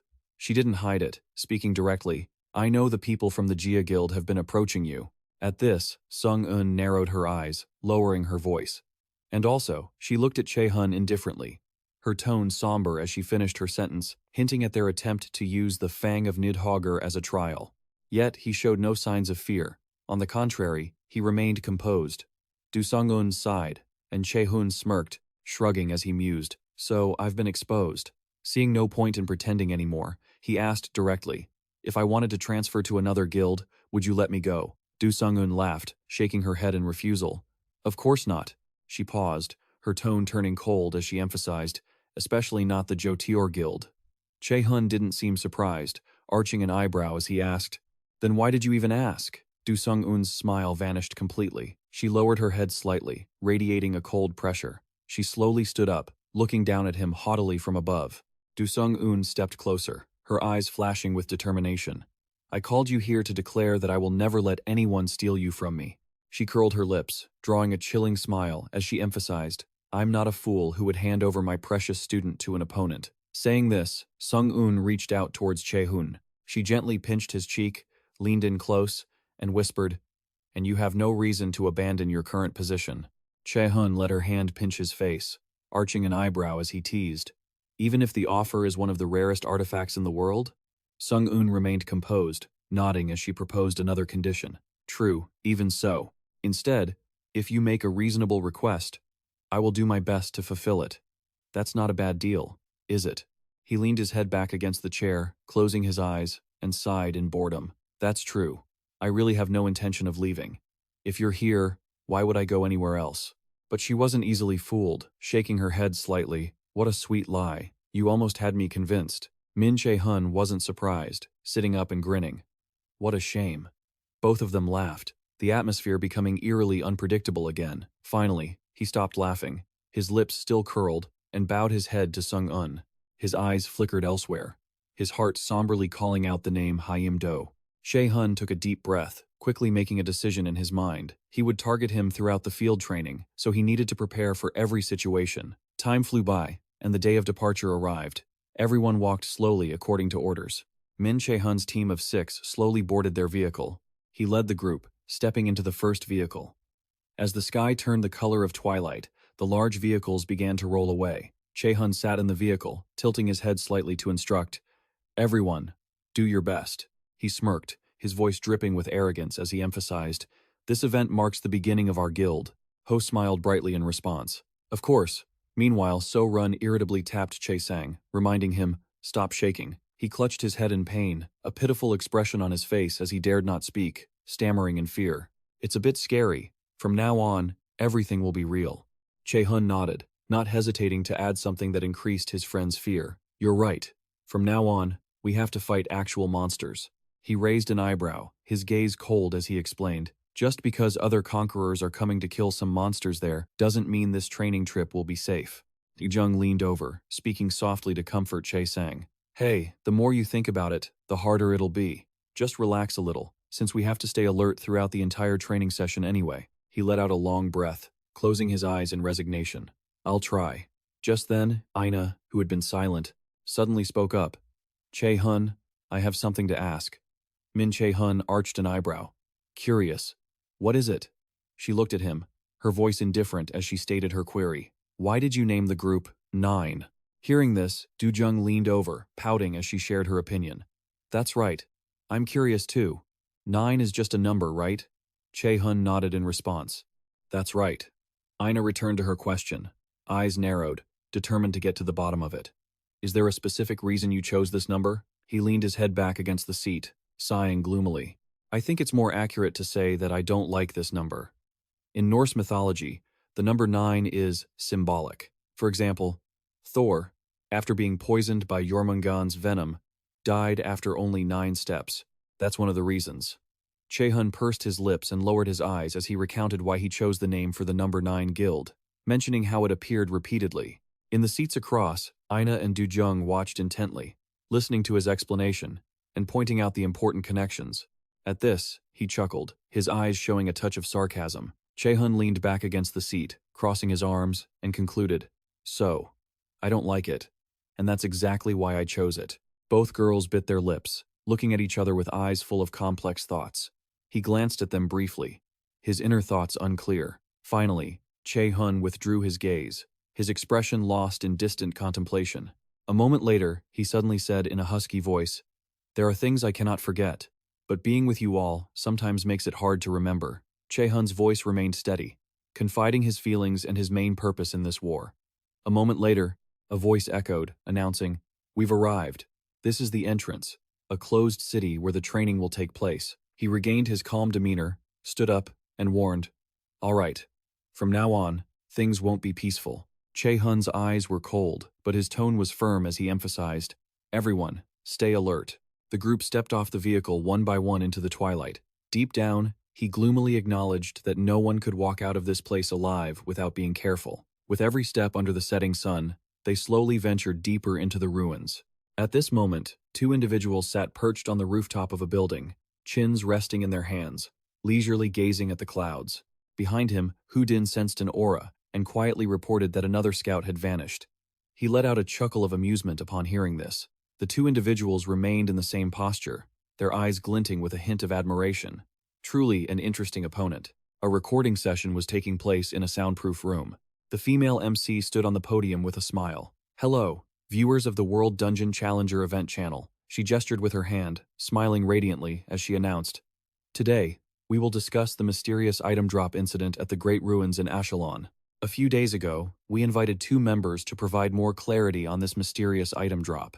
Following the introduction, the two figures, Ba-lak, cold and aloof, and Camila, who smiled, stepped out. Ba-lak, an S-rank challenger and representative of the European Union, and Camila, the first S-rank mage in the world, and also a member of the European Union. They quickly took their seats, and the female MC greeted them joyfully. "It's a pleasure to meet you both." Camila smiled politely and replied, "Yes, a pleasure to meet you too." Seeing Ba-lak remain silent, she discreetly nudged him with her elbow as a signal. Camila tilted her head and whispered, "Behave yourself. We are here representing the European Union." However, Ba-lak seemed annoyed, glancing at her before clicking his tongue in frustration. He turned his eyes toward the MC and the audience below, his voice deep as he commanded, "Look at their eyes." Ba-lak's face darkened, his tone ice-cold, as he remarked, "Do they look like they respect the Union?" "Not at all." Before he could finish his sentence, Camila cut him off with a wink. "They are suspicious, right?" "I know." Saying this, she let out a soft, helpless sigh.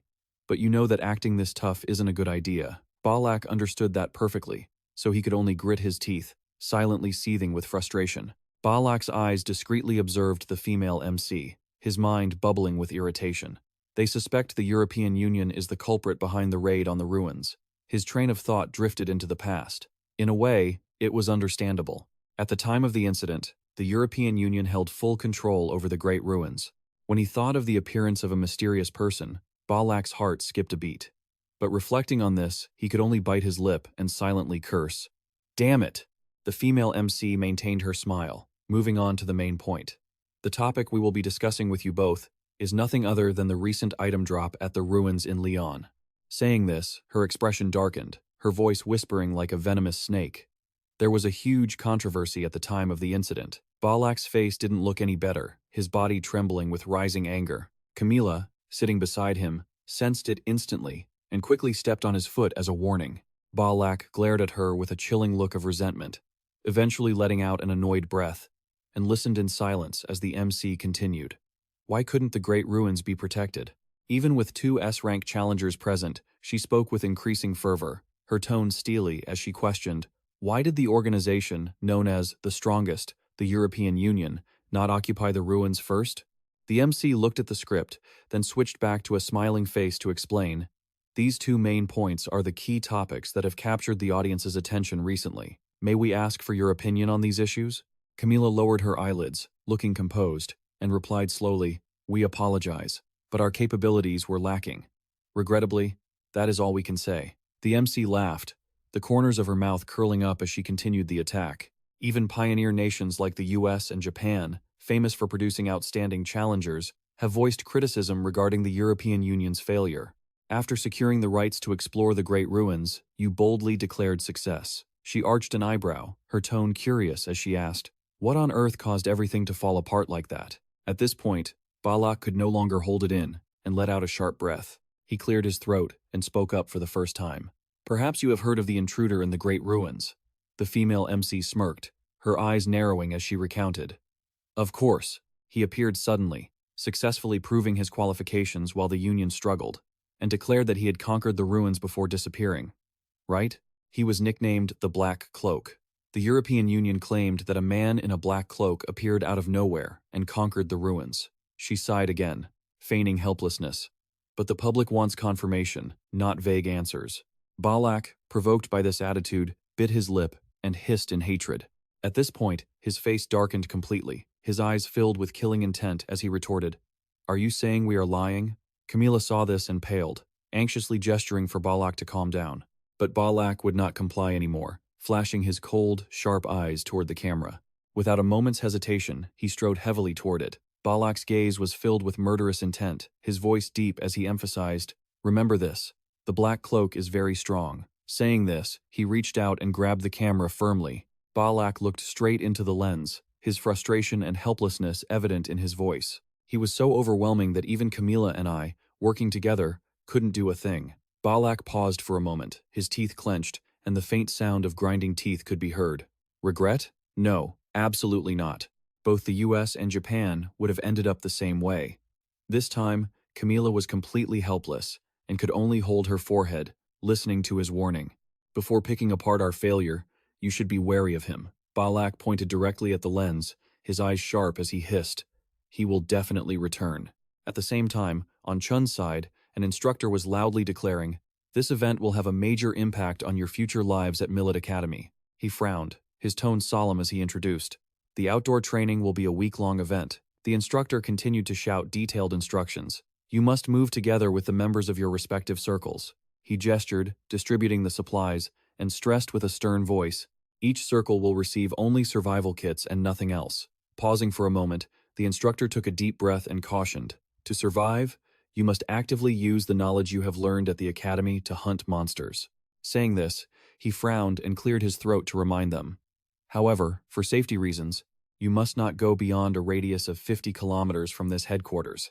Violating this rule will result in immediate disqualification." At the front of the line, the instructor's slow voice continued to ring out. "Throughout the week, you have two main goals." He raised an eyebrow, his calm tone emphasizing every word. "First, survival."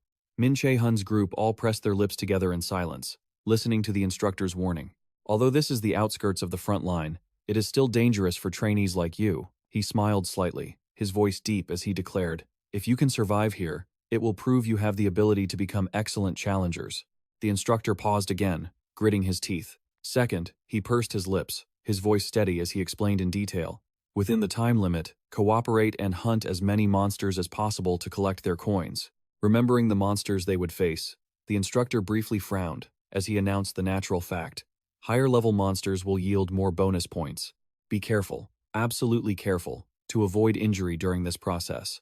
At this moment, a student raised his hand and asked, "What should we do in an emergency?" The instructor smirked, his face solemn as he comforted them. "Don't worry." He looked toward the buildings where people were watching, his voice firm as he affirmed, "Instructors are stationed nearby at all times." The instructor shoved his hands into his pockets, shrugged his shoulders, and advised them seriously, "If a dangerous situation occurs, do not hesitate to contact the instructors." Saying this, he cleared his throat and emphasized again solemnly, "I will repeat it once more. Your safety is the most important thing." Seeing no one else raising their hands with questions, the instructor announced loudly, "If there are no further questions, this summary of the outdoor training concludes here." Finally, he nodded slightly and sent them off with sincere words, "Good luck to everyone." Once done, the crowd gradually dispersed. Che-hun's group still stuck together, discussing among themselves. Lee Jae-sang, Ho-seon, and So-run stood in a corner, their eyes fixed on the rings on their middle fingers. Ina and Kim Ju-jung also silently observed the similar rings on their hands. Che-hun, on the other hand, looked intrigued, his mouth curling into a smile, his eyes contemplating the ring on his hand as he whispered its name in his heart. The Seal of Unity. Che-hun stared intently at that ring, a smile of awe blooming in his heart. He couldn't believe he possessed such an item. Lucky indeed. This will be the key to the outdoor training. He lowered his hand, cleared his throat, and told his friends, "All right." Che-hun sneered, a spark of light flickering in his eyes as he instructed, "Let's proceed according to plan." His expression remained relaxed and indifferent, unaware that someone in the building behind him was watching. In an empty room, Hu-din stood silently in a corner, observing Che-hun's group below. His eyes were icy cold. With a chilling aura radiating from him, he thought to himself, "It has begun." Under the brilliant sunset, Che-hun's group gathered on a deserted road, whispering to one another. He and So-ina both pressed their lips together, their gazes icy as they watched the sun slowly dip below the horizon. A moment later, Che-hun's entire group slowly entered a complex of buildings and began scouting the area around Yu Sung-un. He turned back to look at everyone, his voice light with relief as he remarked, "At least we found a good base. That's a start." Li Jae-sang smiled happily, nodding and stuttering in excitement. "We might even be able to avoid high-level flying monsters here." It was a decent start, but So-run, with her spoiled attitude, complained uncomfortably. "I have a feeling bugs are going to show up here. This atmosphere is so unpleasant." Li Jae-sang looked away, feeling awkward, and stammered a warning. "Don't say you hate bugs. She'll get absolutely furious." "Indeed," she lashed out loudly. "Shut up! Bugs are a crime." So-run was completely offended and started jumping up, making threats. "Do you want to see me catch you repeating that?" At this moment, Che-hun ignored the internal bickering, his mind flashing back to the scene of everyone running in panic. Thinking of the desolate, ruined cities, he slowly fell into deep thought. The lands devastated by the monster invasion were defined by humanity as locked zones. In South Korea, areas like Che-hun and most of the southern islands had become such locked zones. Because of this, academy students were sent there for outdoor training. They were learning how to truly survive like real explorers. At this moment, So-ina also spoke up in agreement. "Che-hun is right. From now on, we have no choice but to face reality." Yu Sung-un, however, was daydreaming about food, drooling as he wished. "I hope we collect a mountain of points this time. Then I can buy lots of ice cream and go to all the restaurants I haven't been to yet." Saying this, she paused and softly enticed him. "I heard the southern district of the academy has many new restaurants. After this outdoor camp ends, let's go together." But Che-hun, standing opposite her, lowered his eyes, lost in thought, and didn't bother responding to Kim Do-sung. She felt annoyed seeing that, but couldn't do anything about it, only able to pout and swallow her frustration. By now, he seemed to have regained his focus and muttered under his breath, "Points, huh?" Che-hun's eyes suddenly flashed with cold intensity. To others, this might just be a normal event. He lowered his eyelids, looking thoughtful. "We are clearly among the top tier of the new recruits, and compared to the established circles, we aren't lagging behind." Thinking of this, Che-hun suddenly froze, his gaze chilling as if he remembered something. He recalled the scheming nature of He-I-am-do and internally acknowledged the truth. The most dangerous enemy in this event was He-I-am-do. Che-hun took a deep breath, trying to calm down, and told himself, "Self, don't forget this. He will find a way to approach us." So-ina noticed he had been silent for a long time, his expression filled with worry. She couldn't help but care, asking him softly, "Che-hun, are you okay?" Che-hun snapped out of it, glanced at So-ina, and replied vaguely, "Oh, it's nothing." But this look didn't fool anyone. Even Ho-seon looked at him suspiciously. He narrowed his eyes, unable to hide his confusion, and asked, "What's wrong? Why are you acting so strange?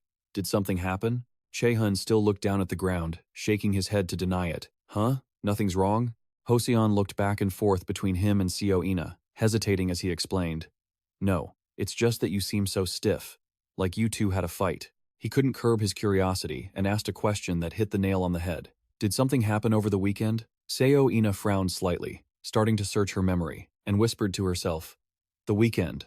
Immediately, the image of Odin's raven, the way it attacked, and her own helpless situation rushed back to her. So-ina sadly lowered her lashes, her already pale face turning even whiter. Just then, So-run glanced in one direction and interrupted. "Wait!" She looked sharp, announcing in a calm voice, "Someone is approaching." Che-hun laughed when he heard this, his tone dripping with sarcasm. "The intruders, the ones who hate us, probably related to you, Senior So-run, right?" So-run didn't deny it, letting out a cold huff of confirmation. "Yes." And more importantly, she crossed her arms, leaning against the wall, and nonchalantly tossed the responsibility onto him. "You said it yourself, you'd take responsibility for me. You'd better be ready to follow through. Across from them, Seo Ina and Kim Do-sung's eyes widened in surprise. Both of their faces drained of color, their minds unable to believe what they heard. Take responsibility? Do-sung opened her mouth wide and asked, "What are you talking about?" Ignoring the questions in their heads, both of them remained silent, just staring at Min Che-hun. But he didn't explain, only flicking his chin to signal them to prepare for battle. As soon as he finished, a large group of people slowly approached them. Che-hun looked at the crowd and quickly recognized the red circle. He curled his lips into a cold smirk, a spark of interest flashing in his eyes. "They're here." Che-hun remembered the past. Back then, Red Circle member So-run had raised an eyebrow, asking, "So you're saying?" She had hesitated, biting her lip, and asked softly, "I should leave the Red Circle and join a new recruit circle called Na?" He had nodded quickly back then, his gaze appreciative. "Exactly. You catch on fast." So-run still couldn't believe it, waving her hand and whispering a reminder. "Hey, but that's a new recruit circle.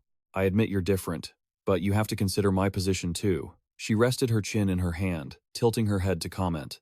"Maybe for you it's fine, but I'm quite satisfied with the red circle. There are many people here, and compared to a new circle, I can earn more points." Che-hun wasn't impatient. He slowly raised 2 fingers. "Senior, you only see a part of the picture." So-run still rested her chin on her hand, narrowing her eyes darkly. Here he goes again, trying to lecture his senior? He didn't argue, just softly threw back a question. "Do you really think the members of the Red Circle are your teammates?" That statement hit her right where it hurt. So-run looked away, giving a vague answer. "Well, I guess they're more like business partners." Just then, Min Che-hun pulled out an orb and shook his head, refuting that claim. "I don't think so." She glanced at the orb and quickly recognized it. It was a recording orb. The orb quickly glowed, playing back a sound of mocking laughter. It turned out the Red Circle members were just using So-run as a scout and errand runner. From the orb, the voices of the Red Circle members judging So-run emerged. "She can't even fight properly. What kind of explorer is she? She's just my assistant, something to make me look good." Speaking of which, the brown-haired guy stroked his chin, thinking nothing of it. "She's pretty, though. I'll try to hit on her. Who knows? Maybe she'll fall for it." The other black-haired guy gritted his teeth, hissing, "Damn it, I called dibs on her first. If you don't want to die, don't you dare fight me for her." Hearing this, So-run turned green with anger, her eyebrows knitting together. She gritted her teeth, bowing her head in rage as she hissed, "Those filthy bastards." At this point, So-run decided to side with Min Che-hun. "I understand now." She glared at him, going straight to the important issue. "How much are you going to give me?" Min Che-hun smiled, showing his white teeth, and shrugged. "Depends on how you perform." Returning to the present, he stood tall, his eyes unflinching as he looked at the Red Circle members who had just arrived. Shin Chung-sang led the group, clenching his fists and shouting in fury, "Do you really think you can poach a member of our circle and get away with it, Min Che-hun?" Che-hun maintained a calm expression, glancing sideways at So-run, thinking to himself, the Red Circle, the circle that Senior So-run used to be part of. He looked back at Shin Chung-sang's group, his heart dark. They were just people who tried to exploit her. Che-hun calmly shrugged, his tone provocative. "Seems you've forgotten how you were treated during the new recruit trials." The guy remembered that time and choked on his words, still trying to stiffen his neck to explain. "That was just because I let my guard down." Saying this, Shin Chung-sang gestured to the people behind him, his face twisted in contempt. "Do you think you can handle all these people?" Che-hun leisurely gathered a fireball in his hand, raising an eyebrow as he dropped a line. "Sorry, but I was never alone." He tossed the orb, creating a flash of light, his eyes dark as he reminded them, "Let me make this clear."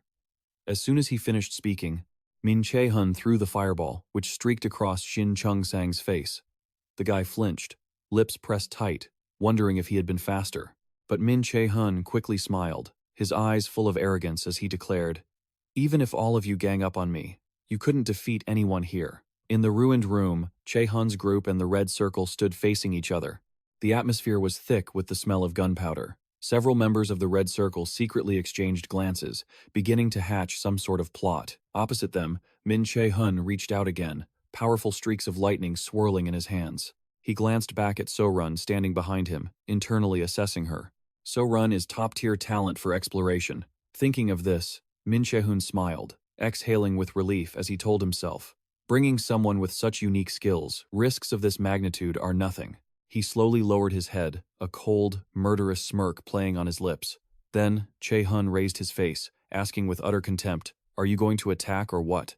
Sin Chung Sang on the other side was shaking like a leaf but still gritted his teeth, forcing out a defiant tone. Maybe I'm just seeing things wrong. That's right. No matter how strong they are, they're just new recruits, right? He still smirked, his attitude leisurely, not caring at all about those self-deceiving words. Over there, after trembling for a moment, he pointed his finger and screamed an order to wipe them out.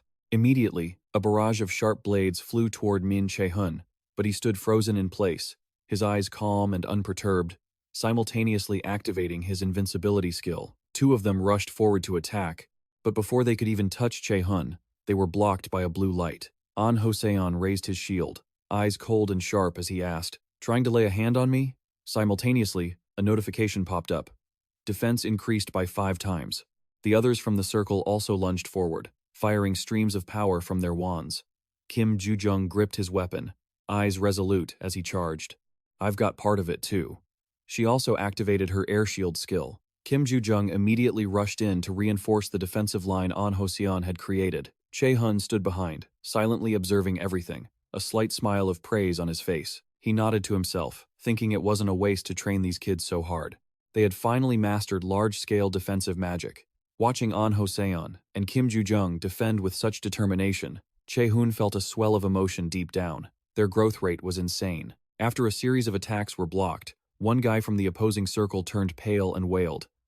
"What is this? These bastards, none of my attacks are working at all." Shin Chung Sang's face turned as pale as a banana leaf, his heart filled with shock. This couldn't be happening. Another guy finally couldn't take it anymore, trembling as he roared, "I knew it would be like this. Damn it." The guy next to him opened his mouth and shouted in anger, "Are you out of your mind? Messing with Yohwa's direct disciples?" They looked like they were about to collapse, looking up at the sky and screaming in despair, even if it was just a circle of rookies. At this moment, Yina also took out her wand and spoke calmly. "Let's wipe them out." Che-hun smirked, his head already mapping out a plan. He nodded, decisively agreeing with the proposal. Hearing that, she pointed her wand and activated Aiken's specialized blade skill. Waves of blue power, like a gust of wind, whistled through the air following her movements. Those attacks slammed directly into the opposing group, sending dust billowing into the sky. Shin Chung Sang turned pale with panic and tried to run, while those streams of power engulfed his entire team. The other guys around Du Sung-eun were also running away in a panic. One guy looked back, worried about the situation. Just then, a powerful blast of energy shot forward, piercing straight through him.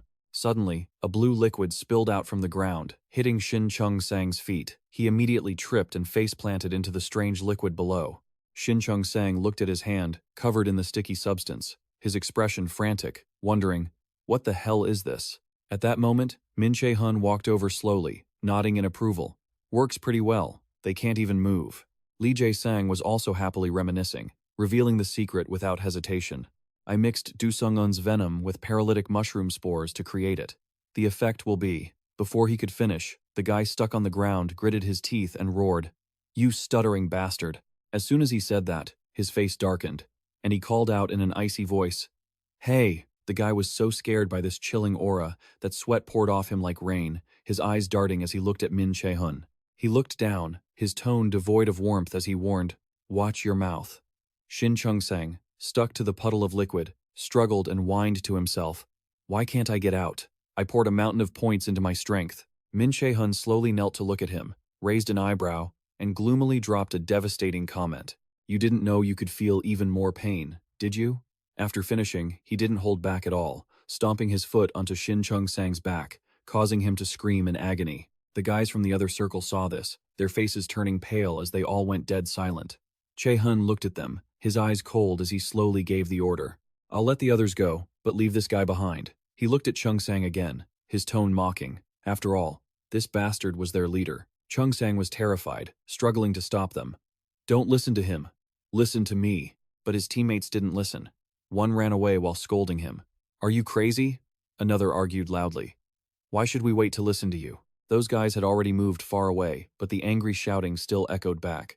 "You bastard! I knew this would happen because of you. Do you even know when to act? Do you have any idea how important it is to miss or join a My-led event?" Shin Chung Sang cried without a sound, muttering lifelessly.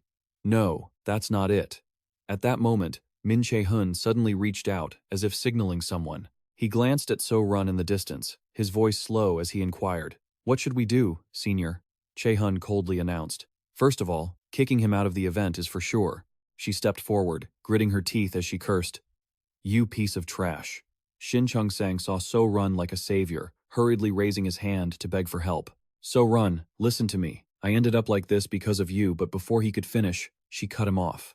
Cut that disgusting act. The long, slender fingers at So-run's side twitched, silently touching her pocket. She held back, bringing her hand up to scratch her hair, closing her eyes as she recalled the past. You were the one who told me I was just trash, who only knew how to explore. Saying that, So-run pulled out a sharp knife and let out a cold laugh. Die. Shin Chung-sang saw this and turned pale, sweat pouring as he hissed, Damn it, that's just the next move. She didn't hold back, swinging the knife down onto his body. A moment later, an instructor arrived, scratching his head in disbelief. You actually took them all down? He looked at the room littered with people, falling into absolute silence. The instructor walked deeper inside, secretly feeling impressed. The opposing circle might not be top tier, but they are a large group that consistently performs at an upper mid-level. Looking at Che-hun's team standing at the door, he couldn't help but get goosebumps and wonder. And you did that with such a small team? What is this? He turned his head away, let out a sigh, and instructed, just keep them alive, that's enough. These guys are too rotten to finish off in one go. The instructor was even more surprised, shuddering as he judged them to be true monsters. Finally, he turned and left, softly reminding them, All right, I'm heading out. Hope you guys don't run into any more upper-class teams. Min Che-hun politely replied. Understood. As soon as that person left, Min Che-hun glanced at the figure in the corner and asked, So, why did you help us? The person standing there was Shu-hook. Hearing him ask, he still nonchalantly glanced at Min Che-hun. He didn't answer immediately, just looking up at the distant sky. After a moment, Shu-hook crossed his arms and looked down, muttering softly, The C-et circle is targeting you. He shrugged, his face still calm as he remarked, I know. Anyway, those guys are just idiots. He also pursed his lips and responded slowly, Well, that's fine then. Saying that, Shu-hook confusingly asked himself why he was defending Min Che-hun. Seeing him about to leave, Che-hun hurriedly called out to ask, Hey, where are you going? If you plan to wander around without a circle, you should reconsider. Hearing this, Shu-hook stopped, appearing quite fearful. He awkwardly looked down, muttering softly, Then I'll stay for a while and see. He glanced at Shu-hook, his tone teasingly provocative. It's really surprising that you'd help me. I thought you were going to pick a fight. He turned red, annoyedly reminding him, I heard all of that. Che-hun stopped teasing and slowly asked for his identity. By the way, what was your name again? Kim Ju-jung saw this and leaned over to whisper to Yina. So, he's Lee Shu-hook, but even she was a bit surprised. Lee Shu-hook saw that, and So-run also spoke up. Who is that? Shu-hook witnessed the scene and was furious. At least remember my name by now, you jerks. These troubles date back a while ago. Just then, he suddenly stood up and shouted, I object. Senior, what are you saying? We should all be crushing Min Che-hun. Shin Chung-sang heard that and was a bit confused. You mean you can't do that? But Shu-hook insisted that Senior So-run should have gone on her own. Just because she received a better offer didn't mean it was a problem. And yet, he took it so lightly. Is that really important? Shu-hook saw this and couldn't help but ask angrily, What do you mean? But the answer Shu-hook received was strangely cold. It's obvious. Not stopping there, Shin Chung-sang leaned close to his ear and said, I like juniors who know how to listen. Those words made Shu-hook want to go crazy. Since when had Milet turned into a political arena? Crushing someone just because you don't like them? Are you insane? That exact thought led him to a decision that he couldn't stay in a place like this. Forget it, I changed my mind. I'm not staying here anymore. You guys must have things to discuss privately. Meanwhile, the twilight was slowly falling over the city. Che-hun looked ahead and dropped a line. Seems like it suits you. Meanwhile, he could only brush himself off and turn away with a warning. Next time we meet, I'll show you what I'm capable of. Just you wait. He heard that and immediately asked back, So, you want to fight me? This thought made Min Che-hun feel a bit interested. He watched the back of him walking away and said, At least you get to the point quickly. But a moment later, Min Che-hun suddenly wondered, But how did that jerk even end up like that? However, he just stopped his line of thought there. First, he had to reclaim the city blocked off in Duda. Duda was the first city in the world where a gate appeared and monsters ran wild. It was the first area to decay after Yasiu appeared. The Met Academy's outdoor training was a preparatory step to rebuild this place. I've heard the gate catastrophe there was horrific. My mother was there at the time. They say the survival rate was less than 3%. If it weren't for the first awakened just as he was deep in thought, a voice called out. Jinna approached from afar and said, "Dinner is ready." Hearing this, Che-hun snapped out of his trance and replied, "Ah, I'm coming right now." She watched him, unable to find a way to help. "You have a lot on your mind. Is it because of that unique skill you mentioned?" Seeing her concern, he offered a gentle smile. "Ah, something like that." Meanwhile, elsewhere, Hel was muttering to himself, "The current Che-hun, I wonder since when." He appeared right before Che-hun with a mocking tone. "You won't be able to defeat that guy, no matter what." Hel thought for a moment and said, "The only possibility is to break the wall and awaken your unique skill." As for the remark about Jinna, it was also a unique skill. In short, it's something that reacts to the user's will. This left him confused, as he couldn't understand at all. Will? Yet you still Hel continued to hover around. "So, from now on, Che-hun, you must think about it. What is it that you truly desire? Not only that," but Hel added, "what you are longing for, and why you need that power." Those words kept swirling in Ji-hoon's mind, making it impossible for him to focus. But then, he clenched his fist, showing his determination. Ji-hoon thought for a moment and asked, "But how can you understand just by hearing it?" Jinna immediately replied, "I'm not sure, but I know you can do it, Ji-hoon." Yet he dismissed it as her trying to comfort him. "You even brought up the topic to help me. That gave me some motivation, at least. I'll do my best." Hearing that, she finally flashed a bright smile. Meanwhile, on the other side, a monster suddenly rose up. But just a moment later, it was sliced in two by Ho-in. After finishing the job, he muttered, "Those bugs are a pain. You never know where they'll pop up." At the same time, a bird lunged towards So-run from afar. "Actually, I think those harpies are far more troublesome." Immediately after, she took it down with one strike. However, So-run was still annoyed and shouted, "Ugh, those winged bastards are the worst." Yu-jung observed the carcass for a moment and realized, this is truly different from inside Milet Academy. Meanwhile, on the other side of the tunnel, dark energy had gathered into a gate. Everyone who saw it fell into a stunned silence. Immediately after, Jinna explained, "The mana density in the air is completely different." That made her a bit worried. "This goes far beyond the 10th floor of the mana examination room." Exactly. They looked at it for a while and understood. They say field-localized areas are completely different from underground ones. Field localization. It's when monsters swarm an area through a dungeon break and occupy it. In such cases, toxic contamination spreads, and more dangerous monsters appear. So-run was still a bit confused and asked immediately, "Field localization?"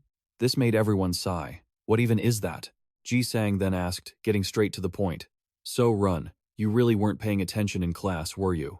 That made her blood boil. So-run immediately prepared to fight. "This little brat, do you want to die here?" "To keep it simple," Ji-hoon explained. "It's when mana overflows, and the territory is no longer habitable for humans." He clarified further. "For us, the exterminators, it's normal, but for others, even a little exposure to mana can be dangerous." However, Ji-hoon didn't forget to warn them. "Regardless, everyone, stay alert. This is a place where anything can happen at any time." As soon as he finished speaking, everyone went into combat stance. While walking, So-run turned around sharply, then leaned in to whisper to him, "Are you really thinking of hunting that monster?" Seeing this, Ji-hoon replied, "Of course, let's just focus on reconnaissance. That was our deal, right?" She hesitated. "If that happens, promise me you'll let me escape. I don't want to die young. Got it?" But all she got in return was the ambassador's trademark smile. Seeing that, So-run became even more annoyed. Suddenly, Ho-jun shouted, "Hey, can you all move any faster?" Yeah, right after," Jinna said. "I'll be there soon," making her even more irritated. Since she couldn't do anything, So-run just cursed under her breath. Seeing that, he turned back and asked, "What did you say?" On top of that, Ji-hoon dangled some bait, a pile of money, all as hazard pay. Then he added, "If we don't succeed, we'll find it ourselves, even if it takes time." As soon as she heard about money, her eyes lit up. "Of course, boss." An Ho-seon stood under the sunset, looking toward someone. Ina and Yu-jung were walking together, and it had to be said, it was truly amazing. The fact that this area had been restored to this extent. She put her hands on her hips and turned to look at her. "It's all thanks to that person, right?"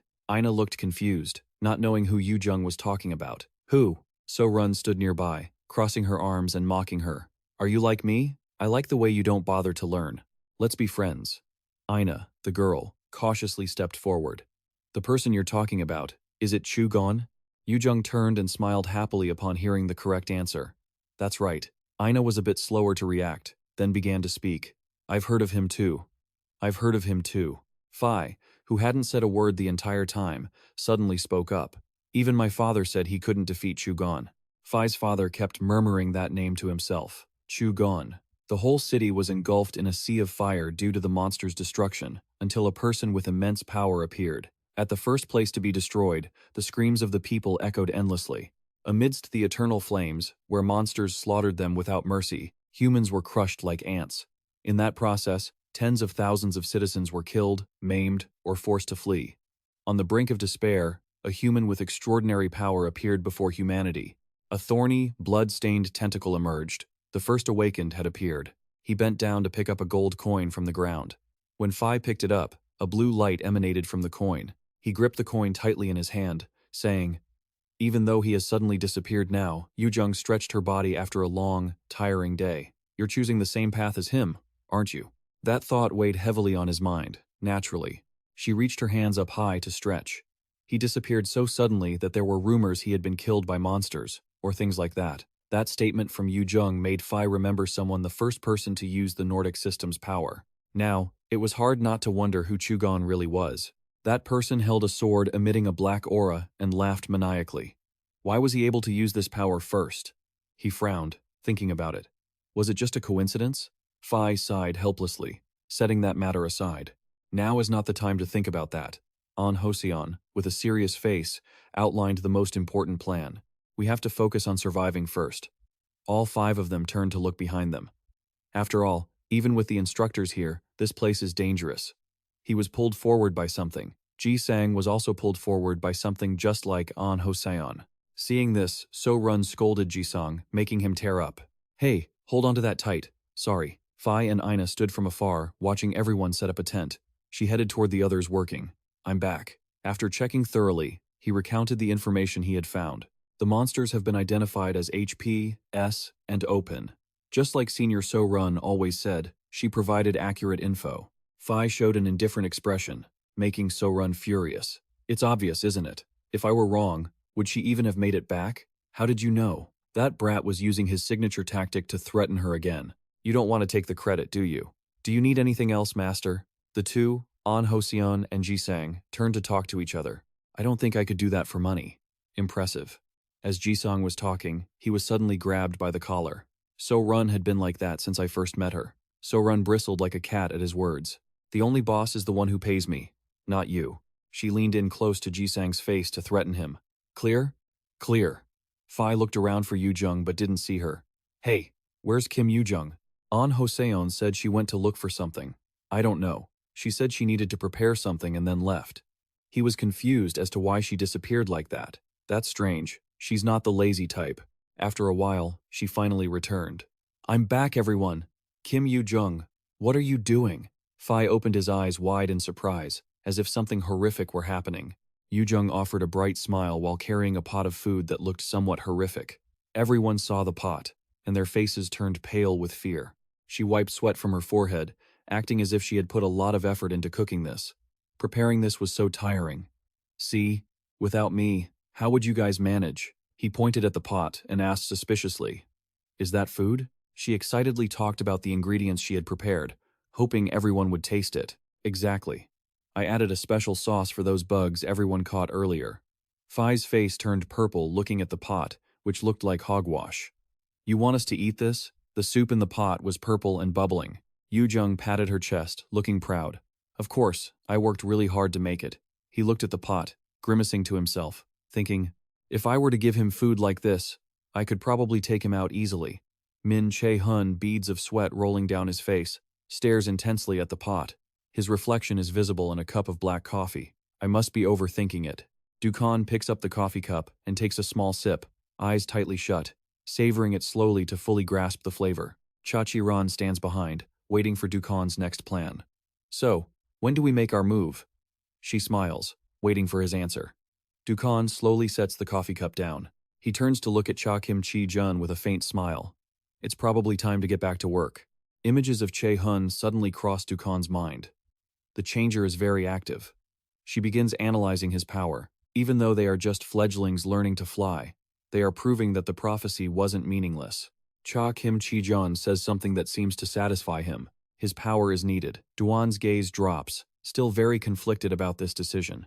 With He-im stepping out, I wonder if I really need to get involved. His eyes are filled with excitement at the prospect of fighting. But if necessary, I will do it. On the television news, they are showing footage of Dukan. After all, where are the first awakened and the hope of humanity? The host asks a mysterious question. Where has he disappeared to? The host desperately hopes for his return. If he is still alive, his help in conquering the high-level gates, which are increasing endlessly, would be a huge help. Dukan closes his eyes, listening to the words on TV. The changer, huh? He finds the words quite amusing. Sounds interesting. Min Che-hun's disgusted tone rings out. If you don't want to die, his eyes continue with contempt, then stop messing with the food. The two stand before a pot of bizarre purple sludge, emitting a foul, dark smoke. Kim Ju-jung glares angrily at Min Che-hun. Hey, my cooking skills really aren't that bad. She turns to ask Lee Jae-sang. Right? He scratches his chin, stammering as he looks away. I think it's better to agree with Che-hun on this one. Hoseon sees the pot and says with a forced smile, suddenly, I'm not hungry anymore. Kim Ju-jung stares straight into his eyes, asking, the person who ordered 2 portions in the academy isn't hungry? Hoseon pales, avoiding her gaze. Well, sometimes there are days like that. Kim Ju-jung looks sad, tears welling up. So mean. She suddenly grabs So-run's hand, eyes shimmering with tears, and asks, everyone is bullying me, aren't they, sister? So-run frowns, offering a strained smile at the hand being held. Kim Ju-jung holds the pot, smiling brightly. You'll eat the meal I carefully prepared, right, sister? So-run breaks into a sweat, shifting her gaze to the other 2 teammates who are pale and signaling X with their hands. So-run's face turns green as she frowns down at her. Kim Ju-jung beams, eyes sparkling with anticipation. So-run, feeling helpless, picks up a spoon. It's just food. Why is everyone reacting so intensely? So-run is softer-hearted than she looks. She lifts a spoonful of food and opens her mouth, preparing to eat. No sooner has she taken a bite than she rushes to drink a glass of water. By the way, is there something going on between you and Ina? He looks blankly, confused by the question. She sighs, wiping the corner of her mouth. You can tell just by looking. It's not like the usual. So-run glances at Che-hun and continues.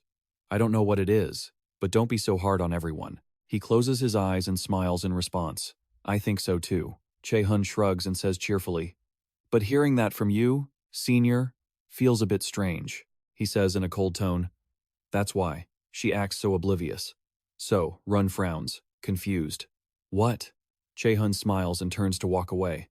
I said we should move soon because we're running late. You haven't forgotten, have you? He flashes a sly smile, glancing at So-run, taking that guy down. She responds with a quick, got it.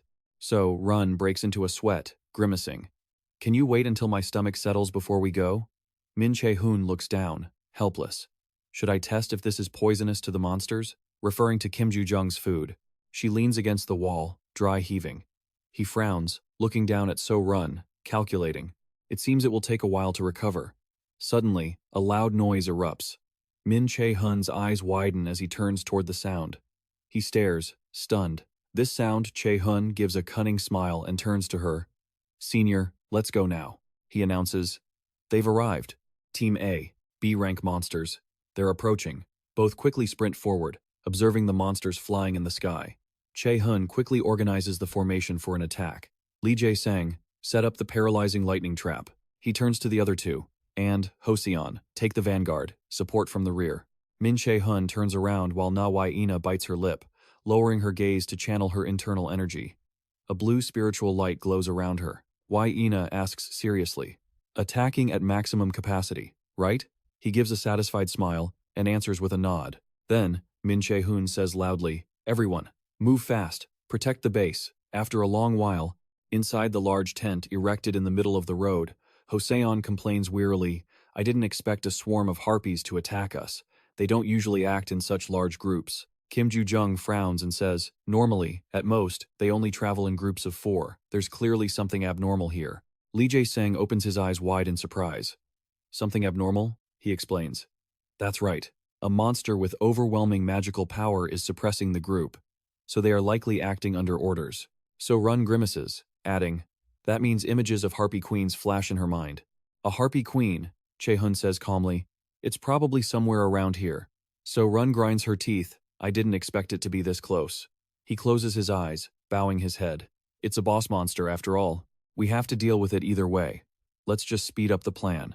Che-hun's gaze shifts away sadly. Immediately after, he closes his eyes and bows his head, explaining the plan in his mind. First, we will clear out the monsters outside, while you all hold this position until we return. He looks up, analyzing.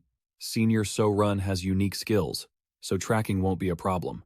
The monsters are also things she can handle, so there's nothing to worry about. He asks blankly, wouldn't it be better if we all went together, in case there's any extra danger? Che-hun looks away and replies, no.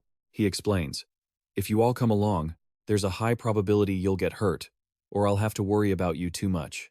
Che-hun suddenly breaks into a bright smile, shattering the gloomy atmosphere. It's not that I don't trust you, it's just that you need to be here, he says calmly. Even the instructors couldn't guarantee they could handle all the monsters.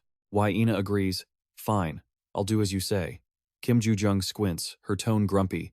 I don't like it, but I don't want to get in your way. Lee Jae-song anxiously shoves bottles of potions into Che-hun's hands. Take this, and this too. He and So-run step out of the tent, one after another. Che-hun flashes a confident smile. I'll be back. Keep this place safe. Hoseon places a fist to his chest in assurance.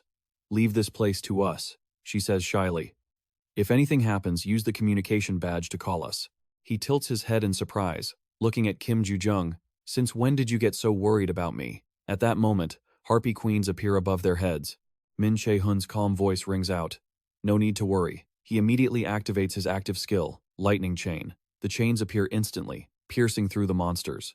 Che-hun's eyes look at them coldly. If it doesn't have a 100% chance of success, I wouldn't even start. She frowns and thinks to herself, that's right, it's best not to mess with him. Switching scenes, So-run and he climb the stairs. She tilts her head. Looking down at Che-hun, truly So-run lowers her gaze and continues. The kids are amazing. Even at Milette's intense competition, I could understand why they fought for the top spot. His face listens indifferently to her words. Che-hun suddenly recalls a memory, back when the whole group was fighting side by side against monsters. So-run swings her fist, clenching a sharp blade. She looks blankly at his retreating back. Just then, Hoseon takes command. Let me go first. You two focus on casting spells. Ina answers seriously. Understood. Kim Ju-jung also quickly replies, okay. All three quickly enter a defensive stance, waiting for the monsters to dive down. He holds a shield in one hand and grips his sword tightly with the other. Hoseon's gaze is serious, carefully observing the situation. A monster lunges forward, swinging sharp claws to attack him. Hoseon decisively slashes across the monster's body. Che-hun observes from afar, silently evaluating his peak martial arts and sword techniques. He silently confirms An Hoseon has definitely reached A rank. Looking toward her, Che-hun thinks to himself, the other kids are the same. Kim Ju-jung closes her eyes, channeling her spiritual energy, and the system notifies, active skill, enhanced flow, activated. Attack power of all team members increased by 1.3 times. From the air, another monster lunges ferociously. She knelt down, placing her hands on the ground, and a magic circle immediately appeared beneath Kim Ju-jung. She activated her active skill, Wind Blade, and a gust of wind instantly erupted, sharply piercing through the monsters. He watched while silently commenting to himself that Kim Ju-jung's casting speed had improved. She had already surpassed B rank. Che-hun's gaze shifted to another side, finally landing on Ina. She closed her eyes, her hands moving gracefully over her wand to activate her active skill, Aki's sword. Ina slowly opened her eyes. Up in the sky, a series of monsters were being pierced through by swords of light. He smiled with satisfaction and let out a breath, staring at Che-hun as he whispered to himself, she's a monster. She was born that way. From the chests of the pierced monsters, a blinding light emerged, and they immediately lost their strength and plummeted. He looked at her rising energy levels.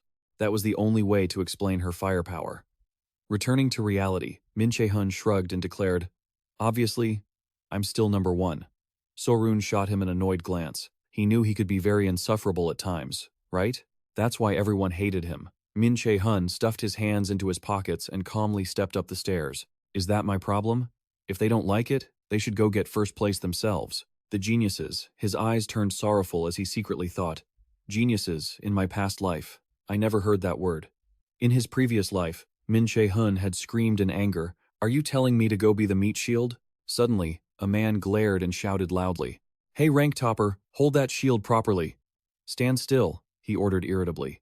Why can't you understand? You have to hold your position. Back then, he just stood alone, watching them laugh and talk to each other. Returning to the present, Min Che-hun complimented her. You did great. We're almost at the location. But the best thing was Kim Yoo-jung's food. Sorun's face twisted in disgust. Was it really that good? He explained that, at least nobody fainted. Min Che-hun placed his hand on the door and warned her seriously. From now on, even breathing requires caution. You could die if you get hit lightly. Sorun. She furrowed her brow and said, If you don't think you can handle it, you'd better run fast. I'm too young to die here. He stared at Sorun and said, I'm a year younger than you, so use your skills properly. She couldn't hold back her anger. Why don't you know how to respect your senior? Min Che-hun retorted. I call you senior every single day. Sorun gritted her teeth in frustration. Shut up. She sighed heavily, thinking, I don't know, but we'll find a way. Sorun crossed her arms and thought. Still, Min Che-hun isn't the type to back down in the face of danger. Both of them carefully surveyed the surroundings. Suddenly the system announced, Encountered boss monster, Queen Ha in Zone 1 of the blockaded city. Seeing the notification, he offered a cunning smile that made her nervous. In the sky, a pair of bird wings appeared, accompanied by a dark, ominous energy. Talons hovered high above. Queen Ha appeared right in front of them. Min Che-hun looked at the monster with excitement. He looked at it and thought, an A-rank, insect-type monster. But if we take it down, we can finally get that artifact, right? Min Che-hun let out an evil smile, thinking, is it really this easy? Sorun stared at his back in horror. She looked at that crazed smile and was terrified. Min Che-hun, is he crazy? He immediately summoned a blade, and at the same time, the system notified him. Active skill. Artifact materialization activated. Crafting S-rank artifact. Fang of Nithog. Sorun stammered. What? She shouted in shock. Isn't that the item that just sold for an astronomical price at auction? Queen Ha landed on the ground, lashing out with sharp feathers. Sorun was knocked back by the attack. Min Che-hun tilted his head and said to her, I told you to stay still and not cause trouble. Sorun barked back. You're the one who's being loud. The monster roared in fury, and he quickly lunged forward. Min Che-hun gripped his blade tightly, calculating. If I look at it calmly, it's weaker than me, but still very dangerous. He observed it carefully. Yes, it contributed to that. The monster launched an attack, and Min Che-hun nimbly dodged. But the biggest problem was the massive surge of energy erupting from the monster. He confirmed to himself that it was stronger than before his reincarnation. Min Che-hun smiled triumphantly. Now I can tell the difference. The monster spun in midair, flicking its wings and sending feathers flying straight toward him. Suddenly, bright yellow circles appeared in the sky. He summoned chains from those rings. Min Che-hun looked at the monster, thinking, it's stronger than I remember from before I reincarnated. A-rank monsters shouldn't be this strong. He raised his blade, preparing to strike. So what? Min Che-hun stepped on the chain and used the momentum to leap. He shot upward, driving his blade straight into the monster. That means he has a direct connection to this. His eyes widened as he looked back. The monster shrieked and swiped its sharp claws at Min Che-hun. He poured all his strength into his hand, holding the blade. Stop hiding and playing games. It'd be better if you just showed yourself. Min Che-hun slashed straight through the monster, silently calling a name in his head. Elsewhere, a flock of birds flew across the sky, and a crow flew toward a magnificent castle. It landed on Hujin's shoulder. He looked down and said, just as I suspected. The crow whispered into Hujin's ear.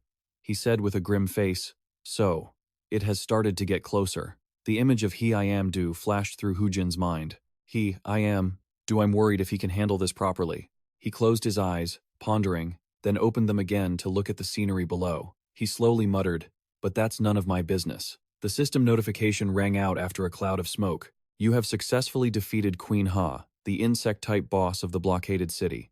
Please collect your rewards from Queen Ha's lair. Min Che-hun sheathed his sword and walked out of the rubble with arrogance. He looked at the screen, filled with happiness. He had finally obtained the storm wings. The screen displayed the skills he had achieved. Suddenly, Min Che-hun looked back, his eyes full of suspicion. Why aren't you following me? Sorun sighed deeply. Yoo-jung was right, her lips moved. You really are a crazy person, aren't you? Faced with that blunt remark, he looked blank, as if nothing had happened. Min Che-hun suddenly offered a mysterious smile. Finally found it, and the world suddenly began to shake. A gift was being delivered into his hands. Item: Storm Wings, A rank. Wings made of endless storms that allow for the air jump skill. Agility plus 50, strength plus 50. Skill effects will improve with proficiency. Che-hun couldn't hide his excitement as he reached out to take them. Good. The skill and the stat boosts are decent, he muttered with a constant smile. Of course, the skill is the most important part. Active skill, A rank air jump, creates a wind barrier in mid-air to step on and jump, can be used twice in a row. Remembering the past, Che-hun smiled slightly. Before his regression, a raider had collected these wings, and their rank had increased instantly. He smirked. Of course, this time it won't be that easy because of me. Next, a pair of gloves with a powerful glow appeared before his eyes. The system immediately updated. You have collected the Primordial Gloves. Updating information on the first awakened in the Noya system. Over there, Yujung was wiping dust from the corner of her eyes. A moment later, she looked up and asked, "So, are we done here?" She nodded eagerly. "This is almost a record. We're really strong." Yujung also proudly patted her chest. "Of course, with me here, it should be at least this much." Che-hun was still dazed by the information the system provided. Primordial Gloves? Just then, the system displayed another piece of information. Updating info on the first awakened in the Noel system. Che-hun propped his chin up, thinking, if he was a raider with the title First Awakened, then there was only one in the world. Just one person. The First Awakened in the world, and the hero of Korea. But there was one thing he couldn't understand. Why would the Noya system update information about him? Finally, Che-hun reached a conclusion. There was a connection between the First Awakened and the system. No sooner had he finished his thought than Yujung approached to probe. "Huh? Did you just say something?" He smiled slightly and didn't answer. The next second, a yelp came from her. "Hey, don't touch my head." Suddenly, Che-hun stared at the girl in front of him, silently telling himself, "I need to find out why his gloves were left behind. I have a bad feeling about this." After teasing her, he noticed Ina. Che-hun approached her to express his gratitude. "Sorry for asking you to keep watch, even though you were very tired." She shook her head, understanding him. "It's okay. I'll do whatever I can to help. You have your own work to do too." Yujung shouted again. "Oh no, we're dead." Ina turned to her with a blank expression and asked, "Yujung, what's wrong?" Her eyes welled up with tears as she began to complain. "I forgot my cleansing pendant. This is bad." Just as tensions rose, a pendant was held out before her eyes. "Here." Kim Ju-jung turned around and looked at him with suspicion. "How did you know I forgot it?" "That's so creepy." But Che-hun was used to this. Sighing. "It's not like you started forgetting things just yesterday. Even your mother asked me to look after you." She shyly took the necklace and muttered, "Sorry, but isn't Mom being a bit too much? Doesn't she trust her own daughter?" Instead of comforting her, he delivered a cold, hard truth. "That's because she really can't trust you." Kim Ju-jung shouted in embarrassment. "Hey!" The friend sitting in the corner couldn't help but burst into laughter, making her feel even more awkward. "Who told you guys to laugh?" Che-hun let out a long sigh. It was a serious piece of advice. Kim Ju-jung, it's time to grow up. Stop forgetting your things." But she was still annoyed and didn't care. "Stop nagging." An Ho-seon looked at the bickering couple with wide eyes, finally unable to help but ask, "Tell the truth. Are you two dating?" He turned and casually denied it. "No." While Kim Ju-jung yelled, looking like she wanted to eat him alive, "Do you want to die?" A hand gently tapped Ho-seon on the shoulder from behind. Ina's hand appeared from behind and clamped over his mouth. Her voice, ice cold, reminded him, "They already said no, so you'd better stop asking." A palace appeared under the shimmering, mystical, golden sunlight.